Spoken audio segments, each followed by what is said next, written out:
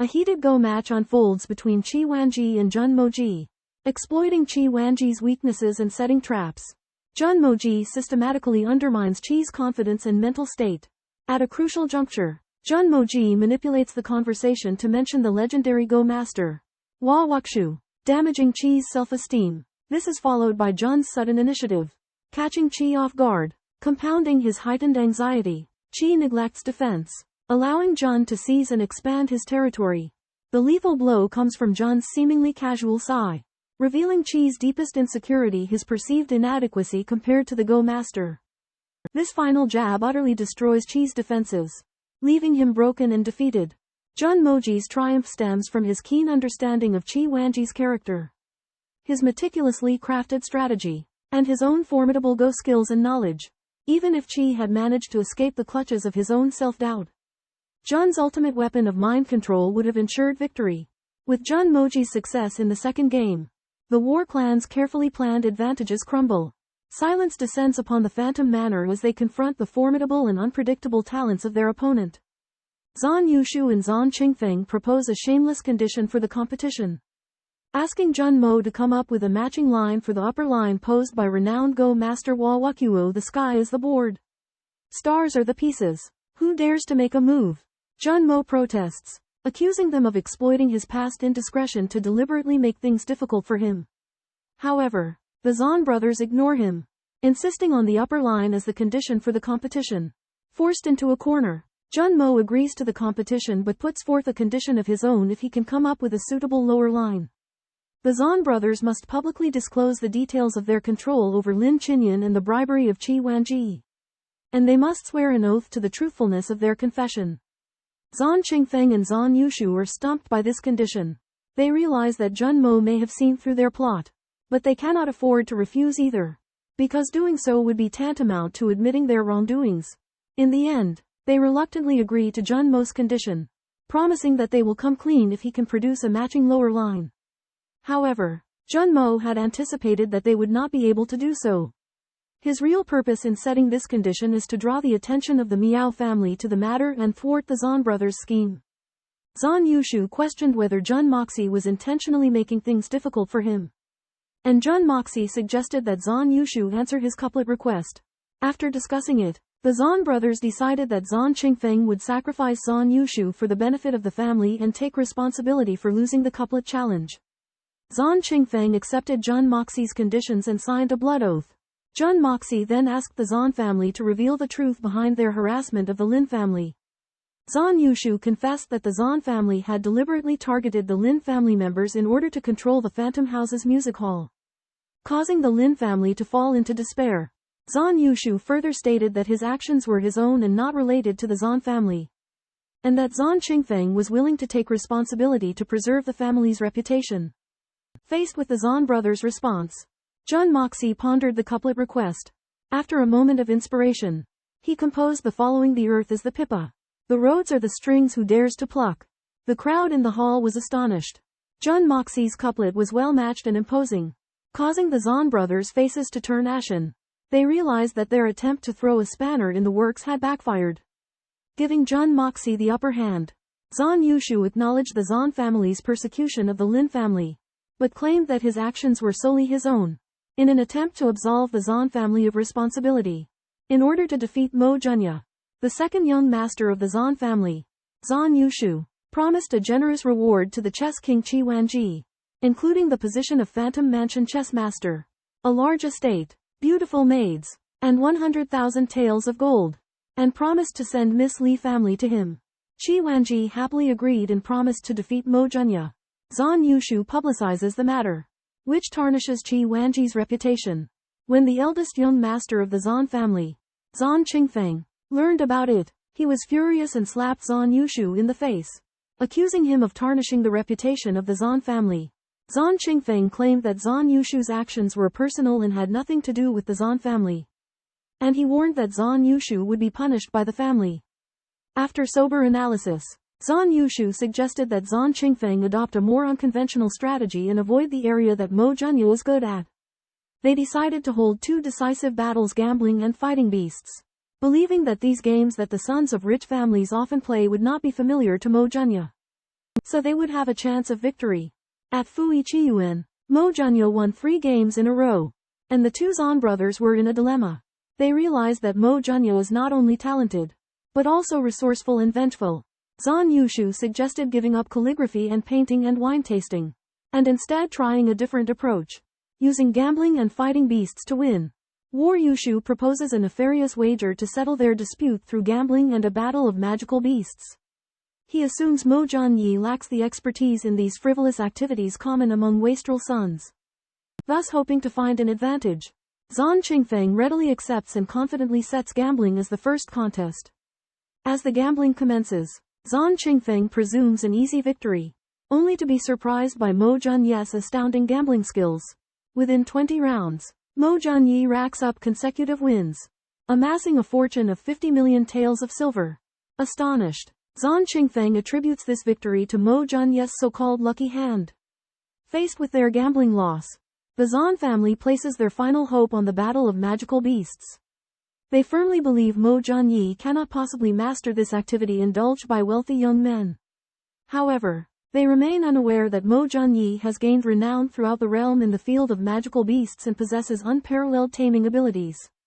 Thus, the final showdown will involve a battle of magical beasts, leaving the outcome as an unresolved enigma, creating suspense that sets the stage for future developments. In the 5th game of gambling, Zhan Qingfeng suggested a duel of mystical beasts, claiming he had an absolute advantage. However, Jun Moxie was confused. As the king of the Sky Punishment Forest, he had never participated in a duel of mystical beasts. According to the rules, both sides needed to choose small and low-level mystical beasts for the duel. Zhan Qingfeng was confident that Jun Moxie would lose because he didn't understand the techniques of dueling beasts. Miao Xiaomiao worriedly explained the rules of the duel and the advantages of the Zhan family to Jun Moxie. They had the Mystical Beast Manual, which could enhance the combat effectiveness of mystical beasts through special training. Although Zhan Qingfeng and the people around him believed that the Zhan family would definitely win, Jun Moxie was confident. With his control over mystical beasts, he was sure that no matter how the Zhan family cheated, he would have a way to win. While waiting for the delivery of the mystical beasts, Jun Moxie also received guidance from Miao Xiaomiao. As the situation became clear, Zhan Qingfeng's side was overjoyed, while Miao Xiaomiao was worried, believing that Jun Moxie had no chance of winning. However, Jun Moxie didn't care. He believed that his ability to control mystical beasts was enough to defeat the so-called innate advantages of the Zhan family. This final duel, a contest that would determine the fate of both sides, was about to begin. In the Hidden Palace, young women are typically not allowed to show their faces and must wear veils. However, Jun Moxie inadvertently expressed his admiration for Miao Xiaomiao, filling her with joy and anxiety. There is a tradition in the Hidden Palace only a husband can remove a woman's veil. Once they have found each other, Miao Xiaomiao boldly stated that if Jun Moxie were to win the bet with the Zhan family, she would grant him permission to remove her veil, announcing her allegiance. This statement hit Jun Moxie like a thunderbolt, surprising and alarming him. He did not have feelings for Miao Xiaomiao but had only made casual remarks. Now, her response had put him in a difficult position. If he agreed, he would appear frivolous, but if he refused, he feared hurting her feelings. Amidst Jun Moxie's anxiety, Miao Xiaomiao firmly expressed her heart. Although they had not known each other long, she felt deep down that Jun Moxie was someone she could trust with her life. Facing Jun Moxie's nervousness, Miao Xiaomiao lowered her head, blushing, and softly said that if he won, she would allow him to remove her veil. Jun Moxie fell into contemplation, contemplating how he should respond to this unexpected confession. He had met all the young masters of the 8 great families of the Hidden Palace but had always felt something lacking. However, Miao Xiaomiao, a woman with a unique temperament and demeanor, stirred something within him. Time flew by, and Jun Moxie had to make a choice. Finally, he decided to accept Miao Xiaomiao's proposal, giving his all in the bet with the Zhan family to win her affection. Miao Xiaomiao's happiness was his duty. Thus began a bet involving fate and love, intertwining the destinies of Jun Moxie and Miao Xiaomiao. Caught off guard by Miao Xiaomiao's unexpected agreement, Jun Moxie was shocked and inwardly distressed, fearing that this might be the end of him. However, Miao Xiaomiao misunderstood Jun Moxie's speechless state as surprise and coyly scolded him for it. At this moment, Zhan Qingfeng's voice broke the stalemate. Miao Xiaomiao's stunning beauty had long made him covet her. So he was resentful of Jun Moxie and Miao Xiaomiao's interaction. To cut off any prospect between Miao Xiaomiao and Jun Moxie, Zhan Qingfeng urged the battle beasts to enter the arena. The staff brought in 6 profound beasts known as cat-body tigers. Although they were small in size, cat-body tigers were exceptionally ferocious and fiercely territorial. Zhan Qingfeng specifically arranged for Zhan Yushu to select one of the cat-body tigers and instilled it with special profound energy, greatly boosting its strength. On the other hand, Jun Moxie casually picked the cat-body tiger closest to him, claiming he trusted his instincts. Zhan Qingfeng secretly mocked Jun Moxie for his reckless decision. But Jun Moxie remained unfazed, confident in his recent streak of good fortune. In a beast gambling event, he Junya and Zhan Qingfeng, who have ethereal constitution, chose a cat-bodied tiger to train respectively. He Junya's choice was unexpected, the smallest and lightest one, which puzzled everyone, while Zhan Qingfeng confidently chose the one closest to him. However, to everyone's astonishment, as soon as he Junya opened the cage door, the cat-bodied tiger came out obediently and rubbed against his leg affectionately. Even more astonishingly, the cat-bodied tiger turned its belly up without any defense, which is extremely rare among aggressive cat-bodied tigers. Everyone was stunned, wondering if he Junya had some kind of magical ability. At the same time, Zhan Qingfeng was using the Zhan family's invincible cheat device to train his cat-bodied tiger in the tent, while he Junya quietly poured the vitality of the world and the universe into the little cat's body, allowing this cat-bodied tiger, which was originally mediocre in ability, to break through its own limits in an instant. Following little cat's cries, the cat-bodied tigers in the other cages actually prostrated themselves on the ground, with envy and awe in their eyes, as if submitting to the little cat. He Junya's little cat, having absorbed the precious primordial purple chi, became exceptionally noble and possessed infinite possibilities for advancement. He Junya named the little cat Xiaozi. Xiaozi rolled and tumbled happily, celebrating his rebirth. Jun Moxie infuses a tiger-striped cat with the purple chi of chaos, bestowing upon it the ability to communicate telepathically. The spectators are amazed, and Miao Xiaomiao is especially impressed. Jun Moxie names the cat Little Purple. Meanwhile, Zhan Qingfeng has also completed the infusion process on his own tiger-striped cat. Zhan is confident, revealing that his infusion was unusually successful, reaching an astonishing 90 accuracy. However, he is unaware that after receiving the purple chi of chaos, Little Purple has developed the aura of a king, exerting a natural dominance over its peers. The smoothness of Zhan's infusion process was actually due to Little Purple's subconscious submission. The competition begins, and Little Purple strolls gracefully around the arena with the air of a monarch. In contrast, Zhan's newly enhanced category appears timid and cowardly. It keeps looking back, meowing pitifully at Zhan, begging him not to let it fight Little Purple. Laughter erupts among the crowd as Little Purple releases a resounding fart in Zhan's direction, its smug expression unmistakable. Zhan is shocked, having never encountered a category with such human-like mannerisms. He feels a foul odor surge into his body, nearly causing him to vomit. Jun Moxie teases Zhan, asking if they can finally start the competition.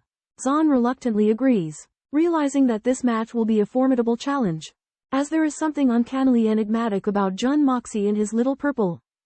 Zhan Qingfeng was furious when he saw that the manticore in the arena had changed its appearance to resemble his own manticore. He ordered his manticore into the arena. But unexpectedly, the two manticores did not fight but instead communicated with gestures and growls. The conversation between the two manticores astonished everyone. Little Violet Zhan family's manticore looked majestic while listening to the plea of the white-ringed manticore. The white-ringed manticore explained that it was forced to do this, but Little Violet said that they had to fight. In front of everyone, the two manticores began a fierce battle. Little Violet deliberately took it easy, but after a long fight, the white-ringed manticore was still badly injured and defeated. Little Violet was unscathed and arrogant. Zhan Qingfeng's face turned pale as he admitted defeat. Mo Junya won 5 matches in a row and won the bet. The two elders of the Zhan family sighed and were disappointed. They suspected that the arena was colluding with Mo Junya and ordered an investigation into the arena and the manticores. They realized that Mo Junya was not an ordinary person, and his ruthlessness, resourcefulness, and versatility were shocking. The Zhan family elders decided to investigate Mo Junya's identity thoroughly and speculated that his purpose in entering the Spirit Herb Garden might be to expose his true face because all conspiracies and tricks would be revealed in the Spirit Herb Garden. At the same time, they warned Qingfeng and Yushu that the loss of this bat was a mistake in the family's decision-making. And it was a training experience for them. Within the Pearly Fragrance Tower, a seemingly simple contest played out. But beneath the surface, undercurrents surged and various factions competed in a covert struggle. Why did the Zhan family stage such a performance? Are they targeting the possessor of the Void Spirit Constitution? An elder pondered in perplexity. Elsewhere, in a secluded corner outside the Pearly Fragrance Tower, an oilcloth-clad figure observed the contest with a mix of bafflement and intrigue. The Zhan family's meticulously planned scheme had been thwarted by a mere country bumpkin. What unfathomable intentions did Mo Junya, the Void Spirit Constitution possessor, harbor inside the tower? Jun Moxie devised a wager, demanding that the Zhan brothers fulfill their promise and kowtow to him as grandfather. Filled with fury, the Zhan brothers were nevertheless forced to bow to the binding force of the wager. As the crowd watched in stunned disbelief, an elderly man with a head full of white hair intervened, attempting to mediate and avert a crisis for the Zhan family. However, Jun Moxie mercilessly rebuked the elderly man's impertinence, remaining cold and unforgiving in his insistence that the Zhan brothers adhere to the wager.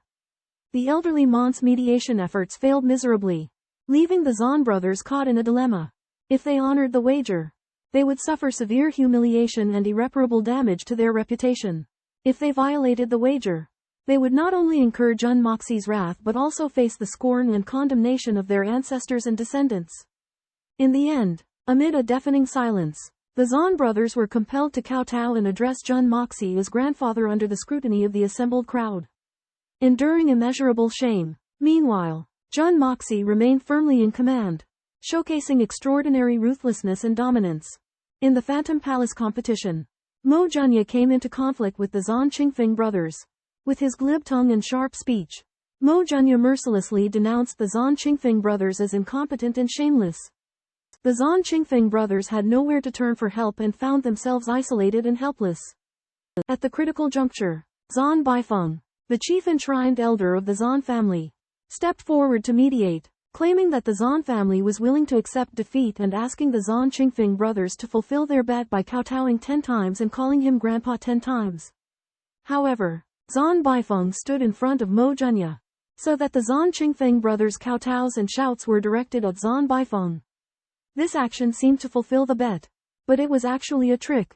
Mo Junya saw through the Zhan family's trick and immediately cursed at them, accusing them of cheating. Although the Zhan family went back on their word, the humiliation of the Zhan Qingfeng brothers kowtowing in public could not be washed away.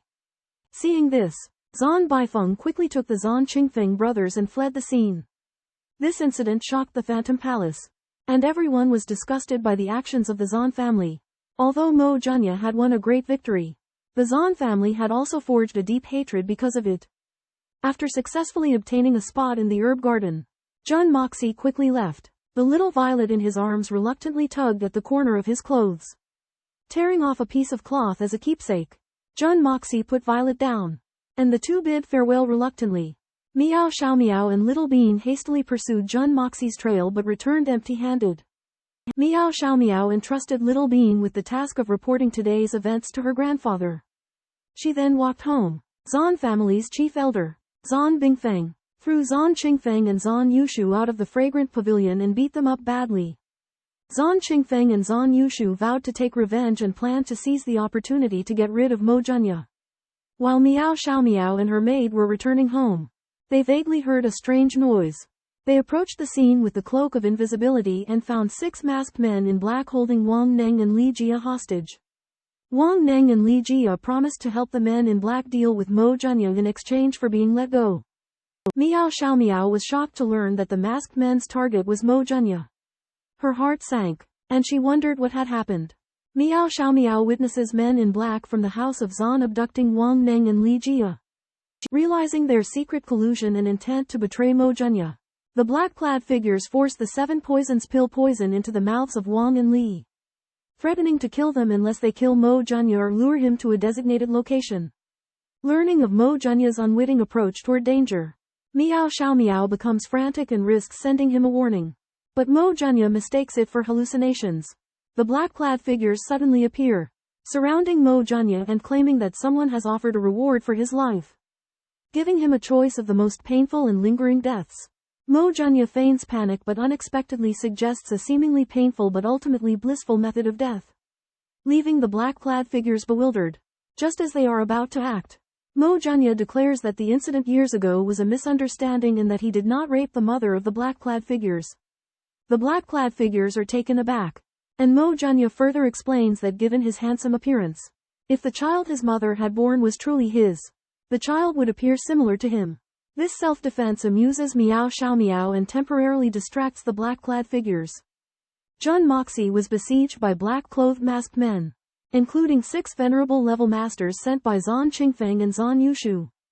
Seeing that Jun Moxie and his companions were in critical danger, Miao Xiaomiao stepped forward and said that if they let them go, she would let bygones be bygones.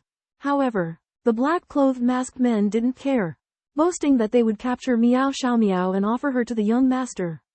At the critical moment, a strange blood-red sword appeared out of nowhere, emanating an eerie aura. Its sword energy was AWE inspiring and irresistible. This mystical sword was extraordinarily powerful, killing Wang Neng and Li Jia in the blink of an eye while absorbing their blood.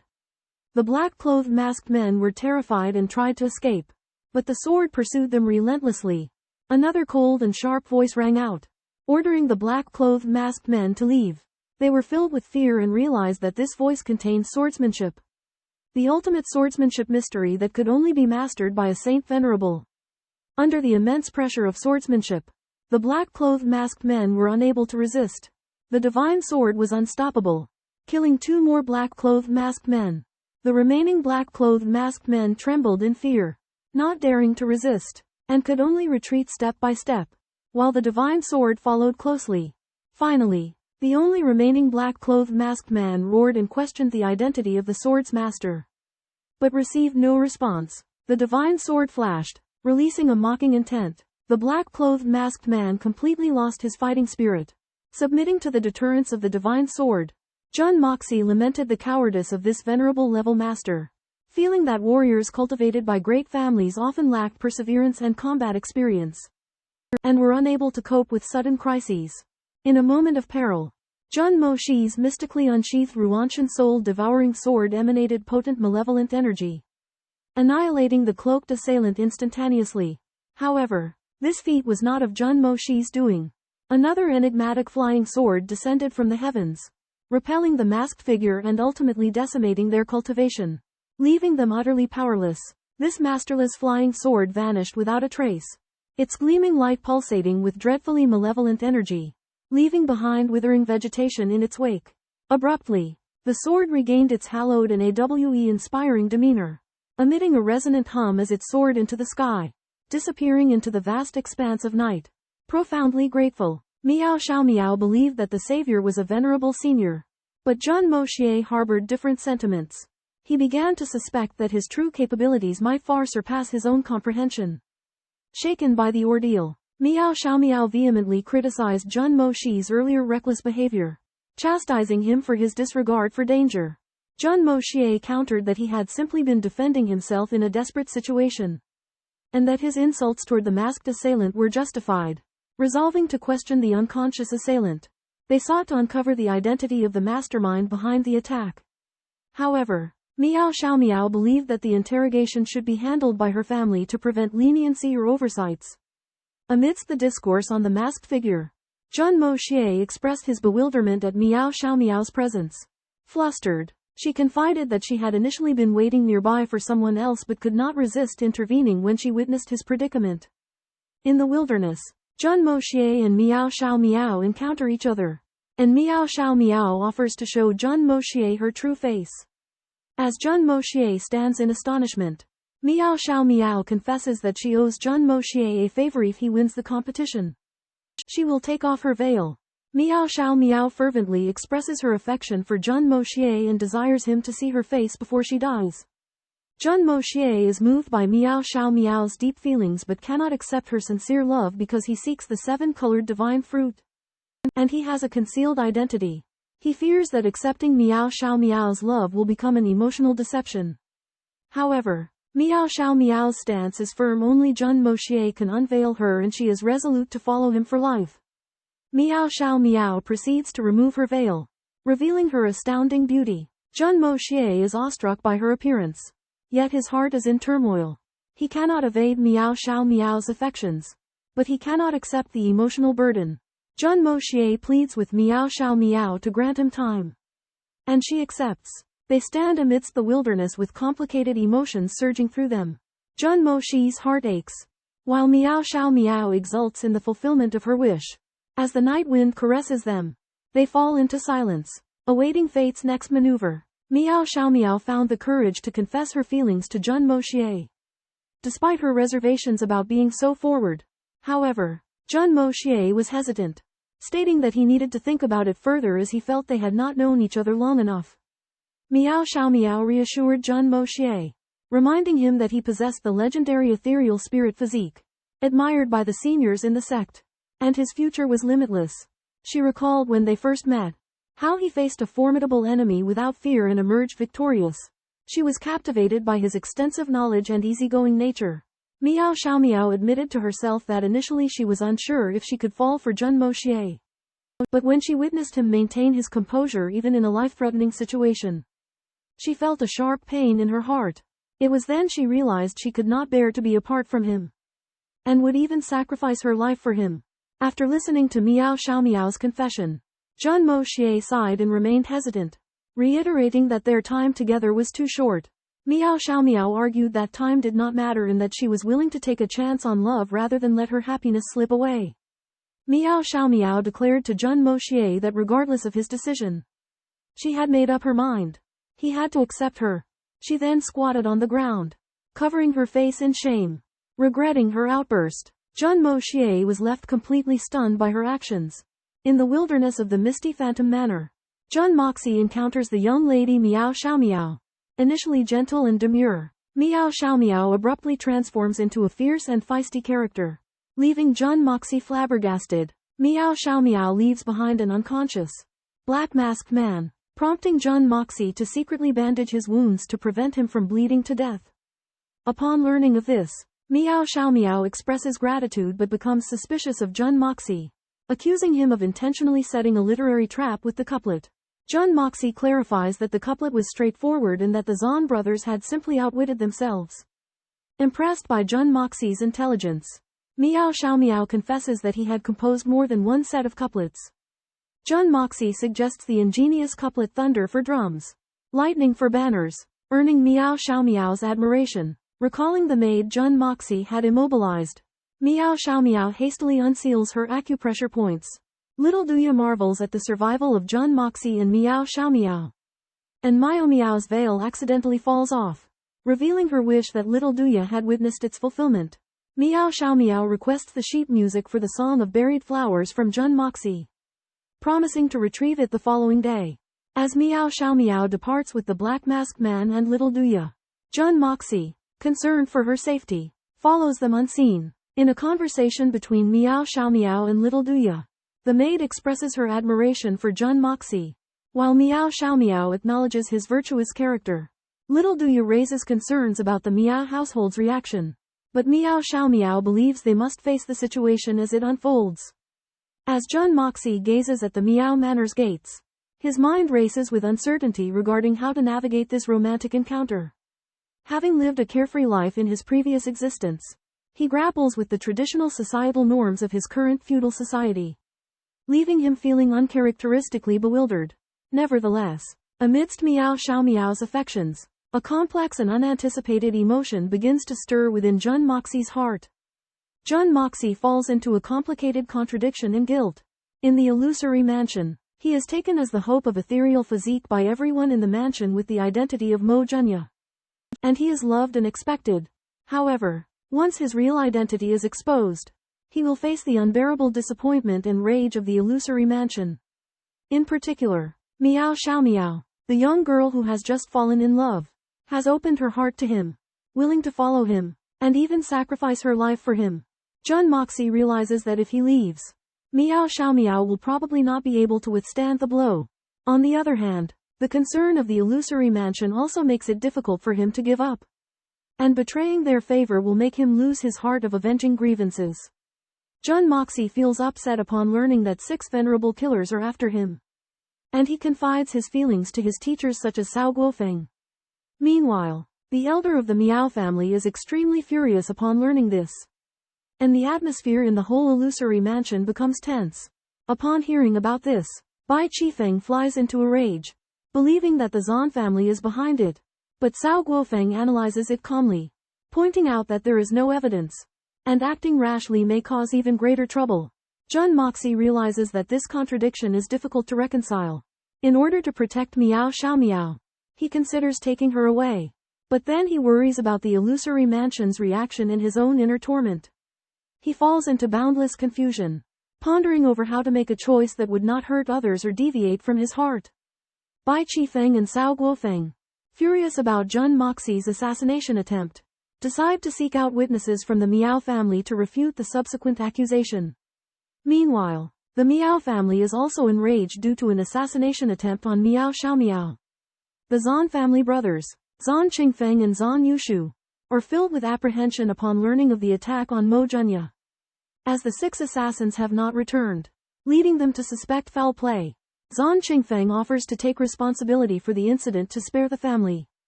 But Zhan Yushu refuses. When Zhan Chongsong learns of the matter, he calls a secret meeting with the Zhan family's senior members.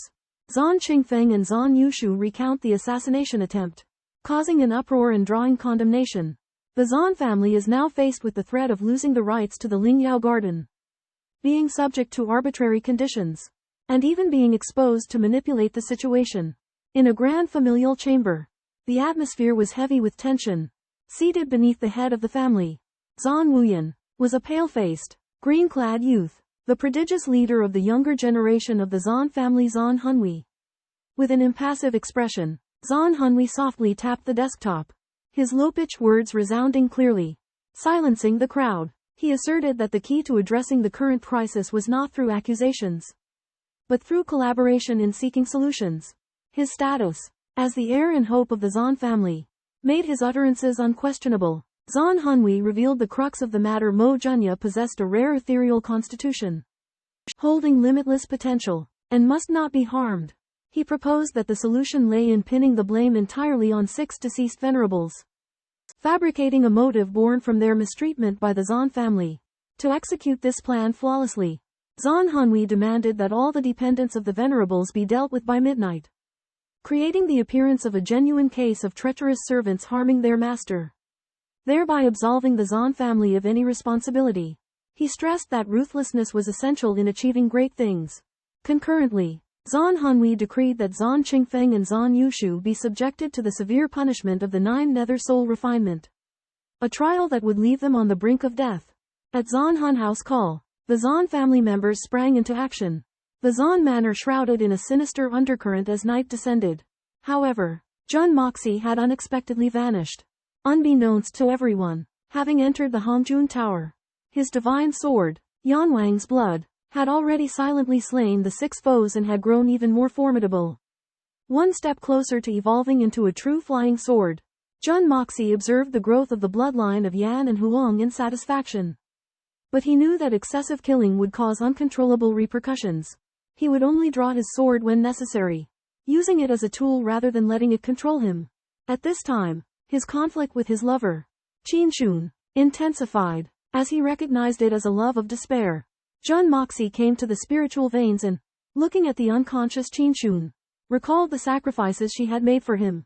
He infused spiritual energy into her, caring for her attentively, determined to wake her even if he had to resort to any means. On the other side of the heavenly spiritual vein, Jun Moxie cultivated the exquisite lotus, originally a rare treasure in the mortal world. The exquisite lotus grew at an astonishing rate thanks to the abilities of the Hongjun Tower. Inspired by this, he tried using the 5 elements to accelerate the growth of the exquisite lotus, discovering that the process was extremely easy as long as there was sufficient spiritual energy. However, cultivating a single exquisite lotus drained the spiritual energy of the entire pool. Jun Moxie realized the high cost of the process and had to use the power of water to condense the water flow and refill the pool. while he used the power of wood to cultivate a second exquisite lotus. He utilized the power of the 5 elements to convert spiritual energy into water. Jun Moxie was immersed in the joy of nurturing the exquisite Linglong lotus. Yet she remained unaware of the extraordinary toll it was taking. Jun Moxie immersed himself in the joy of cultivating the exquisite lotus, unaware of the extraordinary consumption it entailed. Within the Hongjun Tower, Jun Moxie relentlessly cultivated spiritual lotuses using the 5 elements power. He greedily depleted the tower's spiritual energy, driving the growth of the lotuses to madness. Abruptly, Jun Moxie felt a lightness as a force expelled him from the Hongjun Tower into the real world. At the moment he utilized the 5 elements power, a peculiar transformation had taken place outside. Torrential rain poured from the sky, and within Cao Guofeng's courtyard, the trees and flowers grew wildly, their roots lifting the once level ground. A saint emperor, meditating in the garden, found himself drenched and with roots piercing his nostrils and anus. A sight of utter disarray. Summoned by the commotion, the other 4 saint emperors arrived and were similarly astounded by the scene before them. They inspected the surroundings and, confirming that time and location remained the same, were left utterly baffled. Jun Moxie exited his room and, learning of these strange occurrences, was equally perplexed. After some contemplation, he surmised that his excessive use of the Hongjun Tower's energy had provoked the tower spirit's dissatisfaction, resulting in his expulsion. The saint emperors discussed and analyzed, concluding that the phenomenon was exceptionally bizarre and had eluded even their powerful perceptions. Then, they noticed an anomaly: a crimson jade ginseng plant in the courtyard. Originally 20 years old, had now bloomed and bore seeds. This indicated that time within the courtyard had been accelerated over a short period. The 5 saint emperors were astounded, realizing they were witnessing a true divine miracle. As time progressed, the courtyard's plants continued to grow wildly, as if time itself were rapidly advancing, leaving them in awe and bewilderment. Within Cao Guofeng's courtyard in Illusory Palace, an incredible incident occurred. The vermilion ginseng and various herbs which once grew in his courtyard miraculously blossomed overnight, emanating centuries-old radiance. This astonishment stunned the 5 holy emperors, who realized that this was no ordinary vermilion ginseng, but the rarest of the rare. Overjoyed, the 5 brothers excavated the entire courtyard, discovering that miraculous herbs like the purple mushroom and green essence had also matured. They rejoiced in ecstasy, marveling at this divine miracle. Yet, besides this small courtyard, the rest of the palace had remained unchanged. Cao Guofeng and Bai Qifeng were astonished upon their return, greeted by the courtyard's wonders. Excitedly, the 5 holy emperors narrated the divine miracle, speculating that it was the grace of the heavens. Bai Qifeng teased Jun Moxie, playfully insinuating that he was God's flatulence, an extraordinary being. This unimaginable miracle sent shockwaves through Illusory Palace. Meanwhile, Jun Moxie had recently survived an assassination attempt by the Zhan family guards. Linking these 2 events, the 7 holy emperors firmly believed that Jun Moxie was an extraordinary figure, a man of great destiny. Lord Miao Jingyun summoned the 8 family heads to discuss the matter, vowing to hold the Zhan family accountable. However, Jun Moxie calmly analyzed that the Zhan family would likely use their alibi and family influence to escape punishment. To truly bring down the Zhans, they had to catch their heir red-handed. The political landscape within the Illusory Palace is intricate. Unlike the straightforwardness of saints like Bai Qifeng, the Zhan family is entangled in an assassination incident, and in an ingenious move, they attempt to shift blame onto a few guards, trying to detach themselves. To balance the power dynamics, the administrator of the Illusory Palace avoids completely eliminating the Zhan family, only ordering them to reorganize their household conduct. This provokes outrage among the saints, who believe the Zhan family is manipulating the truth. They demand an explanation from the palace administrator, but he merely grants Jun Moxie some compensation, such as access to the inner library and the Garden of Spiritual Herbs. Bai Qifeng is furious, holding that the palace administrator is biased towards the Zhan family and treating Jun Moxie unfairly. Saint Cao counters, arguing that the palace administrator is in a difficult position because Jun Moxie saved his granddaughter Miao Xiaomiao during the assassination attempt, leading to dissatisfaction within the Miao family. Miao Manor's leader, Miao Jingyun, arrives to personally witness the divine manifestations. In the courtyard, he observes lush bamboo groves and precious spiritual herbs that have sprouted overnight. complex emotions crossing his face. The Zhan family patriarch, Zhan Wuyan, and the Jiyu family patriarch, Jiyu Yanyang, also gaze at Jun Moxie with mixed expressions, seemingly wrestling with contradictory feelings. The patriarchs of the illusory palace's 8 great families and the palace administrator gather in the courtyard, verifying the authenticity of the divine manifestations. Zhan Wuyan, Jiyu Yanyang, and Miao Jingyun are overwhelmed with emotions, their attitudes toward Jun Moxie becoming enigmatic. The story continues to unfold. Miao Jingyun and Jun Moxie meet again. Recalling when Jun Moxie first entered the fantasy mansion and Miao Jingyun personally fed him the 7-colored divine fruit. Miao Jingyun's feelings are complicated. This boy with an ethereal physique has caused a stir in just a few days, putting the Jiyu and Zhan families in a difficult position. Even more problematic is that Jun Moxie seems to have captured the heart of Miao Jingyun's granddaughter, Miao Xiaomiao. Miao Jingyun is worried that Jun Moxie will become the target of the younger generation in the fantasy mansion. Unexpectedly, Miao Jingyun asks Jun Moxie his thoughts on the miraculous event that occurred last night. Confused, Jun Moxie gives an unrelated answer, making everyone laugh. Miao Jingyun clarifies that he meant the miracle itself. Jun Moxie pauses and then speaks eloquently, weaving together ancient legends and historical anecdotes, impressing everyone. However, Jun Moxie's final conclusion leaves everyone stunned. He believes that the miracle is ethereal and elusive.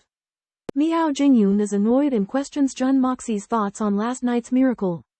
But Jun Moxie cleverly avoids the topic, leaving everyone helpless. At the lingering fragrance pavilion, Jun Moxie faced the intricate questioning of pavilion master Miao Jingyun. Sidestepping the traps dexterously, he delivered an answer that traversed the ages, attributing the divine phenomenon to inexplicable events. To Miao Jingyun's surprise, he greatly admired Jun Moxie's brilliance. Subsequently, Jun Moxie tactfully took his leave, retiring to his room to cultivate in seclusion. However, he realized that 9 divine senses were fixated on him, observing his every move and expression. Understanding this as a probing maneuver, he intentionally entered seclusion, eliciting amazement from the patriarchs. Suddenly, a silver light emerged, followed by half a golden brilliance that illuminated Jun Moxie's room. The complexions of Cao Guofeng and the others changed drastically as they rushed to investigate. They discovered that Jun Moxie had unexpectedly broken through the silver profound realm and reached the golden profound realm. Despite being unprepared, this breakthrough astounded everyone present. Jun Moxie, who had been on the verge of death 5 days prior, had now surpassed 2 realms, demonstrating a speed of advancement that could only be described as astonishing. Miao Jingyun questioned Cao Guofeng about administering performance-enhancing pills, but Cao Guofeng denied it, stating that Jun Moxie's breakthrough was natural. Golden light radiated from Jun Moxie, confirming his successful breakthrough. The patriarchs present were filled with envy, recognizing that Cao Guofeng had found great fortune in acquiring such a talented disciple. Although Miao Jingyun feigned envy and jealousy, his inner intentions were different. As he deftly shifted the conversation's focus away from Jun Moxie, Cao Guofeng perceived the change in Miao Jingyun's demeanor, understanding that it stemmed from the exceptional performance of his disciple. Consequently, he was filled with elation. In full view of the public, Jun Moxie broke through his own bottleneck, though he did not feel it himself. This shocked everyone present, including the formidable figures War Dance Clouds and Miao Jingyun, who had been cultivating for hundreds of years. Jun Moxie possessed an ethereal physique with no barriers to hinder him, and his rapid progress was astonishing. This breakthrough sparked a frenzy among the elders present. The head of the Zhang family was the first to propose a marriage alliance, but Cao Guofeng politely declined. Subsequently, other family heads also approached, hoping to form a connection with this genius. Bai Qifeng, who had been observing from the sidelines, saw this situation and interjected with wisecracks, exposing the scandal of the War Dance Clouds family. War Dance Clouds wished to resolve the feud through marriage, but Bai Qifeng ruthlessly mocked him. War Dance Clouds, furious with anger, wanted to lash out, but Bai Qifeng's cold and sarcastic words held him back. Bai Qifeng stated that if War family's daughter were to misbehave again after marriage, us old brothers would lose face. Amidst the commotion, Miao Jingyun glared at Cao Guofeng, warning him not to meddle, or he would suffer the consequences. The 7 great holy emperors, including Jiyu Yanyang and Cao Guofeng, were overwhelmed by the entreaties of the elders. And even Bai Qifeng, who usually avoided such situations, was dragged into the fray. Forced to deal with the passion of these elders, a fierce conflict erupts between Bai Qifeng and Zan Wuyan due to the assassination attempt on the Zan Qingfeng couple. They engage in an intense aerial battle. The head of the Phantom Palace, Miao Jingyun, intervenes to stop the confrontation. He sternly rebukes them for acting impulsively and warns them of severe consequences if they continue the feud. Miao Jingyun then privately invites Jun Moxie to his 500th birthday celebration, arousing envy among the present clan leaders. The 7 great saint emperors attempt to inquire about Jun Moxie's breakthrough. But Jun Moxie tactfully cites sleepiness as an excuse to leave. After disappearing using the yin-yang escape, Jun Moxie ascends into the sky to survey the Phantom Palace's layout. He discovers that the palace's main hall and 8 family mountains are arranged in accordance with the 9 palaces formation, creating a powerful array. Jun Moxie deduces that the placement of the 9 peaks and 7 towns of the Phantom Palace holds a deeper significance, potentially corresponding to celestial constellations. He realizes that the Phantom Palace's formidable strength stems from its unique feng shui and array configuration. Marvels at its enduring fortune. Determined to avenge the attempted assassination of the Zan Qingfeng couple, Jun Moxie devises a plan to assassinate the Zan brothers, Zan Qingfeng and Zan Yushu. Jun Moxie examines the 8 peaks, seeking out the one belonging to the Zan family. Using feng shui techniques, he identifies the peak in the west as the strongest and harboring an ominous and unnatural energy. Jun Moxie deduces that the Zan family resides there and uncovers their secret method of severing the link between the Miao family and the main peak, transferring the Miao's qi to their own advantage. Out of gratitude for the illusory mansion, Jun Moxie resolves to eliminate this threat. He swiftly charges towards the Zan family's peak, intent on disrupting their fortune. Meanwhile, in the Zan family's secret chamber, the family head, Zan Wuyan, and the 4 villains plot. Zan Lunwei, the Zan family's revered ancestor sage of destiny, appears pale with an eerie glow. He inquires about the status of Mo Junya, the girl with the ethereal constitution, and learns of her rapid progress and the manifestation of divine omens. Zan Lahao's eyes gleam with a mix of joy and anticipation as he speculates on the existence of a higher power. He dismisses Mo Junya's insignificant cultivation level but recognizes the threat posed by her ethereal constitution. He decides to eliminate her, ensuring the Zan family's unchallenged dominion over the illusory mansion's future. Zan Wuyan questions Zan Lahao's decision, lamenting the loss of someone with such an extraordinary gift. Zan Lunwei patiently explains that in the struggle for power, even family members can betray each other, and the importance of the illusory mansion cannot be compromised by an uncontrolled entity. In the Phantom Palace, Zan Lunwei and Zan Wuyan discuss the future threat posed by Jun Moxie, a man with the ethereal constitution. Zan Lunwei believes that if Jun Moxie's constitution matures, it will become a fatal threat to the Zan family and must be eliminated. To eradicate this potential danger, Zan Lunwei decides to send Saint Venerable Zan Xiaoxiao to assassinate Jun Moxie, even if it means eliminating any Phantom Palace officials who stand in the way. Zan Xiaoxiao, aware of the immense difficulty of the task, still accepts the mission. Meanwhile, Zan Lunwei suddenly recalls his master, Miao Qingcheng, suspecting that he is still alive. This news shocks the 5 of them, as Miao Qingcheng was the first master of the Phantom Palace, and his survival could mean an even greater threat to the Zan family. At this moment, Zan Lunwei senses an intruder within the Zan family's secret underground chambers and immediately orders a thorough investigation. Simultaneously, Jun Moxie, using his extraordinary stealth abilities, infiltrates the Zan family's inner sanctum and, employing soul-capturing techniques and hypnosis, extracts the whereabouts of Zan Qingfeng and Zan Yushu. To further locate his brothers, Jun Moxie boldly enters the Zan family's underground realm and swiftly locates the 9 netherworld soul refining land. After performing his soul-capturing technique, he transforms Zan family servants into living corpses, leaving a trail of bodies to pave the way for his objectives. As part of a complex scheme, Jun Moxie plans to create the illusion that the Zan family has been attacked by a powerful and ruthless enemy. In the process of infiltrating deep into the Zan family's underground realm, Jun Moxie's presence is inadvertently detected by the highest echelons of the Zan family. Panicked, the members of the Zan family's underground realm launch a manhunt. But Jun Moxie's yin-yang concealment technique renders him almost undetectable. However, the deployment of 10,000 ghosts devouring soul insects that can sense souls, by Zan Lunwei unexpectedly leads to Jun Moxie's exposure. Forced to reveal himself, Jun Moxie finds himself facing the combined onslaught of two formidable Zan family grandmasters. Shockingly, their strength far exceeds the Saint Emperor level, placing Jun Moxie in dire peril. One of the cloaked figures, using the soul-devouring insects to control a portion of them, launches an attack on Jun Moxie while the other cloaked figure lies in wait, threatening Jun Moxie's very life. Realizing the gravity of his situation, Jun Moxie employs his void concealment technique to evade attacks while countering with flames. However, with his soul fluctuations still being detected by the soul-devouring insects, Jun Moxie understands that his yin-yang concealment technique has been compromised, forcing him to seek an alternative path. Fire engulfed the area, but a sudden chill extinguished the flames in an instant. The two enemies were safe, but their faces were drained because the soul-eating insects had been reduced to ash. The real purpose of the arson was to destroy the insects and achieve true invisibility. The war chariot was astonished, as the insects were known to be immune to fire. In fact, before the flames ignited, a black fire had discreetly burnt the insects to cinders. After this, the large-scale fire had raged, serving as a diversion. When the flames died, darkness filled the tunnel. Zan Yishao and Zan Tu attacked in fury, only to discover their enemies had vanished.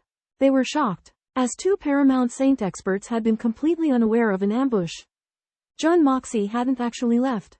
He concealed himself within the stone wall and detected an abnormally thick section. After penetrating 30 feet, he reached a large pit containing tens of thousands of corpses. A skeletal old man sat atop a dais, facing a jet-black cauldron with a black tube leading down to the bodies below. He was performing a malevolent ritual that required the sacrifice of many living beings. Intent on killing, Jun Moxie readied himself, but suddenly, a figure entered. To Jun Moxie's surprise, it was an acquaintance of his, forcing him to temporarily halt his actions. In the underground secret chamber of the Zan family, the young Zan Lunwei faces the emaciated Zan Tianji. Zan Lunwei informs him of an intruder's presence in the chambers with mysterious abilities that could lead to an escape or threat. To neutralize the threat, Zan Tianji must urgently concentrate corpse energy to forcefully block the Miao family's geomantic vein, diverting their fortune to the Zan family to avoid their imminent demise. Zan Tianji worries that such a move may be too drastic, but Zan Lunwei urges him due to time constraints and promises to compensate for his lost lifespan. After Zan Lunwei leaves, Zan Tianji embarks on the mission. Shouting "Go!" a gray gas rushes from the chamber towards the Miao family's geomantic vein, aiming to obstruct its existing energy channel. Zan Tianji grows pale and exhausted. An incense burner appears within, its 9 pipes trembling, stirring the bones to create noises. From his concealed position, Jun Moxie, an immortal cultivator, is enraged by the Zan family's use of human lives to strengthen the corpse miasma and forcibly seize another family's fortune. Jun Moxie grips the hilt of the sword of Yan Huang. Filled with killing intent, he awaits the perfect moment. When Zan Tianji is at his weakest and most unsuspecting, a powerful sword energy erupts, piercing Zan Tianji's eyes and blinding him. Caught off guard and trapped in this secret realm, Zan Tianji could never have imagined an enemy infiltrating it. Zan Tianji, a renowned legendary saint venerable, was always self-assured, believing that wherever he was the safest place. However, the unexpected happened. A long sword pierced his heart, and a fatal threat came out of nowhere. In an instant, Zan Tianji realized his situation. He knew his life was coming to an end, but he was not willing to give up without a fight. He mustered all his strength and pulled out the short sword, launching a deadly attack, hoping that the other party would dodge, thus buying himself a glimmer of hope. Surprisingly, the other party dodged his attack, allowing Zan Tianji to escape from his heavily injured body and transform into a sacred infant. However, Zan Tianji fell into despair again. A shining sword was embedded in his sacred infant, devouring his cultivation and soul power. A young man in black stood still not far away, a cold smile on his face. Watching Zan Tianji's demise, Zan Tianji begged for mercy, but to no avail. His sacred infant eventually turned into nothingness, and his power became nourishment for the blood of Yan and Huang in the hands of the young man in black. All his life, Zhantian tried to defy the secrets of heaven. But in the end, he died under the secret of heaven that he had tampered with. And the blood of Yan and Huang rejoiced, benefiting from Zhantian's energy. The young man in black, Jun Moxie, while complaining that he had not gotten any benefits, directed the blood of Yan and Huang to destroy the conspiracy that the Zhan family had planned for many years and ruined their luck. As Zhan Lunwei and others arrived, Jun Moxie hid in the stone wall and disappeared, and the crisis came to an end. However, the Zhan family's conspiracy was completely shattered. The destruction of the myriad souls devouring insect enrages Zhan Lunwei, but the search yields no results. He silently expands his divine soul power. Upon their return, Zhan Tu and the others also can't find any clues. And Zhan Lunwei sighs while falling into silence. At that moment, everyone feels tremors and roars coming from afar. Zhan Xiaoxiao exclaims that it's where Zhantian is. After rushing over, they discover that the 10,000 corpse cave has been destroyed. The stone chamber's ceiling, where the stone wall of destiny was once located, is now empty. The cauldron has shattered into pieces. And Zhantian's body is in a gruesome state. Shocked, Zhan Lunwei spurts out a mouthful of blood and becomes dazed. Seemingly losing all hope, 1,000 years of preparation has come to nothing. And centuries of the Zhan family's efforts have vanished. Zhan Lunwei tries to revive Zhantian but finds that his spiritual seed has been destroyed beyond repair. Zhan Lunwei realizes the formidable power of the killer and orders the entire Zhan family to mobilize, sparing no effort in tracking down and eliminating the culprit. The 10,000 corpse cave is also sealed. Upon hearing of this, Zhan Wuyan faints from the shock. Zhan Yishao and the others swear revenge. But they don't know that the latter half of their vow will never be realized because the Zhan family will be extinct. Jun Moxie coldly observes the Zhan family's anger while hiding his actions. He has completely buried the stone chamber, eliminating all evidence. Jun Moxie continues his infiltration of the Zhan family's underground world, his purpose yet to be fulfilled. The Zhan family, meanwhile, falls into a frenzy searching for the killer, unaware that they are facing impending doom. Assisted by celestial forces, Jun Moxie utterly vanquishes the evil lair of the Zhan family, 9 Serenity's soul refining path, thwarting their feng shui conversion conspiracy. Through this aid, he accomplishes a great service to both the Phantom Manor and the Miao family. Yet this act serves as but a mere stepping stone for Jun Moxie, concealing his true objective from sight. Undeterred by the menacing traps and dreadful aura permeating the 9 Serenity's soul refining path, Jun Moxie ventures deep within its depths. The spectral ambiance and deadly threats posed by the path's machinations would spell certain doom for most. But Jun Moxie's ethereal form and experience grant him invulnerability. As he progresses, Jun Moxie discerns faint conversations carried by the wind ahead. The Zhan brothers, Yushu and Qingfeng, struggle to navigate the path, their bodies weary and spirits strained. Yushu's unwavering hatred for Jun Moxie fuels his defiance against the path's horrors. Qingfeng recalls an earlier encounter with Jun Moxie, sensing an incongruity. As the brothers pause to rest, Yushu's animosity towards Miao Xiaomiao bursts forth, accusing her of falling for Mo Junya. He declares that she rightfully belongs to him, fueling Qingfeng's ire. Qingfeng chastises Yushu for his warped perspective, claiming Miao Xiaomiao holds no fault. However, Yushu's madness erupts as he proclaims his nefarious intentions towards her, revealing his pretense of selflessness and accusing Qingfeng of using him as a pawn. A heated argument ensues between the brothers, their vile desires laid bare. Jun Moxie silently observes their pathetic spectacle, deploring their shared obsession over a woman who harbors no feelings for them. Zhan Qingfeng and Zhan Yushu secretly converse in a shadowy corridor. Zhan Qingfeng learns that if the Miao family is defeated, he will be competing with Zhan Yushu for Miao Xiaomiao. Zhan Yushu suggests sharing Miao Xiaomiao, which Zhan Qingfeng reluctantly agrees to, though he is highly roused. They discuss the eccentricities of Mo Junya, whom Zhan Qingfeng observes as extraordinarily talented and distinguished for someone of his humble origin. He suspects that Mo Junya's true identity is concealed, and mentions Lord of Evil Jun Moxie, whose unprecedented achievements and feats are unparalleled in history. Zhan Qingfeng realizes that Jun Moxie and Mo Junya possess extraordinary abilities and that their names are identical when the characters are rearranged. Zhan Yushu deduces that they are one and the same, which explains Mo Junya's mysterious nature.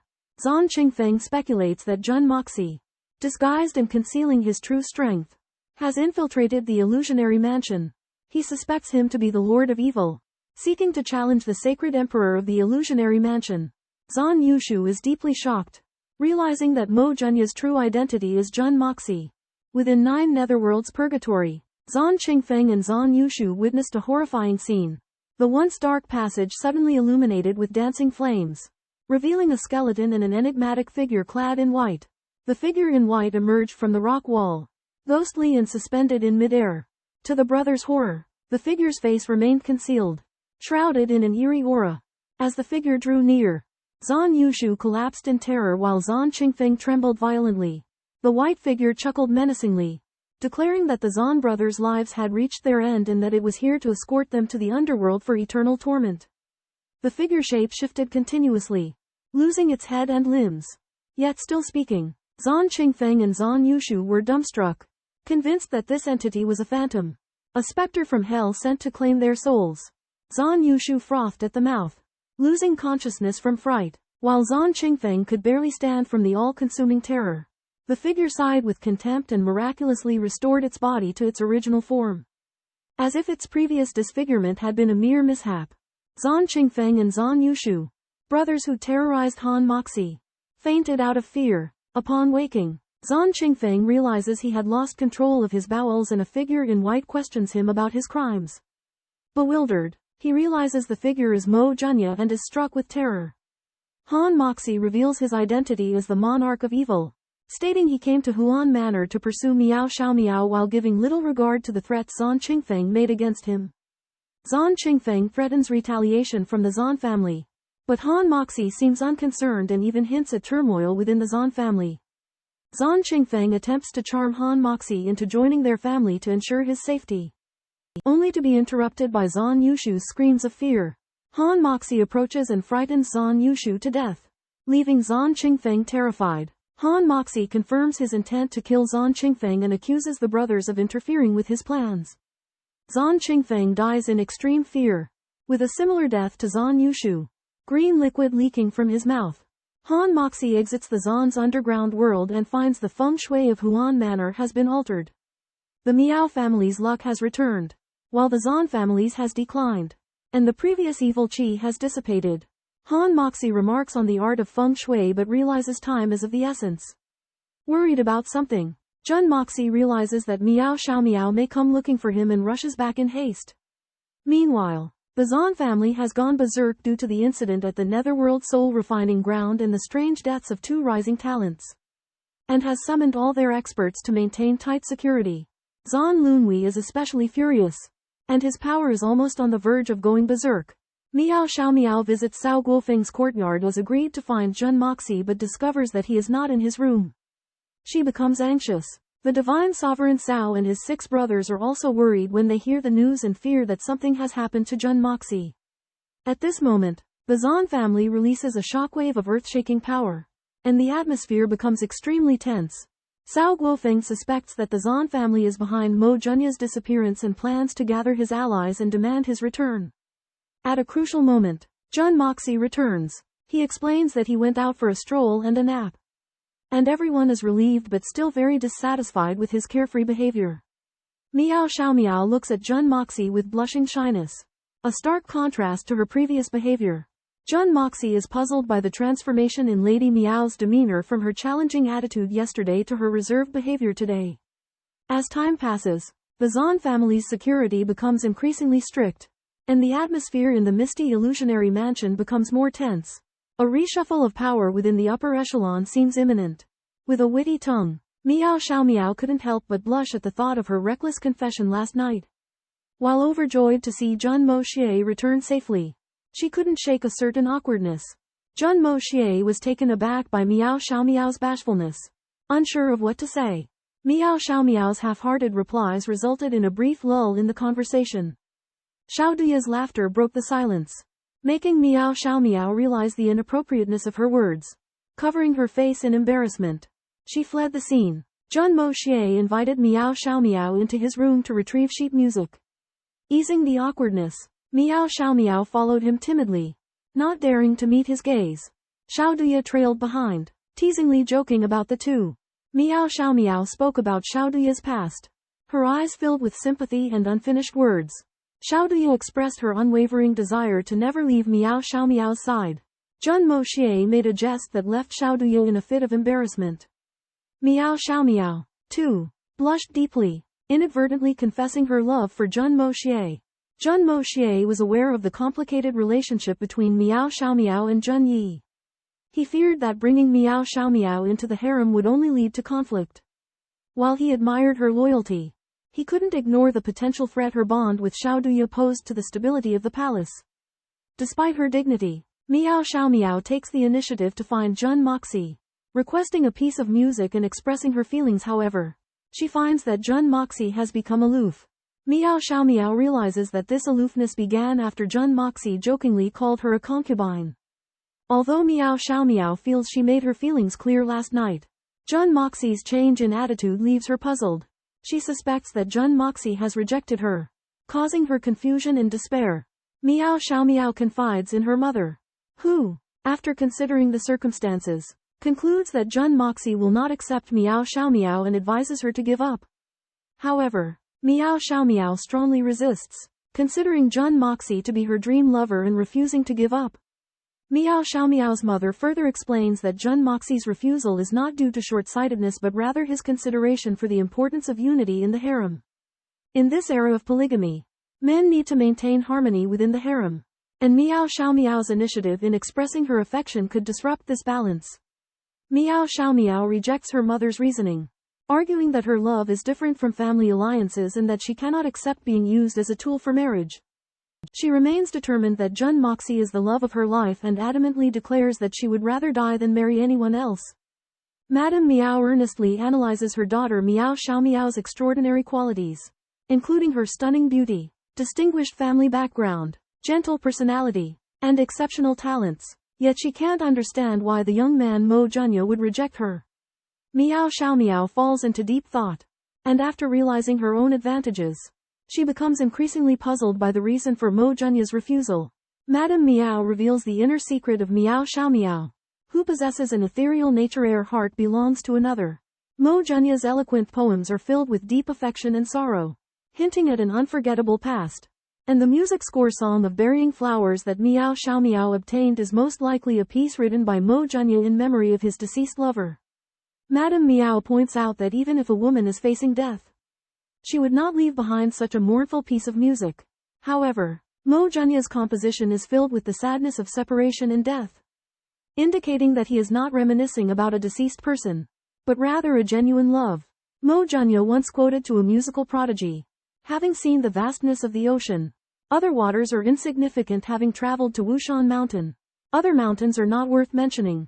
Madame Miao believes that this is the reason for his hesitation and refusal because he fears that Miao Xiaomiao will shake the position of the lover already in his heart. Despite Madame Miao's earnest Quan Shuo, hoping her daughter will give up, Miao Xiaomiao does the opposite. She is heartbroken by Mo Junya's suffering and is determined to save him, believing that he is the most precious and remarkable man in the world. Madame Miao sighs helplessly, realizing that her daughter has fallen deeply in love and cannot extricate herself. However, Miao Xiaomiao overlooks one point: the reason for Mo Junya's coldness is not only due to her relationship with Xiaoduya, but also because he has always had someone in his heart.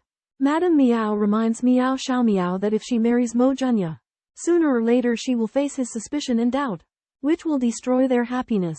Even though there are countless talented young men in the world, Miao Xiaomiao stubbornly believes that Mo Junya is the most unique, and she firmly believes that he is the only one destined to be with her.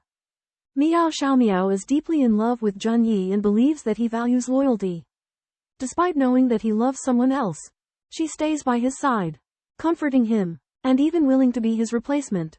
Madame Miao has mixed feelings about her daughter's affection, but her happiness is her utmost priority.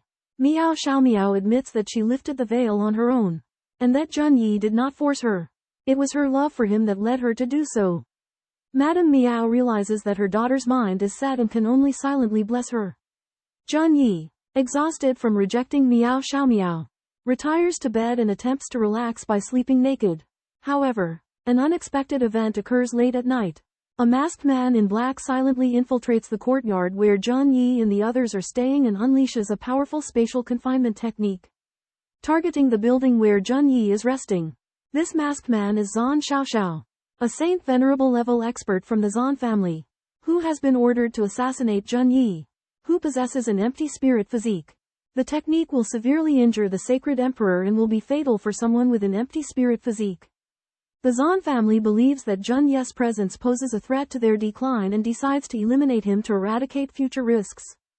The Zhan family, in their quest to control Mo Junye, ordered the Zhan brothers to assassinate him, only to face retaliation. The Zhan family's plans, spanning thousands of years, were ruined. Zhan Lunwei suspected Mo Junye's involvement and ordered his execution. At this critical juncture, a crisis emerged. A masked assassin, Zhan Xiaoxiao, infiltrated the Cao Guofeng residence, intending to kill Mo Junye. Cao Guofeng and his allies fiercely resisted but were outmatched. Out of nowhere, a mysterious figure intervened, rescuing Mo Junye. Enraged, Zhan Xiaoxiao abandoned her battle with Cao Guofeng and his allies to pursue the rescuer. Concerned for Mo Junye's safety, Cao Guofeng and his companions also gave chase. As the battle raged, immense energy engulfed the residence, reducing it to rubble. The 7 great saint emperors joined forces but were unable to defeat Zhan Xiaoxiao. In a moment of crisis, the mysterious figure unleashed a powerful technique known as sword control, slaying 8 Zhan family guards and rescuing Mo Junye and Miao Xiaomiao. Zhan Xiaoxiao's target became clear. She was determined to kill Mo Junye. Zhan Lunwei concluded that Mo Junye's possession of a hollow spirit constitution was the catalyst for this chaos, and the mysterious figure was acting as his protector. While the great saint emperors engaged Zhan Xiaoxiao in combat, a swift, cloaked figure appeared, seizing Mo Junye and vowing to take him away. Cao Guofeng and his allies, relieved that Mo Junye was safe, focused their efforts on disrupting Zhan Xiaoxiao.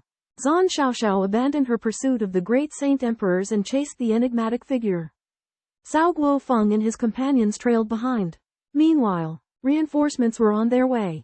2 dark figures, like meteors streaking across the night sky, sped through the dense forest, vanishing as pursuers approached. Miao Jingyun, Lord of the Phantom Manor, led a rescue team, learning that the attackers were Saint Venerable Masters. Filled with shock and anger, though he had not arranged for reinforcements, he wondered who would be so audacious. Miao Jingyun ordered a carpet search, sending dozens of Saint-level masters in 4 directions. Meanwhile, the mysterious black-clothed man, Jun Moxie, traveled with a bearer of the void spirit physique, killing intent filling his heart. He believed the attackers came from the Zhan family and was determined to retaliate. Jun Moxie and Saint Venerable Zhan Xiaoxiao pursued, but the former, with his enigmatic footwork, always kept his distance, using the terrain to vanish without a trace. After 1,000 li of pursuit, the two arrived at a desolate canyon. Zhan Xiaoxiao discovered that the black-clothed man had no personal belongings and was waiting silently. He realized the gravity of the situation and grew anxious. He was unsure if the black-clothed man had set a trap, and his certainty of victory turned into what if this man escapes. The two sides faced each other across the void, the atmosphere tense, a great battle on the verge of erupting. The mysterious masked man Zhan Xiaoxiao relentlessly pursued Jun Moxie, only to discover that Jun Moxie was intentionally slowing down, leading him to an open area. Jun Moxie questioned Zhan Xiaoxiao's motives, implying his own power to restrain him, and countering why he didn't call for reinforcements. Zhan Xiaoxiao's resolve wavered, realizing Jun Moxie's utter confidence in his abilities. Capitalizing on Zhan Xiaoxiao's psychological vulnerability, Jun Moxie used his agile movements and piercing gaze to assert his dominance, leaving Zhan Xiaoxiao shaken and his momentum shattered. As Jun Moxie pressed forward, Zhan Xiaoxiao defended his retreat as an honor, which only angered Jun Moxie. Jun Moxie further pointed out that Zhan Xiaoxiao had been passive throughout, emphasizing that he was the one in control. Zhan Xiaoxiao's confidence crumbled, fearing his shattered morale would make him unworthy of facing Jun Moxie in combat. Jun Moxie, sensing this, mocked him for his lack of self-belief, implying that Zhan Xiaoxiao had already lost. Zhan Xiaoxiao, stung by Jun Moxie's words, cursed at him, but couldn't conceal his inner turmoil. Jun Moxie revealed that this psychological battle had commenced long ago. and through a gentle gaze, gave Zhan Xiaoxiao a moment of solace. However, their confrontation was far from over.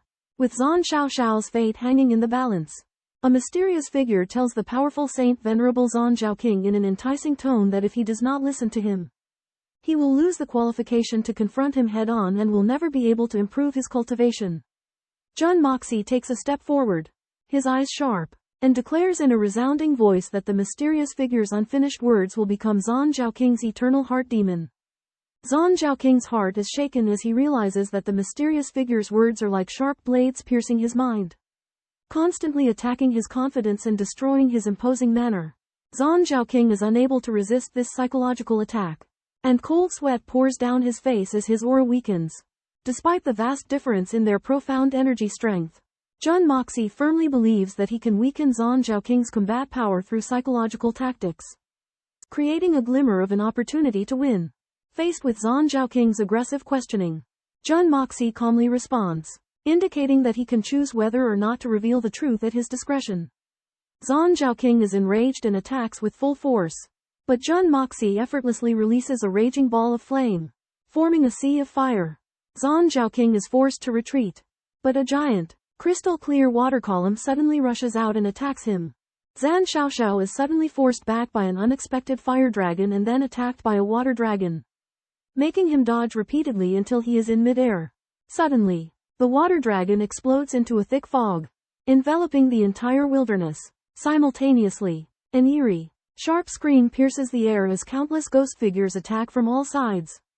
Zhan Xiaoxiao realizes the gravity of the situation when he notices that his opponent possesses the ability to ignite fire and summon ghosts, just like the mysterious person he had heard of who infiltrated the underground world of the Zhan family. Having previously witnessed the mysterious person's uncanny flames, Zhan Xiaoxiao becomes apprehensive and chooses to gather his spiritual energy, casting a 1,000-pound fall towards the ground. However, to his surprise, the ground never appears, and he continues to descend but remains suspended in mid-air. As he descends deeper, the water gradually freezes into a thick block of ice, enveloping Zhan Xiaoxiao. When he realizes that the ice block is becoming thicker and he is gradually unable to breathe, his feet are still suspended in the air. Meanwhile, Jun Moxie sets up bamboo poles in the fog, and the mountains on either side of the canyon collapse into a mudslide that flows into the large pit in the ground, forming a 9 heavens ring amulet lightning array. Dark clouds gather, and lightning flashes, as a storm is about to break. Jun Moxie believes that even though Zhan Xiaoxiao is a Saint Venerable expert, he will suffer severe injuries in the face of this interconnected array. After the initial victory, Jun Moxie employs a series of strategies to gradually defeat the divine Venerable expert, Zhan Xiaoxiao. He first undermines Zhan's confidence, causing him to expose his weaknesses in a hasty confrontation. Subsequently, he uses a combination of deceptive fire and water dragons to force Zhan off the ground. While Zhan is preoccupied, Jun Moxie deploys the profound sky bewildering formation, trapping Zhan and disorienting him. Concurrently, he manipulates the energy of heaven and earth to maintain the formation's operation. In order to eliminate Zhan, Jun Moxie also sets up the 9 heavens ring jade lightning drawing formation. As soon as Zhan creates a commotion within the bewildering formation, the lightning drawing formation will summon heavenly lightning for retribution. Zhan Xiaoxiao is overjoyed to feel the ground beneath his feet and concentrates his vitality energy to break free from the ice. However, he is unaware that Jun Moxie has reached his limit with the power of earth and has ceased his control. Zhan uses his full strength to execute the earth-piercing hand, breaking through the ground and returning to the surface. But thick fog envelops the area, obscuring Zhan Xiaoxiao's vision. As he emerges from the fog, he finds himself confronted by a looming storm of dark clouds and several lightning bolts descending upon him. Zhan hastily gathers his vitality energy for defense, but the lightning is too powerful and paralyzes him. Jun Moxie's strategies are effective, leaving Zhan Xiaoxiao trapped within the profound sky bewildering formation and facing imminent bombardment by heavenly thunder. Zhan Xiaoxiao was struck by thunder and dodged it with all his might, but he was still severely injured, and his power was greatly reduced. Suddenly, a flying sword attacked him. He couldn't dodge it, his clothes were destroyed, and he was naked. At this moment, a mocking voice came from behind, making fun of Zhan Xiaoxiao's embarrassment.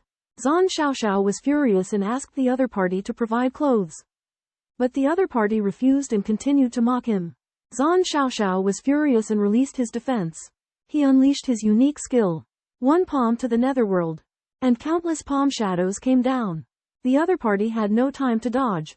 So he had to fly into the sky. Zhang Xiaoxiao chased after him relentlessly, chasing him with all his might. However, the other party chose to fly up into the sky with a plan. The sky was filled with thunder, and Zhang Xiaoxiao fell into the range of the thunder attack. Now, he had to not only face the other party's flying sword attack, but also endure the bombardment of the thunder. Facing such a dangerous situation, Zhang Xiaoxiao gradually lost his sanity and just wanted to die together with the other party. He exploded with all his strength. But the other party dodged and did not confront him head-on. Zhang Xiaoxiao chased after him recklessly, flew into the sky, and finally fell into the siege of thunder. His body could not withstand the power of thunder and lightning, and he was on the verge of death. In the mountains of the profound heaven labyrinth formation, Zhang Xiaoxiao was lured up by a mysterious person, only to be struck by heavenly thunder. The mysterious person seized the opportunity to ambush him with the divine sword, the blood of Yan Huang, gravely wounding Zhang Xiaoxiao. As Zhang Xiaoxiao used his profound energy to suppress the sword energy within his body, the mysterious person appeared and struck him with the force of 1,000 thunderbolts. Zhang Xiaoxiao fought back, but he was weakened by his injuries. As the profound heaven labyrinth formation dissipated, Zhang Xiaoxiao realized that the mysterious person's cultivation was only that of a saint king, not a saint venerable. Enraged, Zhang Xiaoxiao was unable to move due to his severe injuries. He was cornered and left at the mercy of the mysterious person. The mysterious person introduced himself as Jun Moxie and proposed a fair duel with Zhang Xiaoxiao. Desperate, Zhang Xiaoxiao demanded to know Jun Moxie's identity. But Jun Moxie refused. Knowing that he was powerless to seek revenge, Zhang Xiaoxiao chose to self-destruct his flesh and blood, hoping to take Jun Moxie down with him. Jun Moxie pierced Zhang Xiaoxiao's dantian with the blood of Yan Huang, preventing his self-destruction. Zhang Xiaoxiao died, while Jun Moxie's true identity remained a mystery. Zhang Xiaoxiao self-destructed her dantian, intending to kill herself, but her soul power was devoured by Jun Moxie with the divine sword Yan Huang's blood. Zhang Xiaoxiao was reduced to ashes, and Yan Huang's blood absorbed her power, becoming stronger. Although Jun Moxie was seriously injured, he successfully repelled the experts of the illusory mansion with the help of the 5 elements divine ability in his previous arrangements. Miao Jingyun led the crowd of the illusory mansion to the battlefield and found it devastated. Learning that Zhang Xiaoxiao had died, in order to cover up the incident, the illusory mansion ordered a gag order and restored the appearance of peace on the surface. While undercurrents were surging beneath, the Zhan family's patriarch, Zhan Wuyan, reported Zhang Xiaoxiao's disappearance to the ancestor Zhan Lunwei, who had a foreboding premonition and went into seclusion to protect the Dharma. Miao Jingyun's 500th birthday was approaching, and Jun Moxie thought to himself that his journey to the illusory mansion was nearing its end. Miao Xiaomiao expressed her feelings to Jun Moxie but discovered that he had someone in his heart. Jun Moxie didn't understand what she meant and asked Miao Xiaomiao who she referred to. Miao Xiaomiao gently reminded him that it was the person he always thought of. Jun Moxie describes his wife, Mei Shuiyan, to Miao Xiaomiao, praising her beauty, fortitude, and love for him. Miao Xiaomiao's heart sinks, stirred by jealousy. Jun Moxie's unintentional revelation that Mei Shuiyan is alive hits Miao Xiaomiao like a thunderbolt. Miao Xiaomiao had harbored an unrequited crush on Jun Moxie after mistakenly believing he had been widowed. Now, learning that he is married, she feels heartbroken and devastated. Holding back tears, Miao Xiaomiao rushes away, while Xiaoduya confronts Jun Moxie, accusing him of deceiving Miao Xiaomiao. Bai Qifeng, witnessing Miao Xiaomiao's anguish, suspects Jun Moxie's intentions towards Miao Xiaomiao and confronts him at her family's home. Jun Moxie is baffled but is struck by a pang of regret when he sees bloodstains where Miao Xiaomiao fell. Miao Xiaomiao's spirit is damaged. Realizing that Jun Moxie's wife is an insurmountable obstacle for her, Jun Moxie, while not intentionally malicious, regrets his recklessness and watches Miao Xiaomiao's retreating figure, filled with both remorse and a sense of loss. Witnessing Miao Xiaomiao coughing up blood made Jun Moxie realize the depth of her infatuation and the heavy burden it brought. As the daughter of the Lord of Misty Illusionary Palace, an extraordinary existence outside the realm of space, Miao Xiaomiao posed a formidable obstacle to their relationship. Jun Moxie was unwilling to let his impulsive actions ruin Miao Xiaomiao's happiness or subject her to unbearable anguish. The 7 great saint emperors were already filled with unease after learning about Miao Xiaomiao's condition when they were confronted by Miao Jingyan's personal guards, Miao Dao and Miao Jian. These 2 experts at the peak of saint venerable cultivation kicked down their door, demonstrating Miao Jingyan's furious wrath. Miao Dao and Miao Jian were ordered to summon Jun Moxie for questioning, warning that no one was to interfere. Although Cao Guofeng and Bai Qifeng attempted to intercede on Jun Moxie's behalf, Miao Dao and Miao Jian remained unmoved, rejecting their pleas. Jun Moxie initially intended to comply but was provoked by Miao Dao's attitude and refused. Miao Dao threatened to kill him, but Jun Moxie remained defiant, declaring that he would rather die than submit. Envoys Miao Dao and Minjian of the Mirage Mansion come to bring back Jun Moxie, who possesses an ethereal constitution, due to the latter's improper conduct toward young lady Miao Miao of the Miao family. Miao Dao is antagonistic toward Jun Moxie. Jun Moxie remains undeterred and riposts, demanding that Miao Dao withdraw his threat or he will not go to the Mirage Mansion. Miao Dao is furious, but cannot harm Jun Moxie because of his ethereal constitution. He is forced to withdraw his threat. Cao Guofeng then persuades Jun Moxie to accompany Miao Dao to the Mirage Mansion to investigate, to which Jun Moxie agrees. Unexpectedly, Miao Miao becomes distraught over Jun Moxie's behavior, damaging her primordial spirit and falling unconscious. Miao Jingyun and other Miao family members are enraged and want to apprehend Jun Moxie. However, Madame Mia cannot bear to see her daughter suffer and implores her family not to harm Jun Moxie. Xiaoduya embellishes the events surrounding the conflict between Jun Moxie and Miao Miao, further angering the Miao family. Learning of this, Miao Dao and Miajian return to Cao Guofeng's residence, intending to seize Jun Moxie. Jun Moxie refuses again, stating that he will not submit to threats. As tensions escalate, Jun Moxie proposes going to the Mirage Mansion to check on Miao Miao's condition. Miao Dao and Miajian have no choice but to agree. They depart with Jun Moxie for the Mirage Mansion, learning that Mo Junya might be able to revive her comatose daughter. Miao Xiaomiao. Madame Miao felt there was no better cure for a troubled mind than the cause of the ailment. She immediately proposed that they bring Mo Junya to the Miao residence. Miao Jingyun ordered his twin guards to invite him. The duo swift captured Mo Junya and brought him to the Miao residence. As soon as he set foot in the residence, he calmly faced many angry glares from a group of saint-level masters. Among the crowd, the resourceful Miao Wanyu greatly admired Mo Junya's demeanor and believed he possessed the legendary ethereal constitution and extraordinary talent. At first, Madame Miao was displeased that Mo Junya had neglected her daughter.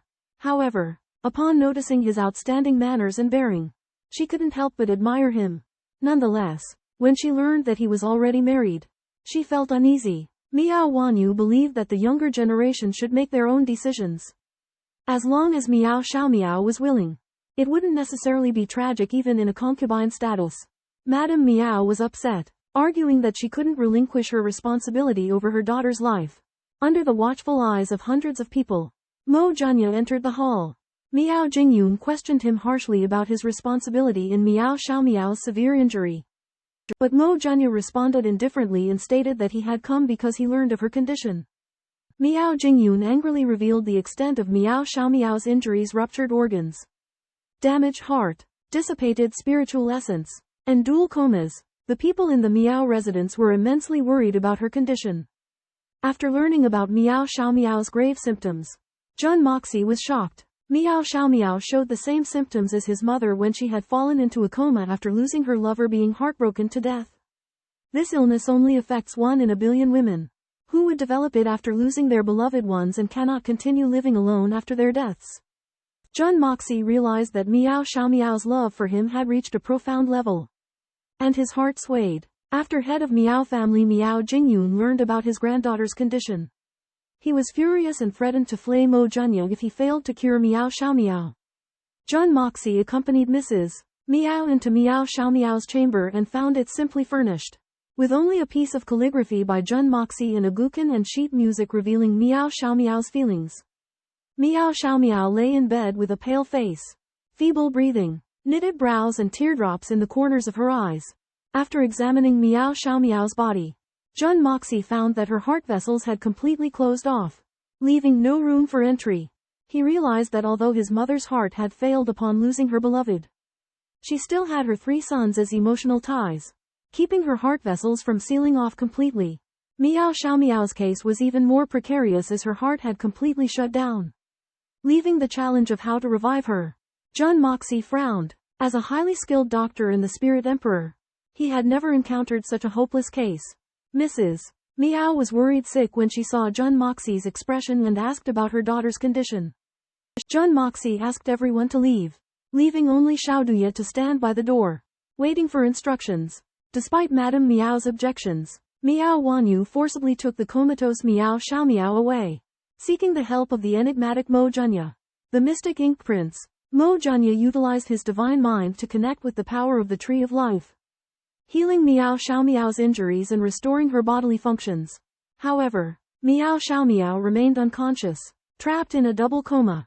To awaken Miao Xiaomiao, Mo Junya decided to adopt unconventional methods. He instructed Little Bean Sprout to relay to Miao Xiaomiao that the Prince Mo Junya had come to the Miao family to propose marriage. Simultaneously, Mo Junya leaned in to kiss Miao Xiaomiao's lips, utilizing sensory stimulation to arouse her subconscious mind. Meanwhile, from deep beneath the Miao family estate, a mystical voice echoed, learning about Mo Junya's efforts to heal Miao Xiaomiao. The voice ordered Miao Jingyun to summon Mo Junya, emphasizing that he must be brought before it. Ignoring his apprehensions, Mo Junya resolved to secure Miao Xiaomiao for himself. He cautioned Little Bean Sprout to remain silent and calm, and he personally slipped his hand beneath Miao Xiaomiao's bodice, using her subconscious desire for love to awaken her mind. However, Mo Junya's actions proved too impetuous, and under the intense stimulation, he himself nearly lost control.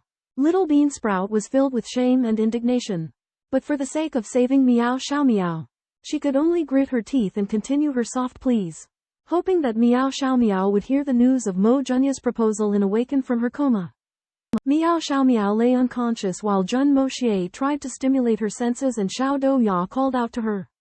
When Miao Xiaomiao learned that Jun Moxie had proposed to her, her heart raced. Despair turned into hope. As Miao Xiaomiao floated, she sensed a strange and wonderful feeling that left her limbs feeling like jelly. At the same time, Xiao Douya called out and said that today was her wedding night.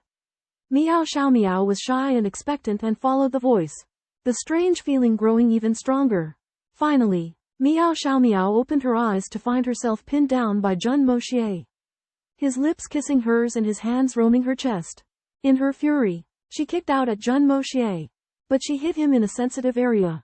Jun Moxie collapsed, howling in pain, and Miao Xiaomiao's bloodlust surged as she raised her long sword. At the last moment, Miao Xiaomiao recognized Jun Moxie and was filled with joy instead of anger. But the sword in her hand nearly stabbed him, and in the confusion, Jun Moxie was pinned down by Miao Xiaomiao. The sword slipped between Jun Moxie's legs and into the ground, just missing him and sending a wave of cold sweat down his spine. During an encounter fraught with peril, Jun Moxie and Miao Xiaomiao are forced into a precarious situation. Jun Moxie shields Miao Xiaomiao with his foot and a sword, but not without dire consequences for himself. When Miao Xiaomiao regains consciousness, she finds herself nestled against Jun Moxie's chest, her hand still clutching the sword. By coincidence, the sword is lodged against Jun Moxie's private parts, causing him extreme discomfort. Jun Moxie gingerly attempts to remove Miao Xiaomiao's jade hand, only for the sword to graze his trousers upon his retreat, exposing his fair thigh. Miao Xiaomiao instantly realizes the prior events and, overcome with embarrassment, she bursts into laughter. Jun Moxie sighs in relief and tries to rest, but not before noticing Miao Xiaomiao struggling to dress. He turns to assist her but is caught in the act, causing further embarrassment for Miao Xiaomiao. Meanwhile, Little Bean explains the situation to Miao Xiaomiao, revealing that Jun Moxie's actions were solely undertaken to protect her. Jun Moxie examines his injuries and discovers he is relatively unscathed, so he activates his cultivation to alleviate the pain. However, at this moment, Miao Xiaomiao and Little Bean witness him adjusting his private parts, much to Jun Moxie's mortification. Suddenly, the sound of Mo Shi's voice echoes from below, urging Jun Moxie to descend. However, Jun Moxie's trousers have now acquired a gaping hole and, under the watchful eyes of the two girls, he finds himself momentarily trapped. As Jun Moxie struggled to cover his exposed private parts, Miao Xiaomiao abruptly inquired about the profession exclusive to the Imperial Palace. Jun Moxie seized the opportunity to answer ambiguously, falsely claiming that those individuals lacked something. Miao Xiaomiao's curiosity was piqued, and she pressed further. Jun Moxie was forced to grab a curtain to cover his lower half in order to escape. As he reached the doorway, Miao Xiaomiao's voice called out, asking if what Jun Moxie had said previously was true. Jun Moxie affirmed it resolutely, stating that he would never forget her. Miao Xiaomiao was touched and wept with joy. Jun Moxie was also moved, but he ultimately suppressed his urges and left the room. At that moment, Miao Xiaomiao's parents arrived. Mrs. Miao gave Jun Moxie a complicated look before entering the room, while Miao Wanwu patted Jun Moxie on the shoulder and exhorted him to treat his daughter well.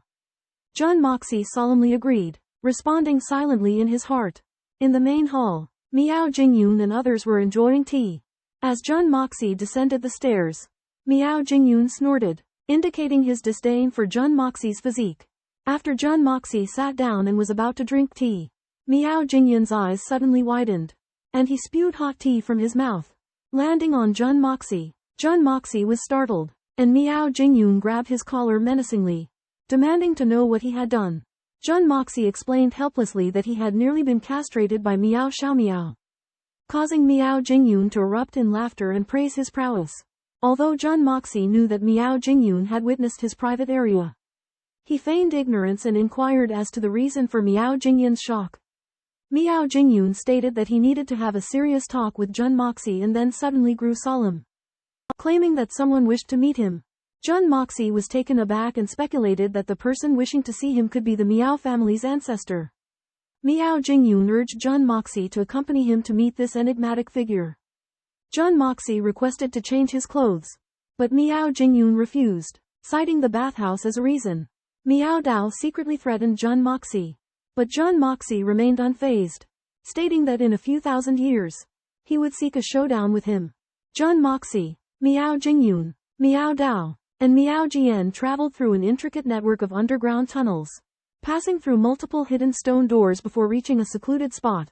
Miao Jingyun and his companions looked solemn, with an almost religious reverence.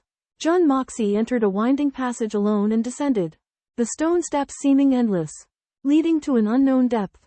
In the darkness, Jun Moxie suddenly experienced a profound sense of enlightenment, as if he were seeking a fundamental truth. At that moment, an ethereal voice called out, praising Jun Moxie's extraordinary talent, stating that he possessed a rare gift unmatched throughout history. Jun Moxie was astonished to learn that the speaker, who introduced herself as Miao Qingcheng, seemed to be suffering from amnesia, unable to recall her past. Miao Qingcheng lamented her loneliness, and Jun Moxie inquired about her reasons for living in the underground sanctum, discovering that there were hidden circumstances. As Jun Moxie continued, Miao Qingcheng revealed his true strength, a revelation that shocked Jun Moxie. Noticing that Jun Moxie had no malicious intentions toward Pio Miao Fantasy Mansion, Miao Qingcheng promised not to divulge his secret, and commended Jun Moxie as an unprecedented genius in the Zan mysterious continent.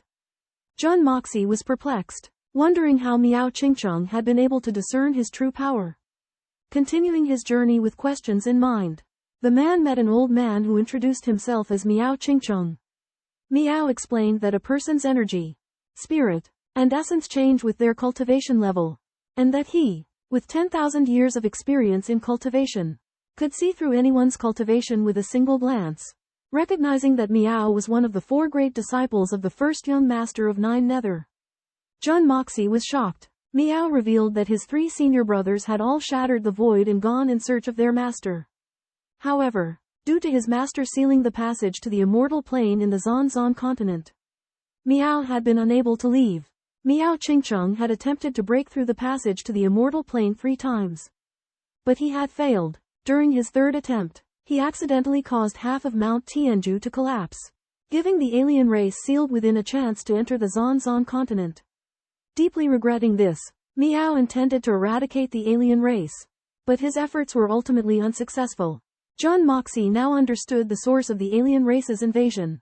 Miao Qingcheng, the founder of the illusionary mansion, was punished by the heavenly tribulation for attempting to surpass the heavenly road, nearly causing the annihilation of her soul. This heavenly punishment, known as the cataclysmic thunderclap, is relentless and invincible, leaving Miao Qingcheng confined to the depths of the illusionary mansion, unable to take a single step outside. Startled upon hearing the news, Jun Moxie inquires about the extent of the cataclysmic thunderclap. Miao Qingcheng explains its catastrophic scale and destructive power, stating that it continuously targets its victim until complete annihilation. Miao Qingcheng once fought against it for 7 days and nights, but her efforts proved futile as her spirit energy became depleted without affecting the thunderclap. Jun Moxie questions if there is any solution to the tribulation, to which Miao Qingcheng somberly shakes her head. She confesses that her non-interference in the War clan's theft of the Miao clan's fortune was not out of indifference, but rather due to her reservations and inability to personally intervene. Miao Qingcheng reveals that the War clan's misfortune originated 10,000 years ago. Through divination and feng shui, she discovered that the descendants of the War surname would eventually face a great catastrophe due to their dwindling luck. She had warned her sixth disciple, Zan Kuang, to accumulate good karma, but Zan Kuang instead inquired about other solutions. Helplessly, Miao Qingcheng explained that accumulating good karma was the only viable option. She believed that if the War clan consistently practiced good deeds for generations, they might mitigate the crisis. But she held little hope due to the inherent greediness of human nature. Jun Moxie reflects on the conversation, recognizing that human vices are deeply rooted and difficult to eradicate. The War clan's unwillingness to willingly endure hardship makes it unlikely that they can escape the impending crisis. Lord Shen detects an implication in Miao Qingcheng's words, learning that the technique of the Holy Infant of the past has the power to alter destiny. Miao Qingcheng's chief disciple, Battle Kuang, was originally a peerless genius who, going against his master's interdiction, went into hiding, accumulating fortune by practicing, in secret, the technique of the Holy Infant's reincarnation. Miao Qingcheng senses the strange activity of the Battle family's fortune and realizes that Battle Kuang has been manipulating fate in an attempt to defy the will of heaven and alter his destiny. However, heaven's mandate is difficult to go against, and the Battle family's fortune is already on the decline, which has also affected the Miao family's fortune. Miao Qingcheng, being a forefather, fears for the safety of the holy abode, and is, therefore, unable to intervene. At this moment, Lord Shen's presence disrupts the Battle family's fortune, which allows Miao Qingcheng to break free from the predicament. Lord Shen openly admits his intention to obtain the 7-colored sacred fruit and replant the 7-colored sacred tree. While surprised, Miao Qingcheng does not refuse. In addition, Miao Qingcheng reveals that he senses the spirit of the sacred spirit tree within Lord Shen and hopes to rely on the sacred spirit tree's powers to heal his wound.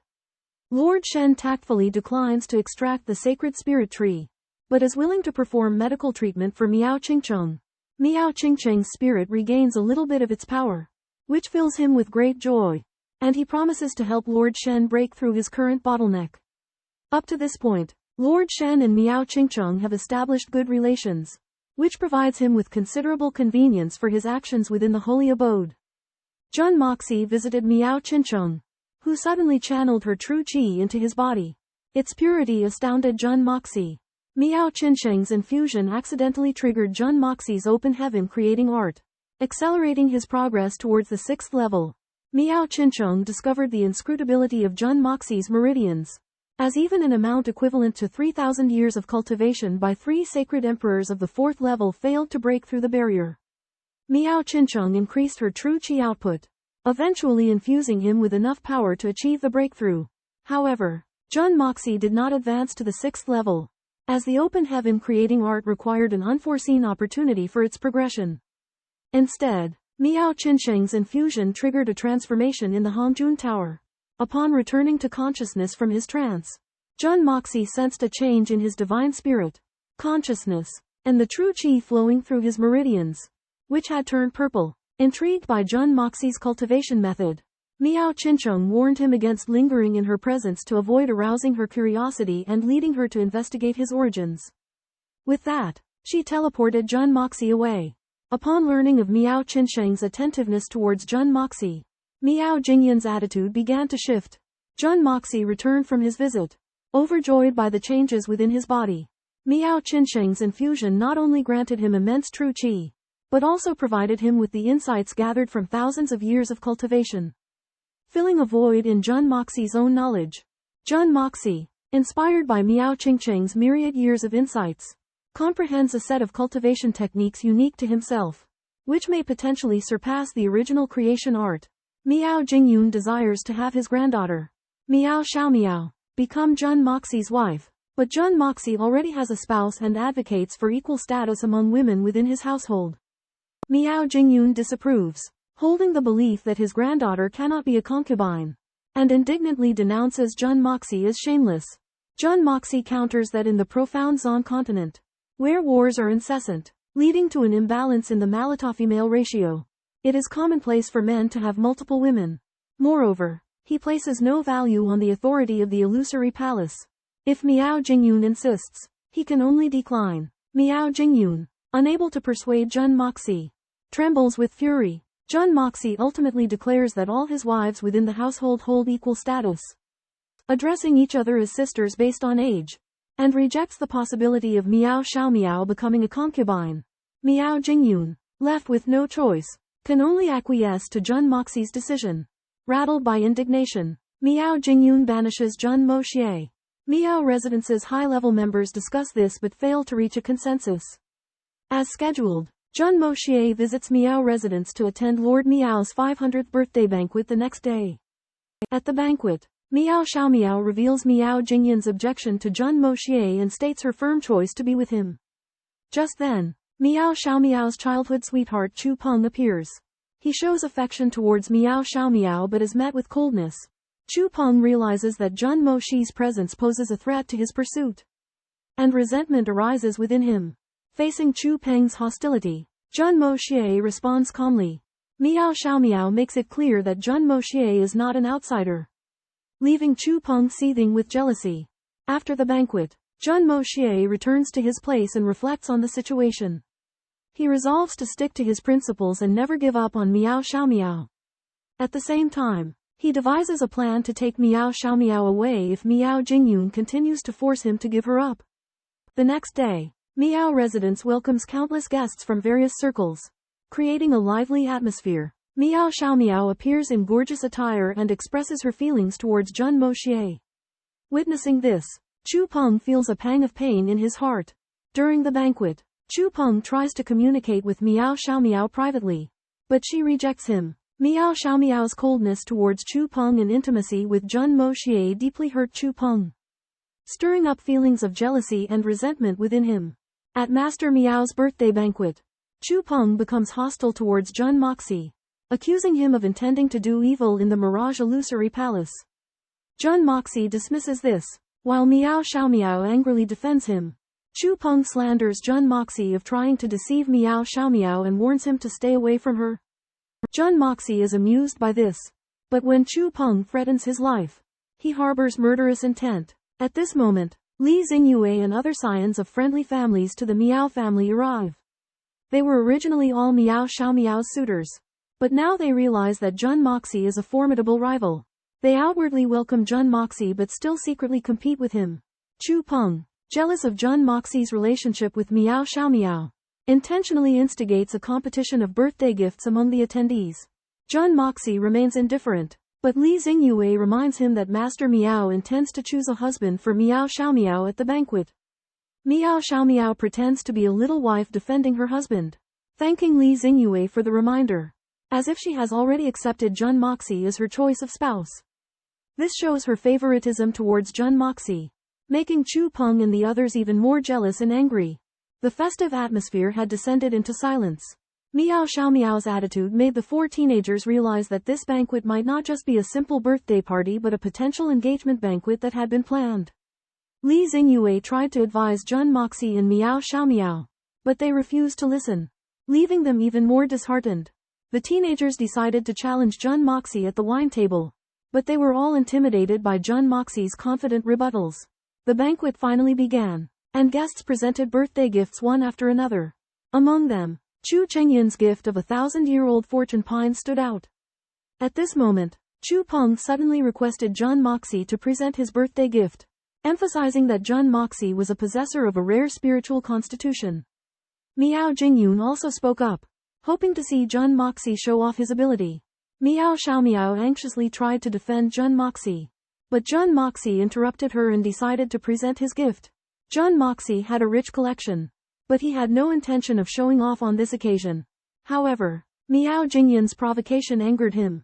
He took out an ancient treasure from the Hongjun Pagoda, preparing to surprise Miao Jingyun and the guests at the birthday banquet of Manor Lord Miao Jingyun of Huan Manor.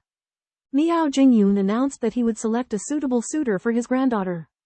Miao Xiaomiao. All the patriarchs of the major families felt pressured, but when they saw Miao Xiaomiao deliberately showing favor to Mo Junya, they knew that the Miao family had already decided on their choice. Miao Jingyun requested that the candidates present birthday gifts, which he and Miao Xiaomiao would select together. Everyone presented precious gifts, but only Jun Moxie claimed to be poor and could only offer 2 stones that he carried with him.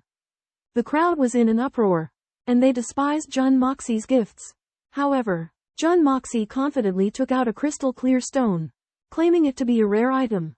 Although Miao Xiaomiao knew that Jun Moxie had ulterior motives, she still supported him wholeheartedly. In the face of doubt, Jun Moxie remained calm and composed. Although Miao Jingyun was somewhat dissatisfied, he did not dare to force him out of respect for his granddaughter's wishes. In the end, Jun Moxie's stone won the approval of both Miao Xiaomiao and Miao Jingyun for its unique qualities, becoming the only choice for a son-in-law of the Miao family. The patriarchs of the various families were convinced and admired Miao Jingyun's ability to see through Jun Moxie's true identity and test their sincerity through his scheme. The union of Jun Moxie and Miao Xiaomiao not only fulfilled Miao Xiaomiao's wishes but also consolidated the Miao family's power, fulfilling the prophecy of double happiness. At the birthday banquet of the sect master of Mirage Mansion Miao Jingyun, Mo Junya gifted a piece of stone that appeared ordinary, causing shock amongst the attendees. However, all the top experts present, including the Saint Emperors and Saint Venerables, stood up in an instant, their eyes gleaming with greed. That stone was no ordinary object, and the Saint Venerables fought over it. In the end, a level 4 Saint Venerable obtained it. Holding the stone, his heart ached with pain, but he was forced to return it to Miao Jingyun. Miao Jingyun accepted the stone with delight, but he too was somewhat reluctant to part with it. As the stone was returned to its rightful owner, all the Saint Venerables showed their yearning for it. A level 4 Saint Venerable licked his lips and begged Miao Jingyun to bestow a little bit of stone powder. After some hesitation, Miao Jingyun declared that the stone's disposal would be discussed after the Assembly of Elders. The scene stunned all the low-ranking attendees. Chu Peng questioned the stone's worth but was violently rebuked by over 100 Saint Emperors and Saint Venerables, leaving him in disarray. Miao Xiaomiao was too shocked to speak, and she looked towards Jun Moxie, her gaze filled with questions. That humble-looking stone had stirred such a great commotion, and the secrets and value it held left all the attendees waiting in doubt and anticipation for the decision of the Assembly of Elders. Jun Moxie casually produced a rock he had knocked off a spiritual vein. But little did he know it would cause an uproar. Upon learning that the object was the legendary Heavenly Jade, everyone present was astonished. Heavenly Jade is said to possess the ability to shatter the void and is priceless. Upon hearing the news, Miao Jingyun immediately declared Jun Moxie as his son-in-law, engaging him to his granddaughter, Little Miao. The Saint Emperor Cao Guofeng was also overjoyed, claiming that offering treasures would only add to the occasion's splendor. During the exchange of betrothal gifts, Little Miao produced a wooden sword made from a branch of the 7-colored sacred tree. Jun Moxie, however, was in a quandary since he had already gifted the Heavenly Jade. Faced with everyone's puzzlement, Jun Moxie lied that when he was young, a mountain collapse had struck him, smashing 2 rocks. He had swallowed one of the smaller rocks, while he had kept the one he had brought with him hidden in his bosom, and he presented it as his birthday gift. The lord of the Miao clan was overjoyed and declared that the Heavenly Jade gifted by Jun Moxie was the most precious present at the birthday banquet and formally announced his engagement to Little Miao.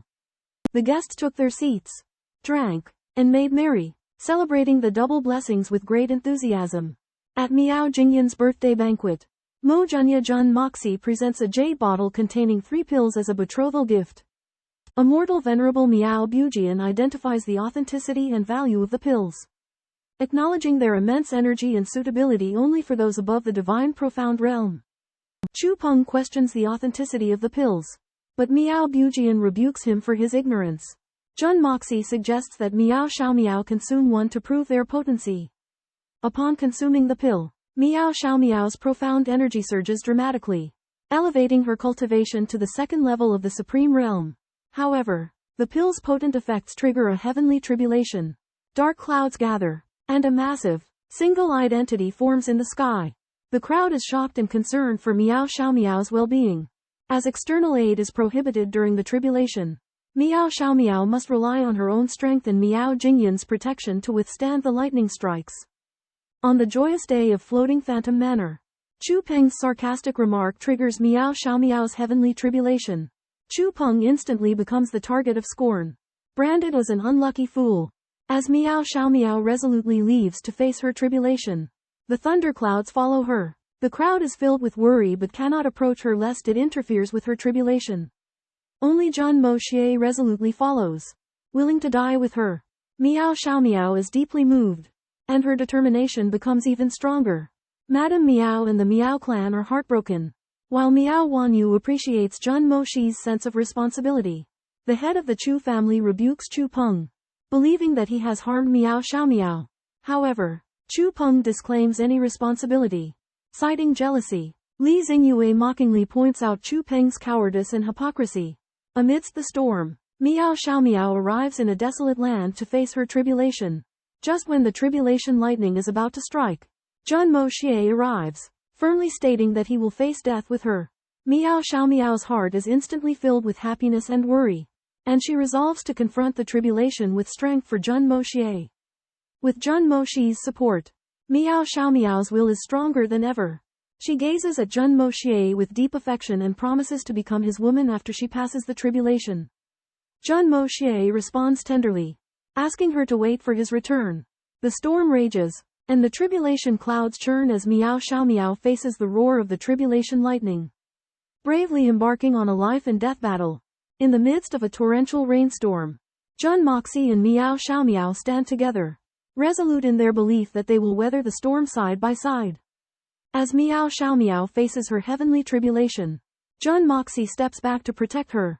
Miao Xiaomiao confronts the first 7 thunderbolts with astonishing fortitude. However, the 8th thunderbolt is formidable and far beyond the capacity of a 2nd-level venerable to withstand. As Miao Xiaomiao falls into despair, she sees Jun Moxie rush towards her, disregarding his own safety. Heartbroken, she draws her sword, intent on ending her own life. But Jun Moxie protects her. A heavenly tribulation of the Saint Emperor level descends, and Jun Moxie's body convulses. Miao Xiaomiao cries out in anguish, watching as Jun Moxie is struck by the tribulation, his suffering causing her despair. At home, Miao Jingyun witnesses the strange Saint Emperor heavenly tribulation and exclaims that it is impossible. Everyone speculates that a Saint Emperor must have intervened, causing the tribulation to mutate. Miao Xiaomiao is doomed. Under the shroud of the Divine Sovereign's heavenly calamity, Miao Xiaomiao struggled to survive as the 8th dreadful lightning bolt struck from the sky. The crowd believed her death was imminent. However, the lightning clouds intensified instead of dispersing, and thick bolts of calamity thunder continued to descend with astonishing force. Surprisingly, Miao Xiaomiao remained unharmed despite the overwhelming thunderbolts. The sky became tumultuous with howling winds and torrential rain, and the lightning clouds flashed with excruciatingly bright bolts. Thunderbolt after thunderbolt, as thick as water tanks, crashed down relentlessly. The people of the Phantom Manor were horrified. Even Saint Venerable experts would find it challenging to withstand such potent heavenly calamity thunderbolts. Could Miao Xiaomiao truly endure them? However, the lightning clouds did not disperse, indicating that Miao Xiaomiao was still braving the ordeal. The crowd was filled with confusion and perplexity, wondering who had intervened to aid her in overcoming such perilous tribulation thunderbolts. Miao Jingyun was as though in a dream, his disbelief evident in his eyes. All the Saint Venerable experts present were stunned, for even they would struggle to withstand the power of the recent lightning bolts. How had Miao Xiaomiao managed to endure As the crowd continued their discussions, a deafening cry suddenly echoed through the air. Miao Xiaomiao wailed with unbearable grief, oblivious to her dangerous situation. Her beloved Jun Moxie had sacrificed his life to save her. Desperate, Miao Xiaomiao closed her eyes, surrendering her resistance, preparing to die alongside Jun Moxie. But just then, another thunderbolt descended, and miraculously, Miao Xiaomiao remained unscathed. She discovered that Jun Moxie, whose body lay beside her, had come back to life. Teasingly, Jun Moxie joked to Miao Xiaomiao that perhaps the heavenly calamity thunderbolts were the heaven's way of elucidating the second part of his couplet. Miao Xiaomiao's heart fluttered with embarrassment, but she couldn't resist asking Jun Moxie how she could overcome the remainder of the heavenly calamity thunderbolts. Instead of answering, Jun Moxie suddenly leaned in and kissed her lips. The lightning clouds remained intense, but Miao Xiaomiao no longer felt afraid with Jun Moxie by her side. And she allowed herself to cherish this rare moment of warmth. Amidst a raging storm, Miao Xiaomiao and Mo Junya engage in a passionate embrace. Miao Xiaomiao surrenders herself to Mo Junya's advances, lost in a sensual trance. Abruptly, Mo Junya questions, Miao Xiaomiao, will you be my woman? She answers without hesitation, vowing herself to him eternally. However, Mo Junya sighs softly, stating their connection is limited to this life.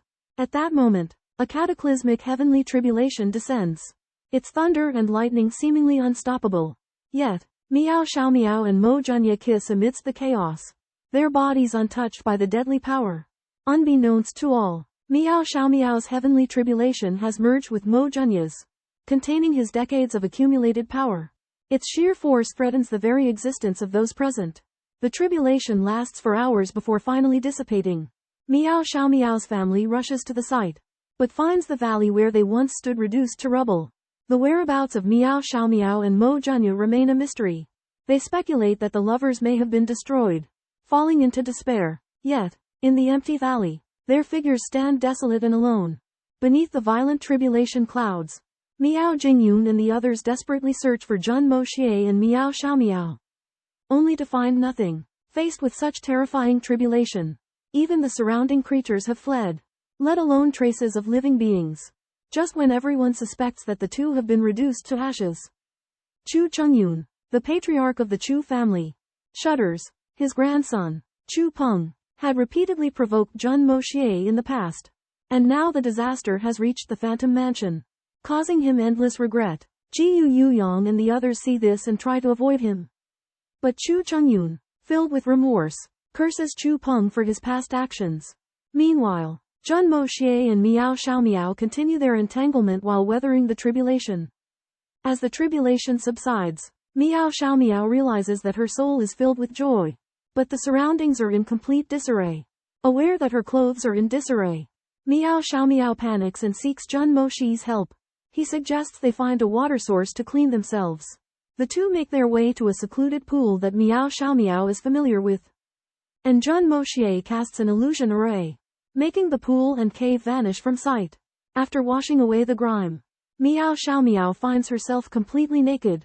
Feeling shy and embarrassed, Jun Moxie teases her, saying he wouldn't mind bathing together, causing Miao Xiaomiao to blush and feel incredibly awkward. Just then, they sense the approach of others. Jun Moxie embraces Miao Xiaomiao and vanishes with an invisibility technique, leaving only an empty space, perplexing anyone who might come near. Lost in the mud, Miao Xiaomiao and Jun Moxie meet unexpectedly. At first, Miao Xiaomiao refuses to bathe with Jun Moxie, but he cleverly suggests a way to separate their views, which reassures Miao Xiaomiao. When Miao Xiaomiao finishes washing her clothes, she realizes she has forgotten to bring clothes. Panic-stricken, she finds that Jun Moxie is only wearing a pair of shorts, staring at her blatantly. Miao Xiaomiao is furious and accuses Jun Moxie of breaking his promise. Unexpectedly, Jun Moxie jumps into the water, approaches Miao Xiaomiao, and claims that he wants to bathe with her. Miao Xiaomiao retreats in a hurry but stumbles into the water. Jun Moxie takes the opportunity to hold her in his arms, euphemistically calling it artificial respiration. Miao Xiaomiao is extremely surprised and finds that Jun Moxie is very thick-skinned. She recalls her promise, which makes her feel complicated. just as Jun Moxie is about to take advantage of her. Miao Xiao Miao remembers her strength, but she finds herself in a panic and unable to resist. Their bodies are tightly pressed together, and Miao Xiao Miao feels the heat and male breath emanating from Jun Moxie's body. And her body can't help but soften. She thinks back to what she said and feels conflicted. Miao Xiao Miao, the princess of the fantasy mansion, and Mo Junye fell into the water to escape pursuit. When Miao Xiao Miao was in danger, Jun Moxie performed artificial respiration on her. But he crossed the line and provoked a passionate entanglement. The next day, the two returned to the Miao mansion, stunning everyone. The older generation such as Miao Jingyun were overjoyed that Mo Junye was safe and sound, while Miao Xiao Miao blushed and was bashful. It turned out that Jun Moxie seized the opportunity to pursue Miao Xiao Miao and spent a romantic night with her in a fantasy realm. Madame Miao fainted due to worry about Miao Xiao Miao, but Miao Xiao Miao calmed her down when she returned. Everyone speculated that Miao Xiao Miao and Jun Moxie were disturbed during their tribulation. But due to the inexplicable celestial phenomenon, they could only tacitly understand the situation. Jun Moxie's philanderer image made Miao Xiao Miao both angry and loving, while Jun Moxie was complacent about his romantic affairs. Although the Miao family members had reservations about Jun Moxie on the surface, they were deeply grateful to this benefactor who had saved Miao Xiao Miao. As time passed, Miao Xiao Miao and Jun Moxie's feelings for each other deepened, and they overcame numerous obstacles to finally be together. Madame Miao was overjoyed and entrusted her daughter Miao Xiao Miao to Jun Moxie. She expressed her sincere appreciation and care for this son-in-law, believing that he would treat her daughter well because he was willing to die for Miao Xiao Miao. At the grand banquet held by the Miao family, Jun Moxie and Miao Xiao Miao returned safely, which relieved guests like Master Chu. Jun Moxie displayed his remarkable drinking capacity, continuously drinking without getting drunk. Madame Miao told Miao Xiao Miao that the reason why Li Xingyun, Meng Shenru, and other young masters from the illusory mansion had been so embarrassingly drunk was that they had all cherished Miao Xiao Miao in the past. Now that their dreams had been shattered, they felt heartbroken and lost. Madame Miao advised Miao Xiao Miao that men often did not express their troubles, only revealing them when they were drunk.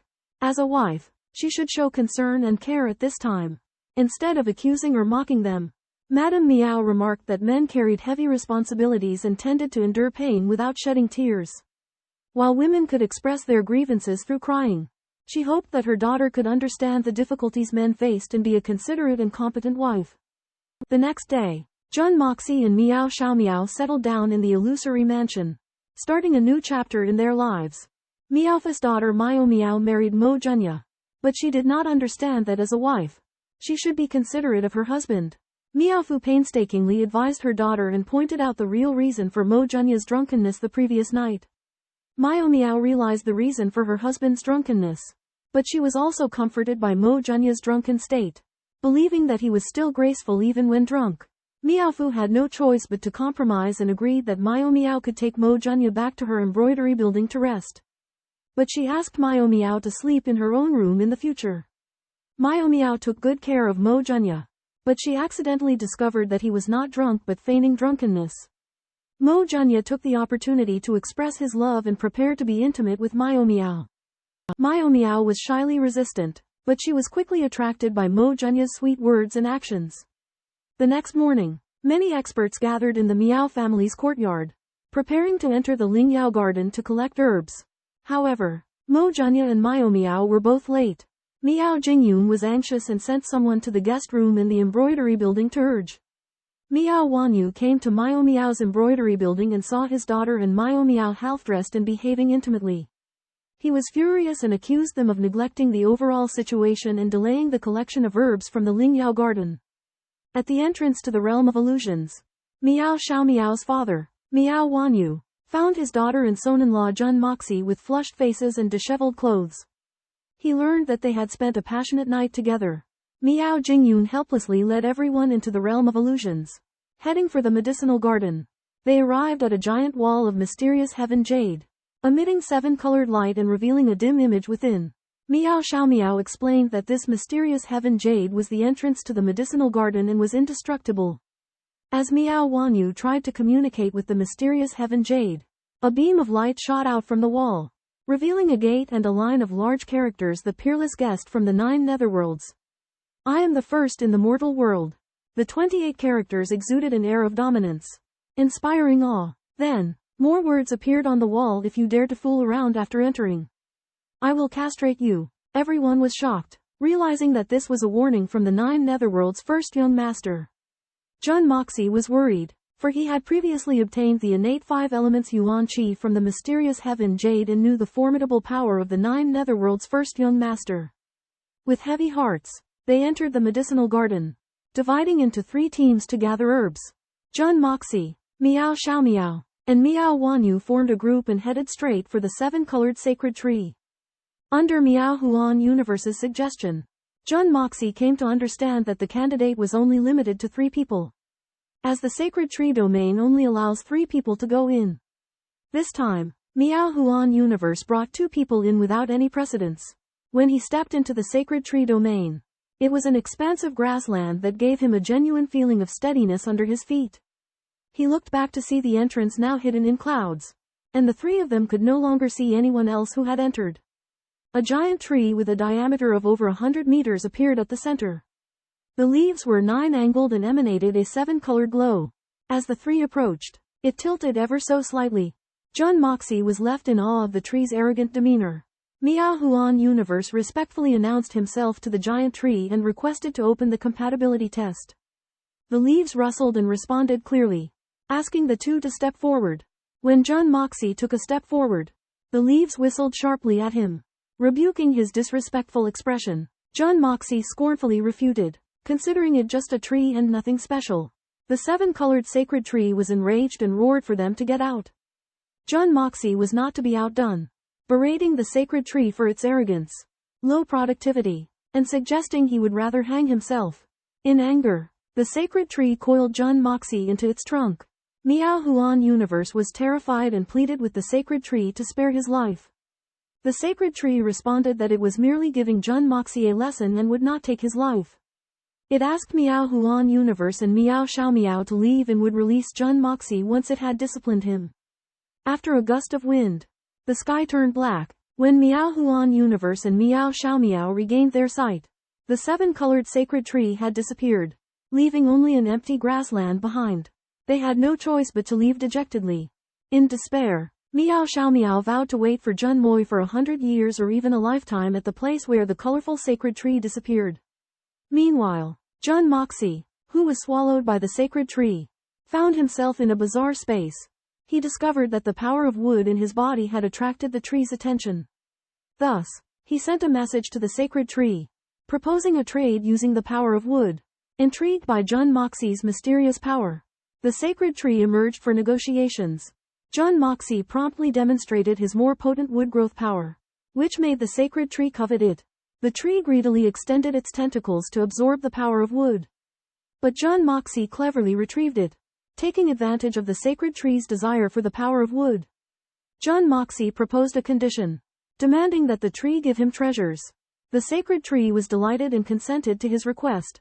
Jun Moxie used his power of wood to awaken the tree's dormant consciousness, revitalizing it. After the transaction was completed, Jun Moxie was released by the sacred tree and returned to the outside world. Miao Xiaomiao was overjoyed to learn that Jun Moxie had successfully escaped from the sacred tree. However, the tree's appearance and disappearance were unpredictable, leaving the Miao family with no choice but to wait for the next opportunity. In an ancient mystical realm, Jun Moxie unexpectedly enters the interior of an ancient tree called the Divine Tree. The Divine Tree possesses 10,000 years of consciousness, but it is greedy and cunning in nature. Jun Moxie discovers that the Divine Tree has absorbed the essence of the Divine 7-colored tree, cultivated by humans thousands of years ago, and has devoured its own offspring. Enraged, he threatens the Divine Tree with a black sphere of chaotic flames, demanding it surrender its mystical energy. Overwhelmed by the destructive power of the chaotic flames, the Divine Tree reluctantly submits, claiming to be the only divine 7-colored tree in existence. However, Jun Moxie sees through the Divine Tree's deception, deducing that the key to cultivating a second Divine Tree lies within its being. In order to coerce the Divine Tree into submission, Jun Moxie threatens to destroy it. ensuring the extinction of the divine seven-colored tree. Faced with the threat of annihilation, the divine tree finally relents, admitting that it possesses the ability to cultivate new divine seven-colored trees. Jun Moxie demands that the divine tree reveal the method to cultivate new divine trees. But the divine tree remains cunning, only divulging that the key lies within itself. Unmoved, Jun Moxie threatens to unleash the chaotic flames, consuming its core. Finally, under the shadow of death, the divine tree succumbs to Jun Moxie's demands, agreeing to cultivate two new divine seven-colored trees for him. Jun Moxie achieves his goal and departs the divine tree's interior, taking with him the divine tree's promise. In the pitch-black forest, Jun Moxie encounters the legendary holy tree, demanding a myriad holy tree. The holy tree pleads, revealing it belongs to no one.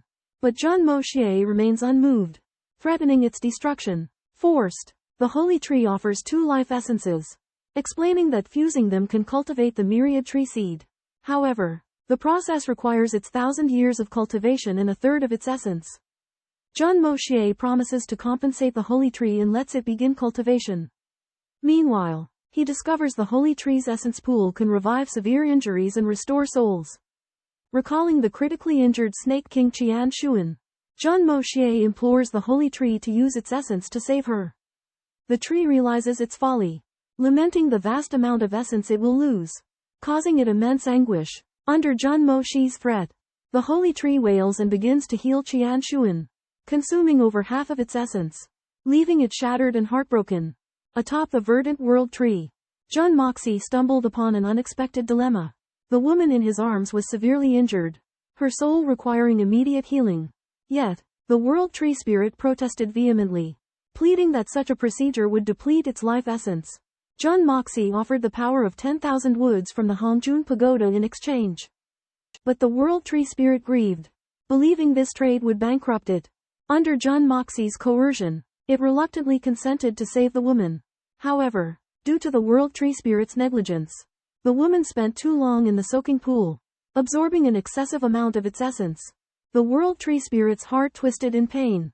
Jun Moxie reprimanded it sternly, refusing to tolerate any shortcuts, and proceeded to examine the woman himself. Despairingly, the world tree spirit submerged the woman deeper into the pool, preparing to dispense its healing. Jun Moxie voiced his concern about the woman's breathing, but the world tree spirit petulantly rebuked him. Jun Moxie's commanding presence silenced the spirit, forcing it to submit. Subsequently, Jun Moxie entered the Hongjun Pagoda and planted the seeds he had obtained from the world tree spirit. To ensure the seeds would bear fruit, Jun Moxie infused them with his wood power, and the saplings sprang to life at an astonishing pace. Inside the Hongjun Pagoda, Jun Moxie's planted seven-colored holy sapling rapidly grows into a towering tree within a short period, emanating seven-colored halos and a refreshing fragrance. On its lush branches, 7 sets of 7-colored holy fruits have grown, each set containing 7 fruits. Just as Jun Moxie is filled with satisfaction, a rainbow-like bridge appears between the holy tree and the exquisite lotus, promoting each other's growth. To Jun Moxie's surprise, the previously dying Serpent King Qinshun has regained her vitality under the tree's healing, but remains in a deep slumber. The holy tree explains that Qinshun's injuries are too severe, and she needs gradual conditioning upon awakening to avoid overloading her body. Jun Moxie understands the tree's arrangement, but also inquires about the frequency of the 7-colored holy fruits. The holy tree admits that to prolong its life, it has previously restricted the production of the holy fruits. Each set of fruits consumes 500 years of its life essence, and excessive fruiting would greatly shorten its lifespan. Every 5,000 years, the tree's fruiting capacity doubles, but at its fruiting limit, it will perish within 30,000 years. In Phantom Hall, Jun Moxie encounters a sacred tree known as Punished Tree, who shares its history. Millennia ago, it was uprooted from its home by youngest of 9 netherworlds and brought to Phantom Hall, where it has since taken root. Punished Tree, named for its erect posture, has never committed a wrong yet yearns for rest. It has awakened consciousness for thousands of years but cannot grow further due to the lack of nourishment. Upon learning this, Jun Moxie offers to provide growing power to aid the tree. After deliberation, Punished Tree chooses to slowly absorb the growing power to prepare for future crises. Jun Moxie hands the soccer ball-sized verdant sphere to the tree, along with instructions on its use. Punished Tree is overwhelmed by Jun Moi's fulfillment of his promise, acknowledging that it had braced itself for annihilation if not for this fortunate encounter. Before parting, Punished Tree beseeches Jun Moi to convey a message to Phantom Hall's future generations to cease sending people to test its compatibility. Every couple of 100 years, Punished Tree has to interact with newcomers and endure the repetitive pain of separation. Jun Moi agrees to help, expressing sympathy for the tree's plight. Jun Moxie has a heart-to-heart talk with the sacred tree in the sacred tree space, learning about its loneliness and solitude.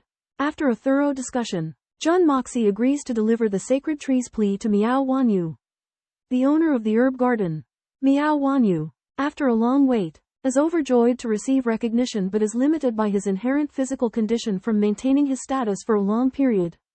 Jun Moxie retrieves the legendary Heaven Grade 7 colored holy fruit from the Hongjun Pagoda, fusing it with the essence of the exquisite lotus and Heaven's extreme pills, granting Miao Wanyu an additional millennium of cultivation and life expectancy. Upon learning that the sacred tree bestowed this treasure upon Miao Wanyu, everyone present is deeply moved. Miao Wanyu's siblings are overjoyed, and Miao Wanyu is overcome with emotion. Jun Moxie warns that such a transformative enhancement may trigger a heavenly tribulation, suggesting that Miao Wanyu first find a place to shield him from it before absorbing the medicinal effects. Miao Jingyun is overjoyed and departs with Miao Wanyu in the 7 heaven-grade holy fruits. Preparing for secluded cultivation, Jun Moxie also decides to return home to bring his family to the illusory mansion. Miao Jingyun readily agrees, urging him to return as soon as possible. Amidst the celebratory atmosphere, everyone disperses. Jun Moxie, filled with affection for the sacred tree and gratitude towards the Miao family, embarks on his journey back home. As Jun Moxie was about to leave the illusory mansion, he remembered the divine melody that the 14 young masters of 9 Netherworld had asked him to find. To avoid suspicion, he used the 9 Netherworld cold blade to sense the aura of 9 Netherworld, eventually finding a sealed item in the secret chamber of the main palace of the illusory mansion that matched the melody's aura. At the same time, Miao Xiaomiao expressed her love and loyalty to Jun Moxie, and decided to follow him as he left the illusory mansion. Jun Moxie was moved by her sincerity and spent the night with her before leaving. The next morning, Jun Moxie left quietly, leaving a set of sacred fruits for Miao Xiaomiao's family behind. He followed the lead of the deacon who was waiting outside the illusory mansion and left without making a sound. However, Miao Xiaomiao realized that this might be their final goodbye and was filled with grief. Coincidentally, on the day Jun Moxie left, Cao Guofeng and 6 others advanced to the Saint Venerable Realm. Their breakthrough amidst the lightning tribulation within the illusory mansion became a legend. After Jun Moxie's departure, a golden invitation arrived at the illusory mansion. The invitation stated, "The Sovereign of Evil, Jun Moxie, invites guests from the illusory mansion to witness the opening of his palatial." The mansion's master, Miao Jingyun, frowned, realizing that this could disrupt the balance of power among the 3 sacred lands and 4 regions. With the impending battle for the heavens, Demon Lord Jun Moxie seized the opportunity to establish a sect, demonstrating both his keen timing and situational awareness. The 3 holy lands, preoccupied with the battle, hesitated to act against Jun Moxie. Meanwhile, the Phantom Mansion, as an outsider, astutely recognized this as a pivotal moment to influence the situation, and thus decided to attend the grand gathering at Jun Moxie's newly founded sect to gain insights into the state of affairs in the profound Xuanxuan Continent. Miao Jingyun analyzed that Jun Moxie's timing was both opportune and profitable for the Phantom Mansion.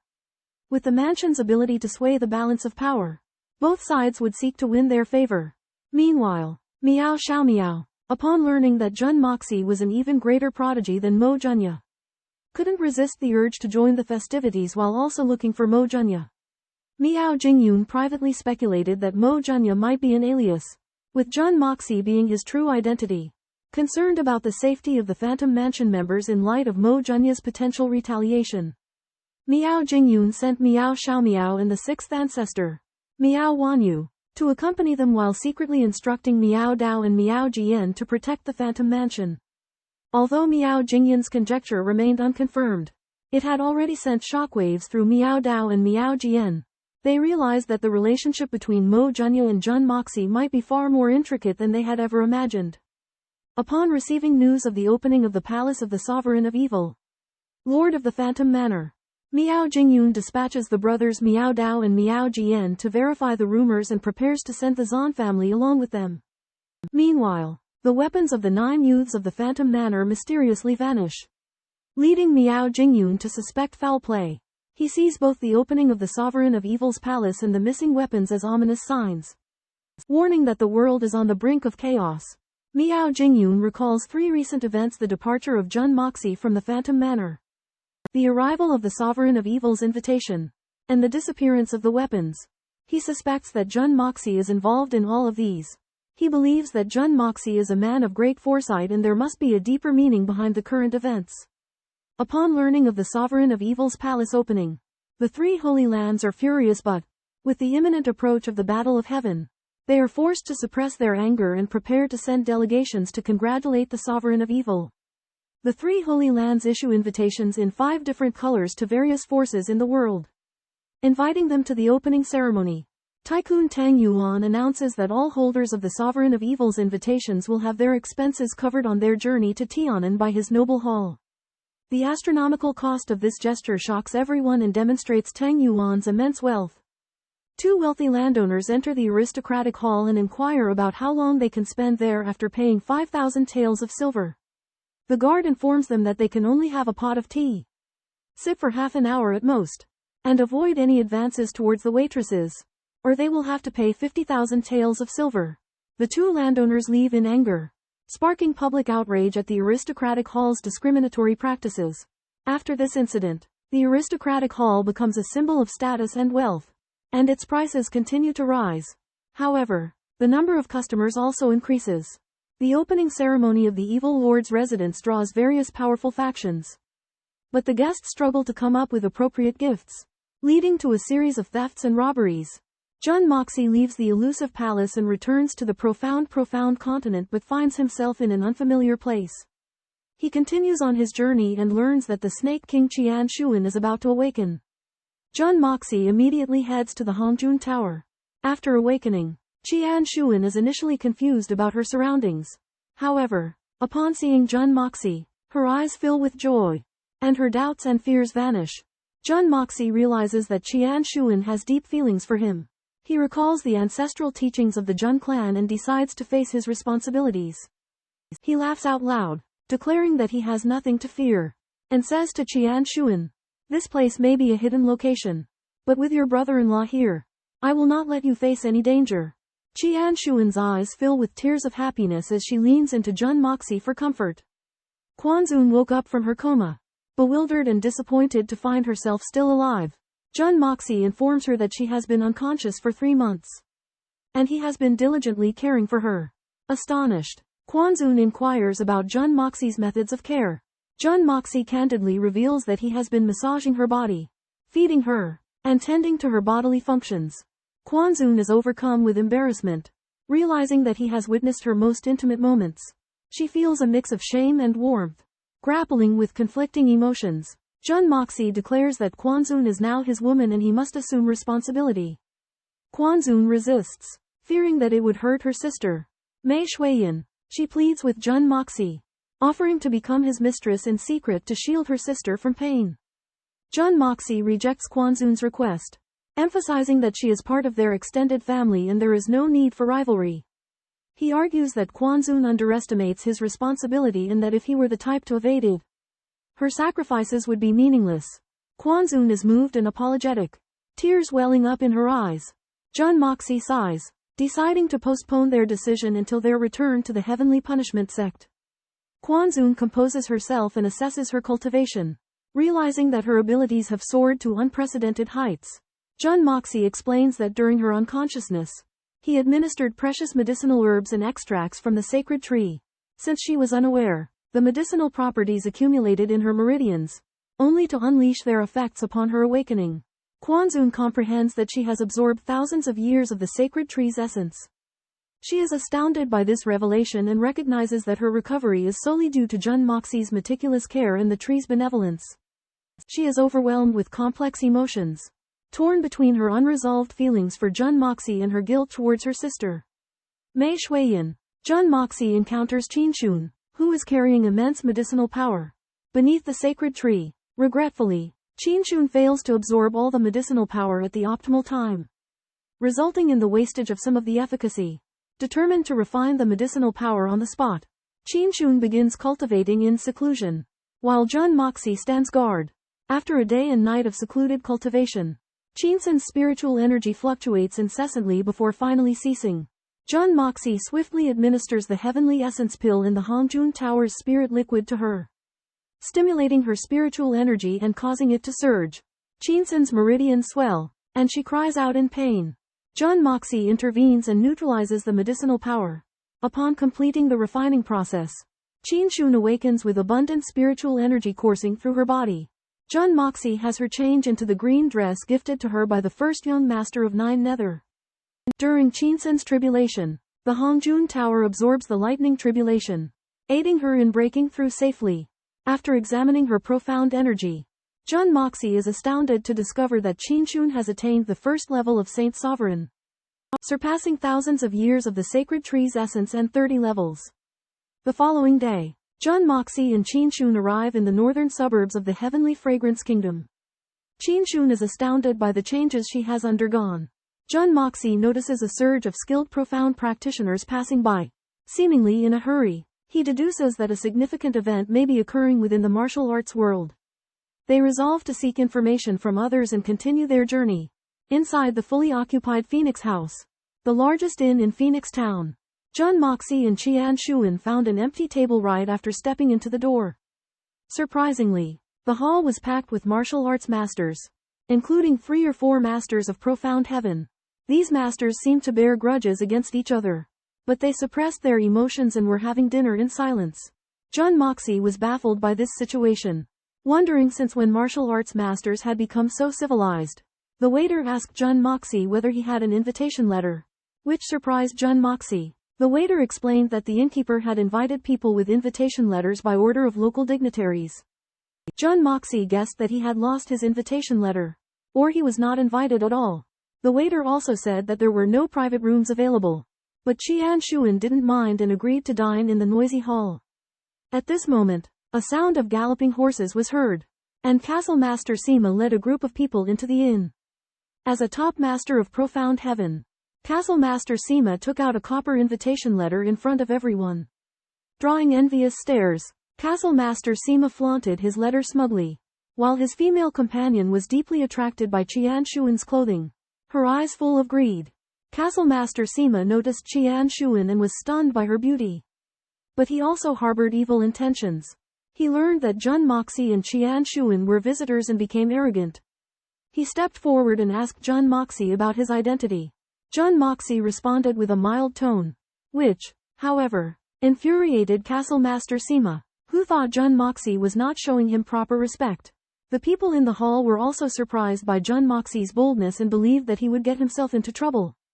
At the Blooming Flower Banquet, Sima Shang belittled Jun Moxie as an insignificant pawn and demanded Jun Moxie's wife, Qianxun, to strip in public. However, Jun Moxie's prowess was far beyond Sima Shang's wildest imagination. Jun Moxie effortlessly executed the limitless dimension lockdown spell, causing Sima Shang to levitate in the air, completely at his mercy. Gasps of astonishment filled the hall as everyone realized Jun Moxie's extraordinary abilities. Despite recognizing that he had underestimated his opponent, Sima Shang clung to the purple invitation extended by the evil monarch as a lifeline. He believed Jun Moxie would not dare to offend the evil monarch. Undeterred, Jun Moxie hooked Sima Shang's chin with his toe and icily inquired if he still insisted on having Qianxun disrobe. Cold sweat dripped down Sima Shang's forehead, but he stubbornly declared that Jun Moxie dared not kill him. Jun Moxie calmly pronounced Sima Shang's death sentence, stating that no being had ever escaped his blade, let alone an insignificant pawn like Sima Shang. As he raised his eyebrows, the murderous intent in his gaze intensified, causing Sima Shang to realize the imminence of his demise. Jun Moxie originally intended to take Sima Shang's life, but was surprised by his actions. Sima Shang held an invitation from the evil lord, Jun Moxie, claiming to be Jun Moxie's guest and using Jun Moxie's name to intimidate him. Jun Moxie found the situation both amusing and absurd. Realizing that he had become the nemesis of his own impersonator, Jun Moxie examined the invitation closely and discovered an inscription on the back that read, June 15th. The evil lord establishes his manner ruling the world, unifying the martial arts community. Jun Moxie suddenly understood that this was the work of his wife, Mei Shuiyan. Mei Shuiyan had used the spirit vein fragments to restore the heavenly penalty and, learning that the Jun family had grown powerful, decided to establish a manor and sect to both increase Jun Moxie's reputation and conceal his actions in the illusionary mansion. Jun Moxie was both touched by his wife's foresight and sigh with emotion over his own situation. He had now become one of the most powerful forces in the world, if not the most powerful. With the heavenly penalty's deep heritage, Jun Moxie was confident that he could create an army of divine lords and become the overlord of the world. However, Sima Shang, ignorant of his own insignificance, continued to rely on the name of the evil lord and spoke insolently to Jun Moxie and Qin Shun. Jun Moxie's killing intent flared once more. He would not allow anyone to commit evil deeds under his name. With a cold laugh, Jun Moxie casually twisted Sima Shang's right arm, shattering it. Sima Shang was shocked and finally realized that the person before him was the evil lord, Jun Moxie, that he had been impersonating. Jun Moxie declared that anyone who dared to use his name to do evil would be severely punished. At an inn, the young and handsome Sima Shang falsely claimed to be an envoy from the palace of the evil monarch, and he bullied others with his power. However, he was unaware that the person in front of him was none other than the lord of the palace of the evil monarch, Jun Moxie. Sima Shang was horrified and begged for mercy, but to no avail. Jun Moxie kicked him out of the inn, crushing him into pieces. Jun Moxie declared Sima Shang's forces to be evil and ordered their eradication. The people in the inn were astounded and awed by Jun Moxie's reputation. A master of the Tianzan realm reported that Sima Shang's forces had a terrible reputation for wanton tyranny. Jun Moxie ordered their elimination and paid the inn's tab before leaving. The martial artists were thrilled as Jun Moxie had effectively granted them the authority to destroy Sima Shang's forces.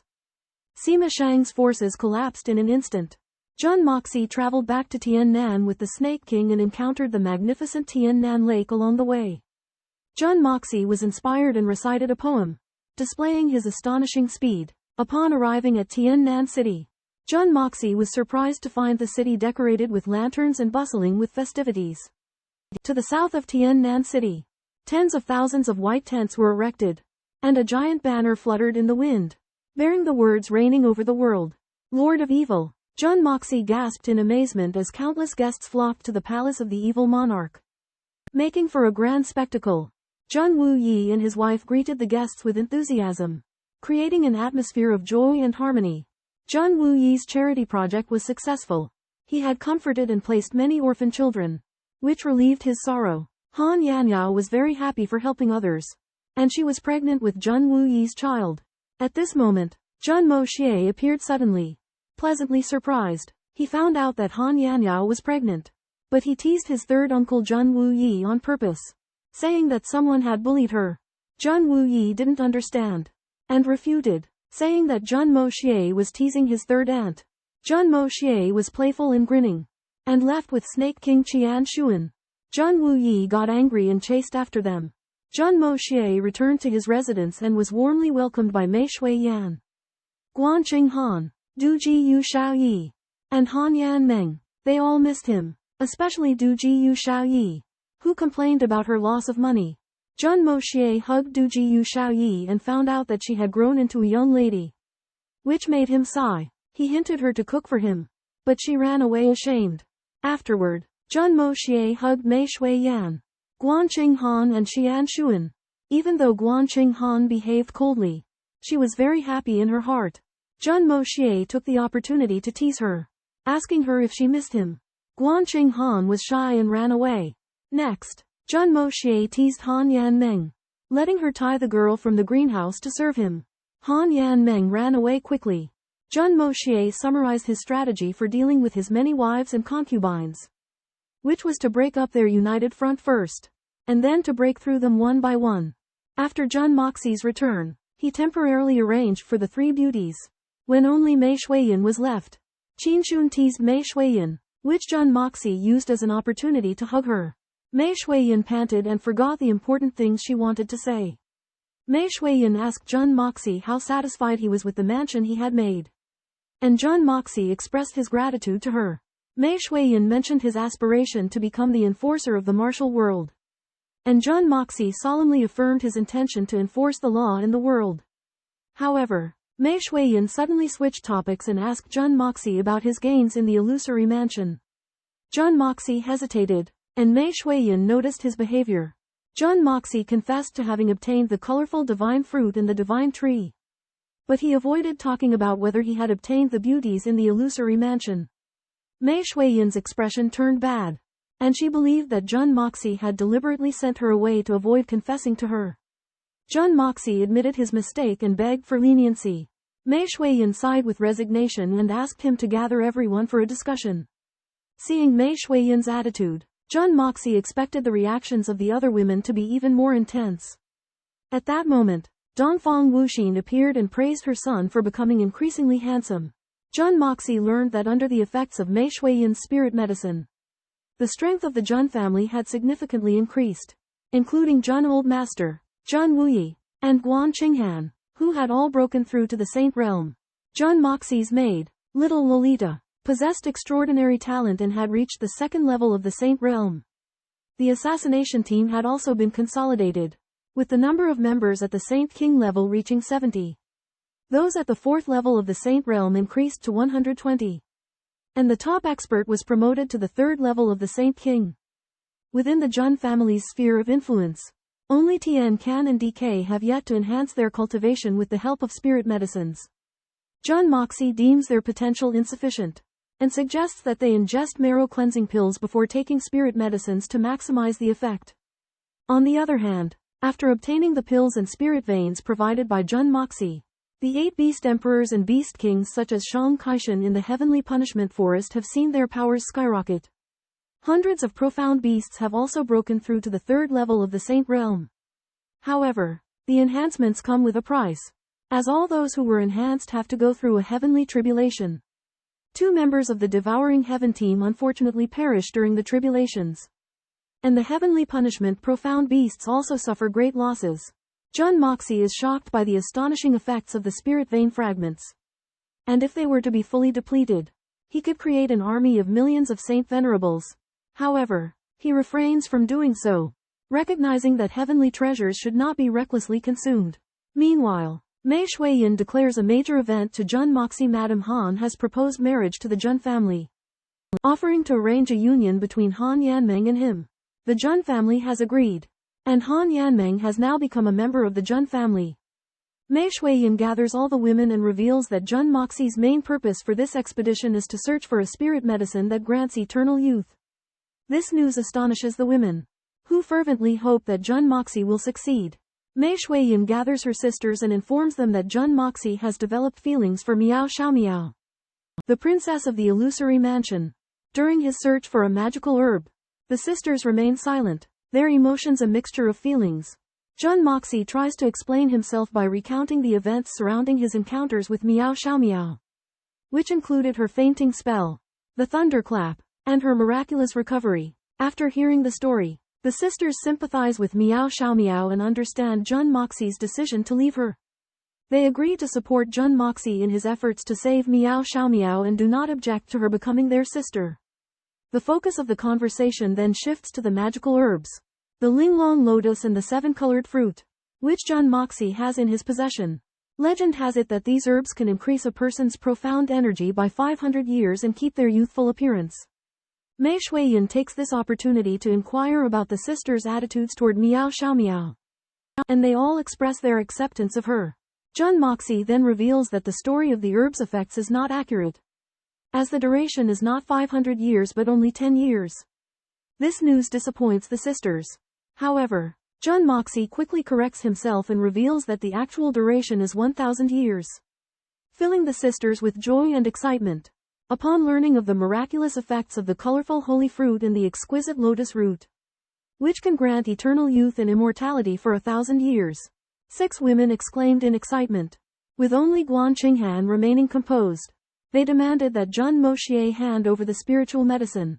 leaving Jun Moxie to reluctantly produce all 7 sets of the holy fruit and a large piece of the exquisite lotus root. As the women rejoiced, Guan Qinghan unexpectedly refused to consume the spiritual medicine, reasoning that if Jun Moxie did not partake, what significance would their everlasting youth hold? Rather than pursuing individual gain, she proposed they age together and grow old together. Moved by Guan Qinghan's sentiment, the other women followed suit and returned the spiritual medicine. Jun Moxie explained that the spiritual medicine was not limited to a single portion and that they would have future opportunities to acquire more. Relieved to know that they had misunderstood, Dugu Xiaoyi and the others wept with joy and consumed the spiritual medicine. Shortly after, thunderbolts roared across the sky above the heavenly punishment forest, indicating that several powerful individuals had achieved breakthroughs simultaneously. Members of the heavenly punishment sect arrived at the scene but found no trace of lightning strikes, leading them to speculate that the tribulation crossers had fully neutralized the lightning energy.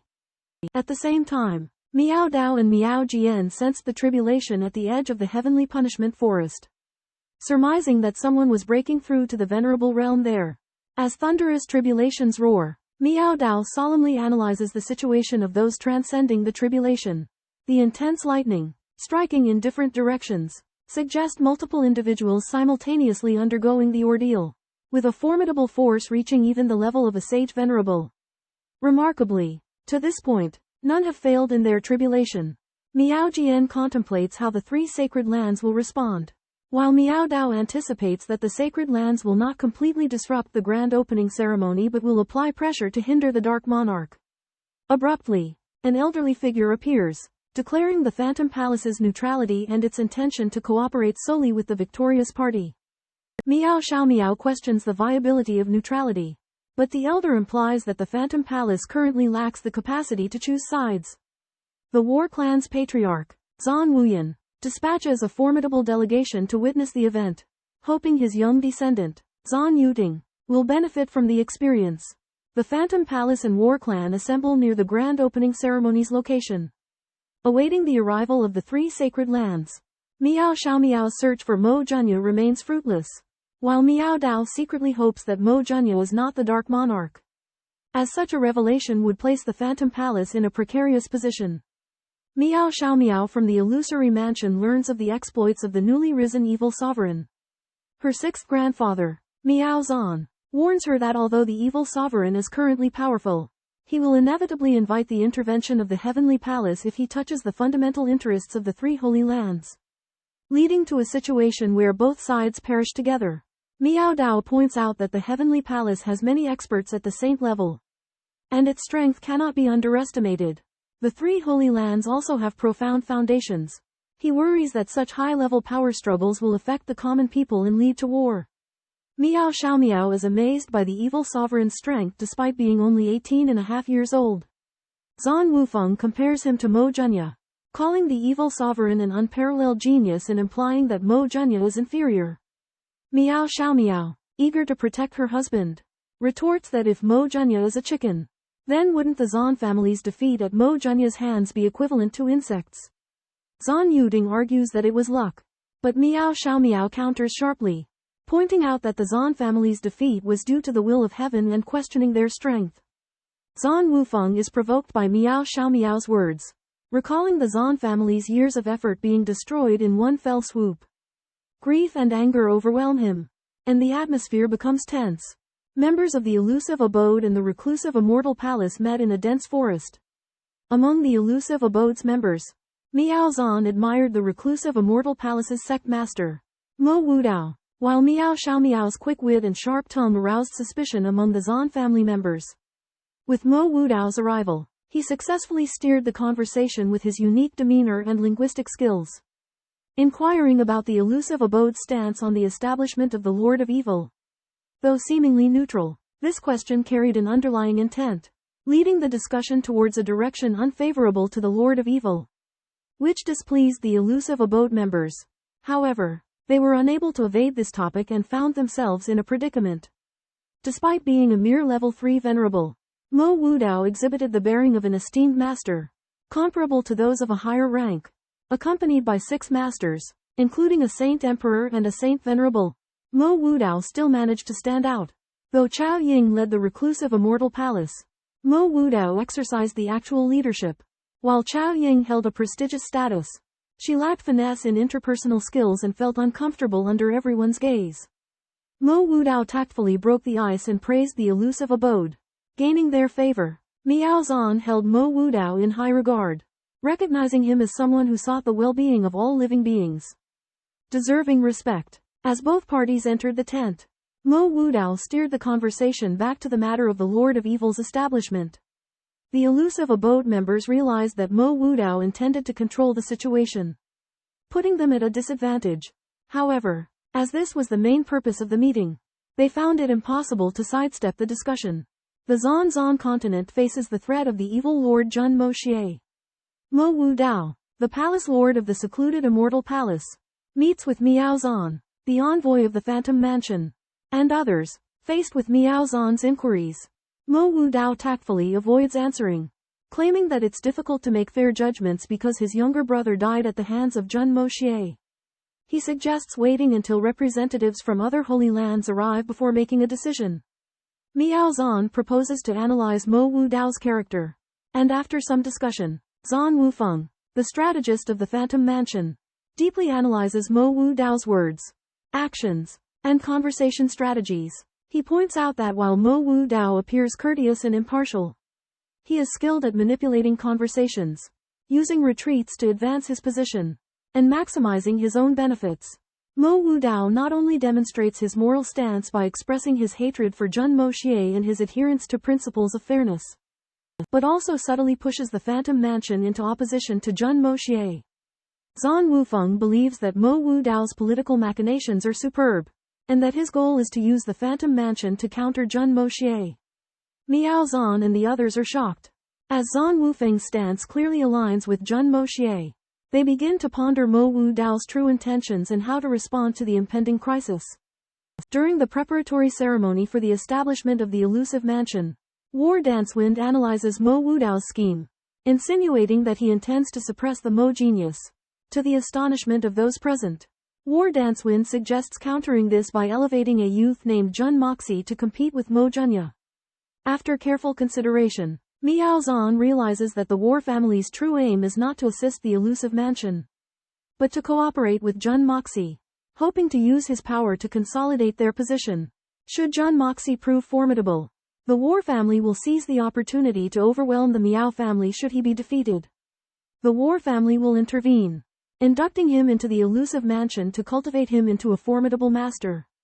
However, Miao Zhan discovers a fatal flaw: Jun Moxie and Mo Junya are one and the same. This utterly shatters the War families as desired abacus, rendering their meticulously planned strategy a laughingstock. War Dancewind dismisses Miao Zhan's concerns, believing that the elusive mansion will not alter their decision, and that the War family will execute their strategy on the foundation of the Miao family bearing responsibility for the elusive mansion. Miao Xiaomiao's curiosity about Jun Moxie intensifies, but Miao Zhan meaningfully states that she can inquire with Mo Wudao for more information the following day. That evening, the people from the Dreamy Blood Sea and the Supreme Golden City arrive in succession. All three sacred grounds have dispatched their leaders, and the lineup is remarkably similar to that of the congratulatory visit to the newly established ethereal illusionary mansion at that time. The difference is that this time, the atmosphere brims with crisis, as if a conflict could erupt at any moment. In the morning, the group convenes to discuss matters, and Miao Xiaomiao once again asks about Jun Moxie's character. Miao Zhan meaningfully states that she can inquire with Mo Wudao for more information the following day, leaving behind a suspenseful hint. The superiors of the 3 Holy Lands and 18 Masters gathered to discuss the recent notorious demonic king, Jun Moxie. However, the investigations from the Holy Lands yielded puzzling results. Since the age of 12, Jun Moxie had been acting eccentrically, riding recklessly, and abducting women, not displaying the behavior of a master. At the same time, he was able to cultivate to a realm above the Saint's Emperor at the age of 19, making him formidable even for the Saint King. Faced with such extreme contradictions, the 3 Holy Lands argued endlessly. Jun Moxie's past actions seemed incompatible with his current achievements. How could the old debauched son become the peerless master of today? Even more puzzling was that the beautiful women around Jun Moxie always remained chaste. which was a stark contrast to his past reputation as a womanizer. The masters of the Holy Lands were baffled. They could not explain Jun Moxie's drastic transformation, nor could they establish whether his past behavior had ulterior motives. However, Jun Moxie's incredible achievements and enigmatic past demanded their attention. Sighing heavily, the superiors admitted that these mysteries were an embarrassment to them. But they had no choice but to investigate them thoroughly. They acknowledged that Jun Moxie's actions were against all principles. But they had no other option than to continue their research to uncover the true face of this elusive master. The people of Illusion Palace were discussing Jun Moxie, and Miao Xiaomiao was deeply shocked. Mo Wudao pointed out that Jun Moxie was a man with contradictions. He was both a rogue and a heartless man. He had once scolded a venerable until he vomited blood and framed Chu Qihun. Shi Ruoshan sighed that the supreme gold city had been humiliated because of this. Mo Wudao mentioned that Jun Moxie had destroyed the sword peak on the snow mountain, causing his brother's death. Miao Xiaomiao's shock turned into fear.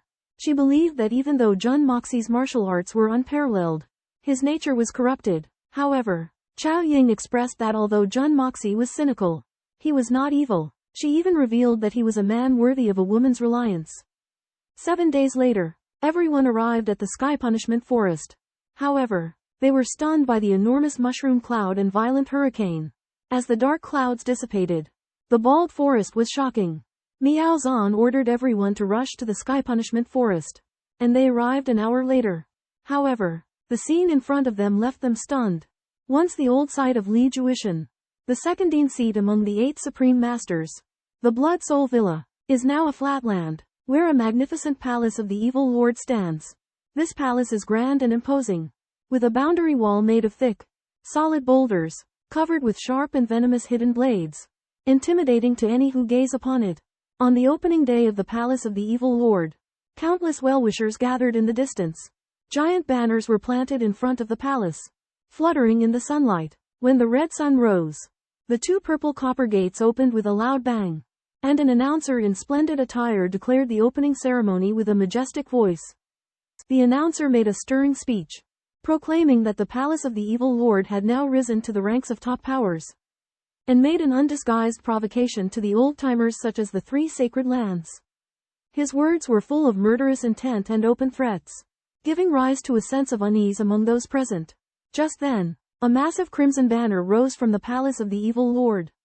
Emblazoned with the one large character evil, it shimmered with golden light, blindingly radiant, sending a strange and indescribable feeling through the hearts of all present.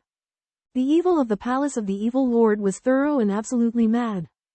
During the inauguration ceremony of the evil monarch's mansion, a group of menacing welcoming envoys appeared, their cultivation levels starting from rank 3 saints, including over 70 rank 4 saint emperors and over 100 rank 4 saints. Such a force was astonishing. Zhan Wuyu, an important figure in the evil monarch's mansion, stood at the entrance to preside over the welcoming ceremony. Guests arrived one after another. The Sakan family presented 7 colored magnolia orchids and 10,000 taels of gold. The patriarch of the Duanmu family, Duanmu Chaofan, stuttered as he reported his gift.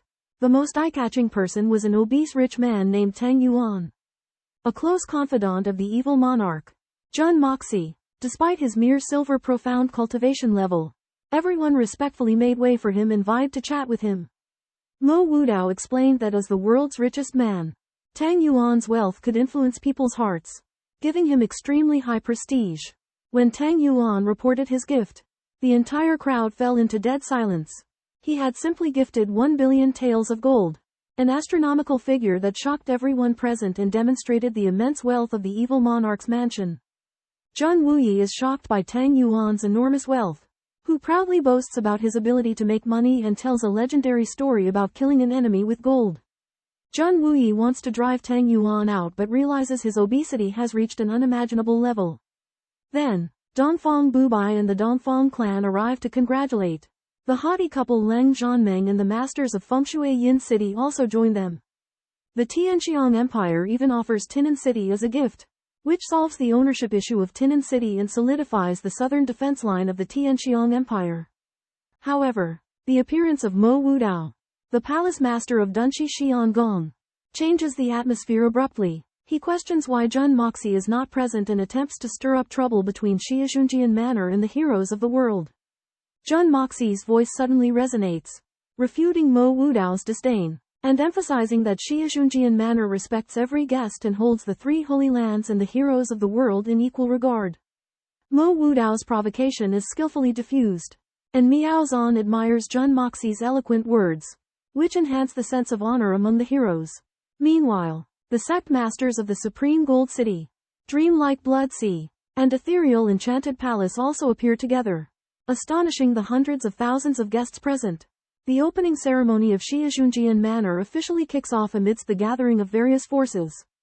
At Jun Moxie's Manor's reception, Jun Moxie and the sovereign of the immortal Palace of Seclusion, Mo Wudao, engaged in a heated verbal battle.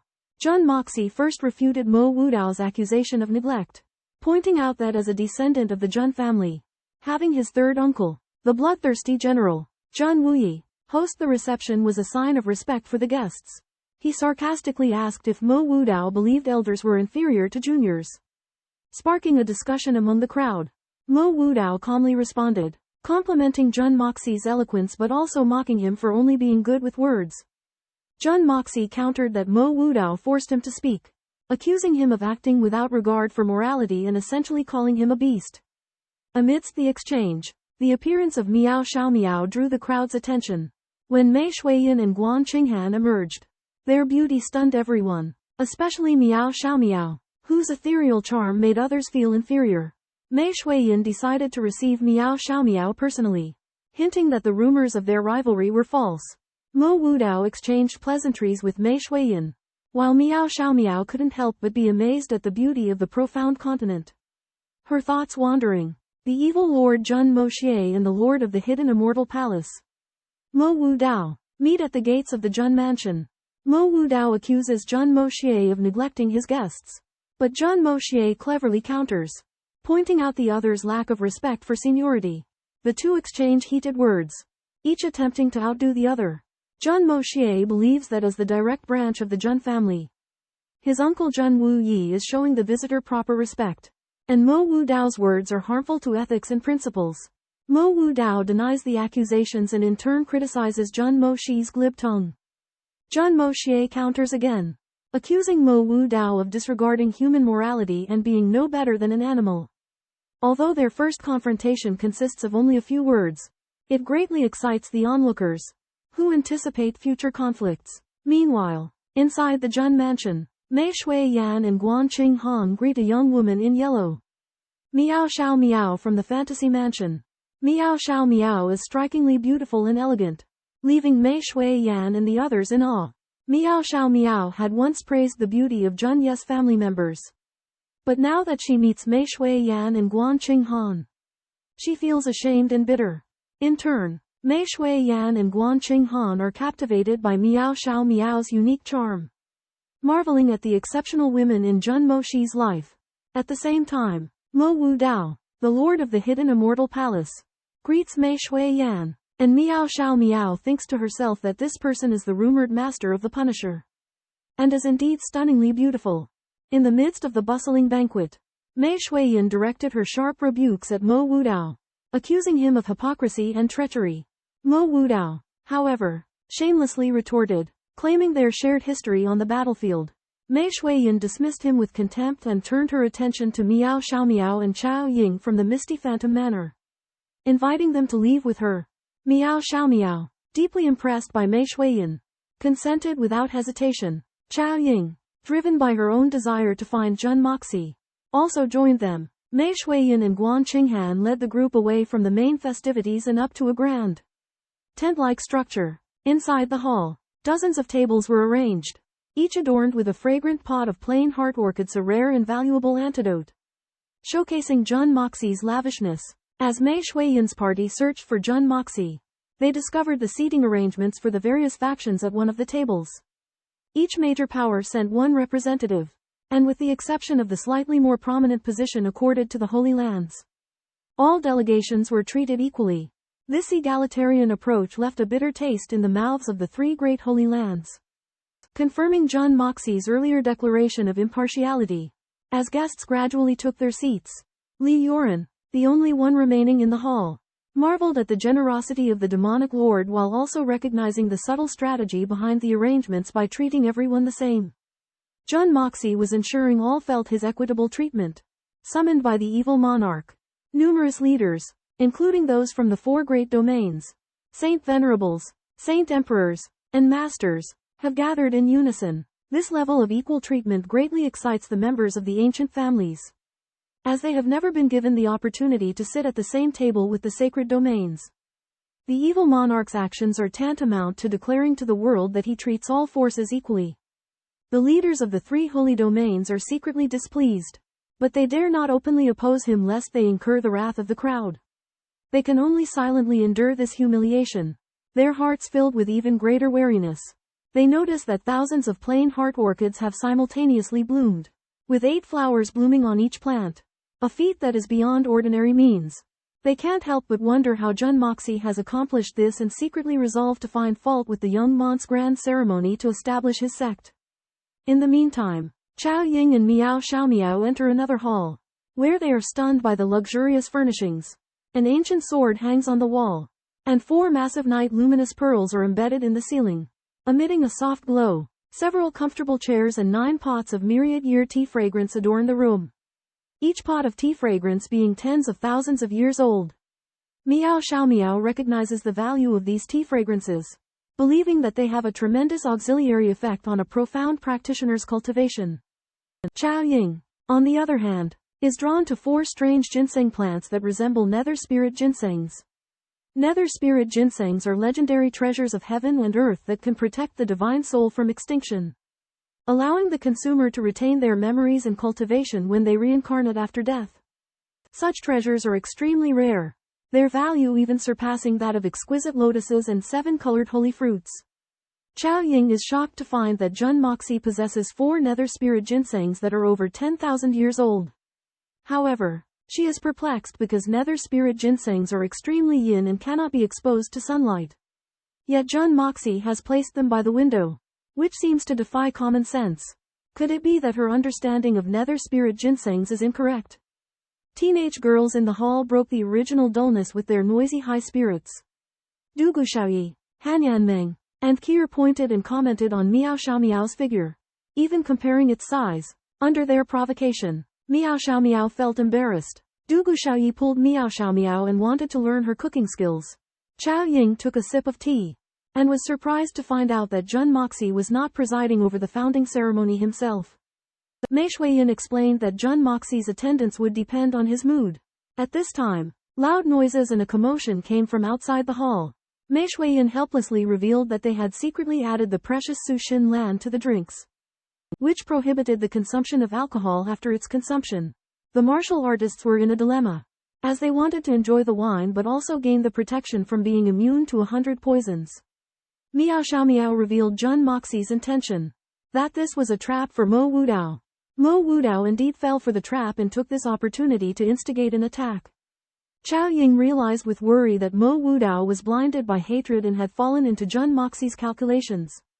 Just when Chao Ying was anxious, Mo Wudao's gentle voice sounded, announcing that he had fallen into the trap that Jun Moxie had carefully planned. At the opening ceremony of the Evil Lord Manor, Mo Wudao, the master of the secluded immortal palace, accused the Evil Lord Manor of making a mockery of the world's heroes by serving them wine that negated their combat abilities. Shi Ruoshan echoed Mo Wudao's sentiment. Mo Wudao claimed that the wine's effects would be nullified if it were combined, insinuating that the Evil Lord Manor was deceiving everyone. The martial artists present became agitated and voiced their dissatisfaction. Faced with the accusations, Lord Mo Xie of the Evil Lord Manor calmly responded. He explained that the medicinal properties of the pure heart orchid could be preserved if it was combined with a snow silkworm handkerchief, which guests could take away and consume later. Simultaneously, he questioned Mo Wudao's ulterior motives, suggesting that he intended to frame either the Evil Lord Manor or the heroes present. Mo Wudao defended himself, stating that his intentions were to protect the world's heroes and acknowledging his mistake. He admitted to falling into a trap and praised Lord Mo Xi's remarkable presence. Lord Mo Xie seized the opportunity to counterattack, stating that any sacrifice was worth it to counter Mo Wudao. implying that the three sacred lands would have to pay a price for their actions. Mo Wudao positioned himself and the three sacred lands as being above others.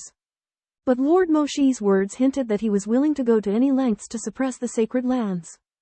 In front of everyone present, Mo Wudao suffered 2 consecutive defeats, causing the crowd to reconsider their allegiances and the positioning of their respective families. Mo Wudao arrives at the celebration and mocks Jun Moxie for underestimating the power of the three sacred grounds. Jun Moxie remains composed and states that the goal of establishing his own sect is to be the best, be the highest, be at the peak, intending to surpass the three sacred grounds. Failing to provoke Jun Moxie, Mo Wudao suggests a friendly competition between the three sacred grounds and the evil monarch's manor to demonstrate their strength. Jun Moxie politely declines, leaving the competition in the hands of his subordinate, Ying Boquang. Ying Boquang assigns the task to the evil monarch's manor's gatekeeper, Duan Chongfeng, a third-level sacred emperor sent by the transcendent immortal palace. Showing their contempt for the three sacred grounds, a verbal clash ensues, with both sides showing their mettle. Mo Wudao emphasizes the deep foundation of the three sacred grounds, while Jun Moxie mocks them for resting on their laurels. Ultimately, a competition is agreed upon. To everyone's surprise, Jun Moxie assigns Duan Chongfeng to the gatekeeper, displaying his disdain for the three sacred grounds. The third-level sacred emperor from the three sacred grounds and the gatekeeper of the evil monarch's manor are about to engage in a battle with an uncertain outcome. The atmosphere crackles with tension as a fierce competition looms on the horizon. Outside the evil lord manor, Zhang Daniu, the peripheral patrol captain, is assigned to confront Duan Chongfeng, a level 3 saint emperor from the hidden immortal palace, one of the three great sacred sites. Duan Chongfeng, a self-proclaimed veteran, is displeased with Zhang Daniu's impetuous behavior. However, instead of engaging, Zhang Daniu belittles himself as an idiot, leaving the three great sacred sites astonished. Zhang Daniu boldly introduces himself as a mere patrol captain with numerous saint emperors and saints under his command, dubbing himself a frontier official. When Duan Chongfeng provokes him, Zhang Daniu responds with insults, and the two quickly engage in hand-to-hand combat. The three great sacred sites had intended to observe the spectacle but, to avoid offending the evil lord manor, reluctantly take their seats at the banquet. Mo Wudao, sensing that their plan has been anticipated, becomes somber. Shi Ruoshan realizes the unfavorable situation, caught between a rock and a hard place. Continuing the provocation will invite a more aggressive counterattack, but retreating would damage the prestige of the three great sacred sites, something Mo Wudao would find unacceptable. In the center of the arena, an electrifying duel was raging. Zhang Daniu of the evil monarch clan and Duan Chongfeng of the sacred grounds were giving it their all. Despite being renowned saint emperors, they displayed exceptional control over their powers, executing moves with ease and containing their energy within. However, the patches of empty darkness flickering where they clashed hinted at the potent forces of heaven and earth they were wielding. The combatants were evenly matched, canceling out the bulk of each other's attacks. The battle appeared deceptively calm, but the undercurrents were turbulent. Every move was executed with lightning speed and precision. As they moved about the battlefield, they left behind black holes that resembled collapsed space, astounding the spectators. The astute Huyan Aobo noticed something amiss. While Zhang Daniu possessed exceptional cultivation, his combat experience was evidently lacking. Theoretically, Duan Chongfeng, a seasoned veteran, should have had the upper hand in technique and strategy. But this was not the case. Zhang Daniu employed bizarre and ingenious moves, forcing Duan Chongfeng to continuously adjust his tactics to counter them. After a brief exchange, Duan Chongfeng's forehead was slick with sweat, while Zhang Daniu remained composed. With a thunderous roar, Zhang Daniu unleashed his ultimate technique, the Four Seasons Reincarnation Palm. Each strike carried a distinct celestial force, resembling gentle spring rain, summer storms, autumn winds, and icy winter. The palms fell one after the other, giving no respite. Duan Chongfeng's consciousness wavered, gradually succumbing to the relentless strikes. After 365 blows, he was severely wounded and plummeted from the sky. His fate uncertain. Duan Chongfeng admitted defeat, his loss attributed to a confluence of negative factors: emotional turmoil, desperation for victory, shattered confidence, and overwhelming pressure. Instead of exchanging mortal blows, he endured grievous injuries. The epic duel concluded, ending in the first defeat for the sacred grounds Xianxiang Palace. The spectators were stunned. Though victorious, Zhang Daniyu expressed admiration for Duan Chongfeng's resilience, acknowledging his earlier show of disrespect towards the sacred grounds as a provocation. Duan Chongfeng bore no ill will, passing out with his head held high. During the grand opening ceremony of the Evil Lord's mansion, Miao Zhan, from one of the 3 sacred lands, led an attack to seize the mansion's treasure, but was defeated by the Evil Lord's mansion with overwhelming force. However, just when everyone thought the crisis had been averted, the infamous 9 Nether 14 young masters suddenly appeared, causing the atmosphere to become tense. The 9 Nether 14 young masters claimed to have come to congratulate, but their presence caused Miao Zhan and his companions to change their expressions, as their reputation as ominous stars struck fear into hearts. Faced with the 9 Nether 14 young masters' provocation, the master of the Evil Lord's mansion, Jun Moxie, remained calm and collected, offering a jar of fine wine as a toast, which was rejected by the 14 young masters. Jun Moxie then asked for a congratulatory gift, and the 14 young masters reluctantly gave him a 9 Nether cold blade. Jun Moxie did not rush to engage in combat with the 14 young masters but instead smiled faintly and walked out of the hall. He used his profound arts to create numerous afterimages and slowly approached the 14 young masters, demonstrating his astonishing cultivation. Miao Zhan and the others were filled with admiration, and they began to question Jun Moxie's identity. At the same time, the 9 Nether 14 young masters threatened Jun Moxie to hand over his master Mo Junye's legacy. Jun Moxie joked that he had studied it for many years without success, which the 14 young masters found ridiculous. The 14 young masters declared that they would challenge Mo Junye to a fight, but Jun Moxie confidently declared that his master would defeat him. In the end, Jun Moxie gave the divine melody to the 14 young masters, stating that he had not figured out how to use it. The 14 young masters accepted the divine melody but did not engage Jun Moxie in combat, instead predicted a decisive battle with Mo Junye. The 3 sacred lands had taken the initiative to provoke the Evil Lord's mansion, but the mansion had emerged victorious. The appearance of the 9 Nether 14 young masters made the situation even more unpredictable. Jun Moxie handled the situation calmly and displayed his extraordinary courage and strength, leaving everyone present in awe. The 9 Yin youths hand over the divine artifact, Ode of the Divine, to Jun Moxie and emphasize that it can only be used with the 9 Yin true Qi. In the 9 Yin youths' hands, the Ode of the Divine displayed formidable power through multifaceted transformations. However, the 9 Yin youths did not express gratitude to Jun Moxie for obtaining the Ode of the Divine and left without even greeting him. Jun Moxie is enraged and curses the 9 Yin youths as stingy and threatens to beat them up. The 9 Yin youths, however, ignore his threats and vanish into thin air. The people in the hall are amazed by Jun Moxie's audacity, which even sends the 9 Yin youths fleeing in embarrassment. Jun Moxie realizes his outburst has the unexpected effect of stunning the crowd, and he seizes the opportunity to establish the tenets and rules of the House of the Wicked Monarch. The House of the Wicked Monarch aims to maintain peace in the world and prohibits all forms of bullying. Jun Moxie declares that anyone who violates these rules will be killed without mercy. His words astound Mei Shui-yan and others, but the rest of the crowd shows him awe and respect. At the founding ceremony of Evil Monarch Manor, Ying Bo Kong inwardly rolled his eyes with trepidation. Jun Moxie declared the manor's 9 unpardonable crimes, which included prohibiting the oppression of the weak and the violation of women, with violations punishable by death. He also unveiled the Evil Monarch token, declaring that anyone who came seeking him with the token would be given face retribution. Unexpectedly, the leaders of the 3 Holy Lands did not comment on Jun Moxie's declaration. A burly man from the escaping Immortal Palace summoned his courage to object, but Jun Moxie openly executed him by crushing his skull. Jun Moxie explained that the mont's head exploded due to excessive joy and ordered a grand burial. The crowd was terrified but helpless. Jun Moxie then announced that the Evil Monarch token would be jointly managed by 8 people, who would appear once a month in the Zhonghu to supervise and punish violators within the manor. Despite the discontent of many, seeing as the Holy Lands did not object, they all expressed their assent.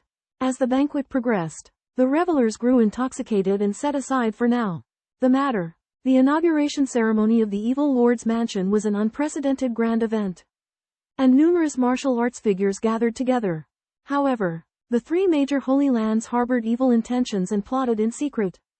Jun Moxie saw through everything and acted decisively, using thunderous force to kill a chicken as a warning to the monkeys, deterring villains. Numerous martial arts figures were shocked, marveling at Jun Moxie's decisiveness and boldness.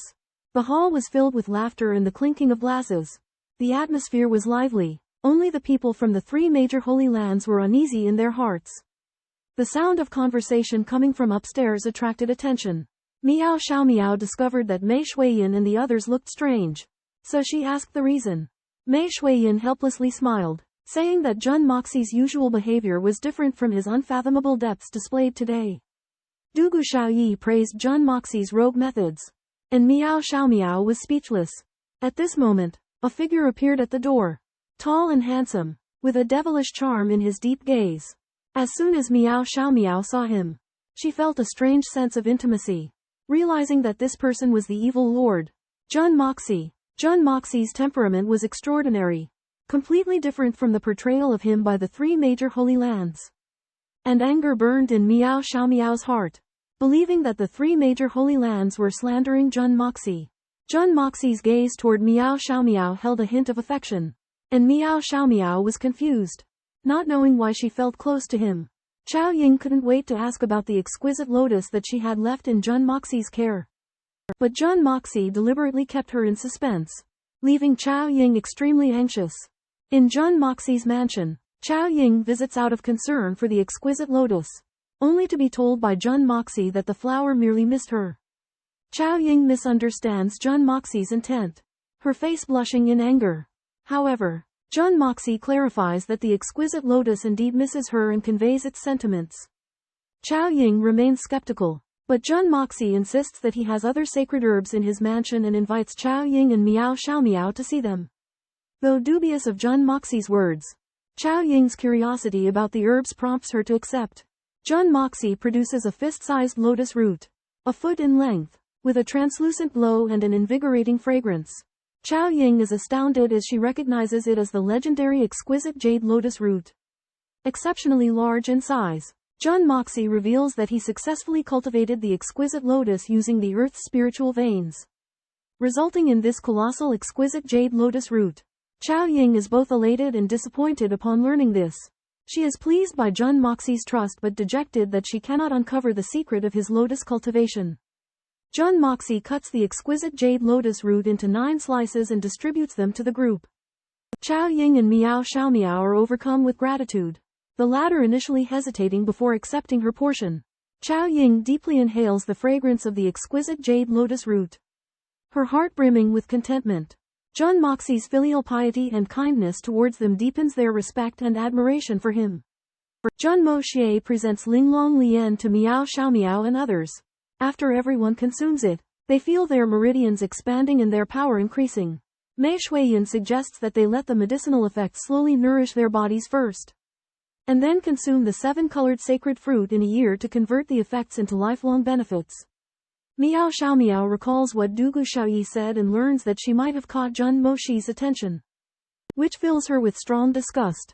She expresses her gratitude to Jun Moxie and clarifies that she is already married to dispel his thoughts. Miao Xiaomiao praises her husband, Mo Junya, as having an ordinary appearance but being kind and talented. She recites the poem that Mo Junya wrote for her when he proposed, arousing envy in everyone present. The women are filled with jealousy towards Jun Moxie and demand to know why he has never written or composed poems for them. Jun Moxie feels guilty and tormented. Miao Xiaomiao continues to heap praises on Mo Junya's ethereal constitution, causing everyone present to realize its preciousness. Dugu Xiaoyi cannot help but glance at Jun Moxie after hearing about Mo Junya's constitution, as if sensing some connection between them. In the evil monarch manor's main hall, everyone was gathered. Miao Xiaomiao and Jun Moxie sat opposite each other. She felt secretly glad but regretted it at the same time because she realized that Jun Moxie's cultivation level was far above Mo Junya's. At this moment, Jun Moxie was a Saint Emperor expert who was only 19 years old, the evil monarch manor's master, and a legendary figure who was unparalleled on the continent. Although Mo Junya possessed the legendary ethereal spirit body, his start was too late. He would take at least 100 years to reach Jun Moxie's cultivation level. Miao Xiaomiao responded modestly to Guan Qinghan's praise. Marveling at Jun Moxie's heroic act of fighting against Tianxiang and slaughtering thousands to protect her, Mei Shuiyin intentionally made things difficult for Jun Moxie by asking him to compose a poem, a song lyric, and a musical piece for each of the women present. Jun Moxie begged Mei Shuiyin to let him be, but she remained firm. Miao Xiaomiao chimed in gleefully, suggesting that Jun Moxie use Mo Junya's melodies as his benchmark. Dugu Xiaoyi excitedly fetched an ancient zither, and Miao Xiaomiao sat in front of it, ready to showcase her skills. As the melodious notes flowed out, Guan Qinghan marveled at the zither's fantastic quality. Made from a 10,000-year-old dragon cry wood's core and the sinews of a deep-sea violet flood dragon, Miao Xiaomiao played a piece called Elegy to the Flowers, its melody delicate and moving, causing everyone to immerse themselves in it. However, Guan Qinghan keenly noticed that this piece was originally written to a deeply beloved wife, and Miao Xiaomiao's performance lacked that sentiment. The ladies exchanged knowing glances. Understanding the reason, though displeased, they didn't pursue the matter. Miao Xiaomiao then recited several poems that Jun Moxie had written for everyone, each line stunning. But Mei Shuiyin and the others became even more resentful because they believed that Jun Moxie favored outsiders, eliciting jealousy in their hearts. Jun Moxie realized that he was in a difficult situation. He quickly stood up, intending to have a private conversation with Miao Xiaomiao, but she refused him. Mei Shuiyin demanded that he settle his debts to the ladies first before discussing anything else.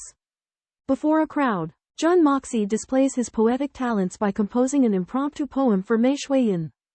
Earning high praise, he goes on to write individual poems for all the women present, leaving them awestruck by his exceptional abilities. However, the women demand more, asking Jun Moxie to compose a musical piece for each of them.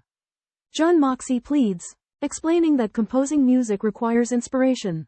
But the more he resists, the more jealous the women become, believing he favors Miao Xiaomiao by composing only for her. As Jun Moxie stands at a loss, Guan Qinghan intervenes. She suggests that Jun Moxie has exhausted his inspiration and that forcing him to compose would result in substandard work. The women, reminded of this, calm down and agree to let Jun Moxie compose only one piece. But it must satisfy everyone or he must redo it. The women's intention is to surpass Miao Xiaomiao's husband, Mo Junya, unwilling to let Jun Moxie be outdone by an outsider. Though reluctant, Jun Moxie reluctantly agrees and immerses himself in contemplation, searching for inspiration. To please several beautiful women, Jun Moxie decided to compose a piece of music on the spot. He chose the story of Liang Shanbo and Zhu Yingtai, the butterfly lovers. This piece of music tells the tragic love story of a talented man and a beautiful woman. Liang Shanbo and Zhu Yingtai fell in love in school, but due to the worldly concept of class, they could not be together. Liang Shanbo died in despair, and Zhu Yingtai followed him in death. After they were buried together, they transformed into butterflies and flew away together. As Jun Moxie's music and singing filled the air, the women felt as if they were there, witnessing the love story of Liang and Zhu. They were heartbroken for the tragic fate of the two lovers. This piece of music touched on the pain of women from aristocratic families in feudal society who had no autonomy in marriage. Guan Qinghan, Miao Xiaomiao, and others all had similar feelings. They had experienced or were about to face arranged marriages based on family interests. Jun Moxie's The Butterfly Lovers expressed people's longing for free love and their resistance to feudal conventions.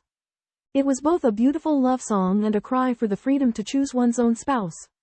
When the music ended, there was a moment of silence. The women were immersed in the tragic story of Liang and Zhu. Unable to speak for a long time, in a secluded training camp, a group of orphans are subjected to rigorous training with brutal methods. However, their master, a renowned assassin known as Old Master, seems to have more in mind than simply nurturing them as killers. Old Master's ways and intentions remain shrouded in mystery. One of the orphans, Jun Moxie, despite the torment of training, holds firm in his belief that the knowledge and skills imparted by Old Master will serve them well in life, even beyond their future as assassins. When a fellow disciple expresses a desire to leave, Old Master's enigmatic approach is evident as he erases all traces of the disciple, making him vanish from existence. One day, Jun Moxie composes a soul-stirring melody called Butterfly Transformation. 7 women are moved to tears upon hearing it. They discuss the tragic fate of the song's protagonists, Liang and Zhu, expressing pity and outrage. During the exchange, Miao Xiao Miao and Chao Ying notice an injury on Jun Moxie and inquire about its cause.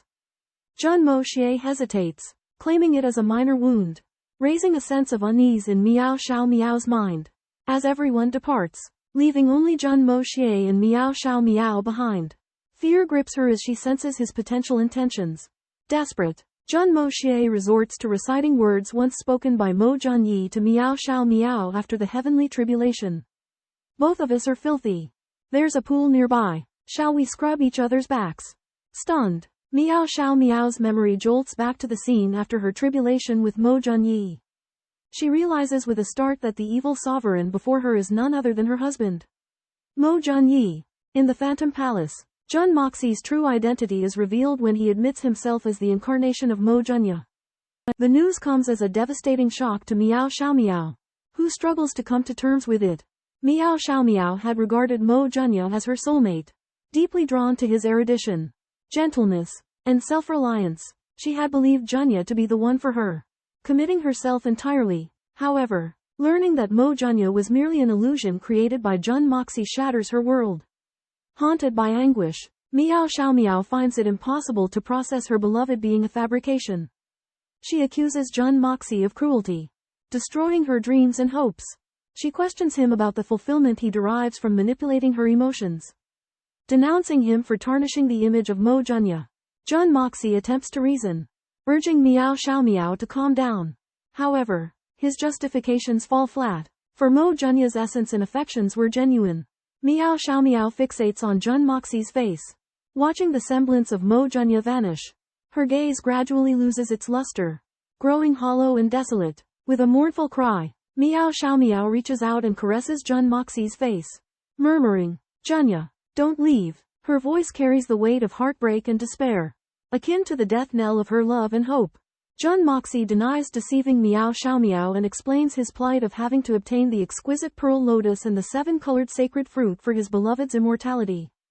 He argues that since entering the illusory Mirage Manor, he has not taken advantage of Miao Xiao Miao and has no intention of taking her place in the herb garden.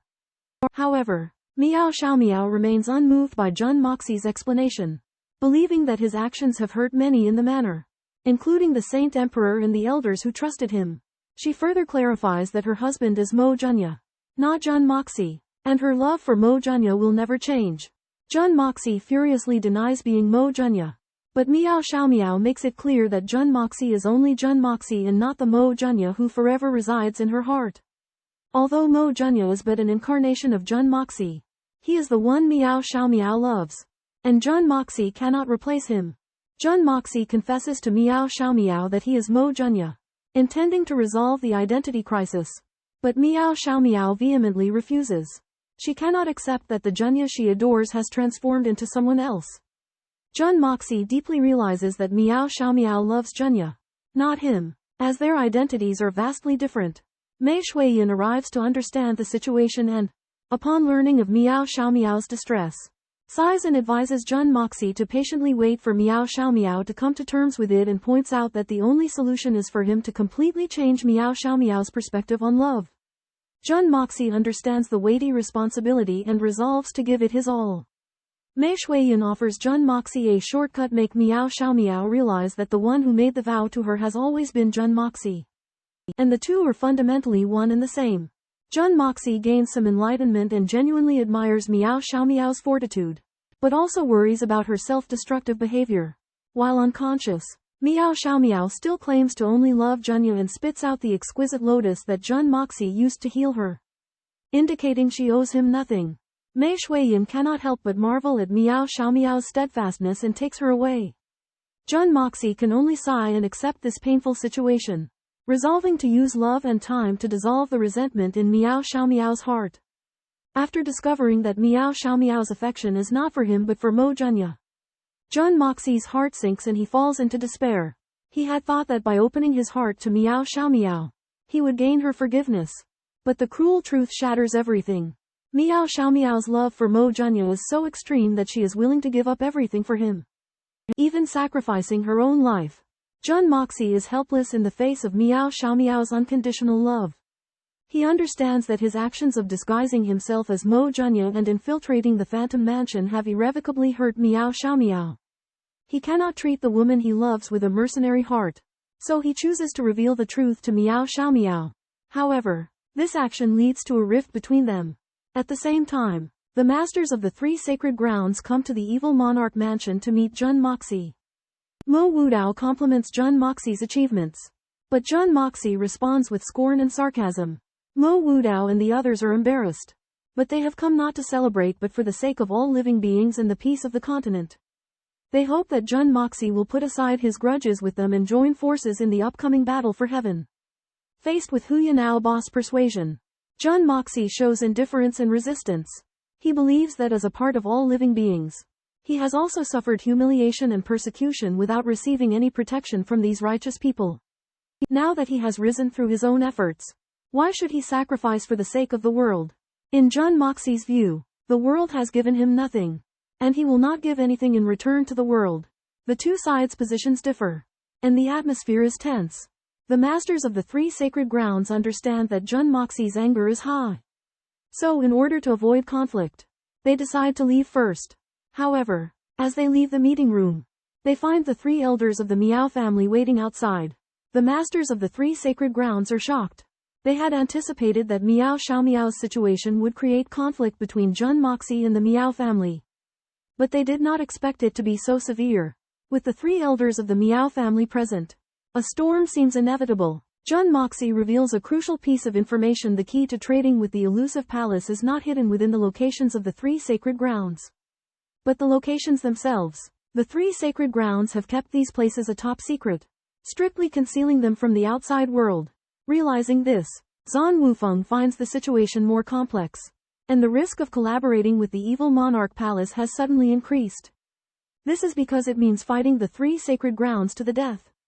And while the current strength of the evil Monarch Palace can rival any of the three sacred grounds, it is still not enough to challenge the Heavenly Saint Palace. Zhan Wufeng proposes to have the Zhan family fully assist the evil Monarch Palace against the three sacred grounds as a gesture of their sincerity for collaboration. However, Jun Moxie suspects the true intentions of the Zhan family.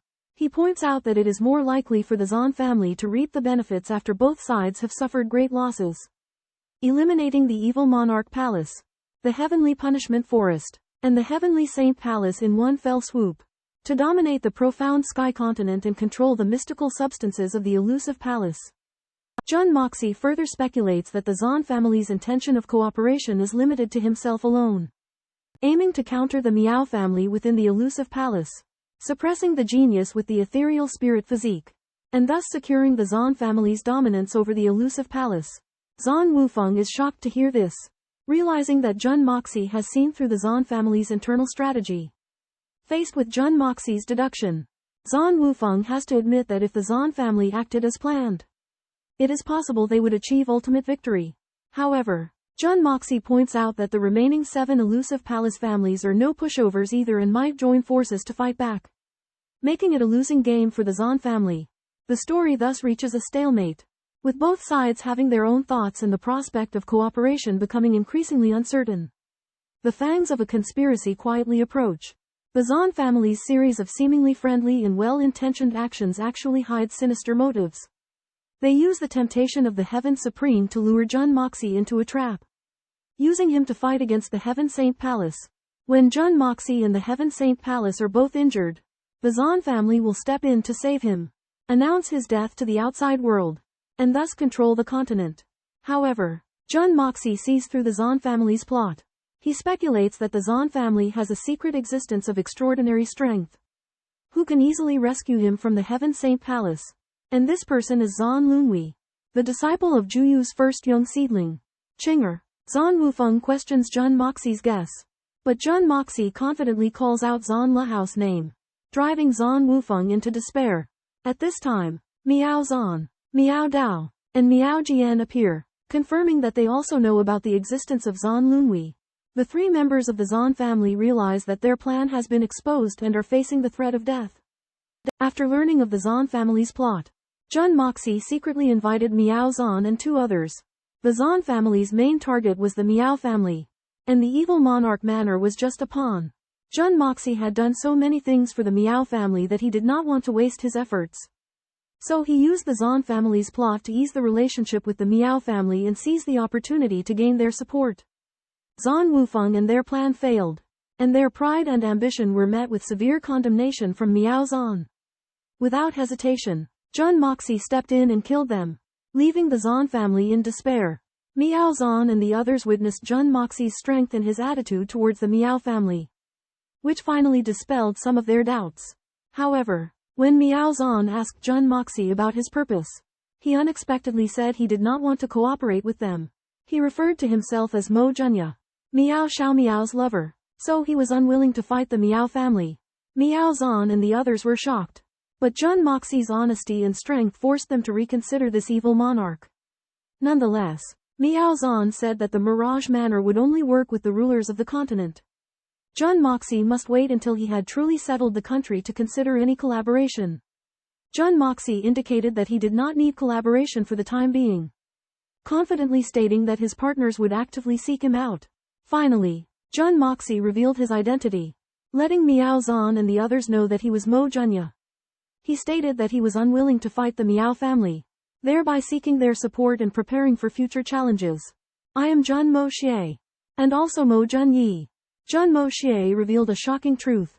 Miao Xiao Miao is my woman. Upon hearing this, the 3 exalted venerables present, Miao Zhan, Miao Jian, and Miao Dao, were stunned. Previously, Miao Jingyun had hinted to them that the evil monarch could possibly be the phantasmal mansion genius Mo Junye. For a while, they had speculated that the 2 were the same person, and had been eagerly awaiting Mo Junye's appearance.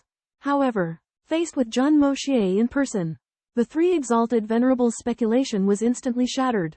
Jun Moxie and Mo Junye were vastly different in appearance and temperament.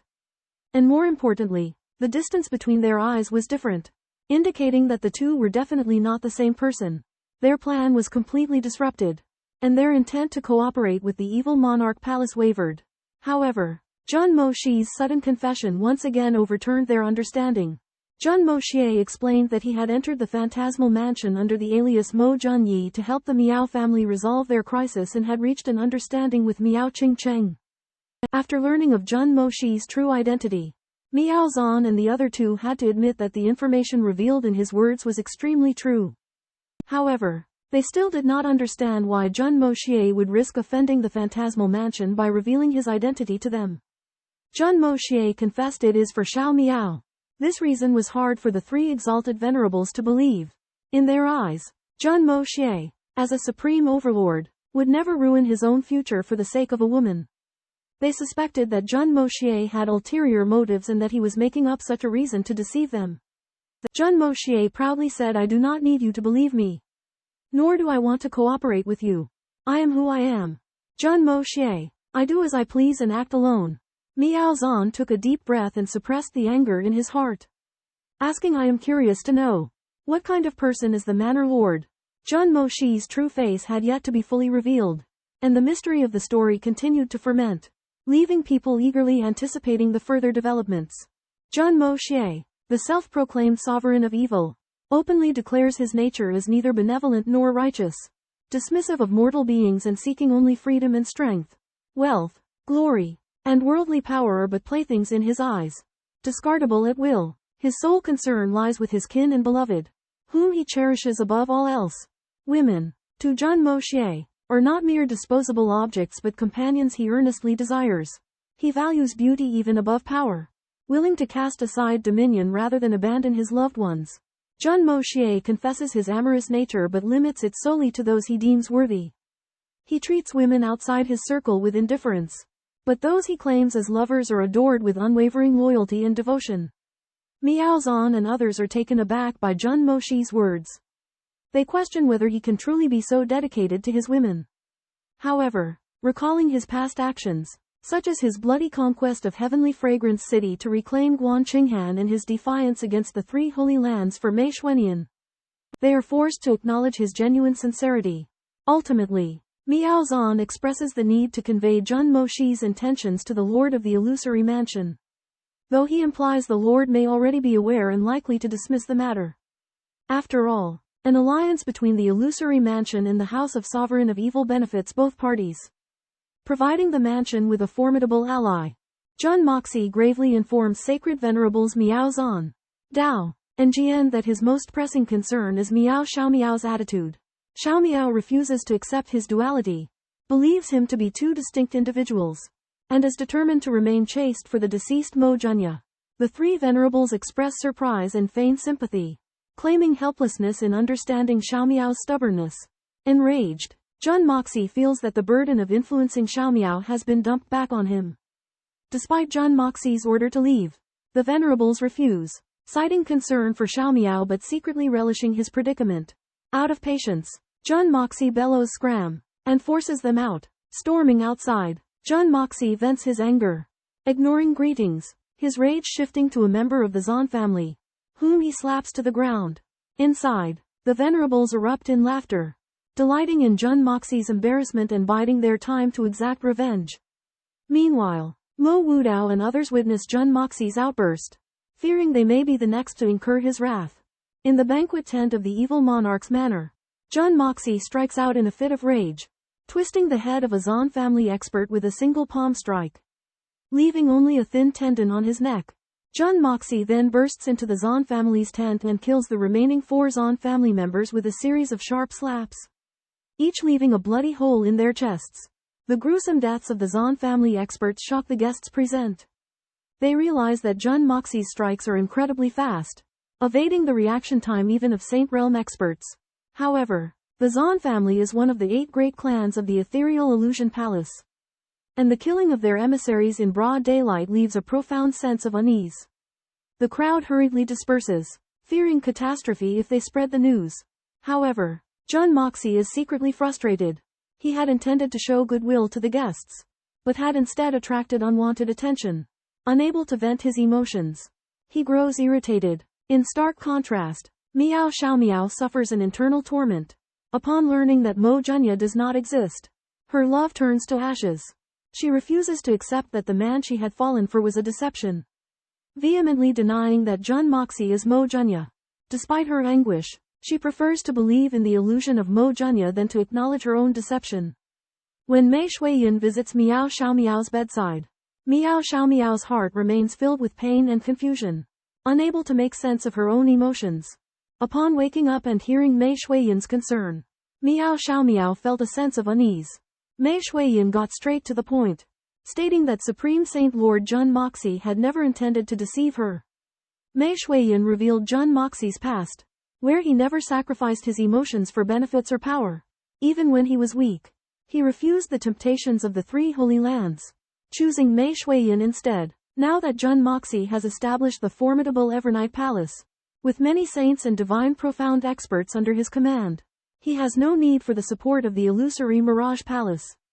Mei Shuiyan stressed that Jun Moxie's reason for entering the Mirage Palace was solely for the future of her and her sister.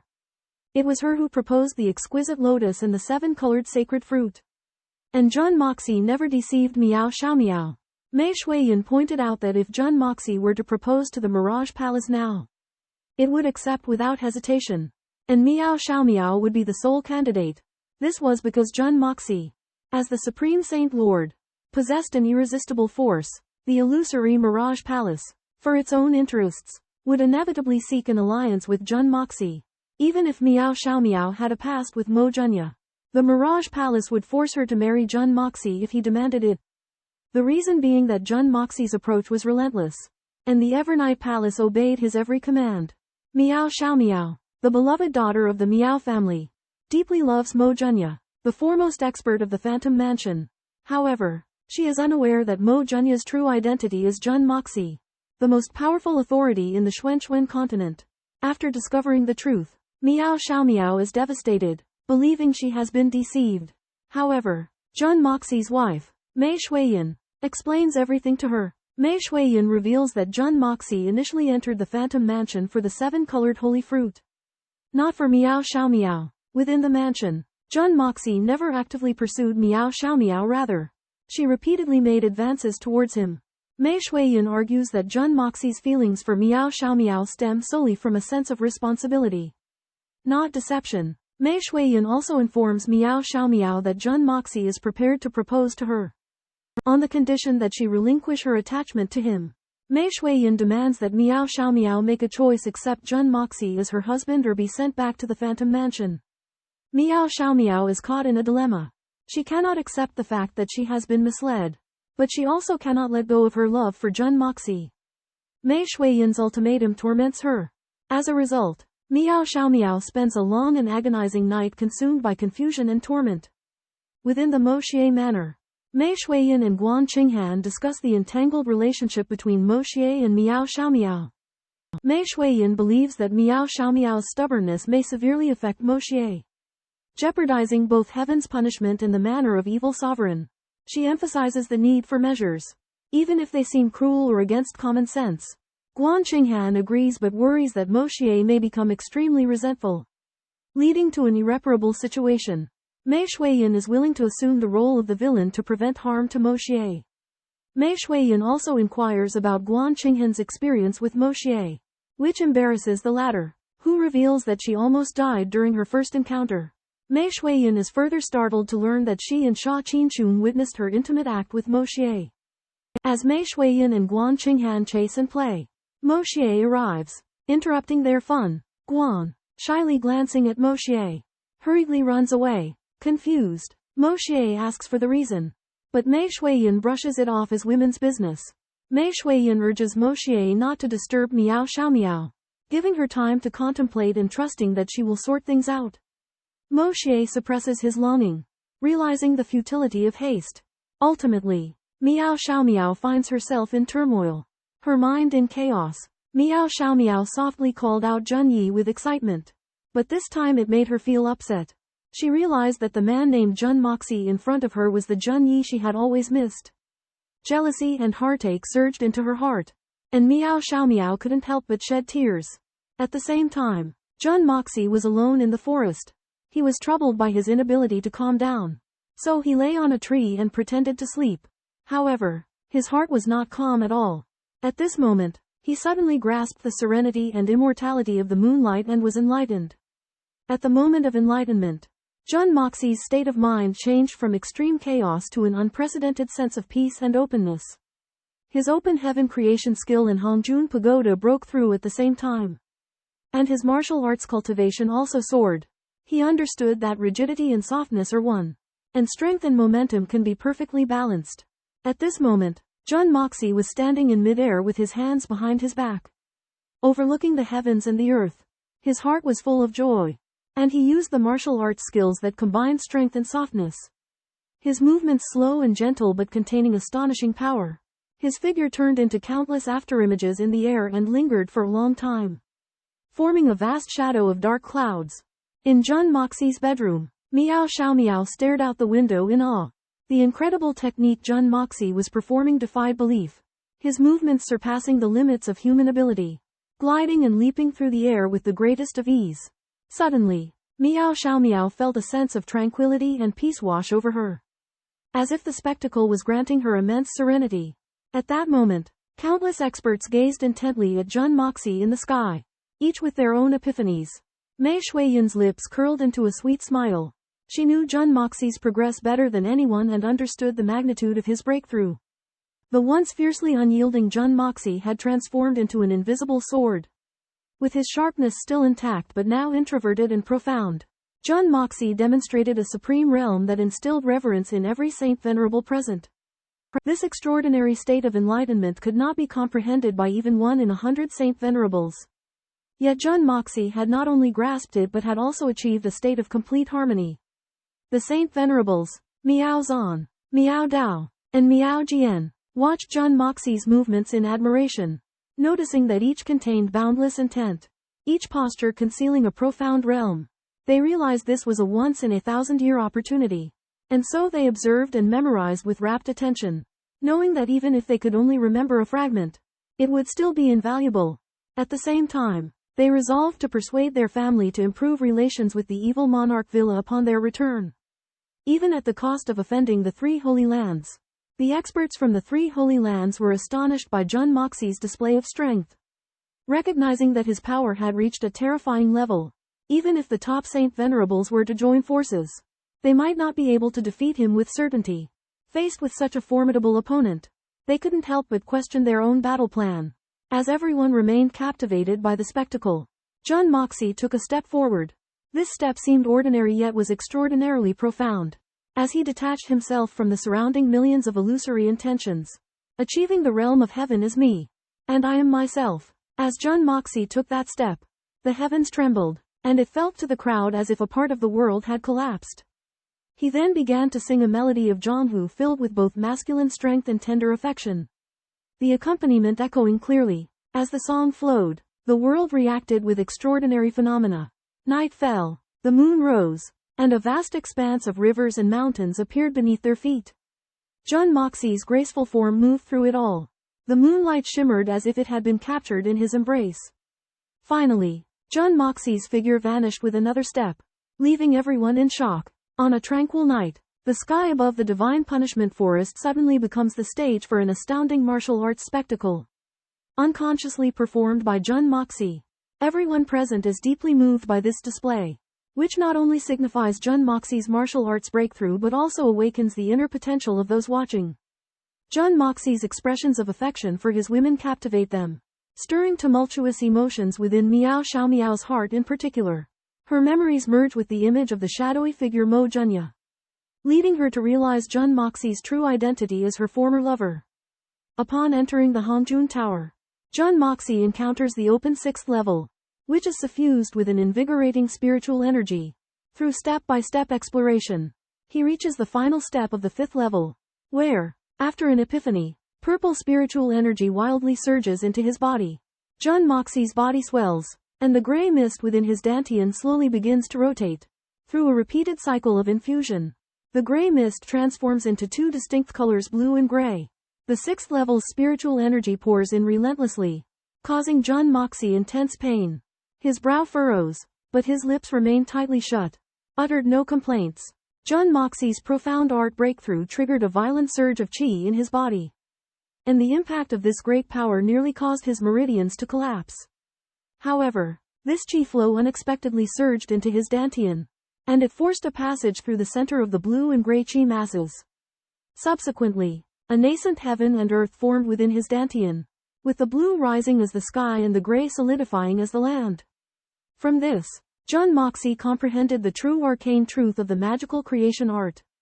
Namely that within his body a new heaven and earth would be derived, wherein he would become the creator and ruler.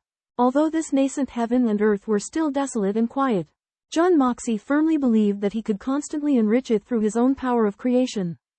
Upon entering the 6th layer of the Hongjun Tower, Jun Moxie obtained the special power to control the wind and clouds. He operated the controlling wind art, summoning a raging gale, and with another wave of his hand, bellowed clouds come, and in an instant, black clouds rolled in, covering the sun and sky. Everyone around was astounded, and they were helpless in the face of this sudden weather change. However, after the strong winds and dense clouds passed, with a strange rumble in the air, the wind and clouds abruptly ceased, and everything returned to tranquility. 3 highly respected holy venerables could not help but simultaneously curse. Damn! On the ground, tens of thousands of people looked up to the sky, expecting a moment of silence. However, what they waited for was a clear sky. Shock and doubt swept through the crowd. At this time, Jun Moxie, who controlled the wind and clouds high in the sky, was depressed. The seemingly powerful wind and cloud power posed no threat to the Saint Venerable. Jun Moxie realized that what he had obtained from the 6th level of Hongjun Tower was just an empty and useless rib. After pondering, Jun Moxie gradually realized the connection between the creation of heaven and earth, the Hongjun Tower, and the special abilities. They followed the law of gradual progress. The 6th level, like the 3rd level, paved the way for the 7th level. Jun Moxie speculated that the 7th level would complement the various abilities he envisioned, making him even stronger. However, there was a doubt in his heart. The power displayed by the creation of heaven and earth seemed to be still insufficient. Far from the cognition of the cultivation world, after returning to the evil king's mansion, Jun Moxie found Miao Xiaomiao still looking out the window in a daze. he called out tentatively, and Miao Xiaomiao's body shook, and tears flowed down. She looked at Jun Moxie and muttered to herself, "Are you, my Jun Yi?" Jun Moxie admitted his dual identity and said that he could not hide it. Miao Xiaomiao's reaction made him realize that her state of mind was changing quietly. Initially, Jun Moxie could not understand the reason for Miao Xiaomiao's drastic shift in attitude. From vehement resistance to a noticeable change. Nevertheless, he welcomed this transformation. Miao Xiaomiao confessed her love for Mo Junya. But their status as equals made the monarch of evil seem unattainable to her. She preferred the accessible Mo Junya. Jun Moxie embraced Miao Xiaomiao, assuring her that she belonged to him, regardless of whether he was the monarch of evil or Jun Moxie. They were equals. Touched, Miao Xiaomiao cast aside her fears. Jun Moxie playfully recalled Miao Xiaomiao's near castration of him upon awakening. Miao Xiaomiao reminisced with amusement at the comical incident. As they conversed, their intimacy grew, and Jun Moxie's hands roamed suggestively, teasing Miao Xiaomiao. She was flustered yet helpless. Influenced by Mei Shuiyan's persuasion, Miao Xiaomiao gradually accepted Jun Moxie's duality as the monarch of evil and Mo Junya. She owned up to her disloyal actions toward Jun Moxie, begging for his forgiveness. Unmoved, Jun Moxie punished Miao Xiaomiao for her resistance of the previous day. Defenseless, Miao Xiaomiao could only plead for mercy. Jun Moxie bullied Miao Xiaomiao relentlessly. Despite her protests, she begged him to revert to Mo Junya's appearance. But Jun Moxie persisted in his guise.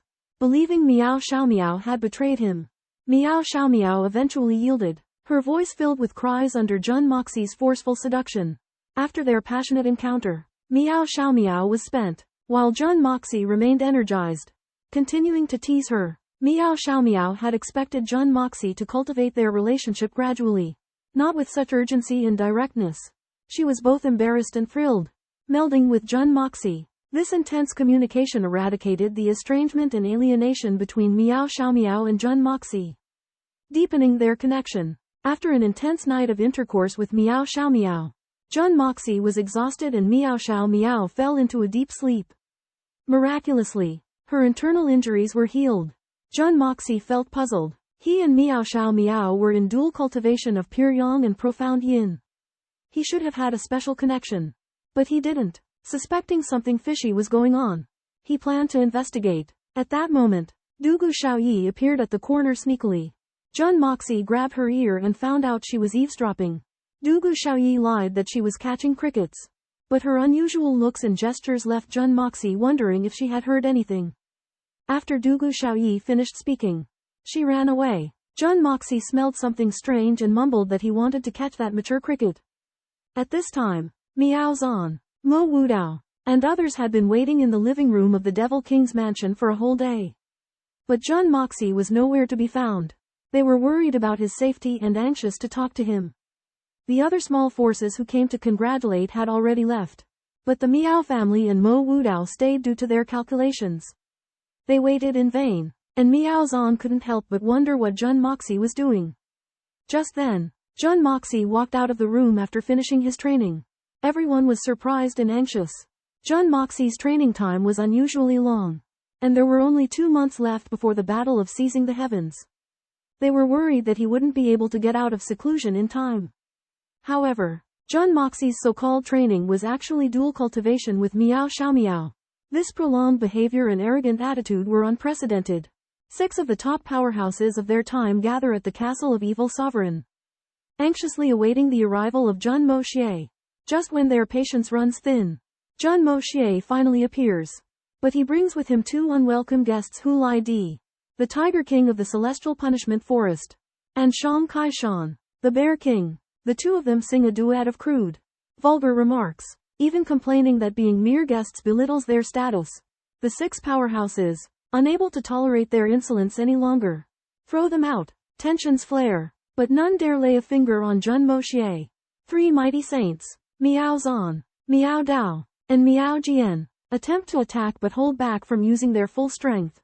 Amidst the growing unrest, Mo Wudao, representing the 3 Holy Lands, raises a crucial question: what are Jun Moxie's intentions regarding the upcoming battle for the heavens? Jun Moxie candidly admits his indifference towards the well-being of the world. his sole passion being for battle. Mo Wu Dao and the others are overjoyed and promptly announce that in 40 days' time, the three Holy Lands will confront Jun Moxie at the summit of the Heavenly Pillar. The two parties depart, each echoing the sentiment, "You are a noble soul. Why have you chosen the path of a thief?" However, Jun Moxie remains unaware that Mo Wu Dao and his companions also lament his decision, regretting that he has strayed from the path of righteousness despite his extraordinary abilities. In the face of threats from the Zhan family, the elders of the three great sanctuaries finally decide to leave Tiannan and return to their sects to handle aftermath. The illusory mansion's personnel also withdraw, but Jun Moxie specifically instructs them that if the Zhan family attacks and Zhan Lunwei recovers his strength, to request Senior Miao Qingcheng to come to Tiannan to assist in facing the Thunder Tribulation. With the departure of external forces, Tiannan regains its former peace. A small number of people such as Tang Yuan and Li Yuran stay behind, planning on staying at Jun Moxie's residence for a while. Jun Moxie notices that Fatty Tang's obesity problem is getting worse day by day, and decides to tailor a slimming pill for him. He also designates Tang Yuan as the test subject to cure his obesity, in order to increase the strength of his subordinates and create a strong team of assassins. Jun Moxie prepares to refine pills once more. He plans to fully renovate the Killer Core, making it the world's #1 dark sword, while also allowing the crippled and the mute to transform thoroughly, becoming true top-class assassins. Although Tang Yuan is filled with nervousness, he believes in Jun Moxie and decides to accept the slimming treatment, hoping to restore his formidable vigor. After Tang Yuan leaves, Li Yuran visits and is awestruck by Jun Moxie's achievements. Jun Moxie sees through Li Yuran's thoughts and expresses his willingness to help him improve his strength, also inviting him to join the evil monarch's residence to serve as a management talent. In the volatile profound continent, Li Yuran is a resourceful strategist. However, he declines Jun Moxie's solicitation because their aspirations diverge. Li Yuran, despite his cunning, lacks the ambition for martial dominance. He revels in political scheming, relishing his supremacy over others. In contrast, Jun Moxie pursues paramount power, desiring to stand at the zenith of sky profound. Disheartened by Li Yuran's rejection, Jun Moxie contemplates. He realizes that individuals have their unique aspirations and choices. Even former adversaries. Li Yuran's candor illuminates the diverse paths in life. Like a frog in a well, one may be unaware of the vastness of the Milky Way, but for the frog, its limited world is the most enchanting. Li Yuran, though lacking lofty goals, wields authority within his domain, becoming a formidable strategist. Jun Moxie abandons his former mindset, adopting a fresh perspective on the future. He understands that his grand ambitions are not universally shared. As Li Yuran said, "What is the significance of becoming a deity?" He laments, "Our paths differ," acknowledging the futility and divergence of life. Each individual possesses their own destiny and choices, and even kindred spirits may separate due to differing aspirations. As the war for heaven's mandate looms, Jun Moxie devotes himself to alchemy, enhancing his subordinates' capabilities.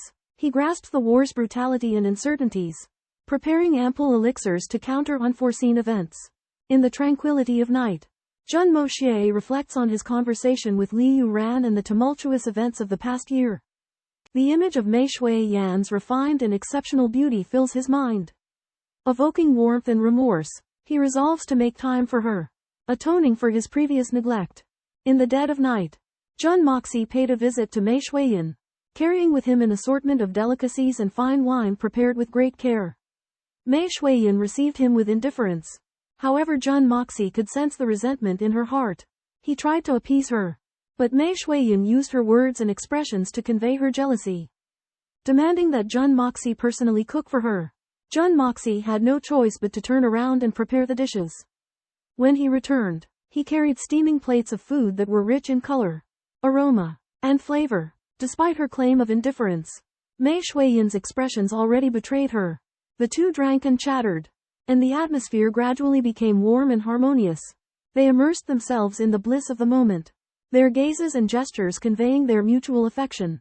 Mei Shuiyan gradually let down her guard, her eyes softening with tenderness, and a blush of happiness spread across her face. Jun Moxie poured out his heart, and Mei Shuiyan replied, "To be able to be your woman in this life is my great fortune." Jun Moxie was deeply moved and held her hand tightly. Mei Shuiyin responded to his love with tender gestures, and their hearts became tightly intertwined. Just as the atmosphere was heating up, Mei Shuiyin suddenly interrupted Jun Moxie, saying that words were unnecessary as she already understood his intentions. Jun Moxie leaned down and kissed her lips, and Mei Shuiyin closed her eyes, reciprocating his tenderness. Their bodies gradually grew closer, and Mei Shuiyin whispered, "Is it all right?" Jun Moxie's burning gaze met hers as their eyes locked, their breaths coming in ragged gasps. Mei Shuiyin closed her eyes bashfully, and Jun Moxie lifted her, carrying her step by step towards the bed. Driven by desire, Jun Moxie pushes Mei Shuiyin onto the bed, his torrid kisses trailing along her body. Despite her body tensing up, Mei Shuiyin allows Jun Moxie's violation, moaning involuntarily. However, at the very cusp of the moment, Mei Shuiyin abruptly shifts back to her true form, a snow spirit sable. Its astonishing agility enabling it to evade Jun Moxie's assault with ease. Enraged, Jun Moxie confines Mei Shuiyin's movements with his space confinement, demanding that she revert to her human form. However, seizing the opportunity presented by the space confinement, Mei Shuiyin swiftly escapes the room, denied the release of his desire. Jun Moxie's anger and frustration intertwine, and he howlingly utters Mei Shuiyin's name while cursing her. The throbbing reminders of his arousal leave him lamenting and distraught. Meanwhile, Mei Shuiyin, after retreating back to her snow spirit sable form, shakes her head in lingering trepidation, terrified by the monstrous size of that thing belonging to Jun Moxie. She resolves to avoid the matter for the time being, until she has ascertained the true nature of the issue. Under the hazy moonlight, Jun Moxie couldn't control his emotions and went to Guan Qinghan. Guan Qinghan was astonished and questioned the reason, discovering that Jun Moxie had been drugged with an aphrodisiac, causing his desires to surge.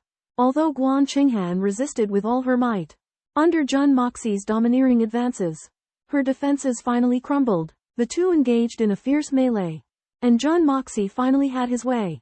The next morning, Guan Qinghan was sore all over and unable to move, while Jun Moxie left satisfied. Du Xiaoyi and the others were puzzled when they realized that Mei Shuiyin and Guan Qinghan were absent. Mei Shuiyin lied, claiming that Guan Qinghan was unwell and that she had to go to the Tianfa forest to prepare for battle. Snake Queen Qinshun volunteered to accompany her. Du Xiaoyi wanted to visit Guan Qinghan, but Mei Shuiyin nervously interrupted her. Knowing that Jun Moxie had been in Guan Qinghan's room, and Guan Qinghan's current discomfort must have been related to him, Mei Shuiyin secretly regretted pushing Jun Moxie onto Guan Qinghan last night. As Guan Qinghan had now become her scapegoat and Jun Moxie harbored resentment towards her because of it. After breakfast, Mei Shuiyin and Snake Queen Qinshun rushed to the Tianfa forest, while Du Xiaoyi and the others remained in the residence, speculating about the unusual behavior of their two sisters. Du Xiaoyi rushed to Guan Qinghan's residence upon hearing the news, only to find her door slightly ajar. After knocking and receiving no response, Xiaoyi pushed the door open. The sight that greeted her was shocking. Guan Qinghan was lying on the bed without a single stitch of clothing, snoring softly. Alarmed, Xiaoyi shut and bolted the door, suspecting a trespasser had broken in. Just then, Jun Moxie emerged from the void, abruptly embracing Xiaoyi with a wicked grin. "Your sister Qinghan has been cooked by me." Xiaoyi gasped but realized that Jun Moxie was playing tricks. Though somewhat disappointed, Xiaoyi, upon learning of Jun Moxie's inability, proactively offered to cook for him. Unable to resist Xiaoyi's voluntarily offer oneself, Jun Moxie succumbed. After an extended period, Xiaoyi pushed Jun Moxie away with a cry, her pain evident. Jun Moxie reluctantly let her go just as Guan Qinghan awoke from her slumber. Finding herself sore and weak with others around her, including Xiaoyi, as the group surrounded Guan Qinghan, Mei Shuiyin obliquely hinted that Xiaoyi might not return, speculating that Jun Moxie had spent the night in Guan Qinghan's chamber. The other women expressed envy, silently resolving to seek Guan Qinghan's guidance on winning Jun Moxie's favor. Unaware of her own situation, Guan Qinghan was puzzled and perplexed. Meanwhile, Xiaoyi grappled with complex emotions, determined to cook for Jun Moxie no matter what.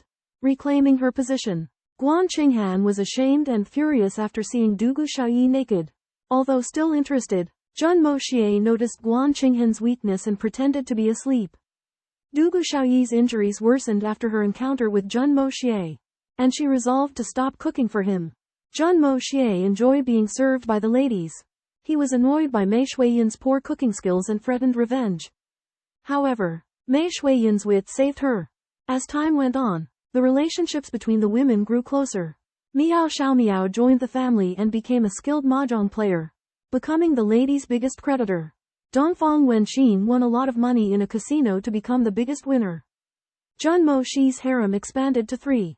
And he indulged in nightly pleasure with Mei Shuiyan, Guan Qinghan, and Du Xiaoyi. The women united to resist Jun Moxie but could not withstand his advances.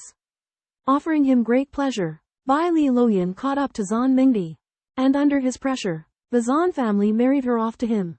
However, Bai Li Loyan declared his loyalty to Jun Moxie, and the Zan family abandoned their plan for revenge.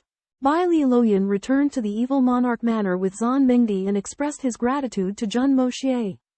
Jun Moxie's power and prestige grew, and he became the center of the women's lives, protecting and spoiling them. However, he felt displeased by Mei Shuiyan's evasiveness and sought an opportunity for revenge. Bai Li Loyan's fate was completely changed after meeting Jun Moxie. He transformed from a humble illegitimate child into a prominent figure and married the beloved lady of his heart. Zan Mingdi. Jun Moxie broke through his handicapped physique and helped them transform, preparing to elevate them to the Saint Venerable realm. However, Jun Moxie faced a dilemma in this world dominated by profound qi. He couldn't predict when a critical heavenly tribulation would strike. Out of caution, he decided to refrain from using pills to improve his subordinates' cultivation, lest they dissipate during the heavenly tribulation. Jun Moxie chose to refine 5 types of pills: spirit refining pill, heaven mending pill, and others, to enhance souls and strengthen bodies. These pills were suitable for experts at the Saint Emperor level and above. However, Jun Moxie also needed to devise a slimming pill for Fatty Tang. After repeated experiments, Jun Moxie's slimming pills all ended in failure. Fatty Tang endured immense pain and faced death several times. Jun Moxie persuaded Fatty Tang to consume yet another slimming pill, but was met with fierce resistance. As a last resort, Jun Moxie resorted to force, leaving Fatty Tang no choice but to comply. To their surprise, the final slimming pill triggered an intense reaction. Fatty Tang's hair stood on end, his muscles twitched, his bowels malfunctioned, and a pungent odor filled the air. Jun Moxie was deeply troubled after observing him and decided to continue his research. Meanwhile, Fatty Tang endured unspeakable agony, bearing the pain like a martyr. 10 days later, Tang Yuan finally succeeded in losing weight after taking the 10th pill. The pill has no side effects and it excretes fat by squeezing sweat pores and shrinks skin to keep the body firm. Tang Yuan excreted 200 kilograms of fat and gradually became slim. To do this, Tang Yuan took 3 Viagra pills. This pill works effectively, but he needs to abstain from sex for 2 weeks after taking it. Otherwise, the consequences would be severe. Tang Yuan was anxious to go back to Tianxiang City the next day to show Sun Xiaomei his new look. Before leaving, Tang Yuan asked for 100 Viagra pills and 3 bottles of slimming pills, intending to sell them for a high price. Although these pills worked astonishingly well, he was malicious and wanted to pass on the suffering of other fat people. Jun Moxie also gave Tang Yuan the colorful sacred fruit in the exquisite lotus, and prepared a gift for Sun Xiaomei.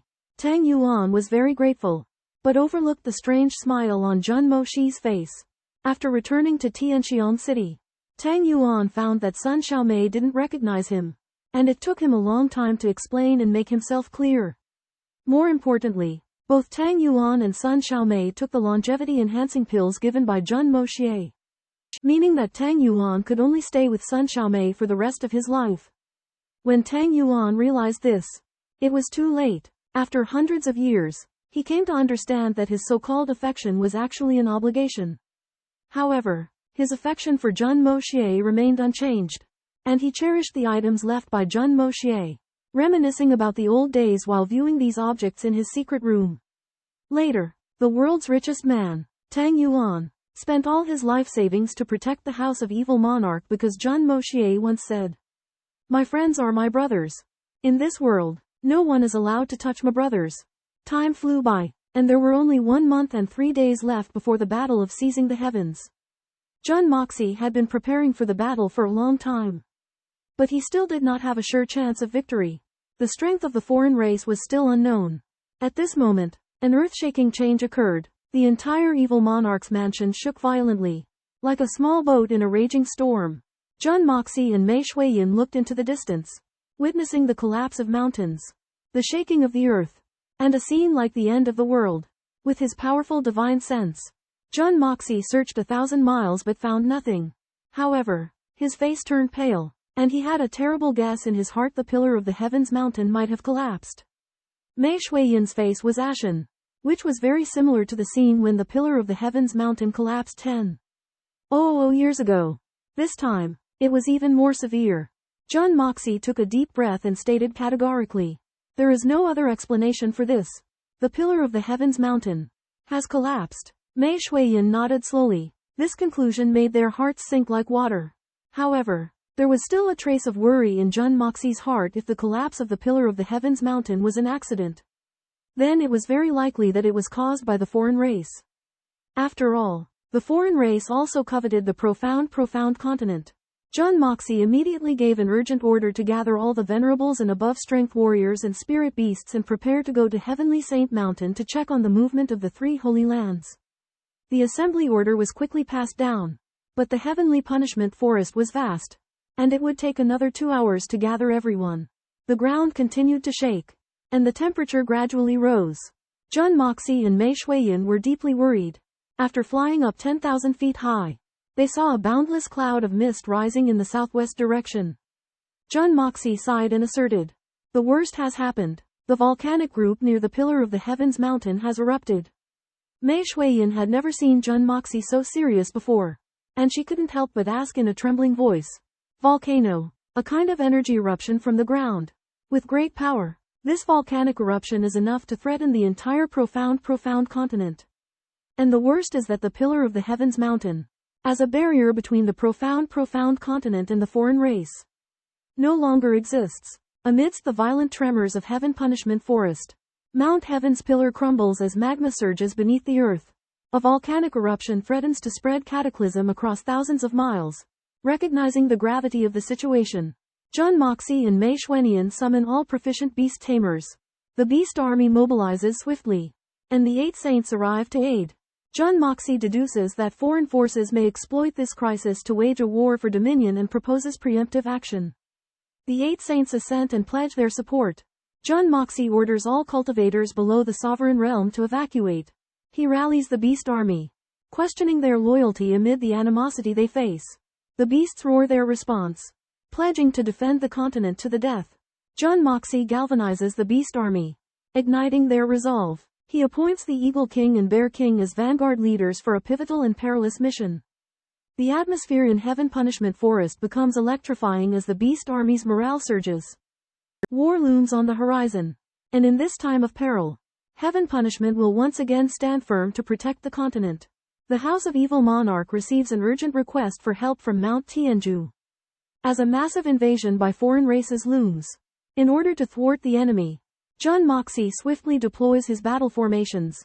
The first wave to charge forth consists of 6,000 warriors from the Eagle and Bear tribes, who will serve as cannon fodder in a desperate charge. Buying time, led by Eagle King and Shang Kaishan, they unfurl the banner of the celestial punishment vow to die core and resolutely embark on their mission. The second echelon is led by Ying Bakong and Feng Wanyun, bringing with them 300 brave crane warriors to support Eagle King and Bear King. The third echelon is commanded by Tiger King and Crane King, commanding another 6,000 reinforcements. The fourth echelon, led by Baili Loyan and Leng Ao, includes the Heaven's Bane, Earth's Bane, and 36 assassins, as well as the Peng brothers, and will execute assassination missions, targeting enemy monsters. The fifth echelon, led by Lion King, Monkey King, Peng King, Vulture King, and Wolf King, consists of 25,000 men serving as logistic troops, providing material support. Jun Wuyi is tasked with commanding the remaining forces, fanning out in the southwest region to search for and annihilate any invading foreign experts. Celestial Punishment Forest enters a state of martial law, with anyone forbidden from venturing out without authorization or facing severe punishment. Jun Moxie deploys the 9 heavens, 9 Earth's Demon Extermination Formation to protect the House of Evil Monarch and resist the foreign invasion. With the departure of the 6,000 warriors, the horn of war is officially sounded. They will give their lives to gain time for the continent, writing an eternal chapter in history. As the heavenly tribulation was unable to destroy the grand array protecting heavenly punishment, Jun Moxie and Mei Shuiyan rushed to Mount Heaven Pillar to investigate the cause of its collapse. Jun Moxie theorized that the collapse was not accidental, but rather the result of the destruction of a barrier set by the youngest of the 9 Netherworld. They suspected that a formidable enemy was responsible, and that the 3 Holy Lands may possess information about the incident. In preparation for a possible large-scale invasion, Jun Moxie mobilized Heavenly Punishment's elite forces and made arrangements for the subsequent operation. He activated the yin-yang escape technique and rushed to Mount Heaven Pillar at an incredible speed. As they approached Mount Heaven Pillar, the air temperature rose significantly, and over 30 massive volcanoes erupted continuously, releasing a torrent of poisonous smoke. Jun Moxie realized the severity of the disaster, and he used the power of the wind and clouds to reverse the direction of the toxic fumes, blowing them towards the regions inhabited by the foreign races. Buffeted by powerful winds reaching speeds of 9, the toxic smoke surged forward, heralding a catastrophic ecological disaster. Jun Moxie marveled at the grandeur of the sight, surpassing any nuclear bomb explosion he had ever witnessed, regretting not having a camera to document it. As the north wind howled, the volcano kept erupting thick smoke, but the wind direction changed and dispersed the smoke. Jun Moxie witnessed dozens of volcanoes continuously ejecting magma, constructing a scene of scorched earth. Under the power of heaven and earth, water source swiftly evaporated and the ground cracked. Jun Moxie realized that the 3 Saint Lands faced a catastrophe. But then he had a second thought. The foreigners would also suffer the same disaster. This made him relieved, thinking that the loss of his force might be reduced. At this moment, a dark figure rushed out of the smoke. Its speed was astonishing. Jun Moxie recognized it as Battle Samsara, and there were many figures chasing closely behind. Ji Yuhan, leading the experts of Heavenly Saint Palace, roared and accused Battle Samsara of destroying Heaven Pillar Mountain, threatening the foundation of Xuanxuan Continent.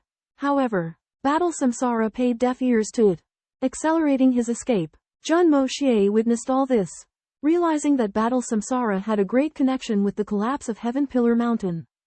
Battle Samsara was getting closer and closer to Mortal Mountain, about to enter the Phantom Mansion. Suddenly, the air 100 feet away produced a burst of shock, and an AWE-inspiring killing intent permeated heaven and earth. Amidst its relentless pursuit, the battle reincarnation encountered a sudden change. The heavens and earth shifted as an ethereal blade descended with an imposing sword light, followed by 18 spatial confinements. Caught off guard, battle reincarnation nearly lost its life. With quick reflexes, battle reincarnation changed its course, evading the sword light. However, the ethereal blade known as the imperishable God's Edge transformed into a spiraling sword energy.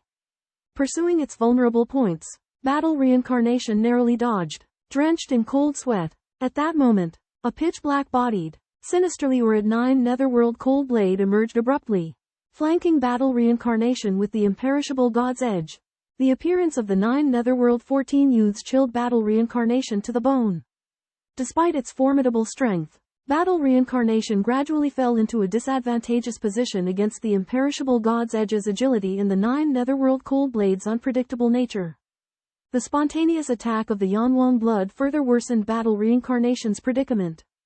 Battle reincarnation's swordsmanship faltered as it struggled to comprehend the 9 Netherworld cold blade's manipulation method. Meanwhile, the Yanwang blood's swordsmanship surpassed that of Jun Moxie, unleashing its brilliance in battle. Trapped in a desperate situation, battle reincarnation retreated steadily under the siege of the imperishable God's Edge and the 9 Netherworld cold blade. Rendered powerless to retaliate, the current crisis presented an unprecedented threat. In the profound continent, Jun Moxie forms a connection with the spirit of the blood of Yan and Huang. The divine weapon becomes strongly attached to him and often plays around his body, even flying between his legs, much to Jun Moxie's alarm. During combat, Jun Moxie lets the blood of Yan and Huang act on its own, targeting the formidable enemy Battle Samsara. The blood of Yan and Huang, now free to wield its full potential, charges into battle with immense force. Despite Battle Samsara's refined techniques, the spirit sword's attacks are unpredictable and lightning fast, striking from all directions with incredible power and balance. Battle Samsara is amazed by Jun Moxie's unrivaled swordsmanship and even suspects that he is one of the 14 youths of the Nether Abyss. However, Battle Samsara remains unaware that the attacks originate from the blood of Yan and Huang. He defends with all his might, but the relentless assault overwhelms him, tearing his flesh and clothes to shreds. Enraged, Battle Samsara accuses Jun Moxie of sneak attacks and underhanded tactics, disguising his voice as one of the 14 youths of the Nether Abyss. Jun Moxie taunts Battle Samsara, further provoking him. Battle Samsara launches a furious counterattack, determined to uncover Jun Moxie's true identity. However, the blood of Yan and Huang's ethereal attacks evade him. Meanwhile, reinforcements from the Divine Heaven Palace arrive and witness Jun Moxie's valiant solo battle against Battle Samsara. Astounded by the sight of a single warrior holding his own against the strongest being in the profound continent, signaling a potential shift in the conflict. Amidst the imminent crisis of the Heavenly Conquest War, an enigmatic interloper known as the 9 Nether 14 Demons emerged, intercepting the reincarnation of war and leaving him powerless to retaliate. By the time the others noticed, the interloper had vanished without a trace. The war's reincarnation was a formidable force on the profound continent, his true strength far exceeding imagination. However, the 9 Nether 14 Demons' intervention was puzzling, as he held no grudge against the war's reincarnation. Even more concerning, the war's reincarnation's reckless actions had shattered the Pillar of Heaven, unleashing the threat of alien invasion. The 3 sacred lands' ethereal immortal palace, elusive Blood Sea, Supreme Golden City suffered catastrophic losses, with countless masters slain and spiritual medicines destroyed, their millennia-long foundations crumbling in an instant. The Heavenly Saint Palace also lost 2 Saint Emperor Masters in the wake of this event. Ancient Cold and his companions witnessed these events with hearts filled with grief and indignation, vowing to hunt down the war's reincarnation and avenge their fallen comrades. However, a mind-boggling battle unfolding before their eyes captured everyone's attention. The war's reincarnation, facing 2 masterless swords alone, was overpowered and unable to fight back. A pitch-black 9 Nether cold blade swooped down from the void, striking with deadly accuracy at the war's reincarnation's weak points. The other sword, the void-dominating divine blade, was even more extraordinary, its attacks imbued with the true essence of swordsmanship, making it almost impossible to block. The war's reincarnation possessed astonishing defense capabilities, but he was gradually overwhelmed by the relentless attrition of the 2 swords. However, the void-dominating divine blade displayed an unparalleled aura, preventing others from intervening, forcing a one-on-one duel to the death. With a thunderous roar, the war's reincarnation ignored the void-dominating divine blade's attack and soared into the sky. The blood of Yanwang slashed 7 wounds in the air, and the 9 Nether cold blade struck thrice. But the war's reincarnation's formidable regenerative powers nullified them all. The war's reincarnation stood tall, his cold eyes fixed upon the 2 divine swords, declaring that he was thoroughly enraged by the 9 Nether 14 demons. He praised the 14 demons' prowess, predicting that if he were to die that day, the demons would still earn a reputation as heroes, capable of conquering the profound continent. With long, pitch-black hair, Zhan Hunhui resembled both a god and a demon, exuding an aura of sadism. Confronted by the encirclement of Zhu Shishao and the masters of Tianxiang, he unleashed his ultimate technique Tianquan Zanlong, summoning countless spatial rifts in his own shadows to indiscriminately attack all targets within range. Explosive force surged forth, breaking through the encirclement of Zhu Shishao and Tianxiang. Zhan Hunhui seized the chaos to escape, scanning his opponents with a victorious grin. However, Zhu Shishao emerged, piercing Zhan Hunhao's chest and forcing him to retreat rapidly. Ji Yuhan grasped his intent and also stabbed Zhan Hunhao's chest, intending to push him into the crater of a volcano. Zhan Hunhui had lost the initiative and was unable to fight back. The faces of Tianxiang's members turned ashen as they realized that their desperate struggle against Zhan Hunhao's immense power was in vain. Zhan Hunhui let out a cold laugh, his hands gathering balls of light, preparing to annihilate them once and for all. However, fate intervened when a brilliant sword beam reappeared, piercing Zhan Hunhao's chest and shattering the orbs of light. Pushed back by the sword beam, Zhan Hunhui was repeatedly struck, eventually approaching the crater's edge. Fury burned in his eyes. But he was powerless to resist, facing the destiny of being consumed by the volcano. Battered by Zan Lahao's ferocious assault, Ji Yuhan desperately resists, channeling all his profound energy into his sword, willing to perish together. Jun Moxie and Mei Shuiyan, hidden in the background, continuously provide impetus. However, Zan Lunwei uses a secret technique to enhance his power and attempts to escape. As they near the crater, Ji Yuhan suffers from intense heat. His clothes burn away and his skin smokes. But Zan Lahao's retreat is halted, and he is about to break free. At this critical moment, a heavenly saint venerable resolutely turns into a missile, crashing into Zan Lunwei and using the force to hurl Zan Lunwei into the crater. Simultaneously, Jun Moxie and Ji Yuhan also lose their resistance and fall into the crater. Just as Ji Yuhan closes his eyes and awaits death, he is thrown out of the crater and into the midst of the heavenly saint sect members.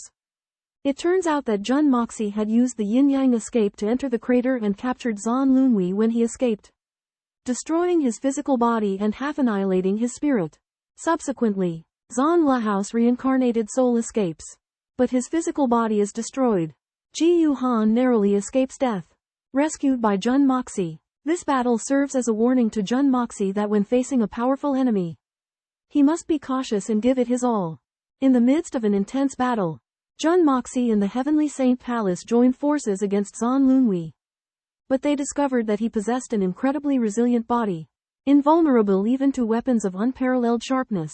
However, Zan Lunwei, driven by guilt, attempted to escape and was severely wounded by the relentless attacks of Jun Moxie and his allies, causing his primordial spirit to separate from his body. Jun Moxie seized the opportunity to search Zan Lahao's remains, ultimately discovering his bones submerged in a sea of lava. Yet, Zan Lahao's primordial spirit had already escaped, possessing the body of an immortal. Realizing the threat posed by Zan Lunwei remained, Jun Moxie resolved to eliminate him once and for all. The survivors of the three Holy Lands were astonished, simultaneously overjoyed by Zan Lahao's apparent demise and apprehensive about the impending celestial battle. At that moment, Jun Moxie appeared, revealing that he had witnessed the battle and intervened at a critical juncture. Repelling Zan Lunwei, Jun Moxie unveiled the Yushu Divine Edge and the 9 Nether Cold Blade, proving himself to be the true mastermind behind the battle's outcome. The others were overcome with shame and remorse, acknowledging their grave misunderstanding of Jun Moxie. Ji Yuhan informed him that the Heavenly Saint Palace had been nearly annihilated. The Heavenly Pillar Mountain had collapsed, and foreign forces were on the verge of invading the Xuanxuan Continent. Mei Shuiyan emerged, devastated by the horrifying sight. But she suppressed her grief. Chao Ying was inconsolable, as the Heavenly Saint Palace's spiritual plants and roots had been utterly destroyed. Along with her hope and purpose, the group was consumed by despair and uncertainty, contemplating the impending catastrophe and their inability to face it. Everyone was seated, but the mysterious woman was the only one with a blank expression, as if she had lost her mind. Ji Yuhan took a deep breath, and his profound energy began to circulate, quickly restoring the damaged parts of his body to perfect skin. But his clothes could not hide the exposed flesh that drew everyone's attention. Jun Moxie handed his outer robe to Ji Yuhan, resolving the awkwardness. Ji Yuhan angrily declared that Zan Kuang was the original ancestor of the Zan family of the Illusory Mansion and the only surviving disciple among the 8 disciples of the ethereal Illusory Mansion. The root cause of his crime was greed. For thousands of years, the 3 Holy Lands collaborated with the Illusory Mansion, using the 9 Illusions Quicksand Nirvana formation to provide energy for the seal of Mount Tianju. Maintaining the existence of the Illusory Mansion, Zan Kuang exploited his reincarnated identity to falsely claim that he was maintaining the formation while taking advantage to steal all the 9 Illusions Quicksand, causing the formation to malfunction. Without the 9 Illusions Quicksand, the seal of Mount Tianju was on the verge of collapse. Zan Kuang defended himself, arguing that the formation had been strengthened, but that could not conceal his crimes. After learning the truth, everyone from the Heavenly Palace was both furious and desperate, because losing the 9 Illusions Quicksand would pose a crisis for the Illusory Mansion, leading to the withering of the 7-colored sacred tree in 1,000 years and the destruction of the entire Illusory Mansion. In the 9 Illusions Quicksand formation, Ji Yuhan from the 3 Holy Lands unexpectedly discovers that the formation has stopped working. signaling the lifting of the seal on Heavenly Pillar Mountain. However, he finds that the 9 Illusions quicksand has been taken by the war reincarnation of the elusive palace, who covets the elusive palace's dominant position. To stop the war reincarnation, Ji Yuhan and the war reincarnation engage in a fierce battle, which culminates in the war reincarnation falling into the volcanic crater amidst the chaos of Heavenly Pillar Mountain's volcanic eruption. However, his divine soul remains intact, and the 9 Illusions quicksand is still under his control. This news shocks everyone, who realize the gravity of the situation. The 3 Holy Lands have suffered heavy losses on the eve of the alien invasion, with only 1,000 warriors remaining, while the aliens number in the millions. Ji Yuhan is filled with guilt, believing that the 3 Holy Lands are about to lose their millennia-old legacy. However, with no other option, he can only place his hopes on Jun Moxie from the Devil Lord's palace in the Heavenly Punishment Forest. When Jun Moxie learns of this matter, he is shocked and curses the 3 Holy Lands for harming him. He realizes that confronting the millions of aliens with only a few thousand men is an almost impossible task. Faced with the imminent invasion of alien races, the makeshift alliance army of the Heaven Punishment Forest is filled with trepidation. Numbering only a few dozen, Jun Moxie sinks into a deep anxiety, feeling utterly alone against the millions of aliens. Several elders of the alliance army, such as Ji Yuhan, also acknowledge the brutality and scale of the battle of plundering the heavens. With countless soldiers on the battlefield instead of the imagined small-scale skirmishes, they can't help but sigh over the grandness of the war, far beyond their expectations. Mei Xuanian, the venerable of the Heaven Punishment Forest, calmly points out that despite the numerical disadvantage, their hopes of victory are boosted by the participation of Jun Moxie. She reveals that Jun Moxie possesses a peculiar cultivation method and medicinal pills that can heal injuries and restore full strength instantly. Jun Moxie produces 2 bottles of Huishan pills, each containing 50 pills. Each pill can instantly restore the severely injured. Ji Yuhan half-believingly takes one and is pleasantly surprised to find his injuries completely healed. While his power returns to its peak, the elders of the Heaven Punishment Forest are amazed by the efficacy of Huishan pills, and their hope for this war is reignited. They realize that with Jun Moxie's support and the power of Huishan pills, they are not powerless in the face of the alien invasion. Under Jun Moxie's insistence, Ji Yuhan obtained 100 life recovery pills, a miraculous medicine that could save lives. Although Ji Yuhan knew the pills were precious, he still implored Jun Moxie to provide more. In preparation for the upcoming battle, Jun Moxie understood Ji Yuhan's concerns but stressed that the pills were limited in quantity and could only be given to those he trusted. He provided Ji Yuhan with an additional 150 life recovery pills, warning him that should any of the 3 Holy Lands betray them, he would not hesitate to annihilate the entire Holy Land. Ji Yuhan understood Jun Moxie's warning and pledged that the 3 Holy Lands would not resort to treachery. Jun Moxie cautioned Ji Yuhan to watch out for attacks from behind, as the 3 Holy Lands might employ despicable means to save themselves in the face of adversity. Though Ji Yuhan expressed his faith that his subordinates would not betray him, Jun Moxie, drawing on human nature, believed that should the 3 Holy Lands see an opportunity once the tide of the battle turned, they would seize it to strike against Heavenly Punishment Forest. Ji Yuhan was disturbed by Jun Moxie's concerns, as it could shake the alliance among the 3 Holy Lands. With the potential threat posed by the 3 Holy Lands realized, Jun Moxie and Ji Yuhan agreed to work together in good faith to combat the foreign invaders. However, Jun Moxie warned that should anyone from the 3 Holy Lands dare to betray them, he would retaliate without mercy. Jun Moxie realizes the formidable nature of Ji Yuhan and the futility of a direct confrontation with such a powerful opponent. He devises a plan to divide their forces into 4 teams, the 3 saints and the 1 demon. Guided by a rudimentary map, the forces follow Jun Moxie's deployment and tacitly acknowledge his leadership in this conflict. Despite the volcanic eruption hindering the invaders' entry into Xuanxuan Continent, Jun Moxie remains wary. He ventures out with Mei Xueyan to scout the location of the Eagle Bear Alliance and discovers the invaders pouring through Tianju Pass. Meanwhile, after the collapse of Tianju Mountain, the Eagle and Bear Kings witness the relentless advance of the invaders. They engage in fierce combat, but the invaders, honed by harsh environments and the advantages of their dual cultivation, prove formidable opponents. Invader forces emerge from numerous breaches in Tianju Mountain, the most formidable being led by Netherworld Ghost Ninja General Xuanxuan Continent. Undeterred by the treacherous terrain, they are determined to conquer Xuanxuan Continent. The Eagle King and Bear King lead the Heaven's Punishment Spirit Beasts into battle. Their force is outnumbered. Eagle warriors provide cover for the Bear warriors. Initiating an intense confrontation, the Eagle-Bear alliance valiantly resists the invader incursion. But the fate of Xuanxuan Continent hangs in the balance. A silver-tongued Shang Kaizan leads his Tianfa forest squad to face the grotesque Otherworlders. Their enraged leader, Xuanxuan Continent, mocks Shang Kaisan's unsightly appearance. Shang Kaizan counters by criticizing the Otherworlders' deformed looks, even suggesting they kill themselves, causing them to spit blood. Xuanxuan Continent, the lieutenant, attempts to take Shang Kaisan's life but is outmatched by the latter's sharp sword. Suffering injuries, Xuanxuan Continent uses the Otherworlders' stealth technique to disappear and sneak attack.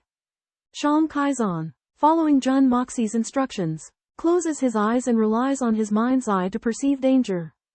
Xuanxuan Continent's blade appears out of thin air, aimed at Shang Kaisan's neck. In a moment of crisis, Shang Kaizan counterattacks with overwhelming strength, effortlessly deflecting the deadly blade. However, Xuanxuan Continent disorients Shang Kaizan with his uncanny footwork and erratic noises, striking from various angles and leaving him defenseless. Face Otherworlders' unpredictable attacks. Shang Kaisan's cunning battle skills and unwavering determination come into play as he manages to sense the approaching danger. Despite his superior strength, he struggles to fully counter Xuanxuan Continent's elusive tactics, setting the stage for a desperate clash. In the fierce war of heavenly conquest, alien tribes possessed a significant advantage due to their unique ghost assassination technique, allowing them to defeat stronger opponents. Xuanxuan Continent's Shang Wang engaged in a fierce battle with an alien, Xuanxuan Pagoda. Despite Shang Wang's superior strength, Xuanxuan Pagoda's ghost assassination technique made it impossible for Shang Wang to locate him, forcing him into a passive defensive position. Ying Wang witnessed the battle and recognized the formidable nature of the ghost assassination technique. Understanding why Xuanxuan's army had suffered heavy casualties in previous heavenly conquests, the only way to counter it was with Chao Ying, who possessed the heavenly eye. Shang Wang's patience reached its limit when he sustained repeated injuries from Xuanxuan Pagoda's invisible blade. He unleashed his sword mountain technique, attacking indiscriminately in all directions to force Xuanxuan Pagoda to reveal himself. However, as Shang Wang seized the opportunity to strike, Xuanxuan Pagoda managed to escape at a critical moment. Shang Wang roared in anger and led his 3,000 bear warriors into counter-attacking. Alien Xuanxuan Continent joined the battle with thousands of double-headed monsters, seeking to seize the credit. However, alien Deku Bujong remained motionless, observing the situation from afar. He recognized the strength of the bear tribe and knew that Xuanxuan Continent's insufficient numbers and lack of the ghost assassination technique would result in heavy losses. With a command from Shang Wang, the bear warriors surged forward, vowing to eliminate the alien invaders. This bloody battle was destined to be even more brutal. 3,000 brave eagle warriors charged forward, while the 8 sages, including Deer Sage Saint, watched from the rear, awaiting the appearance of the enemy's top fighters. Shang Kaisan led 3,000 bear warriors to confront the alien race with an unstoppable force. Although the aliens were tall, they were still inferior to the formidable stature of the bear clan. The fierce collision between the two sides resembled two raging torrents. In the deafening cries of battle, the fierce battle unfolded. The bear warriors wielded sharp and extremely heavy weapons carefully forged by Jun Moxie. With each swing, they were as powerful as thunder and lightning, instantly killing their opponents. The aliens, though resilient, could not withstand the overwhelming attacks of the bear warriors. The ghost ninja attempted to assassinate the bear warriors using stealth, but in the vast melee, their advantage vanished. The bear warriors, relying on their numbers and the power of their giant swords, slaughtered the ghost ninjas one by one. After the ghost ninjas withdrew from the battle, the situation became completely one-sided. The bear warriors erupted in fury, 10 men swinging their swords in unison, creating a 30-meter radius of flying flesh and blood, resembling a hellish realm. With a command from Shang Kaisan, the 3,000 bear warriors fought fiercely. Kill, leave none alive. The aliens retreated steadily, and Xuanxuan Continent watched in despair as his people were wiped out in a one-sided massacre. The bear warriors fought fiercely, with 0 casualties and astonishing results. The 3,000 warriors stood tall like an immense mountain of swords, standing atop a heap of bloody remains. Their eyes gleamed with killing intent as they eagerly gazed at the gathering aliens in the distance, yearning for a more intense battle. The severely injured bear warriors were valiantly fighting. The outlanders were in great terror. The Eagle King analyzed the situation, believing that the outlanders' cloaked sorcerers were weak in melee combat, as their defense would be greatly reduced. Xuanxuan was overwhelmed with realization. Grasping their own advantage, the Eagle King further deduced that the cloaked sorcerers had to sacrifice defense to activate their cloaking technique. Thus, if they were attacked, they would suffer considerable and even fatal injuries. Although the bear warriors' self-detonation tactic was not very powerful, it posed a mortal threat to the cloaked sorcerers. Xuanxuan understood the Eagle King's strategy, deciding to stay calm and leverage the advantage of melee combat to utilize the self-detonation technique to deal with the cloaked sorcerers, forestalling the Outlanders' advance. The Eagle King emphasized that the bears had the support of the 8 Saint Venerables, which was unknown to the Outlanders, and could be their secret weapon. Xuanxuan was deeply convinced, praising the Eagle King for his extraordinary wisdom. The two of them joined forces, planning to fight the Outlanders in a protracted war of attrition. The Eagle King judged that the Outlanders' weakness lay not only in their cloaking technique but also in their decreased defense during melee combat. Xuanxuan recognized the vulnerability of the cloaked sorcerers in melee combat, providing an opportunity for the bear warriors. They decided to exploit this weakness, combining the self-detonation tactic with melee combat to obstruct the Outlanders' invasion of the profound continent. In a confrontation with foreigners, Xuanxuan and Yingwang discovered that although these ghost ninjas were powerful, their ability in group battles was poor, especially since their stealth technique was difficult to perform in melee combat. This discovery gave the Bear Clan great confidence in using delaying tactics. The foreigners witnessed the terrifying lethality of the Bear Clan and, in shock, their morale plummeted. Xuanxuan Poku realized that the Xuanxuan family's demise was a foregone conclusion, while Deku Busho was worried about facing the formidable Bear Clan. Just when the fighting spirit of both sides was deadlocked, the southwest wind abruptly turned into a northeast wind, bringing with it a torrential downpour of baseball-sized hailstones. This sudden natural disaster caught the foreigners off guard, and many were hit in the head and bloodied. After the hailstorm, the northeast wind intensified, forming thick cumulonimbus clouds. The foreigners were shocked and confused, having never seen such an outrageous natural phenomenon. Just as they were speculating, Eagle Clan warriors mysteriously appeared, lining up behind the Bear Clan. Although the hailstones did not harm the Eagle Clan warriors, the foreigners thought of the Bear Clan's appearance being equally unreasonable, and a sense of foreboding arose in their hearts. After the hailstones melted into plumes of blue smoke, the southwest wind continued to rage, while the northeast wind grew even stronger. This sudden natural disaster seemed like a warning from heaven, foreshadowing the dangerous unknown that lay ahead. As a fierce wind from the northeast raged, the strange, colorful, venomous fog dispersed, rolling quickly south towards Mount Tianju. The foreign race was horrified, realizing that the fog would be devastating to them. At this moment, a foreign double-headed creature with a silver aura covering its entire body appeared mid-air. It was the crazed swordsman Gun Shang Nuju. He engaged in an intense battle with Xuanxuan, his 2 blades as blindingly fast as thunder and unstoppable. Both sides put in their all, and Gun Shang Nuju, with the advantage of being able to coordinate with 2 bodies, had the upper hand at one point. However, Xuanxuan, relying on the divine sword art one sword can break heaven's pride imparted to him by Jun Moxie, remained firm, repelling Gun Shang Nuju's attacks. Although Xuanxuan had been badly injured internally, he persevered, fighting 2 foreign powerhouses who were both peak-level level 3 Saint Emperors. Under his wind-blown silver-white hair, the Saint Venerable Shang watched as his grandson fought tooth and nail, a mix of worry and pride welling up within him.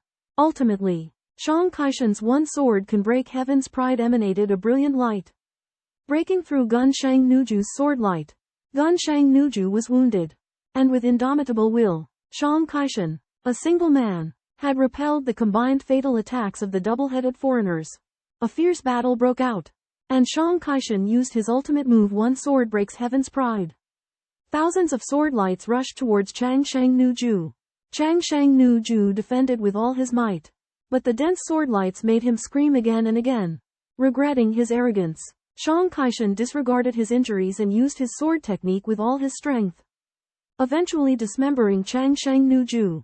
However, Tianxiang Empire remnants counterattacked, severely injuring Xuanxuan and exposing his heart and lungs. When Eagle King went to the rescue, the remnants of Tianxiang Empire transformed into two sharp blades, piercing Xuanxuan's chest and abdomen. Xiang Wang's internal organs were exposed, and his life hung in the balance. Just when everyone thought the situation was over, Xuanxuan suddenly took a pill, and strange purple and green mist emerged from his body. His injuries healed rapidly. Tianxiang Empire died with his eyes open, filled with hatred. Xuanxuan laughed, saying that he had medicine to save his life. But Tianxiang Empire did not. He thanked his brother-in-law for refining this life-saving medicine, which brought him back from the brink of death. Xuanxuan was originally inferior to Tianxiang Empire, but his Bear King sword was an indestructible divine weapon. In addition, the aliens had fought the Bear clan for a long time and knew their forbidden moves. However, Xuanxuan surprised them by using the powerful vitality and indomitable spirit of the heavenly punishment profound beast, turning the tables and achieving victory. The aliens had always studied the weaknesses of the celestial punisher beasts and formulated targeted techniques. However, this time, they had encountered a fatal trap. Under Jun Moxie's guidance, the celestial punisher beasts had transformed their traditional fighting style and incorporated ancient martial arts from a previous life, rendering the aliens' targeted techniques ineffective and putting them in a predicament. Xuanxuan's heaven-breaking sword was indeed a Xiang clan secret technique.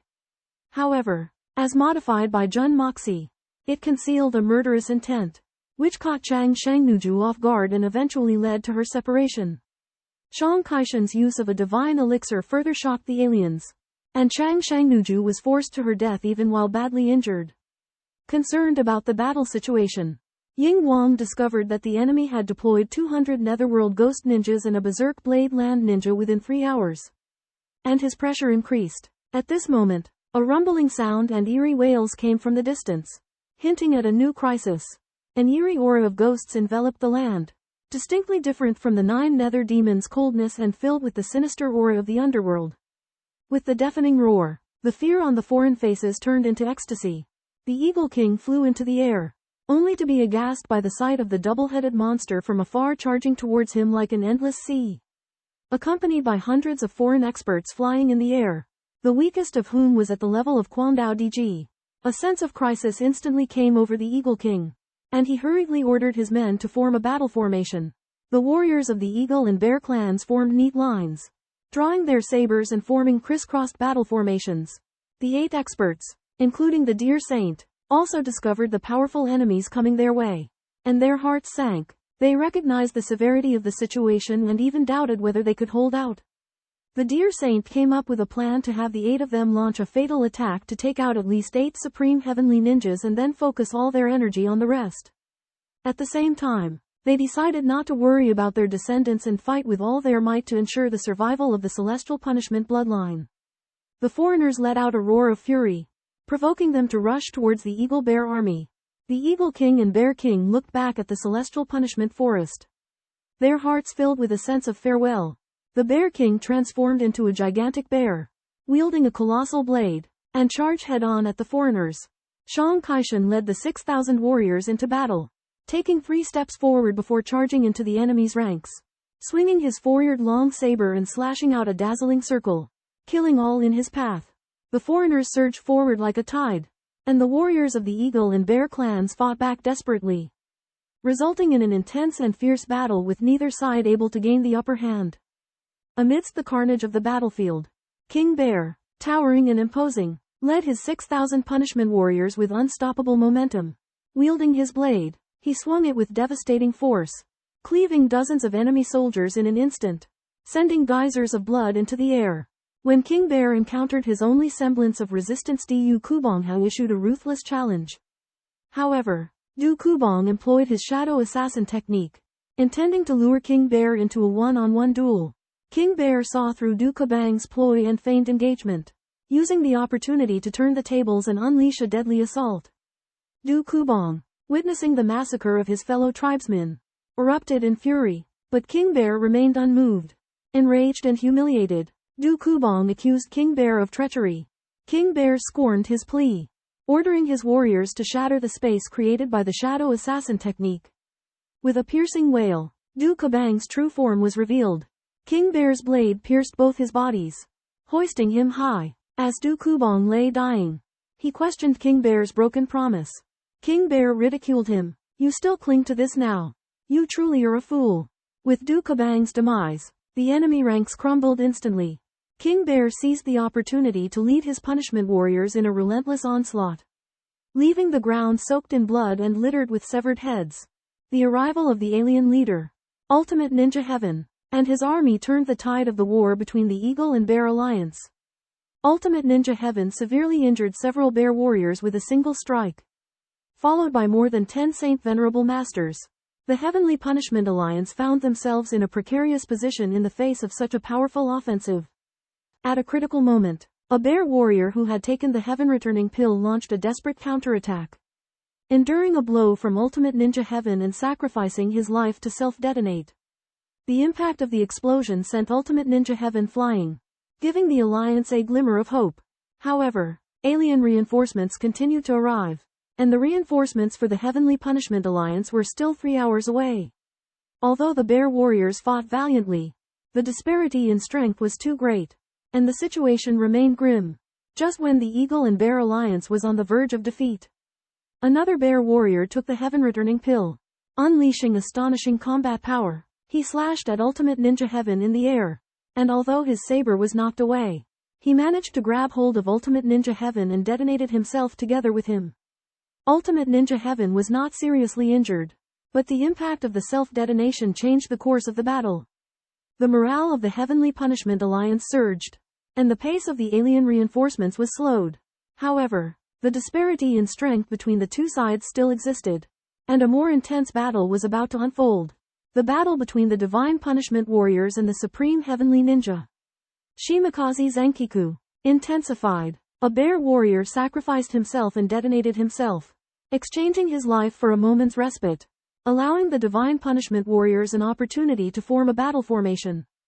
However, Shimakaze Zenkiku had anticipated this and deployed his forces, intending to disrupt the Divine Punishment Warriors' formation. As his plan neared success, Master Lu, the Venerable of the Deer, appeared and cast the life space lock, immobilizing Shimakaze Zenkiku. Unwilling to submit, Shimakaze Zenkiku unleashed his heavenly ninja split body in complete great law, tripling his power and forcefully breaking the life space lock. However, Master Lu's single strike severely injured his internal organs. Despite his grave injuries, Shimakaze Zenkiku relied on a secret technique to unleash formidable power, shattering the life space lock. Master Lu was also affected by the backlash and vomited blood. Under the command of the Eagle King, the Divine Punishment Warriors formed a battle formation to confront their foe. 10 warriors in each group created an encirclement and annihilation formation. Shimakaze Zenkiku led the Supreme Heavenly Ninjas in a fierce assault, attempting to break through the formation. However, the Divine Punishment Warriors, with their superior strength and teamwork, killed the Supreme Heavenly Ninjas one by one. Shimakaze Zenkiku fought alone but was ultimately defeated by the Divine Punishment Warriors' relentless assault and was dismembered by a flurry of blades, dying a tragic death. This fierce battle ended with the victory of the Divine Punishment Warriors, who successfully defended the entrance to the Xuanxuan Continent and prevented the invasion of the extraterrestrials. Saint Zun Lu and Supreme Heavenly Ninja Shimakawa Zenkiku engaged in an intense battle. Saint Zun Lu unleashed his profound energy saber force, burning his life force and soul to launch a fierce assault. Shimakawa Zenkiku was also severely injured. Realizing Saint Zun Lu's intention to perish together, he also mustered his full strength to counterattack. To everyone's surprise, Saint Zun Lu Zhu Dong Ying Shang Shimakawa Zengiku's blade, piercing his body through while simultaneously delivering a full-force slash with his saber. The two bodies instantly split into two, meeting their demise together. As they fell, the male and female halves of Shimakawa Zenkiku exchanged glances, expressing their hope to reunite in the afterlife, even though they understood that their souls had been extinguished. Saint Zun Lu confirmed the demise of Shimakawa Zenkiku, consumed a heaven reviving pill to recover, and continued his pursuit of other hegemonic heavenly ninjas. On another front, 7 heavenly punishment saint Zuns and 7 hegemonic heavenly ninjas engaged in a life-or-death struggle. 3 battles had already reached a conclusion. 2 heavenly punishment saint Zuns were gravely injured, and 1 sacrificed himself in a self-explosion. The battlefield echoed with incessant explosions, displaying the brutality of the conflict and the fierce close combat where life and death hung in the balance. In the midst of a fierce battle, the Sky Punish warriors fought furiously, sacrificing their lives, including those of non-humans. The leaders of both sides consumed the revival pill, which provoked the savagery of the profound beasts, causing countless comrades to fall and enemies to be slain. The non-human army of 100,000 surged forward like floodwaters, engulfing Sky Punish's Eagle and Bear Alliance. At the same time, the battle between the Supreme Sky Enduring Saints continued in the sky. The addition of the Berserker Earth Enduring Saint inflicted heavy casualties on the Sky Punish Alliance, leading to an increase in their self-detonations. Only 6,000 Sky Punish warriors remained alive, with a deafening explosion in the sky. Another saint perished in a self-destruction. The Sacred Deer Saint was filled with grief but remained adamant that their sacrifices were for the legacy of Sky Punish. The Eagle King and Bear King continued to fight on the front lines. The Eagle King severely wounded, while the Bear King remained as indestructible as ever, inspiring his warriors to keep fighting. The Netherghost Earth Enduring Saint and Berserker Earth Enduring Saint were unable to use their invisibility tactics and were forced into a melee with their opponents. In the midst of the chaos, the Sacred Deer Saint and a non-human Supreme Sky Enduring Saint self-detonated simultaneously, sending shockwaves that knocked every warrior within several dozen meters off their feet. Witnessing the sacrifice of his comrades, the Sacred Bear Saint was heartbroken. He bellowed to the remaining Supreme Sky Enduring Saint, "Come here, don't waste my time reuniting with my brothers." The Sacred Bear Saint's cry, filled with yearning for his comrades and sorrow for the war, echoed with the sentiment of the past and a determination to embrace death. Amidst the bloody battlefield, Supreme Sky Ninja and Bear Saint Venerable gaze at each other, their expressions brimming with profound understanding and farewell. Bear Saint Venerable declares his unwavering bond with his brother, vows to never part, and charges into battle. Supreme Sky Ninja, her body quivering, sorrowfully watches Bear Saint Venerable depart. Witnessing Bear Saint Venerable's sacrifice, Bear King Shang Kaishan's grief turns into a volcanic eruption, his power surging to the venerated realm. His massive form swells, his breath rages violently, his crimson eyes gleam with bloodlust, his fists clench tightly, and he roars at the sky. Shang Kaishan embarks on an unstoppable rampage, slaughtering the enemy with reckless abandon. At that moment, a heavenly tribulation descends, a lightning bolt as thick as a bowl aimed at Shang Kaishan. However, his swift movement diverts the strike to a Raging Blade Earth Ninja, killing him instantly. A horde of Raging Blade Earth Ninjas converge on Shang Kaishan, but he fights valiantly, his formidable strength and resilience allowing him to stand against 100 opponents. Eagle King observes with concern as Shang Kaishan teeters on the brink of madness, fearing his inability to withstand the impending heavenly tribulation. The thunderclouds in the sky gather, lightning crackling, and Shang Kaishan's abrupt breakthrough on the battlefield summons the trial of the heavenly tribulation. However, lost in his frenzy, he remains oblivious to the impending danger, continuing his rampage, fueling an even greater carnage. Unfortunate to be the sacrificial victim of the first lightning bolt in the heavenly tribulation, Guangdao Dijun perished into nothingness. Unwittingly, Shang Kaishan went on a rampage amidst the horde of 100,000 alien beings with his serrated saber, the lightning bolts of the heavenly tribulation hot on his trail. In an attempt to evade the tribulation, Shang Kaishan inadvertently moved at high speed, causing the lightning bolts to strike the alien beings behind him. The alien beings were decimated by the heavenly lightning, their bodies strewn across the battlefield as screams rent the air. The Eagle King looked on in astonishment, marveling at Shang Kaishan's foolish fortune. However, Shang Kaishan's stamina was waning, while the toll on the alien beings was immeasurable. Guangdao Dijun's forces had been almost entirely eradicated. No alien being dared approach Shang Kaishan, but the heavenly tribulation grew increasingly ferocious, unleashing 998 bolts of lightning at once. Rage surged through Shang Kaishan as he let out a deafening roar and charged toward the alien beings, the thunderbolts relentlessly pursuing him. The alien beings were terror-stricken and scattered in all directions. Shang Kaishan tore through hundreds of Zhang leaving behind a trail of scorched earth and craters in his wake. Finally, the heavenly tribulation unleashed its ultimate fury, sending down hundreds of thick, white lightning bolts in a cataclysmic strike.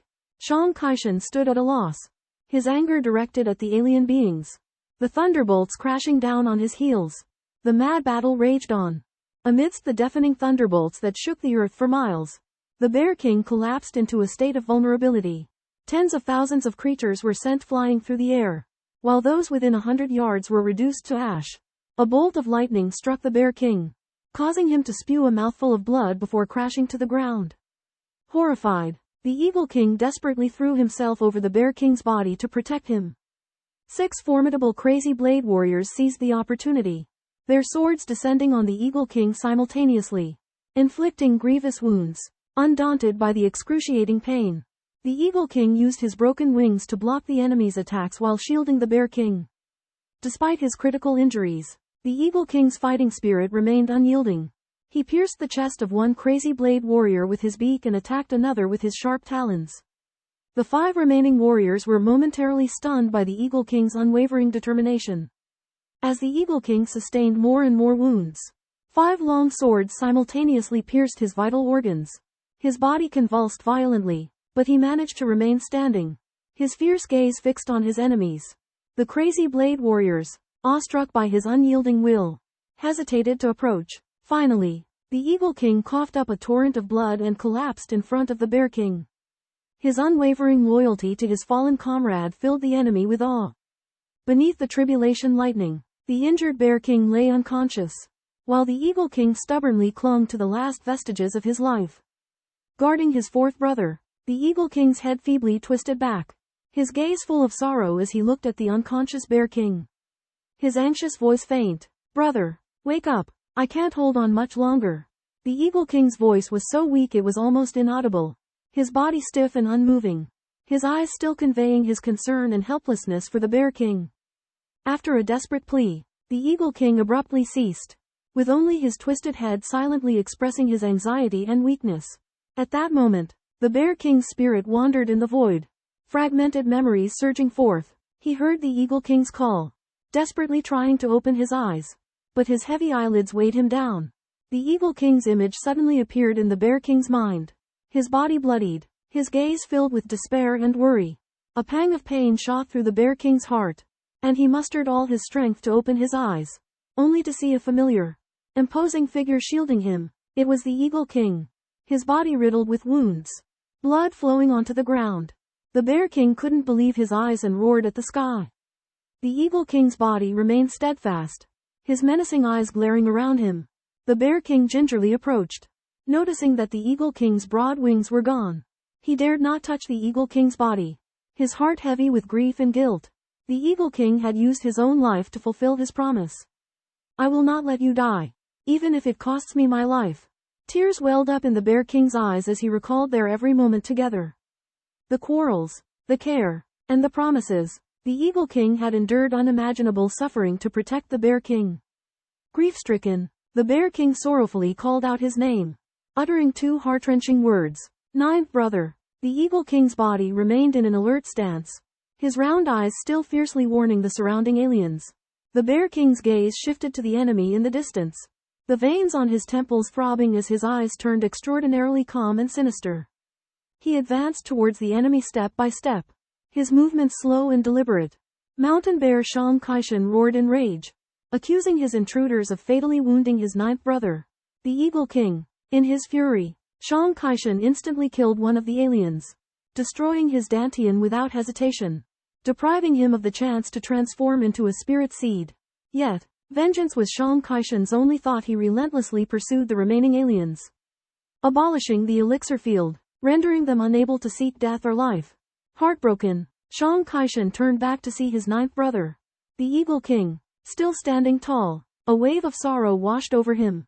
He cradled his head in his hands and wept, blaming himself for his brother's downfall. Suddenly, the ground shook with an earth-shattering roar. A densely packed swarm of iron wings blotted out the sky as the heavenly punishment Eagle Clan warriors appeared in their full force. Their black feathers resembled a cloud, carrying the heavy and oppressive aura of a mountain. Eagle 17, representing the Eagle Clan, declared solemnly to Shang Kaishan that they would follow their king, the Eagle King, to their deaths. The Eagle clan's honor would not allow their king to walk his final path alone. They vowed to remain with their king forever. Shang Kaishan was devastated, but he was powerless to stop their resolve. They formed a vast, black cloud that slowly approached the aliens, determined to die with their king, so that the glory of the heavenly punishment Eagle clan would never fade. Realizing his misplaced blame, Shang Kaishan fell to his knees and begged the Eagle clan warriors to reconsider.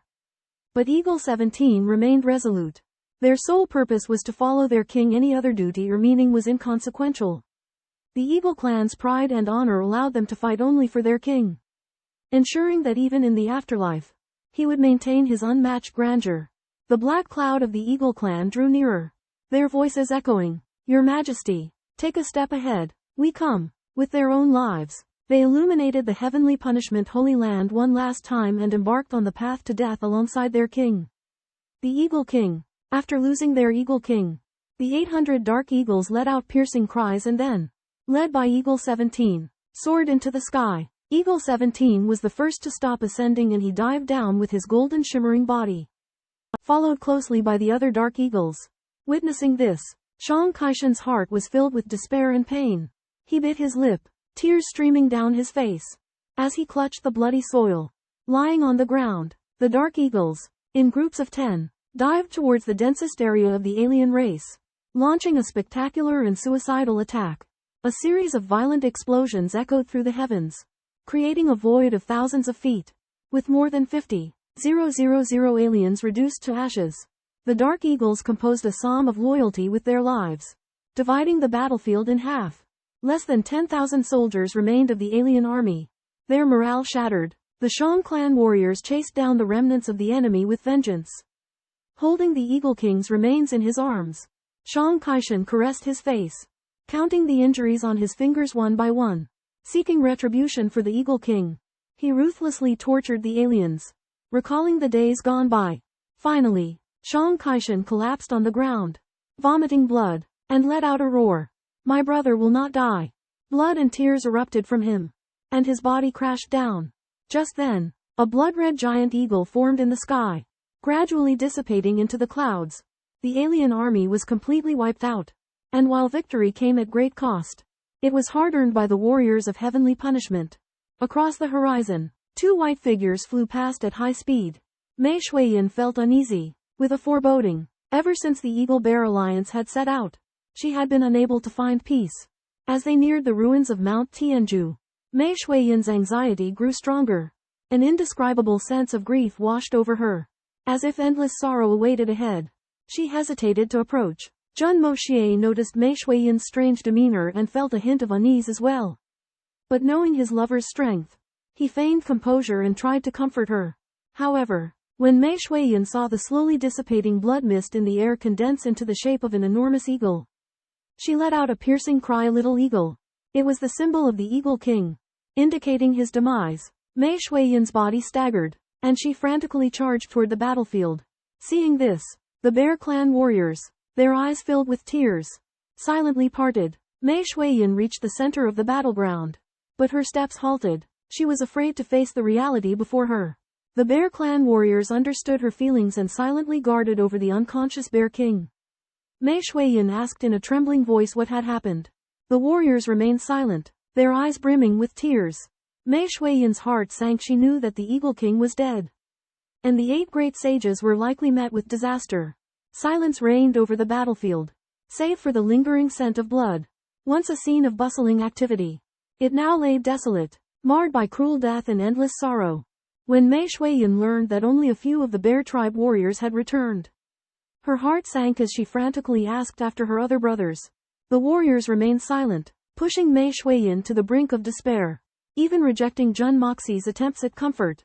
Ignoring everyone's pleas, Mei Shuiyan rushed to the center of the scene, discovering that the Eagle King had been killed, while the Bear King was severely wounded.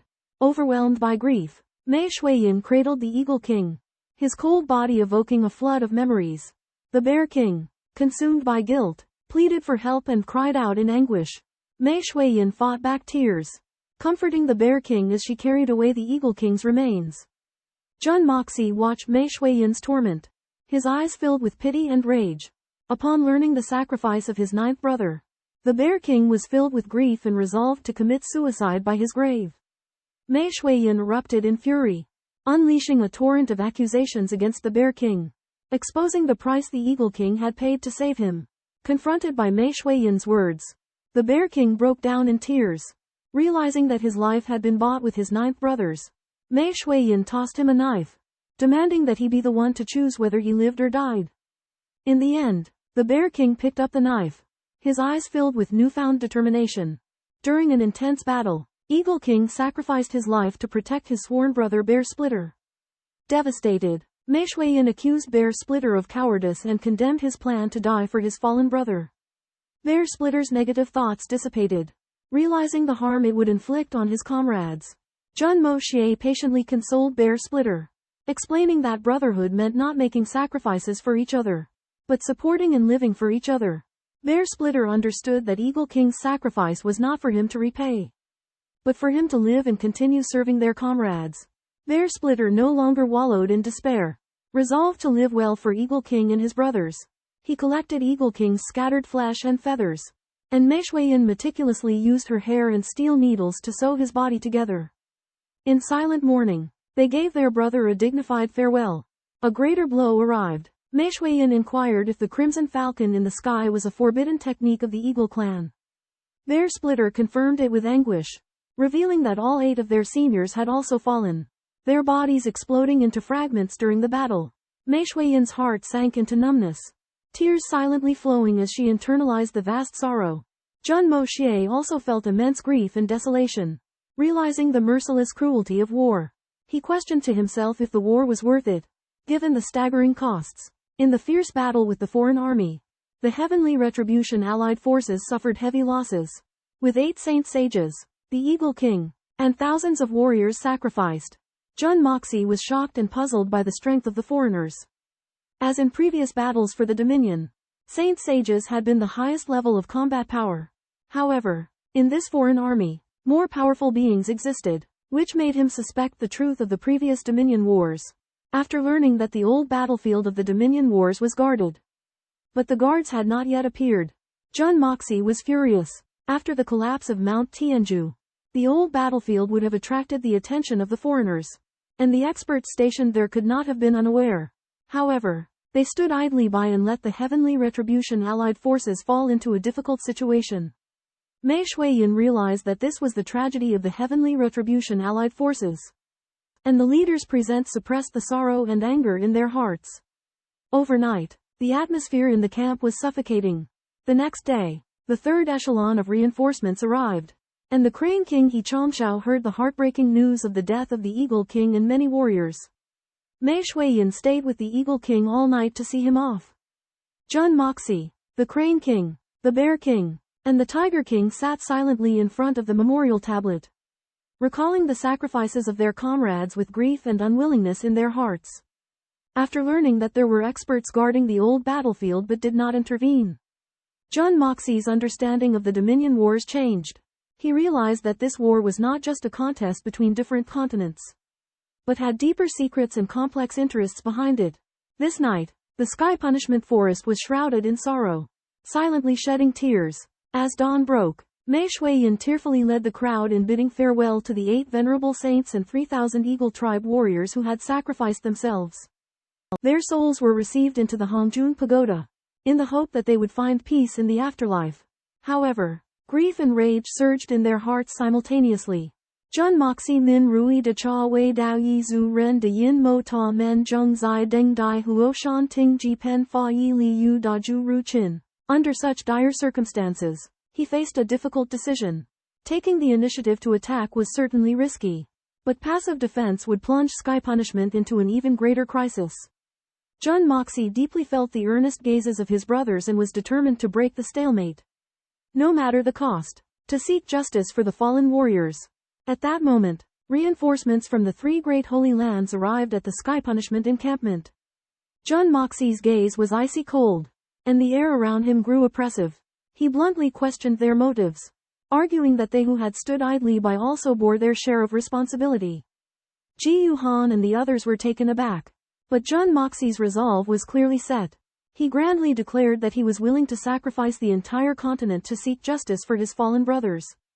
Mei Shuiyan resolutely supported his decision. And the eyes of the Tiger King, Bear King, and Crane King gleamed with admiration. Jun Moxie's determination and resolution shocked Ji Yuhan and the others. They realized that this war was not merely a conflict between Sky-Profound Continent and the alien races, but a struggle for honor and duty. Arriving at the Celestial Punishment Forest, the top echelons of the Heavenly Saint Palace and the Three Holy Lands were astonished to discover that the elites originally stationed at the Battle of Seizing Heaven had not participated in the previous day's fierce battle. Jun Moxie questioned Ji Yuhan, learning that there were over 300 experts in the Battle of Seizing Heaven, including sacred monarchs, sacred venerables, sacred emperors, and sacred warriors. Jun Moxie revealed that in the previous battle, the alien race mobilized an army of 200,000, and the Celestial Punishment Forest rushed to the battlefield thousands of miles away to fight a bloody battle. 8 sacred venerables including the Eagle King and Bear King, and over 6,000 sacred warriors and above, all self-destructed to achieve a glorious victory. Shockingly, the experts stationed at the Battle of Seizing Heaven were only half an hour's walk from the battlefield, yet stood idly by and watched their comrades die without attempting to help. Jun Moxie became furious, accusing the Three Holy Lands of betraying their alliance and causing the tragic deaths of his Celestial Punishment brothers. Ji Yuhan and the other Holy Land leaders were filled with shame and could not speak in defense. Jun Moxie demanded that Ji Yuhan and the Three Holy Lands take responsibility for the fallen brothers, and vowed to seek justice for them at all costs. This incident caused a huge uproar, severely damaging the reputations of the Three Holy Lands. While Jun Moxie and the Celestial Punishment Forest's loyalty and sacrifice won the admiration of all. Inside the tent of the battlefield, the 3 sages from the evil monarch residence and the Heavenly Saint Palace gathered.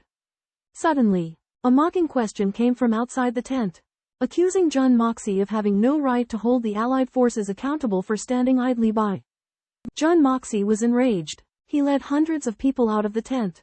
Faced with the challenger's provocation, Jun Moxie unleashed unprecedented killing intent, vowing to settle accounts. This horrifying aura made everyone present tremble. Thundering Saint Monarch Xuanxuan and Thunderbolt Saint Monarch Ji Bowen of the Heavenly Saint Palace appeared outside the tent. They believed that the Dark Beast's participation in the war was a disgrace to humanity, and they insisted that standing idly by was justified. Jun Moxie retorted angrily, stating that he hated those who looked on without doing anything the most. Regardless of the reason, he had to make Xuanxuan pay the price. Xuanxuan was furious and accused Jun Moxie of abandoning his human pride and being willing to fight alongside beasts. Jun Moxie calmly asked Xuanxuan if he was finished speaking and asked anyone who still insisted on not coming to the rescue to step forward. Xuanxuan angrily denounced Jun Moxie's arrogance and demanded an explanation from Ji Yuhan. However, Ji Yuhan angrily condemned Xuanxuan, pointing out that they had remained indifferent while the allied forces fought fiercely and had made unreasonable demands. Ji Yuhan denounced Xuanxuan's narrow-mindedness and argued that the war concerned the survival of the entire continent. Xuanxuan was confident and insisted that the demonic races could not break through the Heavenly Pillar Mountain and mocked Ji Yuhan's concerns. Jun Moxie interrupted their argument and asked those who insisted on not coming to the rescue to show themselves. With shouts, hundreds of people appeared outside the tent, standing on the brink of battle with Jun Moxie. Enraged, Jun Moxie demands that the Holy Ground and Holy Monarch be punished for failing to support the punitive expeditionary force. Xuanxuan and Ji Bowen brush this off, leading almost 50 men to openly support their inaction. Ji Yuhan, sensing the gravity of the situation, tries to mediate, but Xuanxuan and Ji Bowen insist on their stance, provoking Jun Moxie's overwhelming fury. Jun Moxie unsheathes the murderous demonic sword, vowing to seek justice for his fallen brethren today. Ji Yuhan anxiously tries to dissuade him, but Jun Moxie resolutely attacks, determined to send all who advocated for non-assistance to their doom. Jun Moxie uses yin-yang escapism to conceal his presence, summoning fire and flood with the 5 elements, while simultaneously tearing open a chasm in mid-air, trapping Xuanxuan and his companions within. Then, he unleashes the primordial fire to seal the pit's entrance. Jun Moxie goes all out, using every card at his disposal to launch a relentless onslaught. determined to make those who turned a blind eye to his brother's sacrifice pay in blood. The punitive expeditionary force and other reinforcements who have rushed to assist watch from the sidelines. Realizing that the situation has spiraled beyond redemption, driven by an oath to avenge his brother, Jun Moxie will defy heaven and earth. Facing the abandonment of his allies, he fights alone, undeterred by the overwhelming strength of his opponents from the Rishan stronghold. But suddenly, an inexplicable inferno engulfs them, blinding their vision. The ground beneath their feet gives way to an abyss, plunging them into its depths. As they struggle in terror, a torrential downpour traps them within the pit. To their further dismay, the pit's floor erupts with countless fountains, their waters raging and freezing rapidly, transforming the pit into a solid block of ice. The Rishan stronghold masters are encased within, subjected to terrifying pressure. In this unprecedented predicament, they are torn. Should one break free, it would endanger their comrades. Ultimately, they choose self-sacrifice, shielding their brothers with their lives. As the ice's grip tightens, their lives slowly ebb away. They are filled with resentment, wondering why their former allies have forsaken them in their time of need and why fate has dealt them such a cruel hand. In unimaginable agony, they close their eyes, departing this world with lingering regrets. During the battle with Sha Chongshan's group at the Seize the Heaven base, Jun Moxie used a surprising strategy to freeze 40 saint level and above experts within a massive piece of ice marrow. The hardness and sharpness of the ice marrow rendered them immobile, and any attempt to move would subject the other 39 to excruciating pain as if pierced by 10,000 swords. Amidst their predicament, the group placed their hopes on Sha Zhantian and Ji Bowen to rescue them. However, Jun Moxie had more deadly moves up his sleeve. A chaos fire descended from the sky, engulfing the ice marrow cage perfectly. The all-encompassing attack of the chaos fire brought despair upon the trapped individuals. Sha Zhantian and Ji Bowen were filled with shock and rage, but found that Jun Moxie had vanished. They escaped the chaos fire, only to witness their 40 comrades being swept into a deep pit by a torrent of water. Disappearing without a trace, Jun Moxie looked down upon the pit with cold indifference, claiming that his actions were solely for revenge on behalf of his sworn brothers.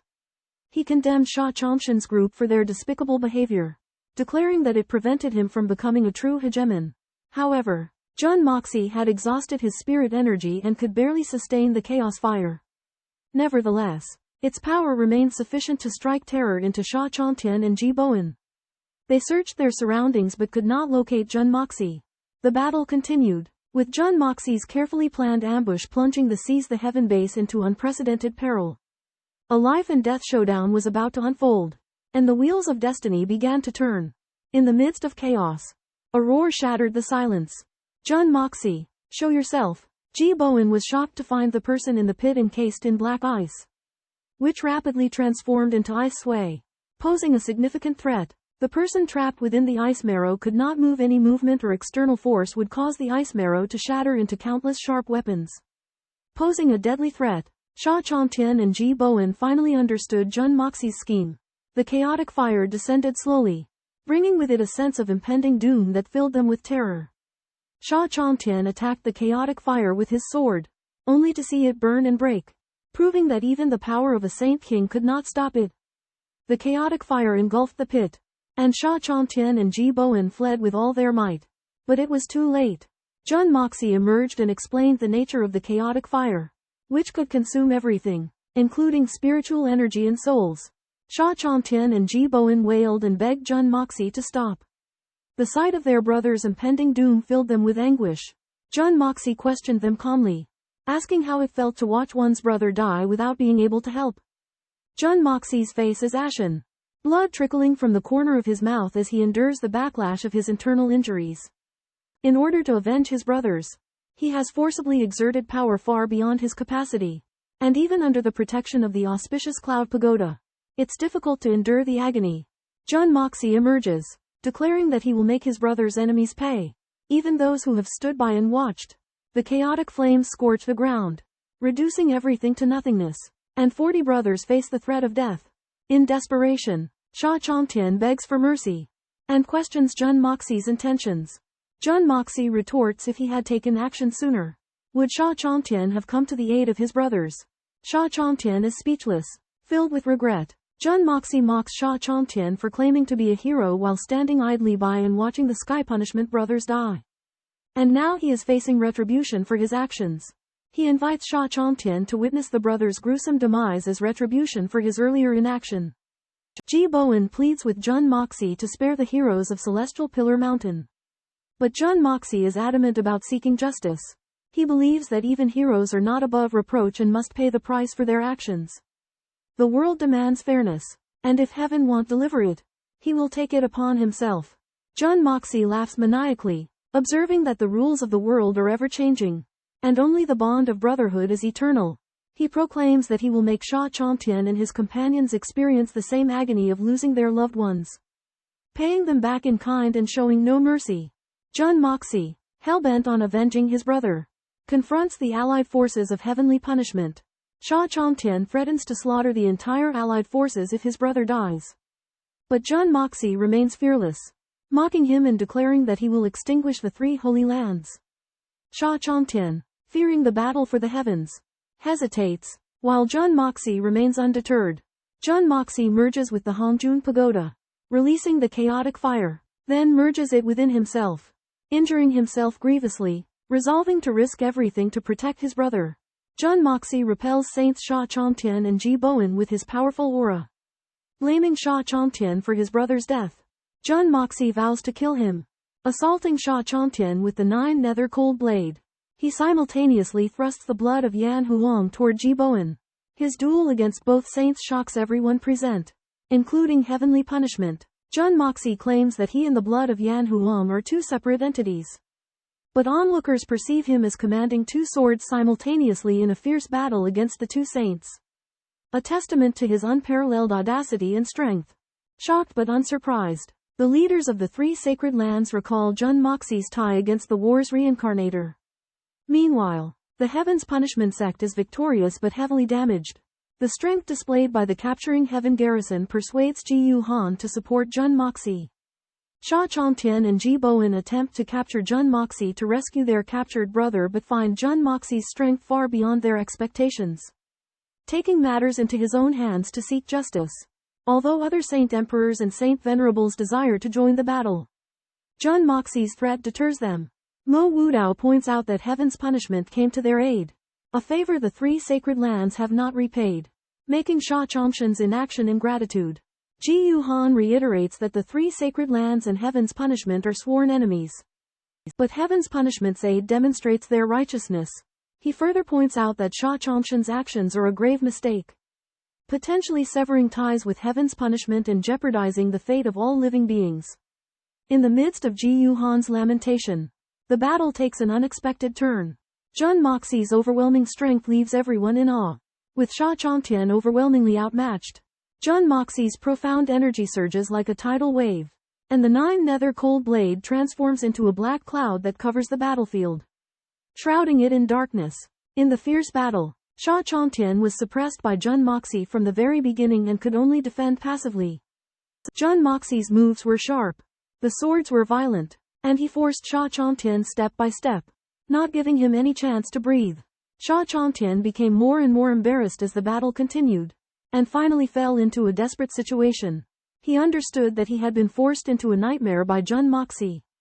Xuanxuan had made a wrong decision not to retreat, and as a result, he could neither fight back nor escape.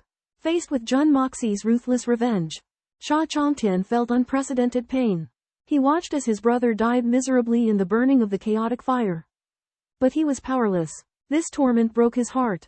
Losing his mind, Xuanxuan fought back frantically, absorbing the spiritual energy of heaven and earth, preparing to self-destruct and die with Jun Moxie.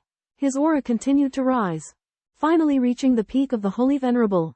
At this time, the heavenly punishment generals and the people of the 3 holy lands all retreated, fearing that Xuanxuan's self-destruction would affect them. However, Mei Shuiyan was not worried about Jun Moxie's safety at all, because Jun Moxie had the Hongjun Pagoda with him. Xuanxuan launched a self-destruction with regret and hatred, and the violent explosion swallowed everything around him. A huge mushroom cloud covered the sky, and a bottomless pit appeared on the ground.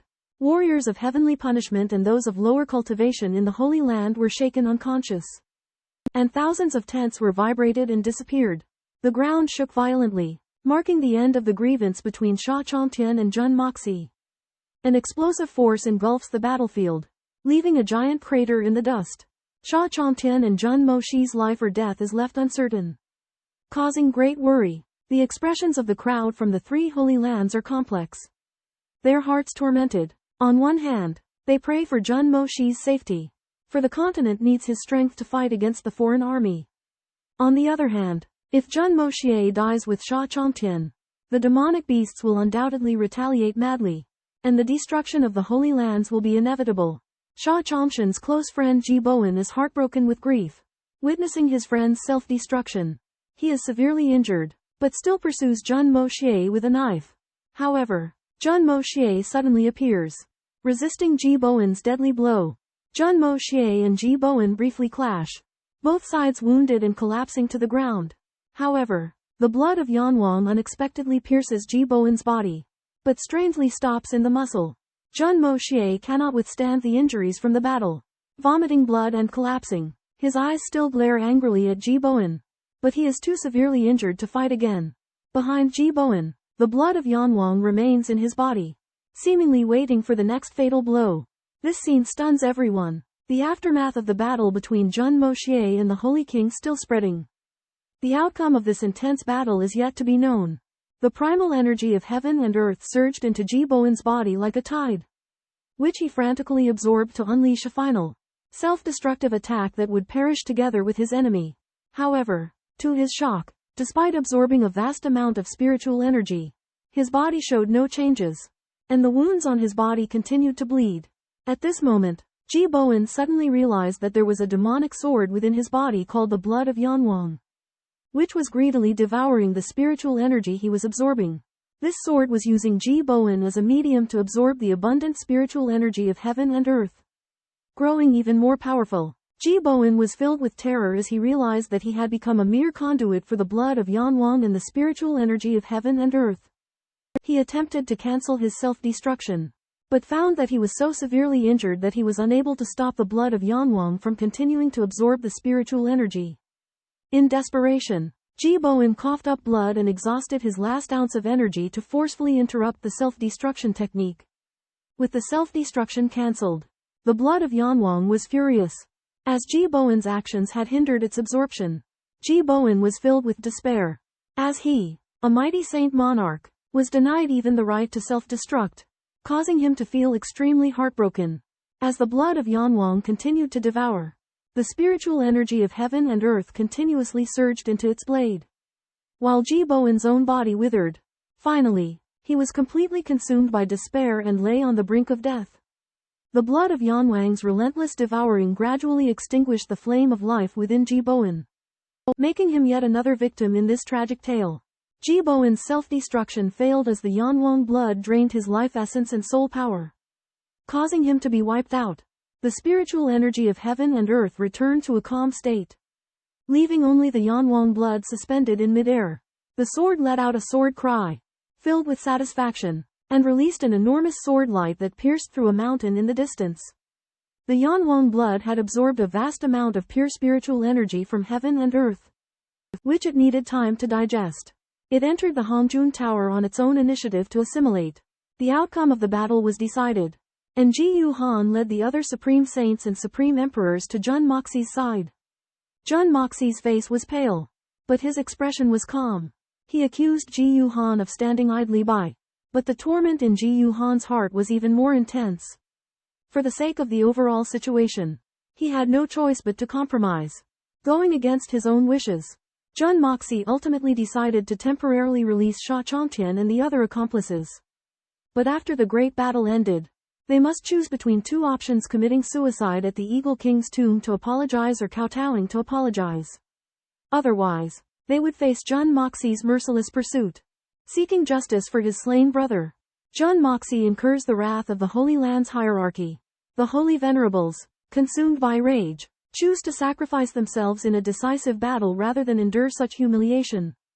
Ji Yuhan accuses Jun Moxie of acting impulsively and ignoring the grand scheme of things. However, Jun Moxie retorts that his brother's death cannot be swept under the rug, and he only seeks justice, regardless of right or wrong.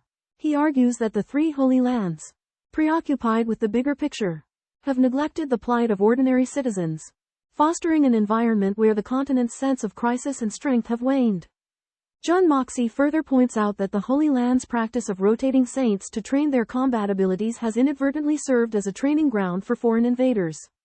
Now, the continent faces an invasion where every member of the enemy force is a soldier, while the continent itself lacks the necessary generals.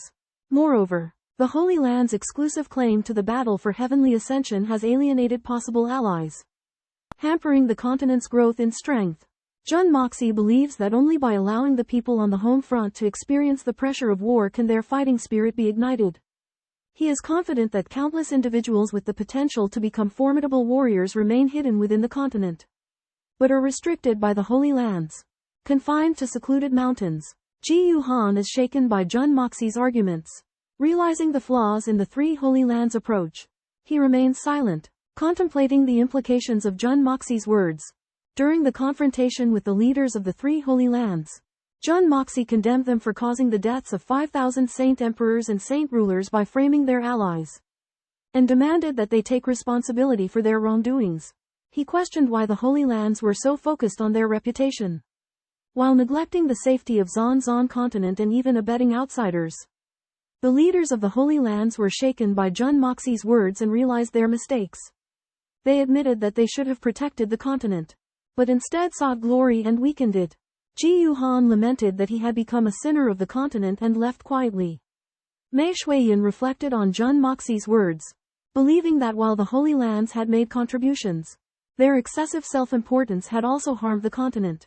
She thought that the three Holy Lands suppressed other forces in order to maintain their position, resulting in the overall weakness of Xuanxuan Continent. Jun Moxie handed the blood of Yan Huang to Mei Shuiyan, instructing her to use it if she was in danger. The blood of Yan Huang had absorbed a great deal of heaven and earth's spiritual energy in the blood essence of a sacred lord, making its strength surpass even Jun Moxie's. Mei Shuiyan was astonished to discover that the blood of Yan Huang could communicate with her and flirtatiously mimic Jun Moxie's voice. Mei Shuiyan was surprised by the unique nature of the blood of Yan Huang and realized that the conflict between the Holy Lands and Jun Moxie was closely related to the safety of the continent.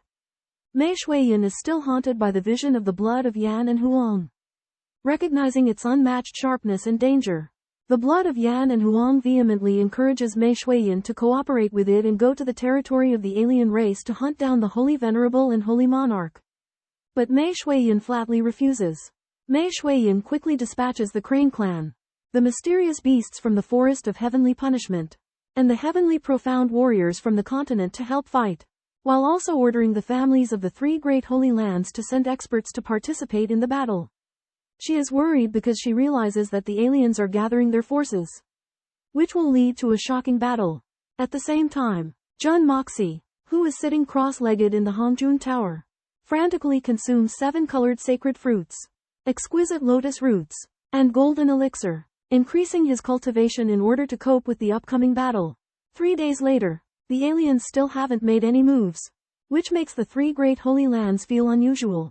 As the volcano dies down, the temperature gradually drops, and both sides remain silent, waiting for the moment of the decisive battle.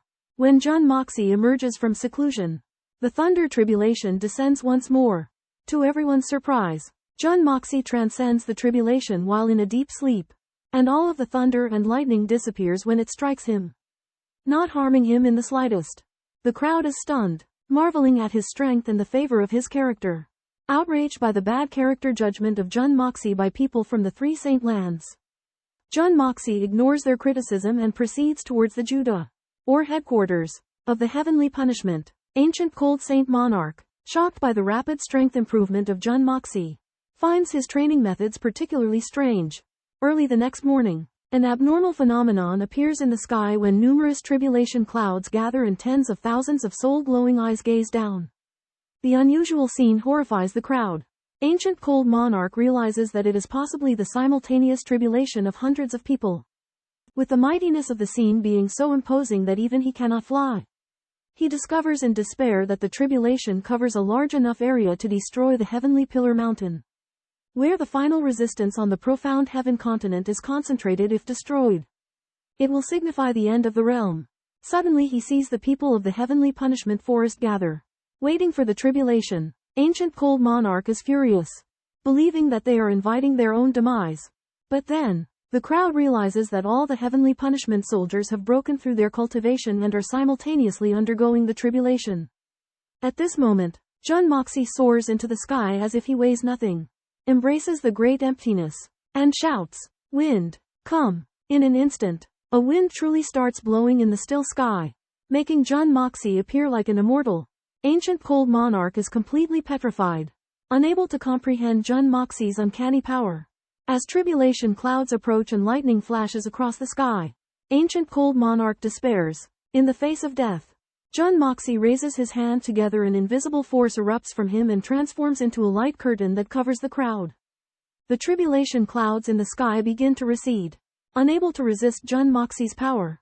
Ji Yuhan was shocked to see Jun Moxie summoning the gust of wind and realized that it wasn't a coincidence. The next moment, the tribulation lightning descended, and Jun Moxie subdued the bolts with a nonchalant gesture, creating a sensational scene. The three saints' places witnessed this miracle firsthand and doubted their own eyes. Jun Moxie continued to confront the endless lightning, dancing through the air with an insolent attitude and graceful movements, occasionally displaying the orchid finger gesture. His performance was shocking and nauseating at the same time. Ji Yuhan couldn't resist the urge to vomit but was also amazed by Jun Moxie's abilities. The collective tribulation lasted for 3 days and 3 nights, exhausting Jun Moxie. Still, he persevered, only sitting down to catch his breath. During the process, the Hongjun Pagoda crazily absorbed the lightning energy, seemingly without limit. Jun Moxie couldn't understand its intention and could only wait quietly. The three saints gradually adapted to the tribulation's coercion, but Jun Moxie remained trapped at its center, unable to leave until its conclusion. This unprecedented tribulation demonstrated Jun Moxie's unparalleled abilities and ignited hope within the three saints. However, it also showed Jun Moxie the limitations of fame and attention, confining him within the spotlight, unable to move freely. The arrival of Xuanxuan Dao upsets the peace of Ji Yuhan. He exposes profound continent's indifferent attitude towards the first of Juyus, accusing them of killing the teacher and exterminating the ancestors. These words shock Ji Yuhan deeply. He realizes that the respect for the first of Juyus has disappeared on the continent, that he does not even have a temple dedicated to him. In stark contrast to his great achievements, Xuanxuan Dao also investigates the secret behind the suppression of heaven and earth a few days ago. He deduces that it was a tribulation, but Ji Yuhan is unwilling to reveal it. Upon learning that Xuanxuan Dao's goal is to break through profound continent head-on, Ji Yuhan becomes worried, as the other side is bound to be coming with great force. Just when Ji Yuhan's mood is complicated, Mei Shui Yan's Yan Huang blood suddenly attacks. Engaging in a fierce battle with Xuanxuan Dao, Ji Yuhan notices that Yan Huang blood seems to be attacking autonomously, not under the control of Mei Shui Yan. This leads him to speculate that the sword might be a divine sword with great spiritual power.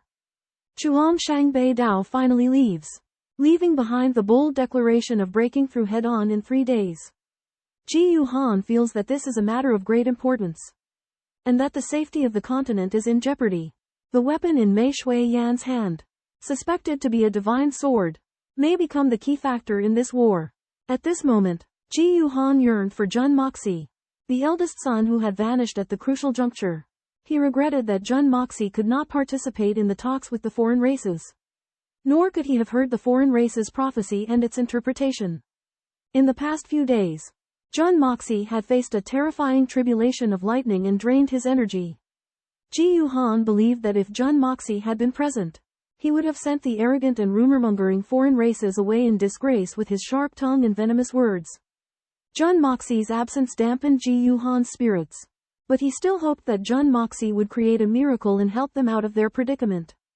After the foreign races left, Mei Shuiyan, realizing that there would be follow-up actions, further increased the alert. The strength of the tribunal forest and the evil monarch palace, after Jun Moxie's enhancements, had become extraordinarily powerful. There were fewer than 20 Saint Venerable experts, but Mei Shuiyan had broken through to the second-level Saint Venerable. Approaching Ji Yuhan's strength, Even more shocking was that Mei Shuiyan had become the only primordial saint venerable in the history of profound beasts. More importantly, all the tribunal fierce beasts and evil monarch palace members had risen to the saint monarch realm. Including the two young boys, Tian Can and DK. They had stubbornly climbed to the third-level saint monarch, but at the cost of their meridian solidifying. Nevertheless, they remained calm and composed. Elsewhere, Bai Li Loyan and Leng Ao led a group of assassins into the jungle while Ying Bo Kong and Feng Wanyun took the cannibalistic wings team to lie in ambush at the front lines. Preparing for the upcoming battle, they believed that, as one of Jun Moxie's direct forces, the cannibalistic wings should play a role in the most dangerous positions, even sacrificing themselves if necessary. The Tiger King, Hu Lai Di, also took the initiative to request to lead his elite tiger tribe as the second echelon. Supporting the front lines, the various beast kings of the tribunal rushed to train their subordinates, improving their combat power. The members of the Holy Land, led by the great elder Ji Yuhan, were calmly awaiting the battle, vowing to defend the dignity of the Holy Land to the death. It is worth mentioning that Shang Kaishan revealed the weakness of the foreign races' invisibility technique. That their defense was weak. This news attracted Mei Shuiyan's attention and provided valuable intelligence for subsequent battles. After discovering the weakness of the concealed masters of the alien race, Mei Shuiyan is deep in thought, trying to come up with a countermeasure. At this moment, Jun Moxie appears and tells her that after absorbing the divine lightning tribulation, the primordial origin pagoda and his realm have undergone some subtle changes. Jun Moxie realizes that this weakness can be exploited, but he is struggling to find a feasible method. After some contemplation, Jun Moxie comes up with a daring plan. He suggests that at the critical moment of the battle, the Saint Venerable Masters should be concentrated at the front line of the battlefield, closely observing every move of the enemy masters. Once the concealed enemy masters vanish, it means they have launched a surprise attack. To deal with the surprise attack of the concealed masters, Jun Moxie devises 4 waves of offensive strikes. The first wave defends against attacks. The second and third wave launch an indiscriminate and mid-range attack. And the fourth wave is a torrential and dense barrage attack. After the completion of the attacks, all the warriors will charge into the main alien force, taking advantage of the chaos of the melee between the enemy and their own forces to restrict the movement of the concealed masters. However, there is a crucial point in this plan: the life restoration pill. Jun Moxie requires the warriors to not consume the life restoration pill after being injured, but to wait until the alien race deploys a large number of concealed masters and consume it all at once, achieving an unexpected effect. Mei Shuiyan approves of the plan but also realizes that it will inevitably lead to casualties. Jun Moxie solemnly states that at the critical moment, they cannot afford to be sentimental and must pay the price. Mei Shuiyan adds another useful idea, but Jun Moxie does not reveal the specific details, leaving the plan to be continued in the future. Mei Shuiyan suggested inviting the insightful Rakshasa Chao Ying to join their operation plan because Chao Ying can see through the enemy's stealth skills, which will greatly improve their strategic execution efficiency. Jun Moxie agreed to the proposal, and sent someone to the heavenly sacred places Saint Sovereign Ji Yuhan to borrow Chao Ying. Ji Yuhan readily agreed, thinking that Chao Ying could better utilize her abilities in the evil monarch's abode. Although Chao Ying was reluctant to leave the heavenly sacred palace, she also understood this was necessary for the current situation. After she bid farewell to her close companions, Chao Ying was led by Mei Shuiyan into the evil monarch's abode's faction. At this time, Ji Yuhan pulled Jun Moxie aside, blocked off space with his energy, and had a critically important conversation. Ji Yuhan told Jun Moxie that now only he could stop the foreign race from invading the Xuanxuan Continent, and the Holy Land had lost its ability to do so. Ji Yuhan was relieved with Chao Ying's whereabouts, as she would be protected in the evil monarch's abode. Jun Moxie became serious all over, as he realized that Ji Yuhan's conversation was of great significance. Ji Yuhan blocking off space meant that they were about to discuss top-secret information. The two entered a secret conversation space that only they knew about, laying a foundation for their future plans and strategies. Ji Yuhan is a man of great history and fluctuation in his cultivation. He once reached the peak of saintly venerate in his past life, but dispersed during a heavenly tribulation and reincarnated as a newborn. He now lives as Ji Yuhan. Ji Yuhan is obsessed with pursuing heavenly retribution glories. desiring to enter sagehood and roam the cosmos. However, the appearance of Samsara's reincarnation and the theft of the 9 mystical quicksand severely wounded his spirit, causing his cultivation to regress to the 3rd level of saint. Faced with the invasion of alien races, Ji Yuhan knows the weakness of the 3 great sacred lands and begs Jun Moxie to help him fulfill his wish of eliminating the aliens. He believes the 3 great sacred lands are doomed and places all hope in Jun Moxie alone. Ji Yuhan's request is astonishing, to have Jun Moxie lead all of the 3 great sacred lands to their deaths and kill as many aliens as possible. Jun Moxie smiles wryly but senses the depth of Ji Yuhan's hatred for the aliens. Ji Yuhan believes Jun Moxie's motive for hating aliens is not for the well-being of the world or heavenly retribution glories. He suspects Jun Moxie holds a deep-seated grudge. Jun Moxie smiles ruefully as his hatred is rooted in a previous life, the indignation he felt towards a certain race. But he cannot explain it in this world. Ji Yuhan confessed to Jun Moxie that the massacre of the foreign race by the Holy Land was for self-preservation. But they also admitted their own sins.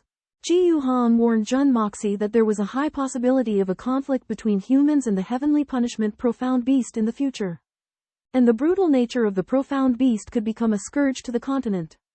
Jun Moxie had great concerns about this, but he believed that this issue could only be addressed in the future. Ji Yuhan recalled the final battle of the 3 Holy Lands, where they defended their honor in a valiant manner, hoping to gain Jun Moxie's approval. However, Jun Moxie indifferently stated that their sacrifice was not great because no one forced them to fight. They merely chose to use their lives to uphold their beliefs. Ji Yuhan rolled his eyes in anger, believing that Jun Moxie was too indifferent to life. But Jun Moxie insisted that as long as one had done what they should with a clear conscience, it was enough. As for their ultimate fate, it was not the most important thing. In a discussion with Ji Yuhan, Jun Moxie elucidates his views on the 3 Holy Lands and the upcoming battle. He notes that the people of the 3 Holy Lands have been overly pessimistic, focusing only on achieving salvation through self-sacrifice, while neglecting to maximize their value in the conflict. Jun Moxie argues that while death in war is inevitable, it should come in the most glorious manner possible, instead of impulsively self-detonating. The experts of the Holy Lands should unleash their full force on the battlefield, fighting until they are exhausted before choosing self-destruction, thus making the greatest possible contribution to the war effort. Furthermore, Jun Moxie emphasizes the importance of self-reliance, stating that while the 3 Holy Lands are relatively short-handed, he and his forces will participate fully in the war. He urges the people of the Holy Lands to cast aside their defeatist notions and embrace a proactive mindset, fighting for ultimate victory. Ji Yuhan is deeply shaken by Jun Moxie's words.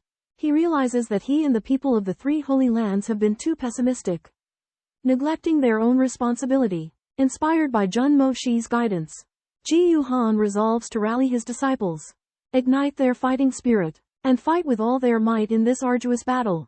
Before departing, Jun Moxie warns Ji Yuhan of the lingering threat posed by the Valley of the Reincarnations, urging him to remain vigilant. Ji Yuhan expresses his gratitude for Jun Moxie's advice, pledging to do his utmost to protect the 3 Holy Lands and the safety of the continent. Jun Moxie sternly warned Ji Yuhan not to spread negative propaganda within the army, emphasizing how damaging such words would be to morale. He argued that such a reckless outburst was pointless, even more so than a man who commits suicide after being spurned in love, as it cast aside the honor and responsibility of a warrior. Ji Yuhan crumbled under the weight of his defeat, his hair turning white and his face gaunt. He asked Jun Moxie to look after Chao Ying, revealing that she was his daughter. Chao Ying possessed the yin-yang eye, a fact that Ji Yuhan had discovered as a child when he brought her to the heavenly sacred palace. Upon learning that Chao Ying's father was not an ordinary man, Jun Moxie understood that Ji Yuhan had deliberately pursued emotional suffering in order to break through in his cultivation. Ji Yuhan had fallen deeply in love with Chao Qingyi. However, she was frail and died after several years, asking Ji Yuhan to look after their daughter on her deathbed. The guilt and remorse from this experience had left a scar on Ji Yuhan's heart. Jun Moxie sighed, lamenting the short-lived lives of brilliant but delicate women. Ji Yuhan's deliberate creation of emotional turmoil in order to achieve a breakthrough had ultimately consumed him, leaving a wound that would never fully heal. For years, a wife remained oblivious to her husband Ji Yuhan's abnormality, Supporting him silently, Ji Yuhan sent his daughter Chao Ying to Tianxiang Mountain, sacrificing her happiness to assist in combating the enemy with her insight. After learning about this, Jun Moxie rebuked Ji Yuhan, accusing him of sacrificing his daughter and disregarding the lives of all. Ji Yuhan defended his actions as necessary, claiming he had to sacrifice his daughter to protect the sanctuary and his brothers. However, Jun Moxie argued that men should bear the responsibility of war, not force it upon women. Ji Yuhan implored Jun Moxie to care for Chao Ying after the war. However, Jun Moxie refused, condemning Ji Yuhan as hypocritical and shameful. In a desperate plea, Ji Yuhan suggested Jun Moxie marry Chao Ying, as he was the only one who could care for her. Jun Moxie flatly refused, claiming he only had intentions to toy with Chao Ying and had no desire to marry her. Ji Yuhan pressed his case, exposing Jun Moxie's lustful intentions towards Chao Ying. Jun Moxie admitted his desire but adamantly refused to marry Chao Ying, stating that she was Ji Yuhan's daughter. Finally, Ji Yuhan, out of options, entrusted his daughter to Jun Moxie. Jun Moxie tossed Ji Yuhan's hand off his robe, mocking him for just toying around. Surprisingly, Ji Yuhan released his grip and agreed to cooperate. However, Ji Yuhan made a final request, pleading with Jun Moxie to never reveal his identity to his daughter. Ji Yuhan lifted the spatial lock, his demeanor shifting. He chose to fight alongside Jun Moxie. Despite Jun Moxie's previous claims of just toying around, Ji Yuhan believed that if Jun Moxie were truly that irresponsible, he had misread him. Reinforcements from Heaven's Punishment arrived, bolstering their strength. Jun Moxie assumed overall command of the sacred lands, though Sha Chomshan's 5 subordinates refused to associate with them. Jun Moxie disregarded them, focusing solely on the battle at hand. Mo Wudao appeared with a grim expression but remained silent. In contrast, Leng Tong praised Jun Moxie fervently, declaring his intention to die in battle. Jun Moxie was moved by Leng Tong's heroic spirit, acknowledging that he fell short in that regard. Jun Moxie recognized his shortcomings, but he believed that with the cheat-like power of the Hongjun Pagoda, he could transcend himself. He resolved to make the most of the upcoming decisive battle, contributing to the fate of the Xuanxuan Continent. In an otherworld where the strong rule, Jun Moxie is a rebellious and ambivalent man. Despite his formidable power, his personality makes him a social outcast. Upon learning of an impending invasion by a foreign race, the realm's strongest warriors gather. Surprisingly, Chu Chihun, the king of assassins, also appears.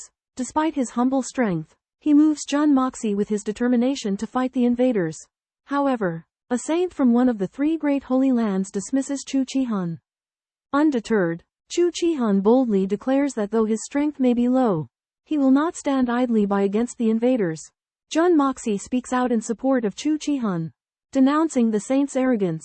The other Holy Land members urge the saint to reconsider, arguing that they should set aside grievances and unite against the impending invasion. Jun Moxie emphasizes that anyone who comes to their aid, regardless of their cultivation level, will be hailed as a hero who defended their homeland. He sternly warns those present that any insult to those who answer the call will be met with the most severe punishment. Jun Moxie and Ji Yuhan both declare that they will not tolerate further desecration of heroes by members of the sanctuary and that they will personally execute any who do. At this moment, the assassin supreme Chu Chihun arrives, and Jun Moxie welcomes him warmly, giving him a potion to help him improve his strength. Although Chu Chihun is initially suspicious, he eventually accepts the potion. Suddenly, the sky changes and there is a mournful cry that warns of an attack. Jun Moxie and his companions rush to the scene but find nothing unusual. However, Ji Yuhan, Jun Moxie, and Mei Shui Yan sense a fierce battle in the distant northeast, the strength of which is astonishing. The battle between the two is so intense that it causes an earthquake and is heard for 1,000 miles. Jun Moxie judges that the two are moving rapidly towards them. Everyone wonders why such powerful masters would be fighting each other at such a critical time. Suddenly, Jun Moxie's expression changes, and he cries, "Not good, they're getting closer." The two are fighting their way towards them. Ji Yuhan contemplates and guesses that the combatants may be saint-level masters, but no one is certain. Mei Shui Yan sends scouts to investigate and learns that it is the 14 youths of 9 Netherworld, who are fighting as they approach. Everyone is horrified. The 14 youths of 9 Netherworld were demon lords of hundreds of years ago. And their unique divine weapon, divine melody, is extremely strange and powerful. Everyone fears that if the 14 youths of 9 Netherworld obtain divine melody again, it will pose a grave threat. The divine music owner Jun Xie is invincible under heavens. Even without the divine music, he is still a top-notch expert. Hundreds of years ago, when he was severely injured, Jun Xie broke through the guard of 8 Saint Venerables. Although he lost 90 of his strength, he still killed the besieging Saint Emperor.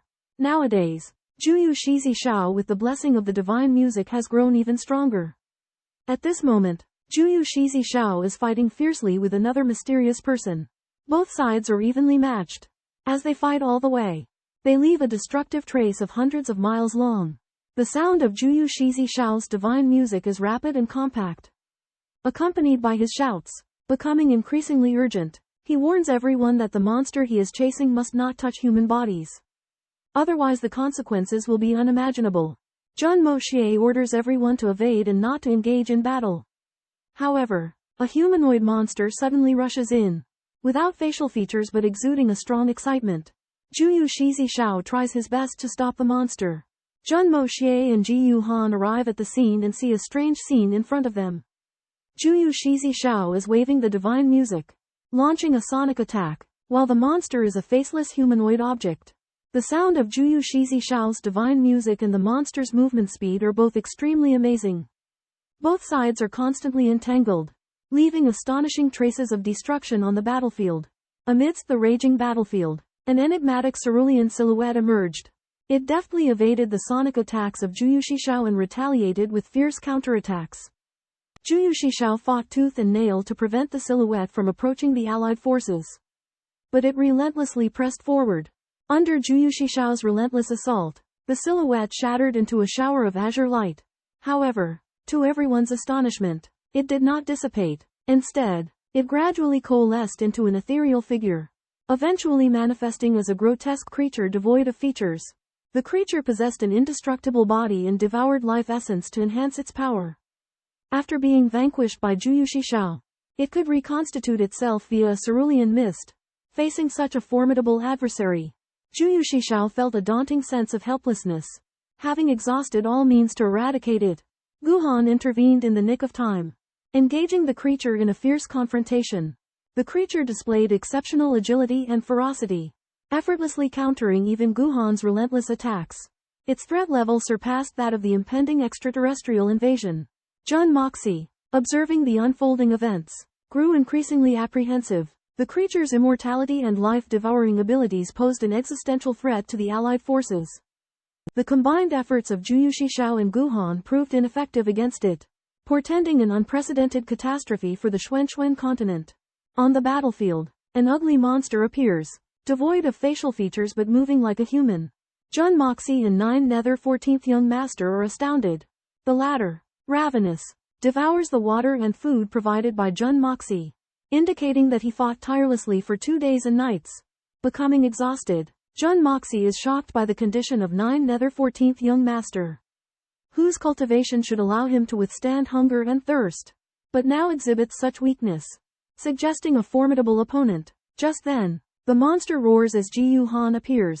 Shocked, he realizes the monster with a furious roar, calling it 9 Phantoms Quicksand, revealing its identity. Battle Quang, the reincarnation of war. Jun Moxie and 9 Nether 14th Young Master are stunned, learning that after Battle Quang escaped the volcano, he reshaped his body using 9 Phantoms Quicksand. However, 9 Phantoms Quicksand, while precious, lacks many characteristics of a human body. Battle Quang preserved his life but lost all his human features, becoming a monster with no senses. Battle Quang seethes with anger, for it was he who destroyed the Heavenly Pillar Mountain, causing the continental catastrophe, and was defeated by Jun Moxie and Ji Yuhan. His body burned in the volcano. He resorted to reshaping his body using 9 Phantoms Quicksand, causing him to lose his humanity. Unable to meet even basic physiological needs, he blames Ji Yuhan for forcing him onto this path. Filled with resentment, the story remains incomplete, with the upcoming chapters set to explore the fate of Battle Quang and the aftermath of the continental catastrophe. The soul of the warlord is on the verge of dissipating. So he uses the 9 illusion quicksand to mold a human body. Only to be surprised to find that the body has no facial features or vital organs. In order to fill in the missing parts, he has to absorb the blood essence of a corpse. But the disgust he feels is unbearable. At the same time, the 14 young masters of the 9 netherworlds suddenly appear, mistakenly thinking that the warlord is a monster and launch an attack. Thanks to the regenerative ability of the 9 illusion quicksand, the warlord repeatedly survives defeat. Ji Yuhan and Jun Moxie join the battle, with Jun Moxie using the chaotic flame to attack, hoping to eliminate the warlord. Surprisingly, the chaotic flame cannot burn the warlord's cyan smoke form, indicating that the 9 illusion quicksand has the ability to resist the chaotic flame. Jun Moxie asks Ji Yuhan about the weaknesses of the 9 illusion quicksand. But Ji Yuhan says he doesn't know. On the battlefield, the three temporarily cease fighting, shocked by the stalemate between the warlord's cyan smoke and the chaotic flame. Ji Yuhan helplessly looked at the sky, with black flames burning. There was a look of disappointment on his face. He explained that the origin of the 9 illusions quicksand was mysterious and unknown. Its specific function was unclear, but it was related to spatial energy. What it was incompatible with was unknown. Jun Moxie did not know what to do and thought about the essence of the 9 illusions quicksand. Although the 9 illusions quicksand was not an inborn spiritual thing, it was very close to it. In essence, it was similar to the chaotic spiritual fire and was a medium for creating space. Zhan Kuang used all the 9 illusions quicksand to reshape his body. Now, the energy of his body was hard to estimate, but he had only discovered 1/10 of its uses and it was already so terrifying. However, the chaotic fire did not work on Zhan Kuang, which made Jun Moxie fall into a difficult situation. Zhan Kuang again condensed into a human form. Jun Moxie decided to try it himself.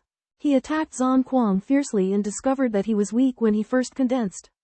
Gradually, Zhan Kuang's body became more sensitive, but his illusionary form became more serious. Jun Moxie increased the force of his attack. The blood of Yanwang pierced the sky and stabbed into Zhan Kuang's dantian. A large hole appeared in Zhan Kuang's body and the blood of Yanwang began to move all over his body. But it could neither absorb Zhan Kuang's soul nor the 9 illusions quicksand. The blood of Yanwang released extreme sword chi and Zhan Kuang's body exploded into green smoke. The blood of Yanwang explained that he could not absorb Zhan Kuang's soul in the 9 illusions quicksand. But they were of great benefit to Jun Moxie's cultivation. Jun Moxie suddenly understood that the 9 illusions quicksand was likely related to the power to open up space. It was a high-level medium and was of great help to his open heavens creation skill cultivation. Jun Moxie discovers the battle maniac's soul attached to the 9 illusions quicksand. A flash of inspiration strikes him as he realizes that the 9 illusions quicksand could be the medium to separate the battle maniac's soul. He traps the battle maniac's cyan smoke in the marrow ice and separates a tiny portion of the cyan light from the smoke.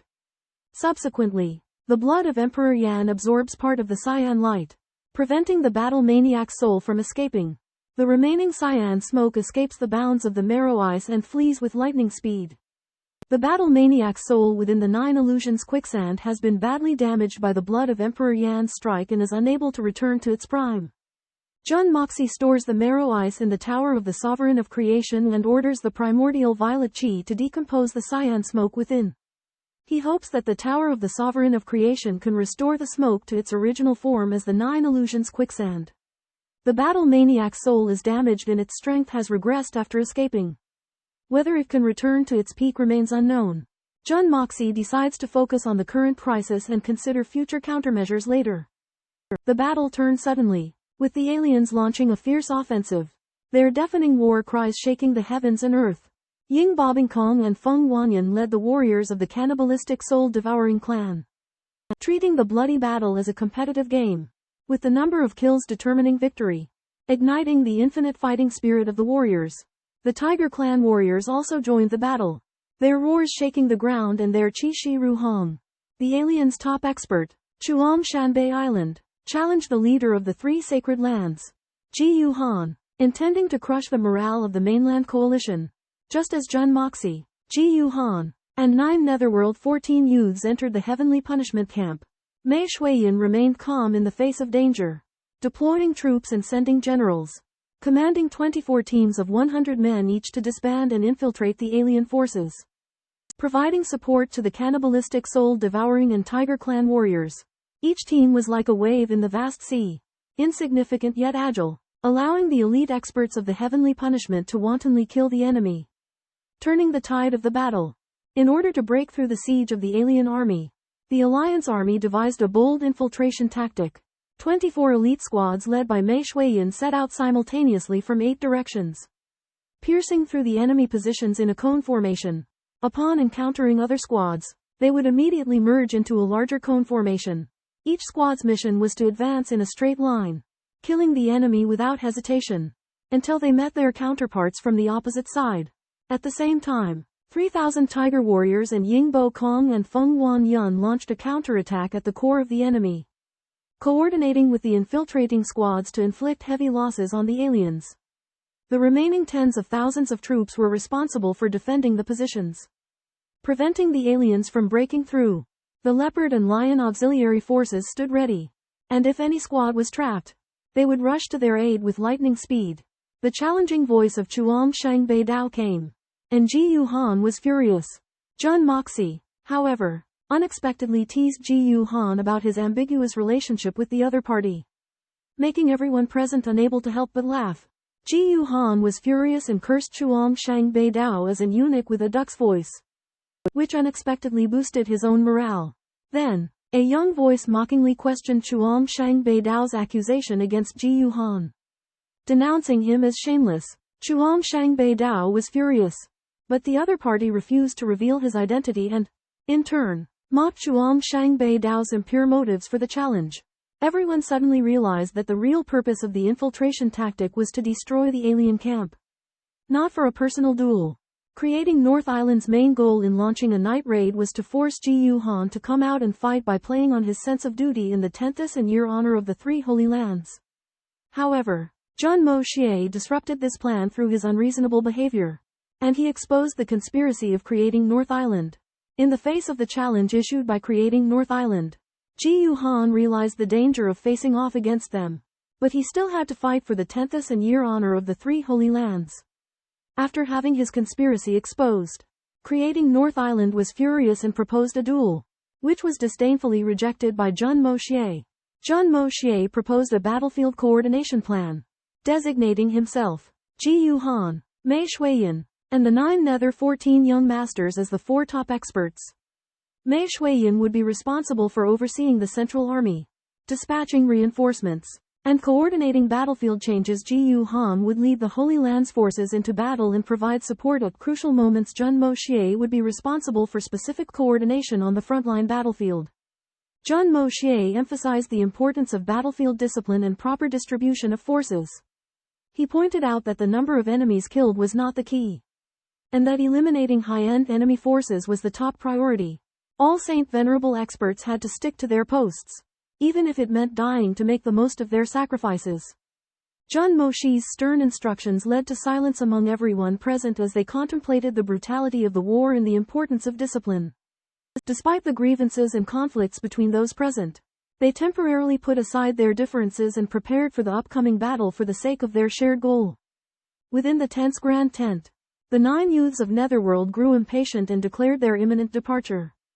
Jun Moxie reluctantly agreed and emphasized the timing of the participation of the 3 sacred grounds.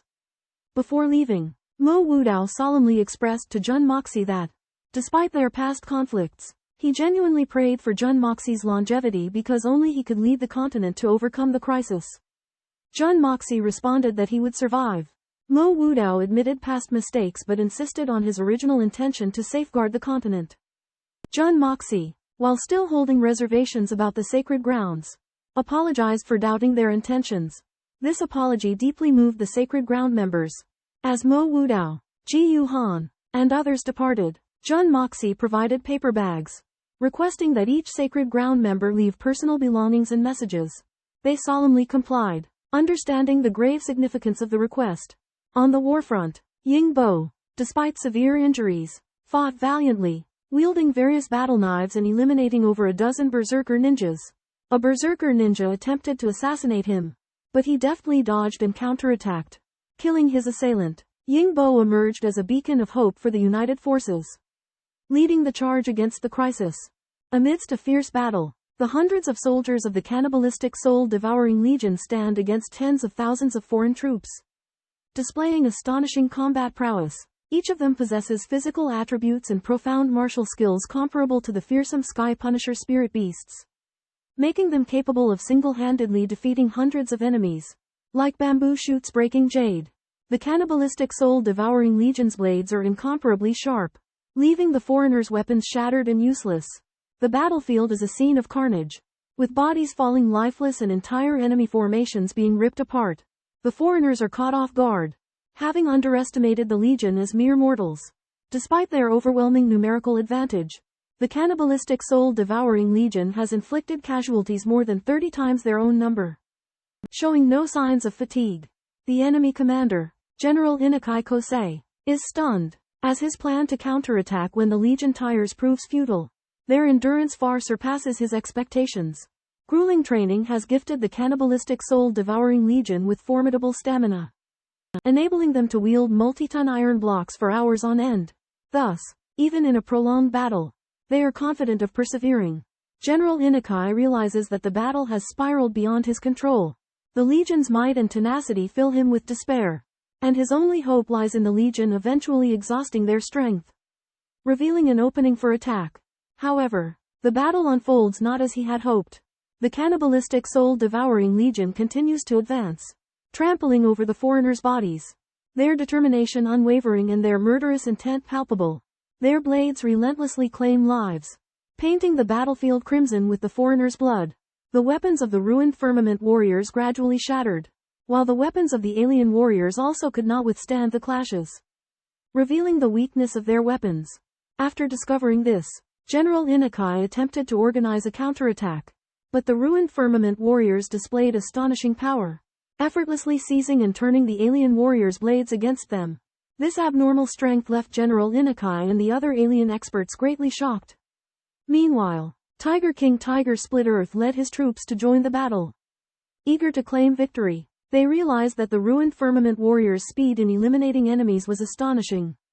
The savagery displayed by the ruined firmament warriors far surpassed that of the profound beasts, and their attacks rapidly depleted General Inokai's forces. In the face of the ruined firmament warriors' offensive, General Inokai ordered the deployment of 500 Netherworld stealth ninja and Mad Blade ninja experts. Although the inclusion of these experts hindered the ruined firmament warriors' advance, they were unable to reverse the defeat. General Inokai, realizing that his trump card may not be effective, nervously commanded the army to adjust its tactics. Just as the two sides were engaged in a fierce battle, a dark figure glided through the battlefield, its identity and purpose remaining a mystery. Deep within the rear lines of the enemy forces, a dark figure moved stealthily, disguised as a symbiotic alien. Amidst the chaos of battle, their movements appeared slow, but in reality, they were lightning fast. The enemy general, Inagami Kushin, intently directed the battle, unaware of the impending danger. A figure in black stealthily approached his location. Earlier, the aliens had deployed hundreds of elite warriors to launch a surprise attack, only to be decimated by the mainland army. At that moment, Inagami Kushin witnessed the slaughter of his elite forces and was filled with horror. As if on cue, a deafening thunderclap erupted, as over 100 aliens self-detonated, transforming into countless blades that relentlessly attacked the mainland army. Inagami Kushin was left in despair, like an individual who had awoken from a nightmare. His trusted generals and staff officers were slain, and his command center was reduced to rubble. In front of him stood two young boys, armed with swords.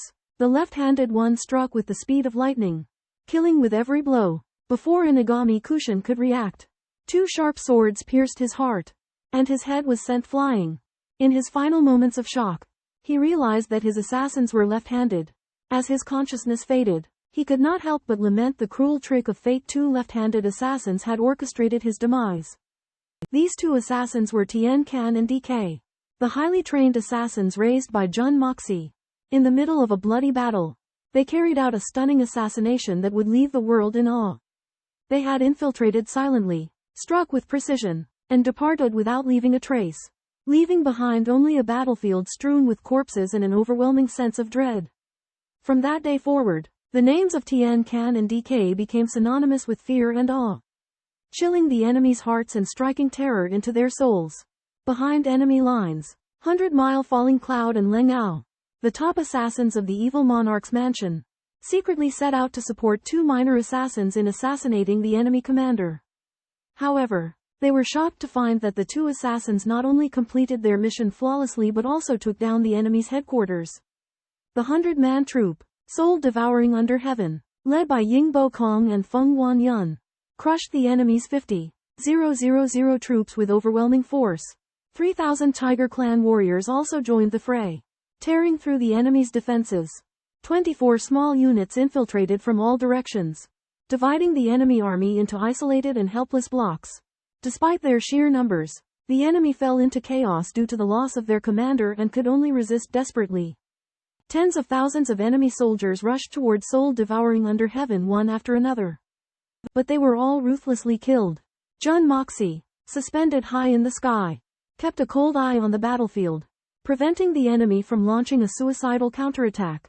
Meanwhile, Chuang Bei Dao, the first powerhouse of the alien race, arrives with more than 10 other masters and discovers that Jun Moxie is using a battle of gazes to suppress him. Bei Dao is aghast, finding himself utterly powerless against Jun Moxie's overwhelming might. A single glance leaves him critically wounded, making him realize the terrifying extent of Jun Moxie's strength. During a conversation between God's country chief Su Kitajima and his subordinate, Takagi Teikoku, Su learns that their opponents possess a formidable master. Someone even Su himself admits to being no match for. Su describes this individual as standing aloof 50 miles away, his gaze as sharp as a sword, inducing illusions and terror in those who make eye contact. Takagi Teikoku attempts to observe the opponent stealthily but is unfortunately discovered. As their gazes meet, Takagi Teikoku succumbs to visions of countless corpses and grotesque faces, filling him with unspeakable fear. Su Kitajima intervenes to save his subordinate but is unable to fully dispel Takagi Teikoku's terror. Su Kitajima realizes that this master is an extraordinary force, beyond their ability to defeat alone. Their elaborate plan is thrown into disarray, and God's country must now concentrate all their Saint King warriors to besiege this enigmatic figure, only to hope for victory.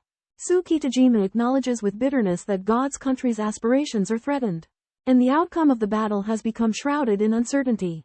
When facing the Otherworld Saint Monarch Xuanxuan Bei Dao, Jun Moxie displayed astonishing spiritual dominance, instilling fear into Bei Dao. However, he also underestimated Jun Moxie's overall strength. Bei Dao realized that Jun Moxie possessed the ability to resist the siege of 6 Saint Monarchs. He was more worried that Jun Moxie would launch a sneak attack, which he expected to be near impossible to execute successfully. Suddenly, there appeared a white figure from the distant north, standing with arms crossed and slowly approaching. Bei Dao sensed a sense of frustration, as it was clear that the figure didn't acknowledge his presence, exuding an overwhelming arrogance and disdain. Jun Moxie's gaze was cold, filled with contempt, as he pressed his finger downward, signifying that the Otherworlders were insignificant in his eyes. Bei Dao was enraged by Jun Moxie's actions but was forced to suppress his anger to maintain composure and avoid losing his presence of mind. However, Jun Moxie suddenly disappeared without a trace. Despite being guarded by thousands of Saint Monarchs, Bei Dao recognized that he would have been killed instantly if Jun Moxie had launched a sneak attack. Bei Dao felt indignant and humiliated, seeing that Jun Moxie didn't even deign to converse with him. Other Otherworlder experts were struck with awe and dared not make eye contact. After struggling with his emotions, Bei Dao calmed down, acknowledging that Jun Moxie's strength far surpassed his own and that he had to endure the insults. Bei Dao lamented the inevitable loss of his 50,000 troops, as the formidable strength of Jun Moxie's subordinates surpassed his imagination. He speculated that these subordinates might be under the command of the white figure that had appeared before. During a fierce battle, the vanguard skirmishes continue between the alliance of Xuanxuan Continent and the Outlanders. However, the Outlanders' 300-strong residual heaven soul devouring force unexpectedly demonstrates astounding coordination and cohesion. Their cooperation reaches a seamless level, where regardless of any disruption, as long as any two members join forces, they can unleash combat power surpassing the sum of two individuals. Bei Dao and everyone else are left in awe as they discover that the residual heaven soul devouring force can ingeniously neutralize any offense. even turning fatal injuries into minor wounds. As soon as someone is injured, at least 6 members immediately work together to protect the injured party from further attacks. This ingenious coordination makes Shang Bei Dao and the others realize that even a supreme monarch-level powerhouse would only have a chance of survival by resorting to extreme measures when alone against this force. They understand that any supreme monarch who goes it alone against this force faces the threat of death. Jun Moxie hides in the shadows and observes. But to avoid being surrounded by the other party's 13 experts, he has no choice but to suppress his urge to intervene. Both sides tacitly let their forces engage in battle without interference, relying on their exceptional coordination. The residual heaven-soul devouring force gradually takes control of the battlefield, inflicting heavy casualties on the Outlander forces. As the battle nears its end, only a few thousand Outlanders remain, but they continue to charge forward until the very last one falls, leaving no survivors. As dawn breaks, the Outlanders' million-strong army remains motionless, witnessing the tragic end of their compatriots. There is no follow-up action on the side of the heavenly punishment. And the 9 nether 14 young masters who have been observing the battle are thoroughly shocked by the residual heaven-soul devouring force's brilliant coordination. He realizes that even a peak expert like him cannot comprehend the supreme divine ability that the first young master of the 9 nether created when creating the Pillar of Heaven Mountain. And that the ruins of the Pillar of Heaven Mountain may hide an opportunity to break through the realm. The Great War finally ends, with the residual heaven-soul devouring force annihilating 50,000 Outlanders and demonstrating their astonishing combat prowess. The Outlanders' valiant struggle is also worthy of admiration. The vanguard skirmishes between Xuanxuan Continent and the Outlanders come to an end. But a greater storm still brews. After the intense battle, the Cantien Squadron and the Soul Devouring Squadron suffered 7 casualties.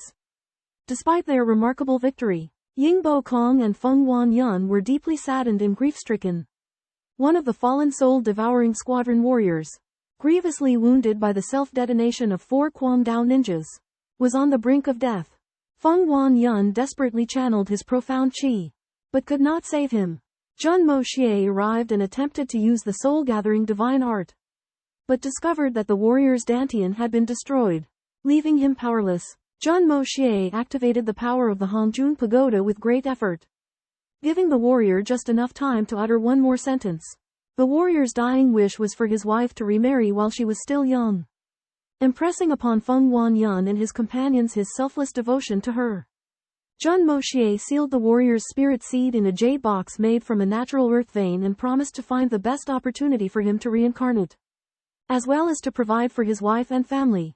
Yingbo Kong and the other soul-devouring squadron warriors bowed to the warrior's body, expressing their sorrow and respect. Inside the grand camp, Mei Shuiyan and the others welcomed the triumphant warriors. Despite the overflowing joy of victory, they also deeply felt the ferocity of the battle and the bravery of the alien army. They realized that if these formidable troops were to enter the mainland, it would cause immeasurable disaster.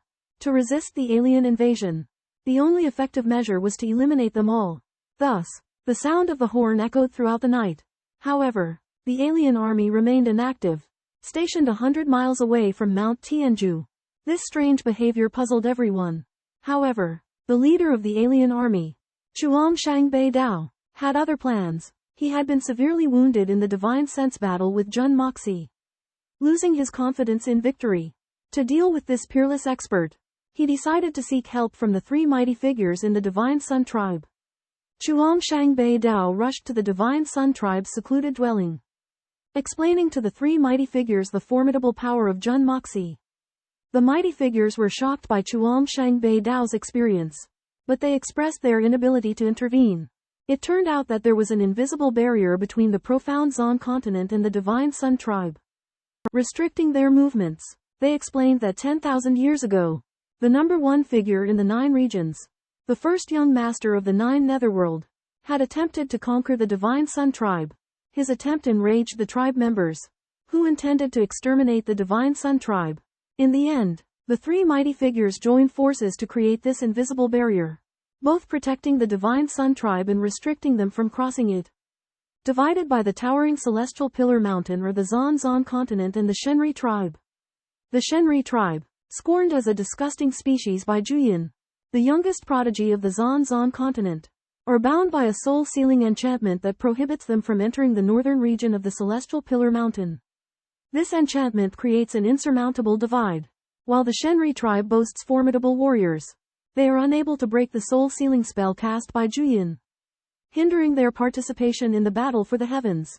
However, the Shenri tribe plots in secret, hoping to lure the strongest of the Xuanxuan Continent into their territory and thus shatter the soul-sealing enchantment. Meanwhile, news of the Shenri tribe's invasion sends shockwaves through the Xuanxuan Continent. The Evil Lord's Manor, the Sky Punishment Forest, and the Three Holy Lands issue a joint call to arms, summoning all forces to unite against the threat. The Dongfang, Guanmu, and Sikong clans mobilize their entire strength, while the Snow Silver City dispatches its full war contingent. Tianxiang Kingdom's Prime Minister, Li Yuran, defies opposition and recommends sending troops. He rallies the nation's mystics to join the battle in Tianan. The Dugu clan's patriarch, Dugu Zongheng, and the Murong clan's former patriarch, Murong Fengyun, personally lead a force comprised of the capital's most formidable mystics. Countless martial artists from various sects and factions join the cause, selflessly rushing to the front line. Simultaneously, Tang Yuan, the Master of Wealth, and the aristocratic house donate substantial funds and supplies to ensure the army's logistical support. United, the various factions of the Xuanxuan Continent stand in solidarity to confront the invasion of the Shenri tribe, setting the stage for a fierce and decisive battle. As alien forces invaded the Xuanxuan Continent, its inhabitants united to prepare for the impending war. Tang Yuan, renowned as the god of wealth, played a crucial role in collecting resources, drawing astonishment with his lavish expenditures. Families from across the land set aside their feuds and rallied together at the call. Regardless of past grievances, they devoted themselves to the continent's survival. Mei Shuiyin served as the commander, tirelessly issuing orders and coordinating operations. Jun Moxie, within the Hongjun Tower, focused on forging weapons, providing the soldiers with razor-sharp arms. On the battlefield, elite units like Cannibalizing Hell, Heavenly Punishment, and the Three Holy Lands fought relentlessly against the alien hordes in a bloody conflict. The alien warriors charged fearlessly, their determination masked with an indifference to death. High-ranking warriors self-destructed every moment, transforming the battlefield into a crimson ocean. Despite the strength of the Heavenly Punishment and Evil Sovereign's palace elites, they struggled to counter the relentless onslaught. Frontline soldiers suffered heavy casualties within half an hour and had to be replaced. Chu Shanbei, the alien leader, issued a chilling command: everyone, die there. Your only mission is to touch their weapons with your blades and die. The alien warriors obeyed faithfully, charging to their deaths and serving as living bombs with their own flesh and blood. Over 3 days and nights, over 300,000 alien warriors perished, their bodies blanketing the ground in a macabre tapestry of war. Such harrowing warfare ignited the savage instincts of humanity, transforming the timid into the fearless. Those who survived this bloody fray would be hailed as legends upon their return. On a fierce battlefield, the carnage escalates, and the soldiers grow numb and hardened. The Celestial Punishment Army endures the relentless assault of the alien forces, with Mei Shuiyin tirelessly commanding the rotating troops. However, the aliens hold back their strongest warriors, the Supreme Celestial Ninjas, hinting at a sinister plot. Jun Moxie uses his divine consciousness to discover a formidable alien force of 23,500, over half of whom are sacred emperors. Yet, their presence is unstable, suggesting the use of forbidden techniques. There are also more than 40 Saint Venerable cannon fodders, apparently destined for self-detonation. If these disposable warriors self-destruct simultaneously, the consequences will be catastrophic. The analysis by the 9 Netherworld 14 Young Masters concludes that the only option is to retreat. However, Jun Moxie is unwilling to yield and seeks alternative strategies. The 9 Netherworld 14 Young Masters propose a risky plan that requires Jun Moxie's full cooperation to inflict significant damage on the aliens. The decision weighs heavily on both parties, as it involves substantial risk. When the Xuanxuan mainland coalition forces were in peril, Jun Moxie and the 14 Young Masters of the Netherworld had to cooperate to defeat an alien army of over 20,000. The 14 Young Masters of the Netherworld proposed using the power of Jun Moxie's Chaos Fire. But the speed of the Chaos Fire was too slow. So the masters suggested using their divine song Thousand Miles Chasing Soul Sword to accelerate the splashing speed of the fire, thereby causing mass casualties. However, this required the master's netherworld true chi to temporarily gain recognition from the chaos fire. Jun Moxie realized that this meant putting his life in the hands of the masters, while the masters would need to abandon all defense and surrender themselves to Jun Moxie's control. Despite being aware of the enormous risk, Jun Moxie and the 14 young masters of the netherworld realized that it was their only chance to save the army and the continent. They frankly admitted the murderous intent that flashed through their minds. But in the end, they chose to temporarily trust each other for the greater good. The masters transferred their netherworld true chi to Jun Moxie, allowing him to control the chaos fire. Jun Moxie used the divine song to accelerate the splashing of the fire, creating a devastating attack that wiped out most of the enemy in the densely packed areas. The cooperation between Jun Moxie and the 14 young masters of the netherworld not only saved the coalition force, but also proved that the trust and courage of the strongest can create miracles in desperation. Jun Moxie and Ju Yu 14 young masters, two peerless experts, form an alliance due to common goals. They realize that only Jun Moxie poses a fatal threat to Ju Yu 14 young masters. Faced with such a threat, Ju Yu 14 young masters resolve to eliminate Jun Moxie. However, after internal struggles, they realize the greater importance of overcoming their own fears and darkness. They confess their thoughts and decide to work together, overcoming their inner demons and breaking through their limitations in the process. Ju Yu 14 young masters then unveils his true appearance. Dropping his disguise, Jun Moxie marvels at his beauty. But Ju Yu 14 young masters states his dedication to martial arts, leaving no room for romance. Jun Moxie learns that the Ju Yu clan has extremely long lifespans, and falling in love could be detrimental. On the other hand, Ju Yu 14 young masters explains their unique marital concept. He believes that with the power to defy fate, taking multiple partners is not an issue. Jun Moxie is astounded. But Ju Yu 14 young masters emphasizes that a lifelong companion need not be limited to one with enough ability. One can marry all the women in the world. Jun Moxie is speechless at these revelations.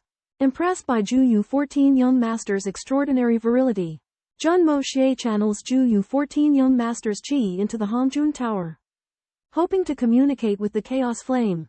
However, the Chaos Flame remains unresponsive, much to Jun Moxie's frustration. The Hongjun Tower, unable to tolerate Jun Moxie's foolishness, ejects his consciousness. Amidst a fierce battle, the 14 generals of the 9 netherworld are astonished to discover that Jun Moxie possesses a peculiar flame within him, able to briefly imprint its mark on their netherworld true chi. Jun Moxie confesses that this flame is separate and uncontrollable by him. The 14 generals astutely realize Jun Moxie is the first lord of the 9 heavens who previously rescued them from peril and declare it as their 9 netherworld's greatest taboo.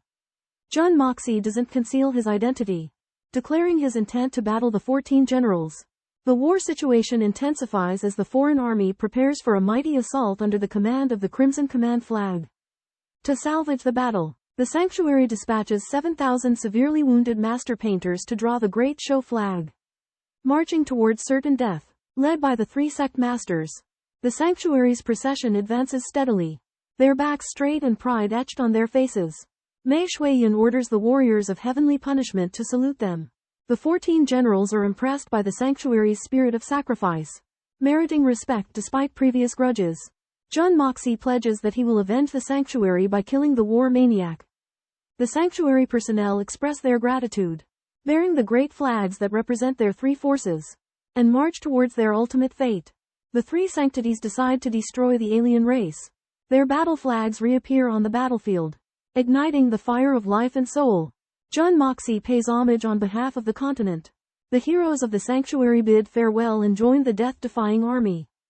The alien warriors who responded to the challenge are told that this is a glorious battle, and that they will receive eternal life in the temple, and charge forward. When the 2 armies clash, the 9 netherworld's 14 young masters play a sharp melody and the 1,000-mile soul-chasing swordsmanship begins.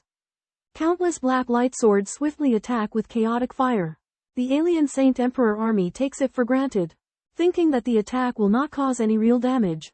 But when the light swords and the chaotic fire attach to them, screams erupt. The chaotic fire burns mercilessly, sending them into a despairing agony. Mo Wudao orders the sanctuary army to stop advancing. Looking at the horrible sight of the enemy being engulfed by the flames, they realize that Jun Moxie has made his move, and a cruel battle is about to begin. The fires of chaos raged across the battlefield, consuming one alien Saint Emperor warrior after another without mercy. More than 15,000 aliens writhed and howled on the ground, their bodies, souls, and even the land itself becoming sacrifices to the chaotic flames. Even the formidable bodies of Saint Emperor experts were fragile before the fires of chaos. Severed limbs continued to burn, the black flames dancing at the points of severance, never ceasing, preventing even self-detonation. The alien Saint Emperors despaired, unable to move, watching as they were consumed by nothingness. The fewer than 4,000 Saint Emperor warriors who remained were stunned by this unimaginable turn of events. They stared in horror at the vast black fan of flames that stretched for dozens of miles behind them. Separating the two armies, the warriors of the Kamihi tribe, once fearless in the face of death, now lost their courage, wailing like dying creatures. Their cries were so pitiful that they could have scared away millions of wolves. But the perpetrator remained hidden in the clouds. As the commander of the aliens, Xuanxuan Continent witnessed the Kamihi tribe's defeat and was filled with sorrow and rage. He shook his fist at the sky, cursing, but received no response. However, as the fires of chaos raged, strange phenomena occurred in the sky. A gigantic black tornado and a dazzling purple light swirled and converged, pouring an endless stream of energy into the bodies of two figures hidden in the clouds. Jun Moxie and the 14th young master of the 9 netherworlds had joined forces to cast a spell, exhausting their spiritual power to summon the fires of chaos, killing tens of thousands of Saint Emperors with a single strike. Their weakness was evident, and they could only focus on recovering, ignoring Xuanxuan Continent's taunts. For thousands of miles around the battlefield, spiritual power was depleted, suffocating the powerful. The immense vortex of spiritual power raged like a crazed serpent, devouring everything in its path, while the figures of Jun Moxie and the 14th young master of the 9 netherworlds seemed to blend together. A chilling sight of angels and demons. In the intense storm of spiritual energy, Jun Moxie and the 14 young masters of the 9 serenities joined forces to launch an attack that severely wounded the Saint Emperor suicide squad of the alien race. The horrified survivors, witnessing the burning of the chaotic fire, dared not approach again. After the extreme consumption, Jun Moxie and the 14 young masters of the 9 serenities adjusted and recovered their breath, each sensing an opportunity for a breakthrough. However, due to the battlefield situation, they gave up breaking through immediately to avoid leaving hidden dangers. The 14 young masters of the 9 serenities expressed their admiration for the spirituality of the chaotic fire and thanked Jun Moxie. Jun Moxie used the power of the earth to fill the huge black hole left by the chaotic fire. The alien leader, Xuanxuan Continent, seeing the ground reappear and thinking that the chaotic fire had been extinguished, ordered the suicide corps to charge again. However, Jun Moxie used a blinding technique to support the newly filled land only on the surface with the power of the earth. When all the alien suicide corps stepped onto it, Jun Moxie activated the power of water, flooding the celestial river and trapping the aliens in the water flow. Subsequently, Jun Moxie used the trap formation technique, causing the earth to collapse and burying all the 4,000 alien suicide corps masters in deep pits. Facing their impending doom, the aliens self-destructed, creating a magnificent firework display. Witnessing this earth-shattering battle, the coalition forces of the continent were astonished. Xuanxuan Continent's elite was wiped out, and the alien invasion plan completely failed. Moreover, Jun Moxie and the 14 young masters of the 9 serenities made breakthroughs in the battle, becoming even stronger, laying the foundation for the victory of the coalition forces of the continent. The earth shook and collapsed, and the people of the Holy Land quickly escaped. The foreign alliance took advantage of the opportunity to attack fiercely, eager to use the self-destruction of the Holy Emperor to open the Xuanxuan Channel. Jun Moxie used the power of the earth, combined with the aftermath of the chaotic fire, to create vast and deep hollows. The charging foreign soldiers fell into them one after another. A miserable sight. The towering earth pillars continued to collapse, pressing the foreign army to the point of suffocation. More than 10,000 holy emperors and saints saw that things were not going well and turned to attack in another direction. Xuanxuan Island led 6 holy monarchs and charged towards Jun Moxie and the 9 Netherworld 14 youngsters like rockets. On the battlefield, there was silence. Everyone held their breath and stared at the giant pit, which devoured foreign soldiers like a devil's mouth, bringing them infinite fear. Jun Moxie wielded the power of the earth, combined with the aftermath of the self-destruction, to create a deep hole thousands of feet high, with a negligible survival rate. Xuanxuan Island, the number 1 foreign, witnessed the deaths of hundreds of thousands of people. He was furious and his blood flowed uncontrollably. Jun Moxie, however, remained indifferent, and even composed a poem to mock the foreign race. The 9 Netherworld 14 youngsters witnessed Jun Moxie's killing and were ashamed of their own inferiority, sighing that the title of Devil of the World was not a lie. The foreign army reorganized, but its morale was not as high as before. Jun Moxie and the 9 Netherworld 14 youngsters faced the threat from the foreign holy monarchs, and the war was about to break out. 7 non-human saint monarchs appear before Jun Moxie and the 9 Nether 14 young masters, angrily asking who injured their people. Jun Moxie intentionally steps back, directing the blame towards the 9 Nether 14 young masters, implying that they are the mysterious spellcasters. Xuanxuan Bidao suspects the 9 Nether 14 young masters and challenges them to a duel as a saint monarch. Jun Moxie realizes the dubious nature of the non-humans' actions and secretly warns the 9 Nether 14 young masters, hinting that they have a powerful backer who is even mightier than the saint monarchs present. Despite being thrust into the spotlight, the 9 Nether 14 young masters, weary of waiting, are excited upon learning of the guidance from a non-human expert, seeing this battle as an opportunity to break through his cultivation level. He accepts Xuanxuan Bidao's challenge and prepares to confront him at the non-human camp. Delighted by the 9 Nether 14 young masters' acceptance, Xuanxuan Bidao leads him to the non-human camp. Jun Moxie analyzes the non-humans' intentions to lure away the 9 Nether 14 young masters so that others can fight in the battlefield's chaos. He also realizes that his skills are not suited for solo combat, while the 9 Nether 14 young masters are the ideal candidates. Thus, he deftly leaves this task to the 9 Nether 14 young masters, both resolving the present crisis and gaining an advantage for his own side. On the battlefield of the Holy Demon's War, the alien leader Xuanxuan Beidao and the 9 Nether 14 boys team up, hoping to utilize the power of the Saint Lord Jun Moxie and Ji Yu Han to eliminate the 6 elites of the Xuanxuan Continent. However, unexpectedly, these 6 people cleverly divert their target onto the powerful alien force. Both Xuanxuan Beidao and the 9 Nether 14 boys realize the importance of a quick attack and strike first. Both sides think that the other side only has 1 powerful member, but they do not know that there are actually 3 in reality, including the 9 Nether Demon God. This is how the misplaced battle unfolds. The alien army splits into 2, planning to surround the Xuanxuan Continent's allied forces on both sides. The 3 Sacred Land's 7,000 elites confront the aliens' 10,000 Saint King battle array. At this critical moment, Ji Yu Han takes action, storming the alien vanguard formation with lightning speed, throwing it into disarray. Taking advantage of the opening, the Sacred Ground allied forces charge through the gap, unleashing a bloody battle. Surrounded by the alien army, Jun Moxie's killing intent is formidable. None of his opponents remain standing. The Yan and Huang blood reappears, slaughtering double-headed monsters excitedly. Despite the Sacred Ground allied forces initially holding the advantage, the aliens' sheer force of numbers and overwhelming strength gradually gain the upper hand. The Sacred Ground allied forces desperately hold on, but defeat seems inevitable. Nevertheless, this bizarre ultimate battle is destined to have a profound impact.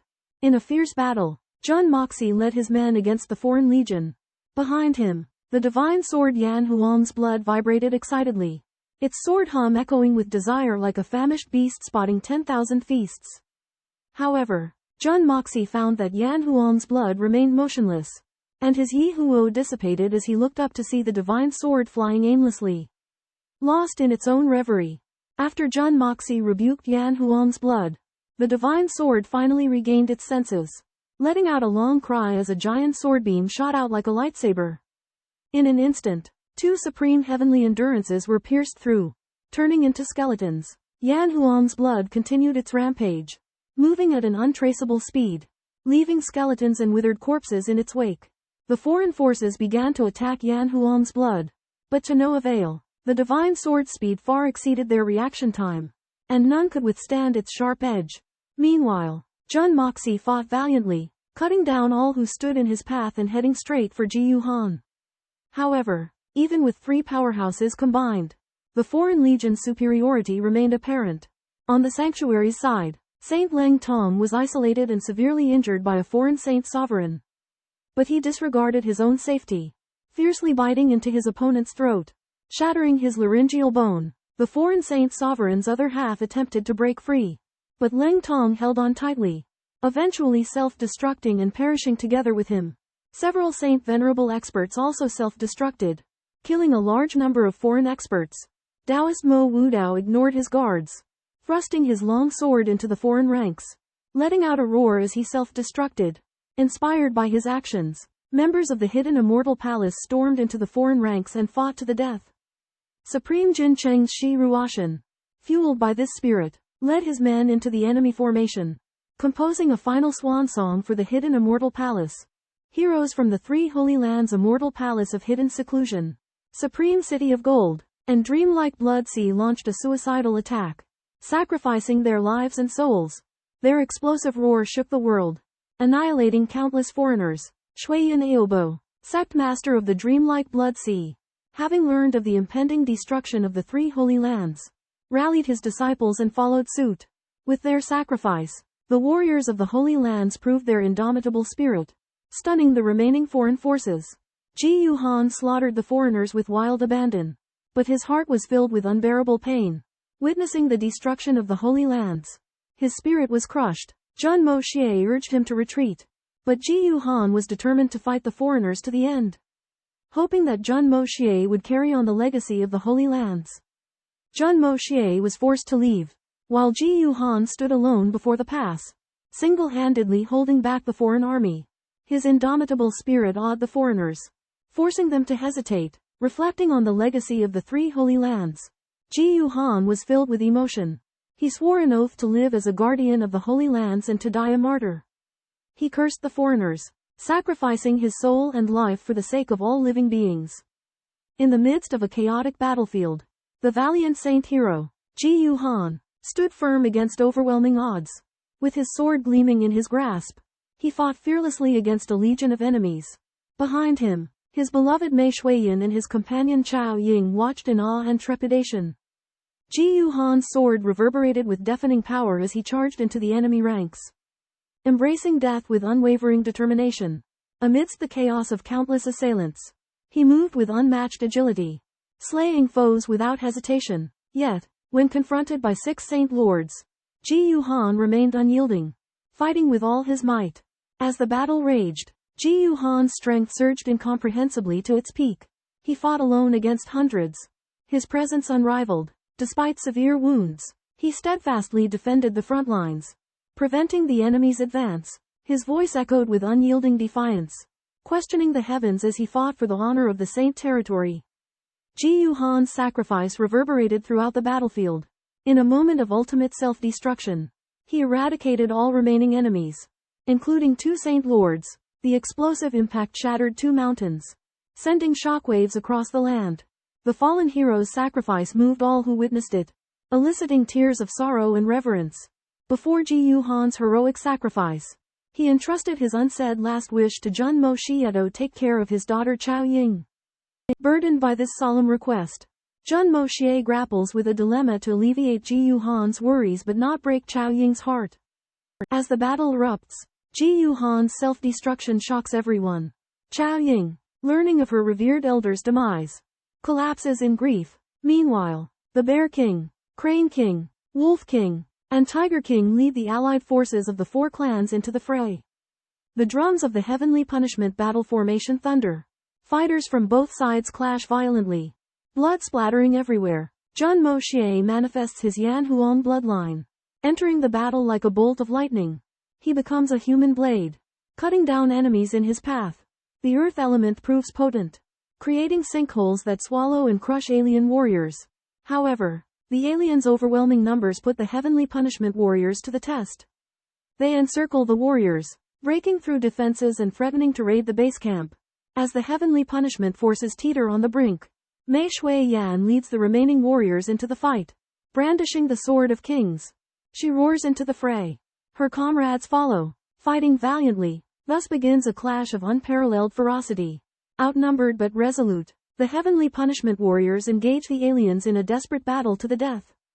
The fierce battle continues as the Skywrath Warriors and the House of Evil Monarch valiantly fight against the overwhelming horde of alien invaders.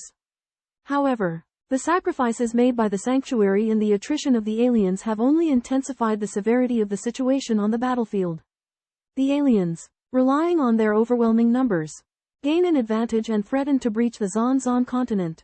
At this critical juncture, reinforcements arrive one after another. The Dongfang family, the Sikong family, the Duanmu family, the Wind Snow Silver City, and even the remaining warriors of Skywrath all rush to the battlefield. Their presence relieves the pressure on Skywrath and prevents the aliens from infiltrating. Led by Jun Wuyi, the reinforcements of Skywrath charge into the battlefield, sacrificing their vanguards to stabilize the situation and buy time. Jun Wuyi devises an ingenious strategy, planning to exploit the varying recovery rates of different troops to inflict maximum damage on the enemy with minimal forces. Watching the intense battle, Jun Wuyi is deeply moved. But he also resolutely sets out the decisive strategy. The vanguard will go all out. Holding back the enemy to buy time, the central and rear armies will regroup and recuperate, aiming to secure victory with overwhelming force. Despite the reduced pressure brought by the reinforcements, the battlefield remains fraught with danger. Countless lives lost amidst the carnage. Ultimately, the Skywrath Warriors and the House of Evil Monarch unite, cooperating with the reinforcements, using their exceptional combat skills and indomitable will to repel the alien horde and safeguard the Xuanxuan Continent. A horrendous war erupts on the continent, with bloodthirsty battles that have never been witnessed. The remnant unit of Heaven Devouring Sect, led by Yingbo Kong, teams up with the killer squad led by Leng Ao and Bai Li Luo Yun to encircle and attack the alien race. The supreme killer Chu Chi Hun joins the battle and conquers everything in his path.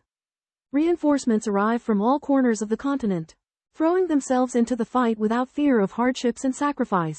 Among them are the 100,000 soldiers of the Heavenly Fragrance Empire, led by Mirong Fengyun and Du Ji Yuzong Heng. Jun Wuyi, leading the punitive expeditionary army, launches the final attack after regrouping.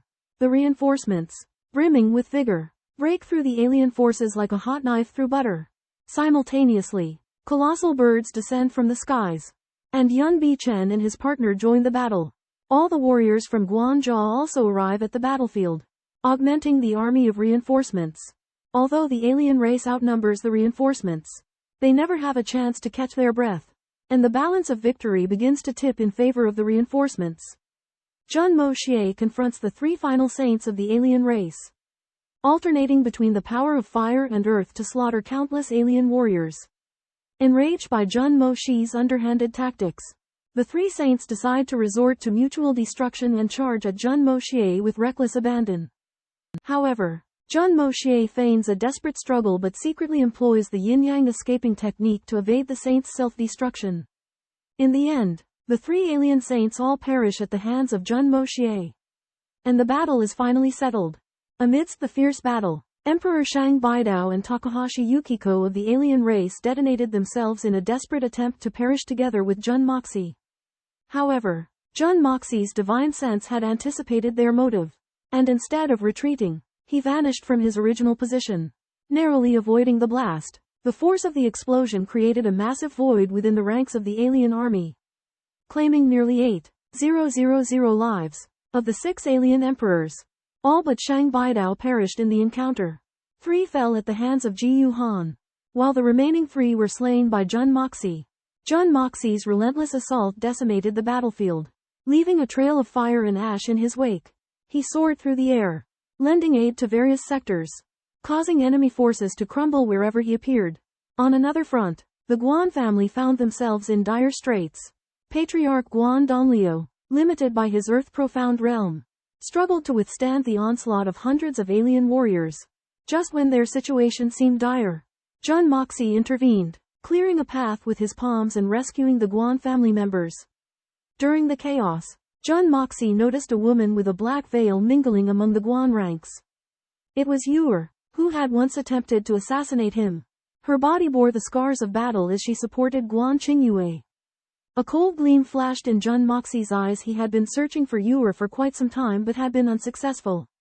Yuer removed her veil and confronted Jun Moxie. She acknowledged her presence within the Guan family and demanded to know why he pursued her. Jun Moxie replied coldly, "I seek you to take your life." Guan Qingyue and Yuer's hearts sank at his words. Yuer harbors deep resentment toward the Jun family because her grandfather Chu Ticheng and father Chu Chongfeng were killed by Jun Zhantian and Jun Woyi respectively, leading to the destruction of the Chu family. She believes the Jun family is responsible for her father's death. Jun Moxie cannot accept Yuer's hatred, pointing out that their feud merely stems from the deaths of their loved ones on the battlefield, where life and death are inevitable. He argues that in such circumstances, hatred should not be directed at individuals or families, but at war itself. Yuer's hatred is rooted in a misunderstanding about the Jun family, and her tragic fate has also hindered her ability to see her emotions clearly. Guan Qingyue, to protect Yuer, begs Jun Moxie to spare her, even offering her own life in exchange. Yuer is touched by Guan Qingyue's deep affection, realizing that her hatred stems from her obsession with the destruction of the Chu family rather than genuine reason. She begins to question her own animosity. Seeing Yuer's wavering, Jun Moxie decides to spare her life on the condition of Guan Qingyue's. Guan Qingyue readily agrees, willing to trade her own life for Yuer's survival. Jun Moxie is moved by Guan Qingyue's devotion and grants their request. With this, Yuer's hatred dissipates, and both she and Guan Qingyue find a peaceful resolution. Amid the fierce battle, Guan Qingyue offered to bear the sins and plead for leniency from Jun Moxie. However, his sister Yuer, who deeply loved him, rushed out to shield Guan Qingyue, claiming that she was the sole target of hatred, not Guan Qingyue. Yuer, filled with remorse, regretted her past blindness to Guan Qingyue's love. Guan Qingyue, equally devoted, was moved that Yuer would risk her life to protect him. Their deep affection touched Jun Moxie, making him realize that his revenge against Yuer was not justified. He decided to spare them. As Jun Moxie left, Guan Qingyue was overcome with joy, and Yuer felt relieved. Guan Qingbo and Guan Donglio witnessed their lovers' reunion with contentment. Yuer vowed to Jun Moxie that she would no longer seek revenge, prompting him to laugh heartily. The battle continued, but after experiencing the trial of love, Jun Moxie achieved a higher consciousness. Breaking through to the 7th level of the Caitian creation technique, he charged into battle, freezing all enemies and turning the tide of the war. With the addition of the Tianxiang Empire army led by Dugu Zongheng and Murong Fengyun, the fate of the alien invaders was sealed, and peace was restored to the realm. Amidst the intense battle, the foreign army had lost its leader and fallen into chaos, becoming exhausted by the relentless human wave tactics of the allied forces of the continent. Mei Shuiyan, a valiant warrior, donned her jade-woven garments, rendering her invulnerable and formidable. Jun Moxie, wielding his upgraded heaven and earth creation skill, unleashed the primordial fire, targeting the foreign soldiers with precision, causing immense casualties. With the aid of the Hongjun Tower, he mastered the power of lightning, launching powerful bolts that decimated over 100,000 foreign troops instantaneously, leaving only a meager 20,000 stragglers. Jun Moxie ordered the annihilation of the remaining enemy, boosting the morale of the allied forces of the continent. Suddenly, a thunderous roar resonated from afar, and Mount Tianju quivered anew. Jun Moxie, sensing something amiss, raced towards the source of the disturbance, only to find the 9 Nether 14 young masters under siege by 3 demi-sages. The 9 Nether 14 young masters cursed profusely, exposing the conspiracy of the foreign sacred sovereign. Jun Moxie emerged to their aid, commending the 9 Nether 14 young masters' eloquent insults. The latter recounted their ordeal of being tricked into dueling the 3 demi-sages. Their rage palpable, the story concluded on a cliffhanger, leaving a tantalizing anticipation for the ensuing developments. Jun Moxie is terrified of the 3 half-saints he is facing. At this moment, the 9 Nether 14th young master appears and reveals that he has engaged in a life-or-death battle with one of the half-saints, leaving only 2. Jun Moxie recognizes this as an opportunity and, having recently increased his own power, is confident in his chances. The 9 Nether 14th young master consumes a rejuvenation pill given to him by Jun Moxie and recovers most of his strength. Meanwhile, The demonic half-saint is restricted by an unknown force and cannot approach.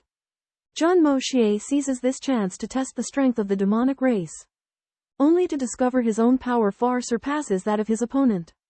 At this moment, Chu Shangbei Dao appears, and Jun Moxie's taunts arouse suspicion in the demonic half-saint's mind. The demonic half-saints recall the inscription on the 9 nether first young master's steel, which reads evil skill for all eternity. They realize the character evil might refer to Jun Moxie, not the God Sun clan as they had previously believed. They sense a creeping unease, while Jun Moxie intentionally reveals a secret before Chu Shangbei Dao to unsettle him. Upon learning that his true nemesis is Jun Moxie instead of the 14 young masters of the 9 netherworld, Xuanxuan Dao is both shocked and furious. However, Jun Moxie clarifies that the ancient demonic skill incident was orchestrated by him, leading Xuanxuan Dao to realize his mistaken identity. At this moment, Xuanxuan Dao discovers that Jun Moxie has already annihilated the foreign army, causing him to despair. He recognizes the annihilation of the divine sun race was his own fault. Driven by anger and regret, he charges towards Jun Moxie, intending to fight to the death. Jun Moxie remains calm and uses the profound sun divine sword to pierce through Xuanxuan Dao's dantian, absorbing his cultivation. Xuanxuan Dao's body withers rapidly, eventually turning into a corpse. Before meeting his demise, he utters a cryptic message: millennia of hegemony, ancient demonic skill. So it was you. The remaining 2 divine sun race masters are filled with a sense of dread and realize that their race is facing extinction. They desperately beg for mercy, but Jun Moxie sternly refuses, declaring his intent to eradicate the divine sun race completely. The duo understands the gravity of the situation but is trapped by the first young master of the 9 netherworld seal. They can only watch helplessly as their people are slaughtered, ultimately meeting the same fate. Amidst the derisive laughter, the 2 alien experts mock the 9 nether 14 and the evil monarch for their hubris, deeming them overconfident fools. However, the 9 nether 14 sneered, revealing his identity as the one who had previously gravely injured the alien experts. Enraged, the 2 alien experts resolved to have one face off against the 9 nether 14 while the other eliminated the evil monarch. They reasoned that while the 9 nether 14 might be formidable, his injuries made him an easy target. Undeterred, the 9 nether 14 gritted his teeth, determined to take a calculated risk. Jun Moxie played along, feigning concern and advising against it. But the 9 nether 14 feigned bravado and charged forward. One of the alien experts, Masao Kita, engaged the 9 nether 14 while the other, Satoru Maeda, stealthily approached Jun Moxie, planning to strike from the shadows. Jun Moxie reacted swiftly, unleashing a deadly tribulation lightning attack before Maeda could strike. Caught off guard, Maeda could only hastily defend himself. Amidst the deafening thunder, Maeda's body was ravaged, rendering him vulnerable. Seeing this, Kita anxiously questioned Maeda about why he was suddenly undergoing the tribulation. Maeda, however, was equally clueless, unaware of the lightning's origin. Meanwhile, the 9 nether 14's injuries were swiftly healing with the aid of Jun Moxie's pills, while the 2 alien experts remained oblivious to the dire situation they were in. In a fierce battle with Juyin Shizi Shao, Kamita Tantan was shocked to find that the 14 young masters had completely recovered from their injuries with their cultivation base remaining intact. He hoped that Momi Ryoju would quickly defeat Jun Moxie to come to his aid. But Momi Ryoju suddenly started undergoing a heavenly tribulation. The might of the heavenly tribulation was earth-shattering. Momi Ryoju tried his best to resist but didn't know that Jun Moxie was secretly intervening. Jun Moxie used his lightning power, with might far surpassing the heavenly tribulation of the half-saint stage that Momi Ryoju was going through, forcing Momi Ryoju into a desperate situation. Momi Ryoju mistook Jun Moxie's heavenly tribulation for the real one and only focused on resisting the heavenly lightning, missing the opportunity to counterattack. Jun Moxie, on the other hand, concentrated on controlling the power of the lightning. After 1,000 bolts of lightning struck, Momi Ryoju fell into the crater, barely alive. Jun Moxie suspended himself in the air above Momi Ryoju and suggested a fair fight. But Momi Ryoju, using his recent tribulation as an excuse, wanted a break. Unexpectedly, Jun Moxie praised Momi Ryoju's integrity during his tribulation, surprising Momi Ryoju. Momi Ryoju had mistakenly thought that Jun Moxie would not attack while he was undergoing tribulation and saw him as an upright person from the Xuanxuan Continent. Jun Moxie playfully stated that he would continue this integrity, leaving Momi Ryoju dumbfounded. Jun Moxie grievously injures the foreign expert, Saburo Maobliang, with a lightning attack and mocks his self-righteous facade. Saburo Maobliang, furious, laments his missed chance to dodge, resulting in the loss of his cultivation. Jun Moxie ignores his pleas for mercy, seals his self-destruct ability with the blood of Yan Huang, and kills him. Meanwhile, another foreign expert, Kitamura Denkichi, struggles against Ju Yushi Si Shao. Upon learning of Saburo Maobliang's demise, Kitamura Denkichi is grief-stricken and frantically calls out his name. The intermingling of male and female voices in his cries shocks Jun Moxie and Ju Yushi Si Shao, revealing the homosexual relationship between Kitamura Denkichi and Saburo Maobliang. Ju Yushi Si Shao, disgusted by Kitamura Denkichi's actions, are forced to withdraw. Kitamura Denkichi, his grief turning into rage, vows to avenge Saburo Maobliang. Jun Moxie, equally repelled by Kitamura Denkichi's advances, engages him in a fierce battle. Ju Yushi Si Shao, initially reluctant to yield, are now overcome by their disgust towards Kitamura Denkichi and step aside, leaving him to Jun Moxie. In the midst of a chaotic battlefield, Ju Yushi Shao abandoned his comrades and fled the scene. Although Jun Moxie was filled with rage, he was faced with the relentless attacks of Kamita Donjong. Against this repulsive human hedgehog, Jun Moxie's close-quarters combat held no advantage. With no other options available, Jun Moxie unleashed a ranged lightning attack, but Kamita Donjong pursued him relentlessly. In a moment of desperation, Jun Moxie summoned the blood of the Yellow Emperor and met his opponent head-on with a sword. The power of the Yellow Emperor's blood surpassed all expectations, and it swiftly pierced through Kamita Donjong's dantian with pinpoint accuracy. Kamita Donjong frantically dodged, but he could not escape the relentless pursuit of the Yellow Emperor's blood, which eagerly devoured his cultivation. In the end, a single strike from the Yellow Emperor's blood pierced through Kamita Donjong's dantian, consuming him entirely. Filled with despair, Kamita Donjong committed suicide moments before his inevitable demise. Following the battle, Ju Yushi Shao reappeared and revealed the reason for his earlier retreat. He confessed that Kamita Donjong's repulsive nature made close combat unbearable. While Jun Moxie was still angry, he also found some solace in laughter. Ju Yushi Shao resolved to remain on the Celestial Pillar Mountain from that day forward, never to return to the Nine Profound Continent. His parting with Jun Moxie was likely to be their final farewell. In the fierce battle, Jun Moxie encountered the mysterious Nine Youths 14 young master. Deeply moved, the Nine Youths 14 young master realized his vast distance from the legendary Nine Youths first young master. He resolved to stay on Heavenly Pillar Mountain to seek the Great Tao in hopes of catching up to the pace of his forebears.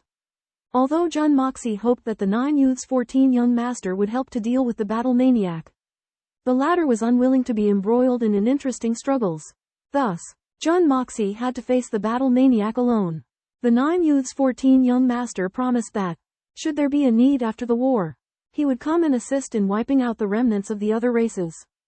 The war finally came to an end, and the alien army was completely annihilated. But the profound Sky Continent had also paid a heavy price, with many high-end profounders perishing, and countless warriors buried in the battlefield. Faced with the devastated battlefield, Jun Moxie was filled with emotion. He recited a poem by Jun Wuan, expressing his abhorrence of war and his yearning for lasting peace. Meeting up with generals including Jun Wuyi, Dugu Zong'an, and others, Jun Moxie learned of the tragic outcome of the battle. The 8 great saint venerables of the Heavenly Punishment Vanguard and the Eagle King had all perished, and the warriors of the various races had suffered heavy losses. Of the 3 great holy lands, only Chao Ying remained alive.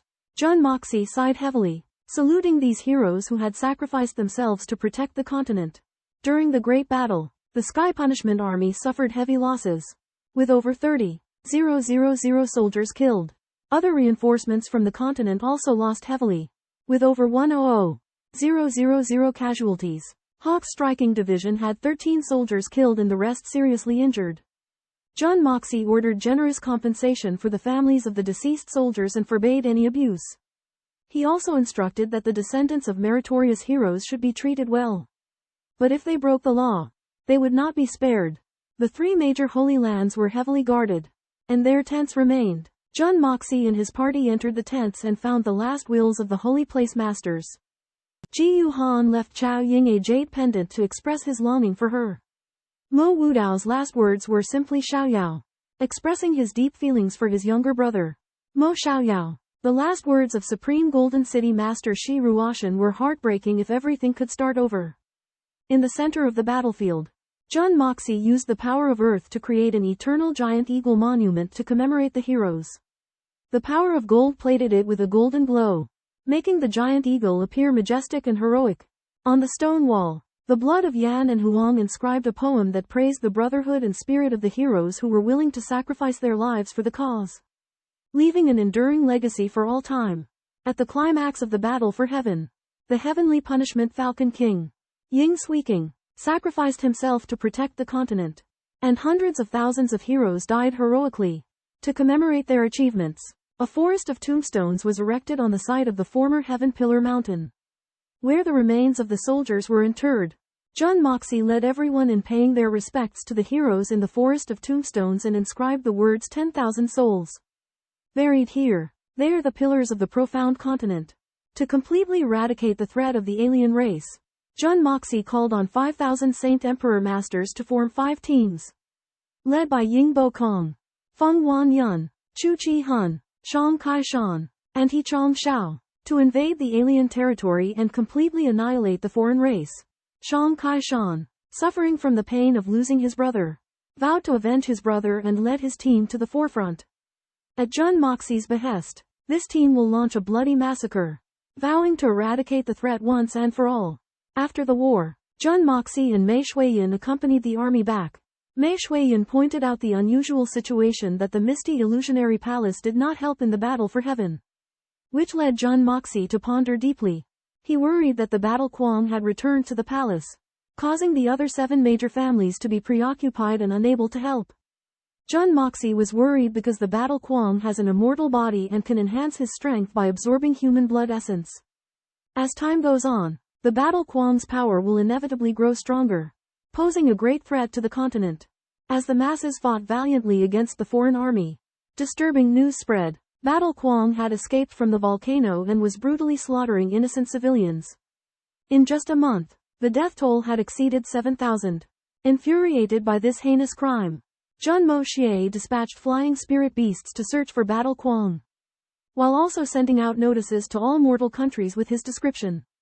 He realized that if Battle Quang was not swiftly eliminated, the damage he could inflict would be as catastrophic as the foreign invasion. Upon the army's return to the Tian'an base, the soldiers were horrified upon learning the truth of the tragedy. Jun Moxie ordered them to intensify their cultivation in preparation for the imminent fierce battle. However, he was disturbed by the absence of support from the Piao Miao Phantom Palace, which had always maintained good relations with the major forces. Jun Moxie surmised that the palace's unusual behavior was connected to Battle Quang, though he knew that no one in the palace was capable of matching Battle Quang in strength. Miao Qingcheng, the true saint-level expert, could neutralize him. Yet, the palace remained silent, leading Jun Moxie to suspect more intricate motives at play. Amidst the anxious anticipation, Chao Ying abruptly sought out Jun Moxie.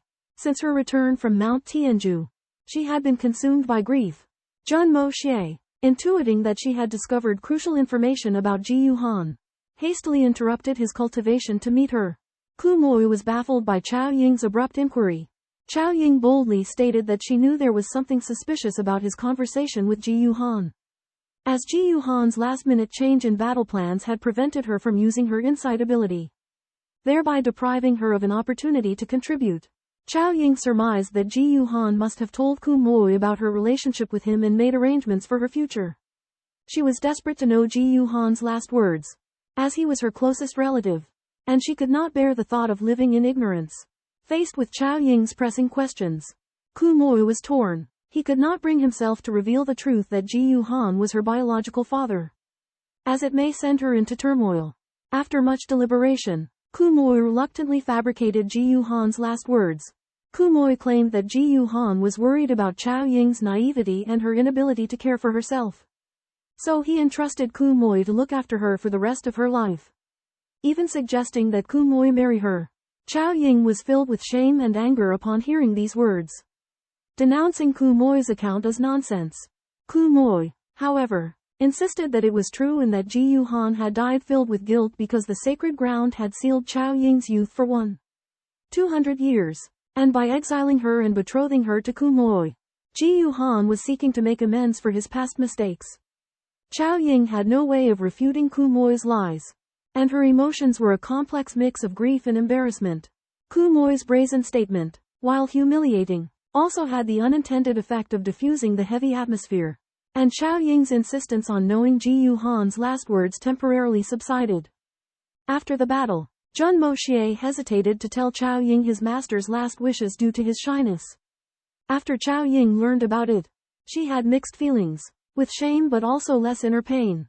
Determined to fulfill Chao Ying's master's last wishes, Jun Moxie asked to discuss the details. Chao Ying ran away in anger and shame, leaving ambiguous words that sparked Jun Moxie's limitless imagination. As the continent gradually returned to peace, Jun Moxie and Mei Shuiyan intensified their cultivation to prepare for the potential threat posed by Zan Kuang. Jun Moxie focused on improving his overall strength and alchemy skills, while Mei Shuiyan concentrated on advancing her Kai Tian Zhao Hua Gong cultivation. Jun Moxie had already achieved a perfect balance of his physical strength, divine powers, and the elements of 5 elements, wind, and lightning. The only remaining element was yin-yang power. However, recklessly advancing yin-yang power could be dangerous, so Jun Moxie focused on integrating his powers, hoping for a breakthrough. Mei Shuiyan, on the other hand, devoted herself to advancing her Kai Tian Zhao Hua Gong cultivation to match her Saint Monarch 4th level power and avoid going into chi deviation. Both of them cultivated relentlessly within the Hongjun Pagoda, absorbing vast amounts of spiritual energy in preparation for the ultimate showdown. Jun Moxie and Mei Shuiyan practice in seclusion, advancing rapidly. However, Mei Shuiyan is bothered. Jun Moxie often provokes her after going out, leaving her annoyed. Even worse, Jun Moxie lets Mei Shuiyan overhear vulgar sounds when he is intimate with other women. On the other hand, Miao Xiaomiao is worried as there is no news from Elusive Mansion. Jun Moxie also notices the anomaly and decides to visit the Elusive Mansion. As the master of the manor of the evil monarch, Jun Moxie's departure causes dissatisfaction and protests from his wives and concubines. He tries hard to calm them down. Old Master Jun Wuan, is immersed in leisure life. But he also has regrets though he has many grandsons. He has no great-grandsons. Jun Moxie's mother Dongfang Wenqin is deep in silence and missing. She misses her dead husband and dead children, and feels useless. Dongfang Wenqin looks at her dead husband's portrait alone in her room, talking about her missing and regrets. She says she just wants to see her grandson after her son gets married, and then accompany her husband. At this time, Jun Moxie knocks on the door and comes in. Dongfang Wenqin covers her emotions and talks to him calmly. Dongfang Wenqin takes the opportunity to ask Jun Moxie to marry as soon as possible. She lists several women, including Miao Xiaomiao and Mei Shuiyan, hoping Jun Moxie will give them a status. Jun Moxie is stunned, but eventually agrees to consider it. Jun Moxie is about to get married, but the wedding of the evil monarch is not a small matter and will cause a stir throughout the continent. Despite this, Jun Moxie still wants to postpone the wedding and go to the illusory mansion to investigate the truth about Xiao Miao's incident. Dongfang Wenqin urged Jun Moxie to get married and have children, eager to hold his grandson, which seems to hide her concerns. Jun Wuhao's death left her heartbroken, and she wants to leave without worry after fulfilling this wish. After learning his mother's intentions, Jun Moxie realizes that she only cares about him. In order to dispel his mother's thoughts of dying, he decides to try to resurrect Jun Wei. However, the path to resurrection is difficult. The soul has been controlled by the underworld, and the body that carries the soul no longer exists. Jun Moxie, despite his high cultivation, cannot shake the authority of the underworld, nor can he seize the body for Jun Wei. Dongfang Wenqin sees through her son's intentions, and she understands that it is impossible to resurrect Jun Wei. She advises Jun Moxie not to mention it again and points out that Jun Wei would never accept the situation where he alone survives while others die. Jun Moxie understands that his mother's words hit his sore spot. Although the 9 illusions quicksand can shape a body, the method to resurrect Jun Wei is far more than that. Dongfang Wenxin's resolute words completely dispelled Jun Moxie's last hope. Jun Moxie notices that the entrance to the illusionary mansion is sealed, leading to an ominous feeling. Miao Xiao Miao explains that the passage between the illusionary mansion and the Xuanxuan Continent has been sealed by outsiders, preventing both entrance and exit. Jun Moxie suspects that the mastermind is Battle Maniac, as he possesses the 9 fantasy quicksand that conceal passages. Jun Moxie and his companions decide to venture to another passage in the flower capital to search for an opening that has not been sealed. Miao Xiao Miao guesses that those in the illusionary mansion are also unable to enter the Xuanxuan Continent. The trio realizes that the reason for the lack of communication with the illusionary mansion is due to the sealed passage. Jun Moxie comforts Miao Xiao Miao, saying that human sealed passages always have flaws, and they will rely on luck to find a way through. However, he warns that Battle Maniac is cautious, and the flaws will be minimal, making their chances slim. The group decides to travel leisurely to the flower capital. If the flower capital's passage is also sealed, they will give up searching for other passages and wait there. Miao Xiao Miao worries, but Jun Moxie decides to go to the flower capital first to see the situation. The group sets off on their journey. Jun Moxie and his 3 companions returned to the city of heavenly fragrance, and immediately went to visit Tang Yuan's mansion. Upon entering Tang Yuan's study, they overheard visitors arriving. The visitor introduced himself as Tai Wai Li, an official from the capital's government. He proactively asked to become Tang Yuan's subordinate, but was met with disdain. Tai Wai Li explained that Tang Yuan was now the most powerful man on the continent, and could offend anyone except him. Tang Yuan admired Tai Wai Li's honesty and integrity, but mocked him for abandoning his original principles. Tai Wai Li sighed deeply, expressing that he had no other path left, and could only turn to Tang Yuan for help. Faced with Tang Yuan's disbelief, Tai Wai Li helplessly revealed his pressing reasons. He was once a general under Murong Fengyun, but later lost his position and authority. Now, he occupied a powerless and idle position in the government. He came to Tang Yuan because he had an unsolvable problem that he had to ask for help with. Tang Yuan warned Tai Wai Li that if his reason was not convincing, he would make him disappear from the city of heavenly fragrance. Tai Wai Li stated that he would reveal his reason, but regardless of Tang Yuan's reaction, he could only seek his help. The 4 of them continued to hide behind the bookshelf, waiting for the events to unfold. Tang Yuan's study was filled with the strong smell of meat, suggesting his continued indulgence in food, but his manners were uncivilized. The 4 of them had a clear view from their hiding spot, and despite the heavy security surrounding Tang Yuan's mansion, they had been able to infiltrate it, demonstrating their formidable abilities. As Tang Yuan is about to declare his fraternity with Jun Moxie irrespective of their status, Tai Wai Li bursts in with astonishing revelations. As the head of the inspection division in the imperial capital, Tai Wai Li has witnessed the plight of families of fallen soldiers who are bullied by the powerful. Though he intended to protect these innocents, he found himself powerless as the oppressors are often high-ranking nobles. Tai Wai Li appeals for help or intervention fell on deaf ears, and he even faced retaliation. In his grief and anger, he accuses these nobles of not only abusing the descendants of soldiers but also selling them to brothels, trampling on their dignity. Tang Yuan is shocked he never realized the gravity of the situation. Tai Wai Li accusations expose the dark underbelly of the Tianxiang Empire, where the nobles are corrupt and the people suffer. Jun Moxie's face is grim, his eyes burning with murderous intent.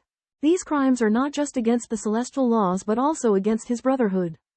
He vows to punish the evil perpetrators who prey on the families of fallen soldiers and restore justice to the world. As Tai Wai Li continues his impassioned speech, the room is filled with emotion. The people present understand that this struggle is not just about Tang Yuan and Jun Moxie's personal feud, but a battle between good and evil, a necessary fight to protect the well-being of the people. As the story unfolds, the novel will delve deeper into themes of government corruption, the suffering of the people, personal duty versus national responsibility, exposing the darkness within the bureaucracy while upholding the spirit of chivalry. Taking the readers on a thrilling and suspenseful adventure. Tai Wai Li, a tough guy heartbroken by his failure to protect his family, pleads to join Tang Yuan's sect. He realizes that in the officialdom, it's hard to achieve anything with justice alone without strong support. Tang Yuan knows that it's a huge whirlpool, and once involved, He will face endless enemies. But he is also moved by Tai Huaili's determination. Li Yuran also shows support for Tai Huaili but eventually points out that Tang Yuan is the key. After weighing the pros and cons, Tang Yuan understands that Li Yuran wants to use Tang Yuan and Jun Moxie's power to achieve his own goals. But Hai Chenfeng's investigation confirms Tai Huaili's words, and Tang Yuan decides to give his support. He announces that Tai Huaili is his disciple, dispelling any concerns. With Li Yuran's secret cooperation, he launches a major rectification in Tianxiang City. Tang Yuan orders Song Shang to send out an elite force, and all forces in Yanjing also provide full assistance. Tai Huaili is deeply moved and determines to carry out the matter with utmost dedication. Tang Yuan's promise gives him great confidence. Thus, a storm is about to sweep through the Tianxiang Empire, and countless heads will roll. At Tang Yuan's behest, Tai Weil led his men to start a purge, targeting all debauched young masters related to the Li family, including Li Yuran's family. Hai Chenfeng was sent to protect Tang Yuan to ensure the operation's success. Jun Moxie visited Tang Yuan with Mei Shuiyan and reminded him that Li Yuran actually wanted the young masters cleared out so he could act against the Li family. Overjoyed, Tang Yuan decided to go all out as revenge against Li Yuran. Jun Moxie also instructed Tang Yuan to extend Tai Weil's operations to corrupt officials, saying he would take responsibility for the consequences. Tang Yuan gladly accepted, ordering a severe crackdown on corrupt officials. Chaos erupted in the capital Tianxiang as nearly 10,000 people were executed, including influential nobles and life-taking officials. Tang Yuan discovered that nearly all officials were involved in corruption and that without thorough investigation, many would escape punishment. Jun Moxie accompanied Tang Yuan to the Tomb of Affection to pay respects to Murong Shusho and Yi Guhan. Honoring their unwavering loyalty, Jun Moxie assured them that Ling Meng was well cared for at the evil Monarch manor. Jun Moxie's identity was revealed, his presence giving the purge even greater impetus, further deterring any potential resistance. The operation continued, and all of Tianxiang Empire paid for their past misdeeds. Chapter Heavenly Tribulation descends. Illusory mansion collapses. With the spread of the evil monarch's reputation, opposition forces within the Heavenly Fragrance Nation swiftly vanished. Tai Huaili unleashed a great purge of the court, while Li Yuran seized the opportunity to execute his plan, leading the Heavenly Fragrance Nation onto a path of prosperity. At this time, Jun Moxie and his companions arrived on the grasslands in the north of Heavenly Fragrance, seeking another portal to the illusory mansion. Miao Xiaomiao attempted to open it but failed. That night, a vast and formidable pressure from the heavens descended. The sky was filled with dark clouds, converging into a gargantuan one-eyed formation that unleashed countless purple lightning strikes. A pillar of lightning, as wide as a house, crashed down, illuminating the heavens. However, the lightning vanished in midair, causing violent tremors. As the lightning continued to roar, its intensity increased. The entire continent shook under its fury, causing city walls to crumble and cries of terror to echo throughout the land. Jun Moxie's face grew solemn, sensing that this celestial tribulation was extraordinary. Mei Shuiyan speculated that Miao Qingcheng was undergoing a tribulation within the illusory mansion. Miao Xiaomiao was overjoyed upon hearing this, confirming that she was the ancestor of the Miao family.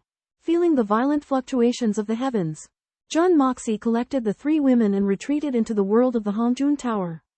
Moments later, the vast grasslands north of Heavenly Fragrance exploded, transforming into a colossal lake. 5 other locations on the profound sky continent also became vast lakes. The elusive illusory mansion collapsed, wiping out billions of its inhabitants. However, the celestial tribulation continued unabated, its fury only intensifying. 2 figures emerged from the lakeside, revealed to be Miao Qingcheng and War Maniac. Miao Qingcheng waved her sleeve, propelling dozens of people away and urging them to flee. Miao Qingcheng underwent a transformation, growing gigantic and shattering hundreds of lightning bolts with a single punch. The lightning strikes were forced back into the clouds, demonstrating the might of her world-shaking cultivation. However, War Maniac proved impossible to kill, and their fierce battle ultimately summoned an unprecedented and terrifying celestial tribulation. When the elusive mansion was facing a great celestial tribulation, Miao Qingcheng was forced to show up and punish her traitorous disciple, Zan Kuang. However, Zan Kuang claimed that he had an immortal and indestructible body, and Miao Qingcheng's multiple killings failed to completely eliminate him. Zhan Kuang's atrocities led to the destruction of the elusive mansion's 8 major clans. And only less than 30 people were saved by Miao Qingcheng. Zhan Kuang accused Miao Qingcheng's appearance of causing the celestial tribulation, believing that Miao Qingcheng should be held responsible for the elusive mansion's destruction. Miao Qingcheng was furious about Zhan Kuang's evil deeds and was determined to clean up the sect. Just when Miao Qingcheng was at her wit's end, Jun Moxie appeared and used the Hongjun Pagoda to absorb the power of the celestial tribulation, alleviating the crisis. After the celestial tribulation, Zhan Kuang still survived, but Miao Qingcheng discovered that her connection with the 9 Netherworld's first young master and others had been cut off. It turned out that Zhan Kuang had previously used the elusive mansion's secret techniques to seal off the mansion and devoured blood food to restore his strength. After his forceful return, he demanded the submission of the elusive mansion's 7 major clans, which was met with resistance. In a fit of rage, Zhan Kuang killed many masters of the major clans, causing public outrage. The mansion master of the elusive mansion, Miao Jingyun, asked Miao Qingcheng for help, and Miao Qingcheng, unable to bear it any longer, finally came out to fight Zhan Kuang. The celestial tribulation also descended, and Zhan Kuang blamed the responsibility of Miao Qingcheng's appearance on the destruction of the elusive mansion. Miao Qingcheng and Zhan Kuang fought fiercely, killing him several times, but Zhan Kuang managed to revive himself every time. The celestial tribulation continued to escalate, and the elusive mansion could not bear it and finally collapsed. Before her death, Miao Qingcheng lamented the collapse of the elusive mansion and the loss of contact with the 9 Netherworld's first young master and others. After the tribulation of chaos, Phantom Mansion was reduced to ashes in Miao Qingcheng's lightning tribulation. Her master, Zhan Kuang, felt deeply remorseful, but he was also grief-stricken by the destruction of the Zhan family. Jun Moxie was furious at the loss of Phantom Mansion people and accused Zhan Kuang of being cruel and ruthless. Zhan Kuang argued that Miao Qingcheng had triggered the lightning tribulation, which led to the destruction of Phantom Mansion. The surviving disciples of Phantom Mansion could not contain their grief and indignation. Ignoring Miao Qingcheng's dissuasion, they determined to perish alongside Zhan Kuang. Miao Qingcheng helplessly told Jun Moxie that they had lost their will to live and were only driven by a desire for revenge. After Zhan Kuang killed the survivors one by one, Miao Jingyun also died tragically. Jun Moxie was grief-stricken, and the anger in his body suddenly erupted, causing the Hongjun Tower's space to fluctuate. A burst of 5-colored divine light shot out from the tower, forming a massive rainbow silhouette. In the pitch-black night sky, countless sparkling starlight torrents fell from the sky, continuously pouring into Jun Moxie's body. At the same time, the divine powers of each level within the Hongjun Tower lit up one after another, eventually converging into a multicolored airstream emitting specks of starlight that rushed to the top of the tower. The entire tower emitted a dazzling light, and purple aura and wind and cloud power surged. The anger and grief in Jun Moxie's body transformed into an unparalleled force that rushed into the Hongjun Tower. The divine powers of each level intertwined and merged, eventually transforming into a brilliant airstream that charged into the 7th level with irresistible force. Jun Moxie's raging fury gradually subsided, but the mysterious energy from the Hongjun Tower world surged into the tower, merging with the impact force of the first 6 levels and breaking through the 7th level like a violent storm. With a violent tremor, the power of thunder from the 7th level erupted, carrying the formidable power of the first 7 levels to impact the 8th level. The barrier of the 8th level loosened, and a dazzling light shot out, causing Mei Shuiyan and the other 2 to faint from the impact. The Hongjun Tower fell silent, and the small world in Jun Moxie's Dantian underwent a dramatic change. The power of the 5 elements of wind and thunder rushed into it, and the world began to expand. Stars and the morning sun appeared in the sky, while mountains, rivers, and plains formed on the land. Finally, a complete world was born, no different from the continent inhabited by humans. At this moment, the physical strength of Jun Moxie's body no longer belonged to him, but the power of heaven and earth obeyed his command. He was surprised to find that his meridians could accommodate limitless power, which was precisely the power he had obtained from cultivating the Caitian creation technique.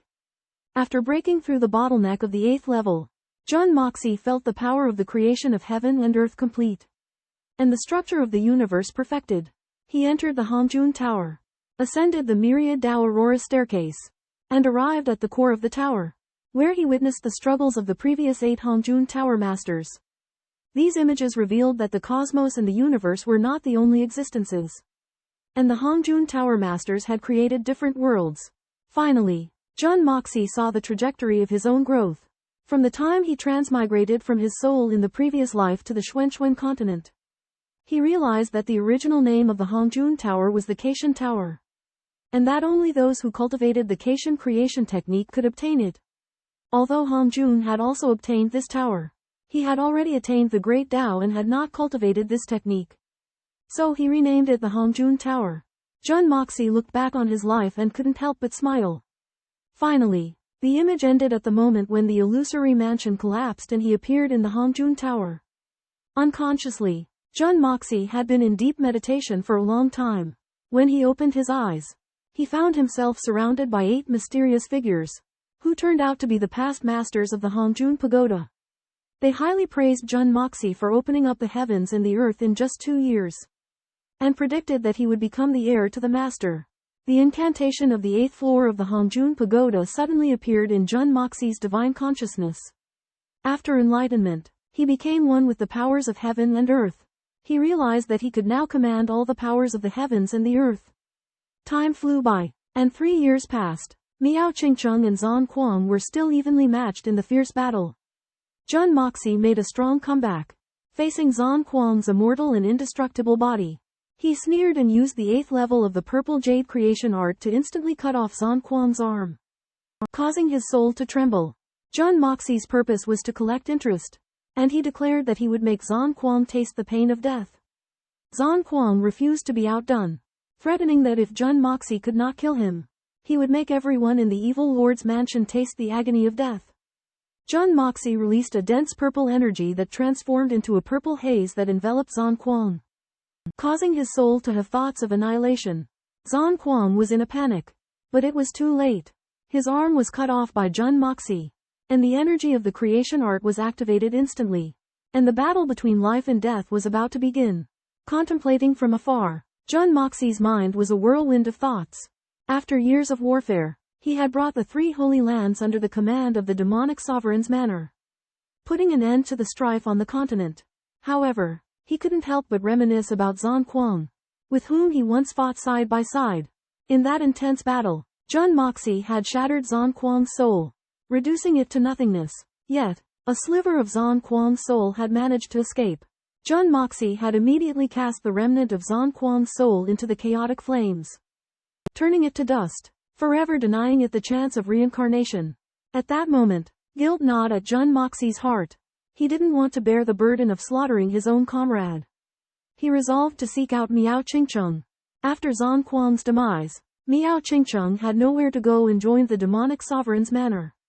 Jun Moxie found her and asked about her plans. Miao Qingcheng replied that she had nowhere else to go. Jun Moxie suggested that she stay at the demonic sovereign's manor with him for the time being, and Miao Qingcheng agreed. Together they ventured into the heavenly punishment forest, and along the way, Miao Qingcheng recounted Zan Kuang's past to Jun Moxie. Zan Kuang had once been a hero of the Miao tribe, but after an unfortunate incident, he had fallen into darkness, becoming a killing machine. Listening to Zan Kuang's story, Jun Moxie couldn't help but feel a pang of sadness.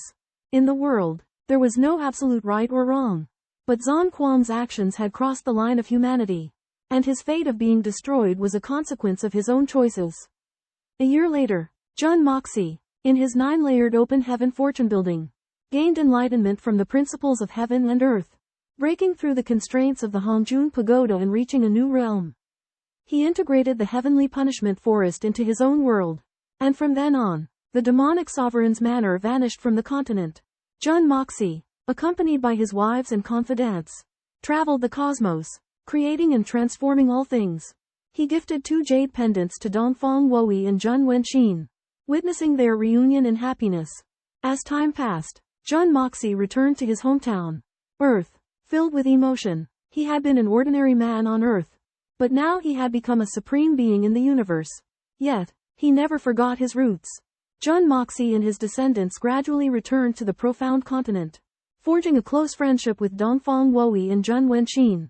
Together, they guarded the peace of the continent, sparing future generations from the horrors of war. Thus, a legend came to an end, and the tale of Jun Moxie would be passed down through generations, becoming a myth in the hearts of the people.